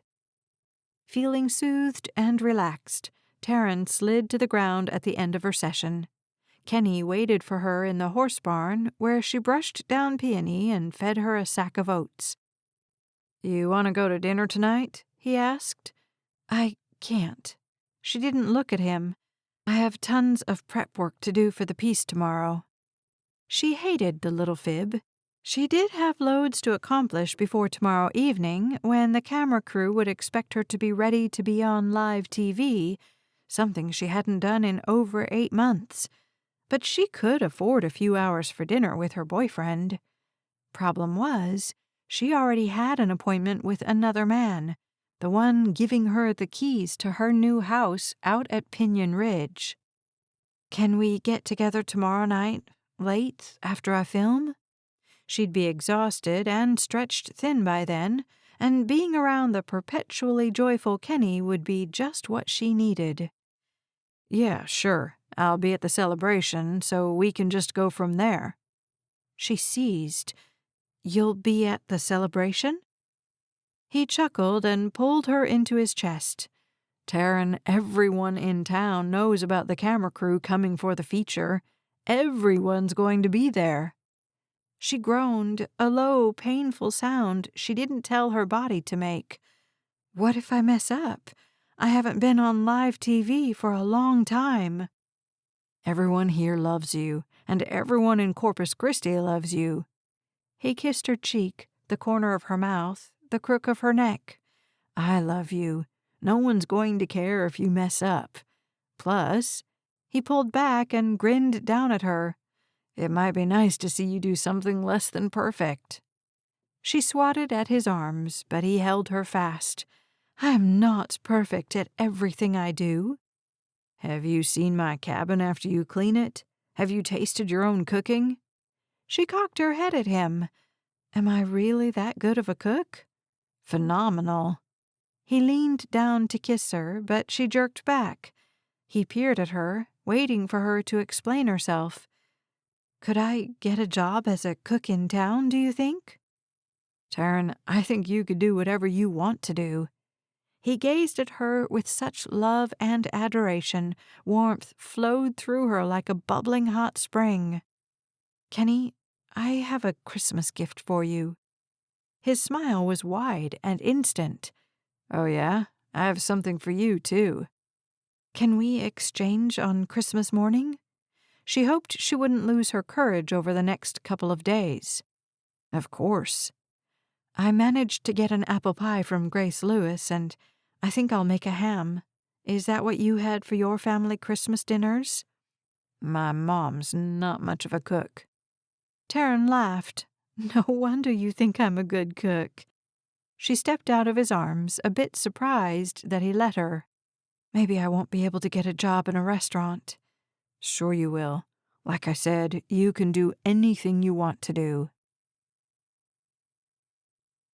By the following evening, Taryn could barely remember Kenny's reassurances. They'd gotten her through filling out a half-dozen applications that morning. His vote of confidence had helped her finish her preparations for the op-ed piece. The camera crew had arrived 2 hours ago, and she'd walked them through what she wanted, where she'd move, when they should pan out, and when they should voice over. The sun had started to set, and the Christmas lights on Main Street gave such warmth to the town that Taryn knew why she'd chosen to stay here. She tugged at the hem of her new pea coat, another purchase from Andrea Larsen, the boutique owner who Taryn needed to become besties with to start saving on her purchases. She fiddled with her ear mic the way she used to before a broadcast. Stanley had sent a crew of 5 for her special. He himself hadn't come, something for which she was grateful. She didn't recognize any of the cameramen either, though they all seemed to know who she was. The seconds blurred into minutes, and then one of the men said, "And you're live in 5, 4... He held up 3 fingers, 2, then 1, and Taryn took a deep breath. "I'm Taryn Tucker, on location here in beautiful, festive Three Rivers, Texas. This small town has big charm, as you can see from the holiday excitement behind me." She turned, caught a glimpse of Kenny's beaming face, and knew that everything was going to turn out all right. Kenny watched as Taryn oozed charisma, as she chatted with townspeople, as she charmed everyone in Three Rivers, the camera, and anyone on the other end of the feed. No wonder she'd been popular in Corpus Christi. He'd gone online, probably a mistake, and seen dozens of open letters to Miss Taryn Tucker, the heart of Corpus Christi, on forums and blogs. She'd had a real following. Part of him couldn't believe that she could just walk away from all of that. Another part of him admired her for doing it. A third part wondered if she ever missed being on camera. And now, watching her, he knew she did. He also believed she truly didn't want to return to that life. He didn't want her to either. He wanted to keep her as close as possible until the day he could ask her to be his wife. He drifted away from the scene as she wrapped up the segment. She'd seemed nervous that he'd be there, and he'd tried to stay near the back of the crowd. They were meeting at the pancake house for celebratory hot chocolates, and Kenny wandered in that direction.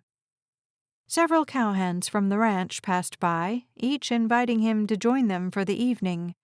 The owner, Squire Ackerman, caught his eye, and Kenny stopped to chat for a second. "You alone?" Squire asked, his right hand holding his wife's and his left clutching Finn's. Another little girl clung to Kelly's shoulder as she balanced her on her hip. "On my way to meet someone." "Taryn," Kelly said with a knowing smile, "I know everything that happens out on my ranch." Kenny's heart skipped a beat as Squire turned toward Kelly with an arched brow. "Your ranch? And what do we feed the cattle?" She nudged him with her shoulder.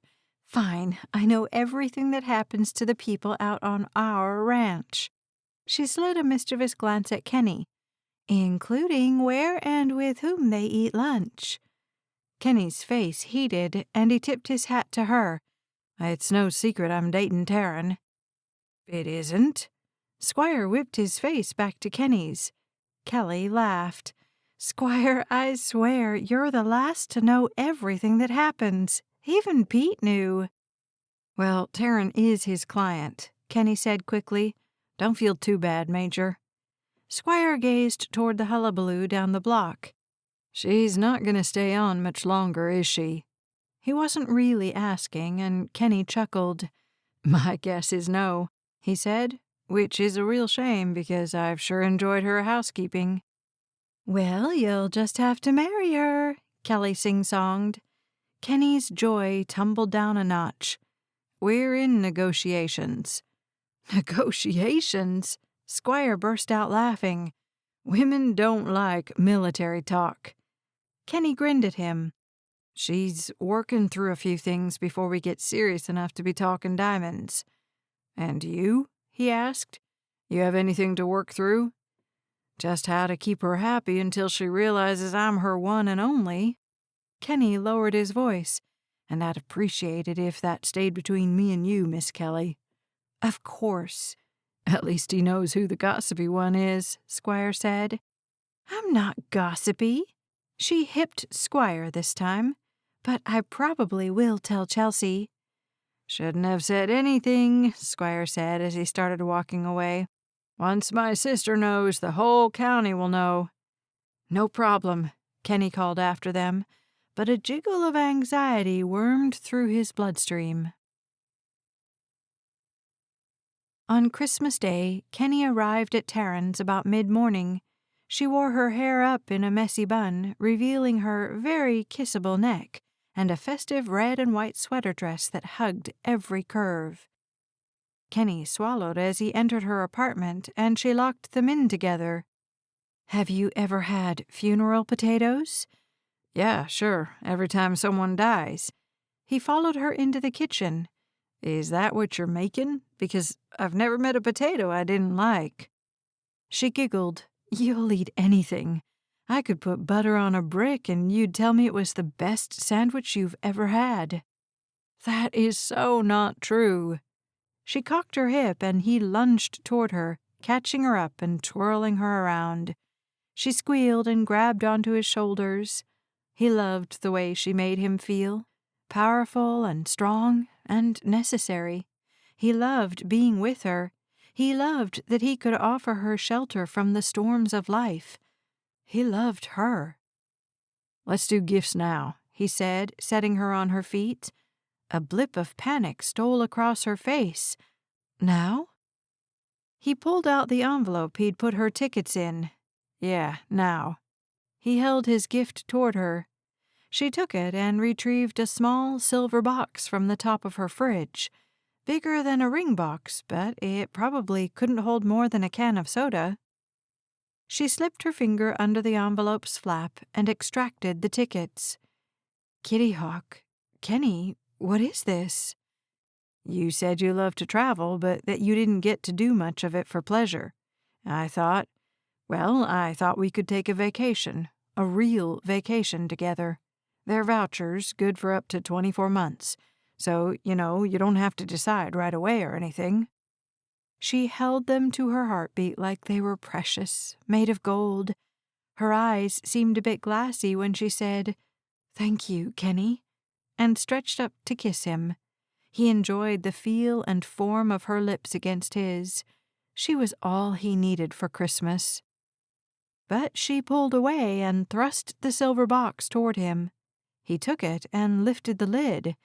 Beneath a slip of white tissue paper sat a gold key, a regular, shiny gold key, like he would use to secure the deadbolt on his cabin. He glanced at her, unsure about what this key unlocked. Taryn? Her hands wrung around each other. That's the key to my new house. I picked it up last Friday, and I'm moving in a couple of days. She swallowed, that hard, nervous swallow he wanted to eradicate from her life. I wanted you to have a key because it represents how I feel about Three Rivers, how I feel about us. He flipped the key in his fingers, his eyes trained on the shiny metal. You're staying here permanently. Joy he'd never known spiraled through his chest. I am. My new house is in that Pinyon Ridge development. Kenny nodded, and his head felt too loose, almost detached from his shoulders. That's great news. He finally lifted his eyes to hers. I love you. She invaded his personal space, pressing herself as close to him as she could get. In this moment, I love you too. It wasn't the all-out declaration Kenny craved, but in this moment, he'd take it, because he knew she was dangerously close to being able to tell him she loved him all the time. The next Christmas. "Where's Taryn?" Pete entered the homestead along with a heavy gust of wind. Kenny's already keyed-up nerves rioted again. "She's coming." He wished he hadn't told Charlie about his forthcoming proposal. The news had spread like wildfire, and it was all anyone had talked about for weeks. Even when Taryn came out for her riding lessons, or just to see him, it was nothing short of a miracle that she hadn't overheard, that she didn't know. Maybe she did. Kenny's stomach swooped as the door opened again, but this time Garth and Juliet ducked into the house with their son right in front of them. "Did we miss it?" Garth asked, glancing around at everyone in the kitchen, dining room, and living area of Squire's house. Kelly had gone all out for this holiday season. She'd had plenty of help from Chelsea and Heidi. Grace Lewis, the best pastry chef Three Rivers had ever seen, busied herself at the stove, stirring something that normally would have made Kenny double sniff the air and become impatient for dessert later. Squire consulted with John Carver and Lawrence about how to carve the turkeys, while Lawrence's wife, Andy, kept one hand on her bulging belly while she spoke to Sandy Keller, who'd just been the star of autumn with her wedding to Tad Jorgensen. Bees buzzed in Kenny's blood. Snakes coiled in his gut. What had he been thinking? Taryn wouldn't want her engagement to be a public spectacle? Maybe it wasn't too late to call everything off. He opened his mouth to say something when the door opened again. "Sorry I'm late." The wind caught the door behind Taryn, but she won the struggle and yanked it closed. "Phew, it's really angry out there." She smiled at Kenny and stepped to his side, her arm sliding around his waist. "Hey." He pressed a nervous kiss to her temple and glanced around. It seemed like everyone had at least one eye on him, and he focused his attention back on Taryn. "Everything go okay getting the recording off?" She'd taken a remote job with her old station, and she did 3 yearly holiday specials. One always fell on Christmas Eve, which she'd just finished the previous evening. "All set. What did I miss here?" "Just Ethan bragging about how he won Rookie of the Year," Garth said. He lifted a mug of coffee to hide his obviously proud smile. "Last year." "Hey," Ethan complained. "I wasn't bragging. Bryn was bragging for me." He beamed down at his fiancée. "When are y'all getting married?" Carly Sanders joined their conversation as she bounced a beautiful baby boy on her hip. Kenny watched the child smile and slobber, and warmth filled his heart. "Next month." Bryn glanced at him with love but a touch of wistfulness. "Your baby is so cute," she told Carly. Reese slid next to her, and together they made a beautiful family. It didn't matter that their baby wasn't theirs biologically.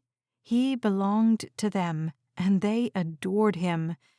Kenny needed Taryn a tiny bit closer. "We ready to eat yet?" Frank Ackerman appeared at the mouth of the hallway, forever wearing his cowboy hat and boots. He'd hired Kenny 5 years ago, and Kenny still felt a flash of appreciation whenever he saw the man. "Brett and Kate aren't here yet," Squire said. "They're bringing the rolls from the bakery." "See, you weren't last." Kenny smiled at Taryn, who returned the gesture. All his nerves settled. He loved her, and she loved him, and he didn't doubt for a moment that she'd say yes to his very important question. He retreated a few steps as he watched the people around him. The foreman he appreciated and obeyed. The men who'd gone off to war, come home broken, and found a way to make a life for themselves at Three Rivers Ranch. the rodeo champions and the horse boarders and the pancake house owners. Kenny felt such love for them all, he thought sure his heart would burst. Brett and Kate arrived a few minutes later, towing their 2 kids and dozens of rolls with them. "All right," Squire said, sending Kenny's pulse into a tizzy. "We're all here now." "'Cept Tom," Pete said. "Of course, except Tom." A moment passed in silence while Kenny pictured the steady, sure cowboy who'd been the controller on the ranch. He'd been gone for a couple of years, but he came back to visit from time to time. He'd been here over the 4th of July, but wanted to build his own family holiday traditions on the ranch where he now lived in Montana. "I just want to say how grateful I am for all of you." Squire swallowed, the only emotion he ever showed. "And for God for bringing you all out to Three Rivers, in whatever way he did." He lifted his mug, Pete whooped, everyone broke into applause. "And now I believe we have a program of sorts that's been prepared." Squire's gaze landed on Kenny. Everyone's did. Garth slid the jewelry box into Kenny's hand, but he couldn't seem to move. "Go on now." Pete looked like the cat who'd swallowed the canary. "Kenny?" Taryn started as she glanced around at the obvious audience. "Taryn." He turned toward her. "I've loved you since last Christmas, when you became the best present I'd ever gotten. Will you do me one better this year by agreeing to be my wife?" He dropped to one knee, but with his height he barely had to look up into her face. A single tear slithered down her right cheek. She nodded. "Make her say yes," someone called. "Taryn?" Kenny grinned at her. "You better say yes for the people." "Yes." He swooped her into his arms and kissed her. "Best Christmas ever," he whispered as he set her down and rested his forehead against hers. "I love you." "I love you too, Kenny." "Let's eat," Frank said, and the chaos Kenny was used to, the busyness and liveliness of the ranch he loved, ensued. He felt like the luckiest man in the world, and he closed his eyes and sent a prayer of thanksgiving toward heaven to be here in Three Rivers, on the ranch, with the people he loved most. Especially Taryn, he thought, just before opening his eyes to the spread of what was sure to be the most delicious Christmas feast he'd ever eaten. The end. Keep listening for a sneak peek of Lucky Number 13, the next book in the Three Rivers Ranch romance series. You are listening to Lucky Number 13, Book 10 in the Three Rivers Ranch romance series, written by Liz Isaacson, narrated by Becky Dowdy.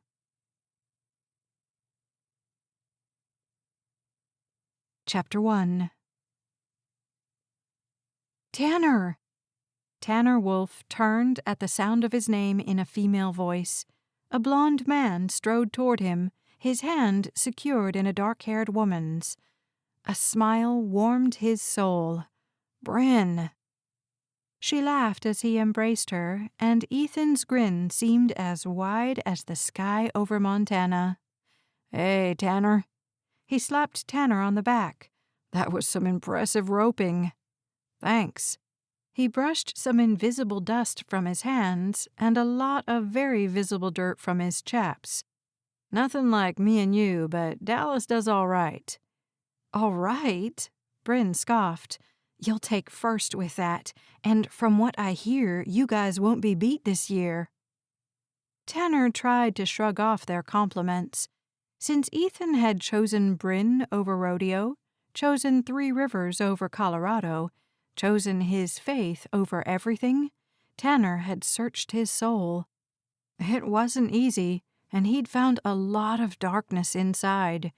He still wasn't all the way where he wanted to be, and being humble didn't come naturally to him.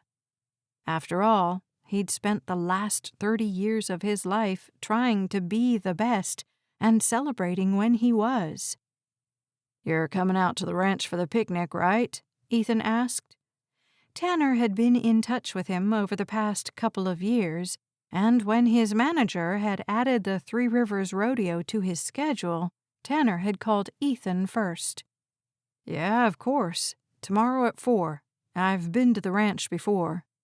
"You haven't seen my training facilities," Bryn said as a group of cowgirls walked by. Her gaze followed them, and Tanner wondered if she missed the rodeo circuit. She'd quit and never looked back, but a glint rode in her eye that Tanner recognized. "I'll come early," Tanner said. "Will you guys be out there?" "We can go out whenever we want," Bryn said. "I want to see your place, too," Tanner said. "Ethan's been bragging about how he built it from the ground up." "I haven't been bragging." "I believe you said, with my bare hands, Tanner. I built a whole house with my bare hands." Ethan chuckled, and a wave of gratitude washed over Tanner. He couldn't believe Ethan's forgiveness had come so quickly, had healed him so completely. But it had done both, and though he'd never told Ethan, it was his forgiveness that had set Tanner down the path toward a relationship with God. Of course, that had meant his relationship with women had cooled considerably as he navigated his way toward becoming the kind of man he wanted to be. In fact, his last date had been over a year ago, and that relationship had fizzled before the end of the evening. "Mr. Wolf, you're up in 20, a rodeo volunteer said, stepping into their conversation. Tanner took a deep breath, his nerves blossoming into a hill of ants. "All right, wish me luck."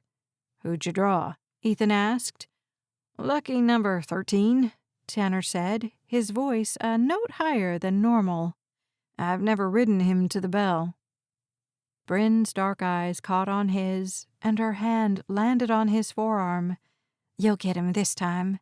She added a smile to her statement, and Tanner couldn't detect a hint of falseness in her voice. He managed to smile, mash his cowboy hat further down on his head, and follow the volunteer to the loading chutes.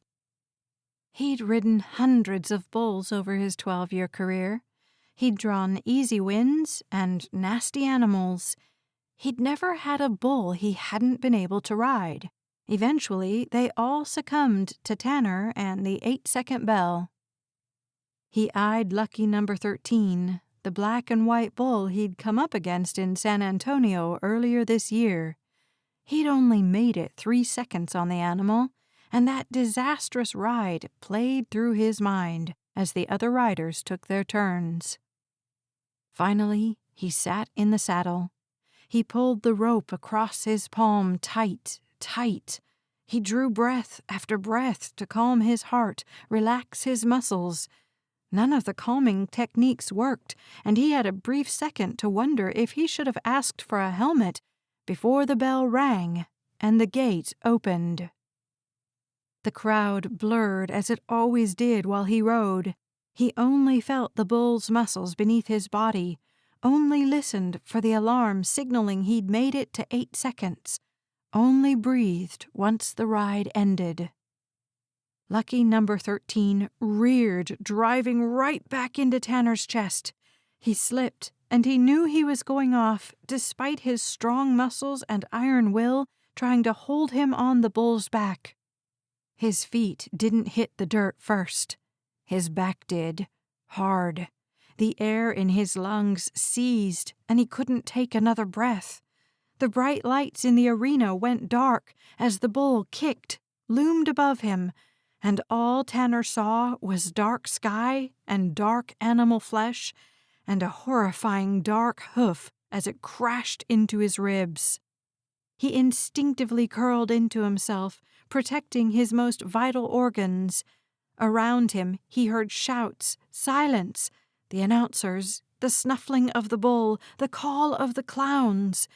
He couldn't breathe, and pressed his chin to his chest and kept his elbows up as another lightning pain shot through his back down into both his legs. Time seemed to slow, and everything felt shrouded in darkness. Finally, everything brightened again, and Tanner relaxed. His brain seemed to be working just fine, but every cell in his body screamed in pain. He groaned as he started to uncurl.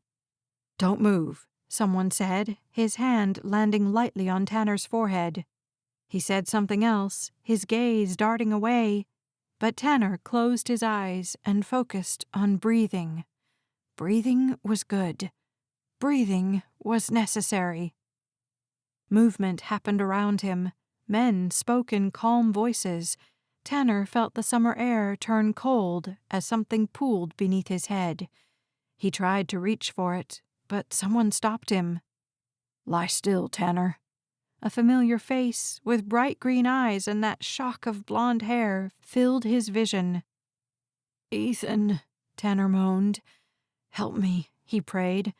And though he was new to the whole communicating with God idea, the thought felt natural. "You're fine, cowboy." Ethan's eyes said otherwise, and Tanner tried to focus on them. But they turned lighter and lighter, going into seafoam and mint before they faded into whiteness. "Stay with me," Ethan commanded, but Tanner couldn't. He closed his eyes against the pain and let unconsciousness take him somewhere where he wasn't lying in his own blood in the middle of the rodeo arena. When he woke, a pair of eyes the color of the ocean blinked at him. "There you are, Mr. Wolf." The woman spoke in a slow cadence, her accent Texan and sweet.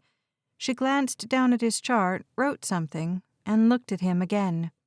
"How are you feelin'?" He couldn't vocalize the words he used to, and his back and arm muscles seemed to have forgotten how to shrug. "My name's Summer, and I'll be your nurse today. Now, Jean said you slept all night and came through your surgery just fine." He blinked at her, a searing pain in his throat. He could only think, surgery? "Now you'll have to get up in a few hours and take a walk around." She grinned at him, and he thought she had the most wonderful pink lips, the most beautiful white teeth. His first instinct was to smile back, and he tried, but something seemed to be wrong with his mouth. "I don't want any complaints when I come back," she said, her eyes dipping to his lips. "I'll go get Margie, and we'll get that tube out of your throat." She disappeared from his line of sight, and Tanner found pain in every part of his body. How Summer thought he could answer her questions with a tube down his throat, he didn't know. She returned, lickety-split, and before he knew it, the two nurses had removed the tube from his throat. "He's making urine," the other nurse said. She beamed at him, and he'd never been prouder of his body for functioning the way it should. She was closer to his mother's age, and panic pounded through him. "My mom?" His throat hurt, and Summer was there, holding out a glass of water. He gulped it greedily as Margie explained that she'd been notified and that she should be here soon. "There's a couple of friends out in the waiting room," she said. "Should I send them in?" "How much pain are you in?" Summer asked before Tanner could answer Margie. "Is about to die on your chart," he croaked. She grinned. "Yes, we call that a 10. I'll bring you something." "A lot of something," he said as a pain in his leg fired on all cylinders. "Something strong." Margie met Summer's eye, and the two nurses exchanged a glance. "Something strong, Mr. Wolf," Summer said, her voice full of fun and flirtation. Tanner sat back in his bed as they left, warning himself to maintain distance from Summer. He didn't live in Three Rivers, and she'd go home, maybe to a husband and a family, later that day. "She sure is pretty, though," he thought as he waited for his medicine and his friends. The friends came first, and Ethan and Bryn looked like they hadn't gone home to sleep. Tears tracked down Bryn's cheeks as she leaned over and gave Tanner a light hug. He couldn't help the groan of pain from the movement, and she jerked back. "Sorry." "I'm fine." He pushed himself up in bed, a flash of discomfort spreading through his right leg. "Aren't I fine, Ethan?" He watched his friend for the signs he needed. Ethan kept his face a blank slate, but the intensity of his swallow told Tanner everything. "Yeah," Ethan said. "You're going to be just fine, Tanner."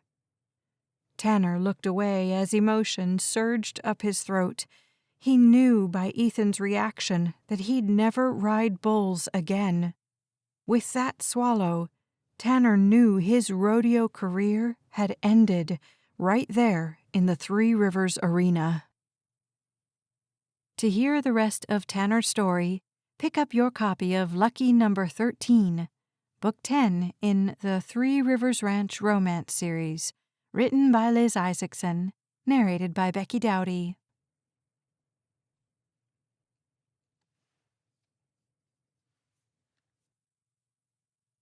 To hear the rest of Tanner's story, pick up your copy of Lucky Number 13, Book 10 in the Three Rivers Ranch Romance series, written by Liz Isaacson, narrated by Becky Dowdy.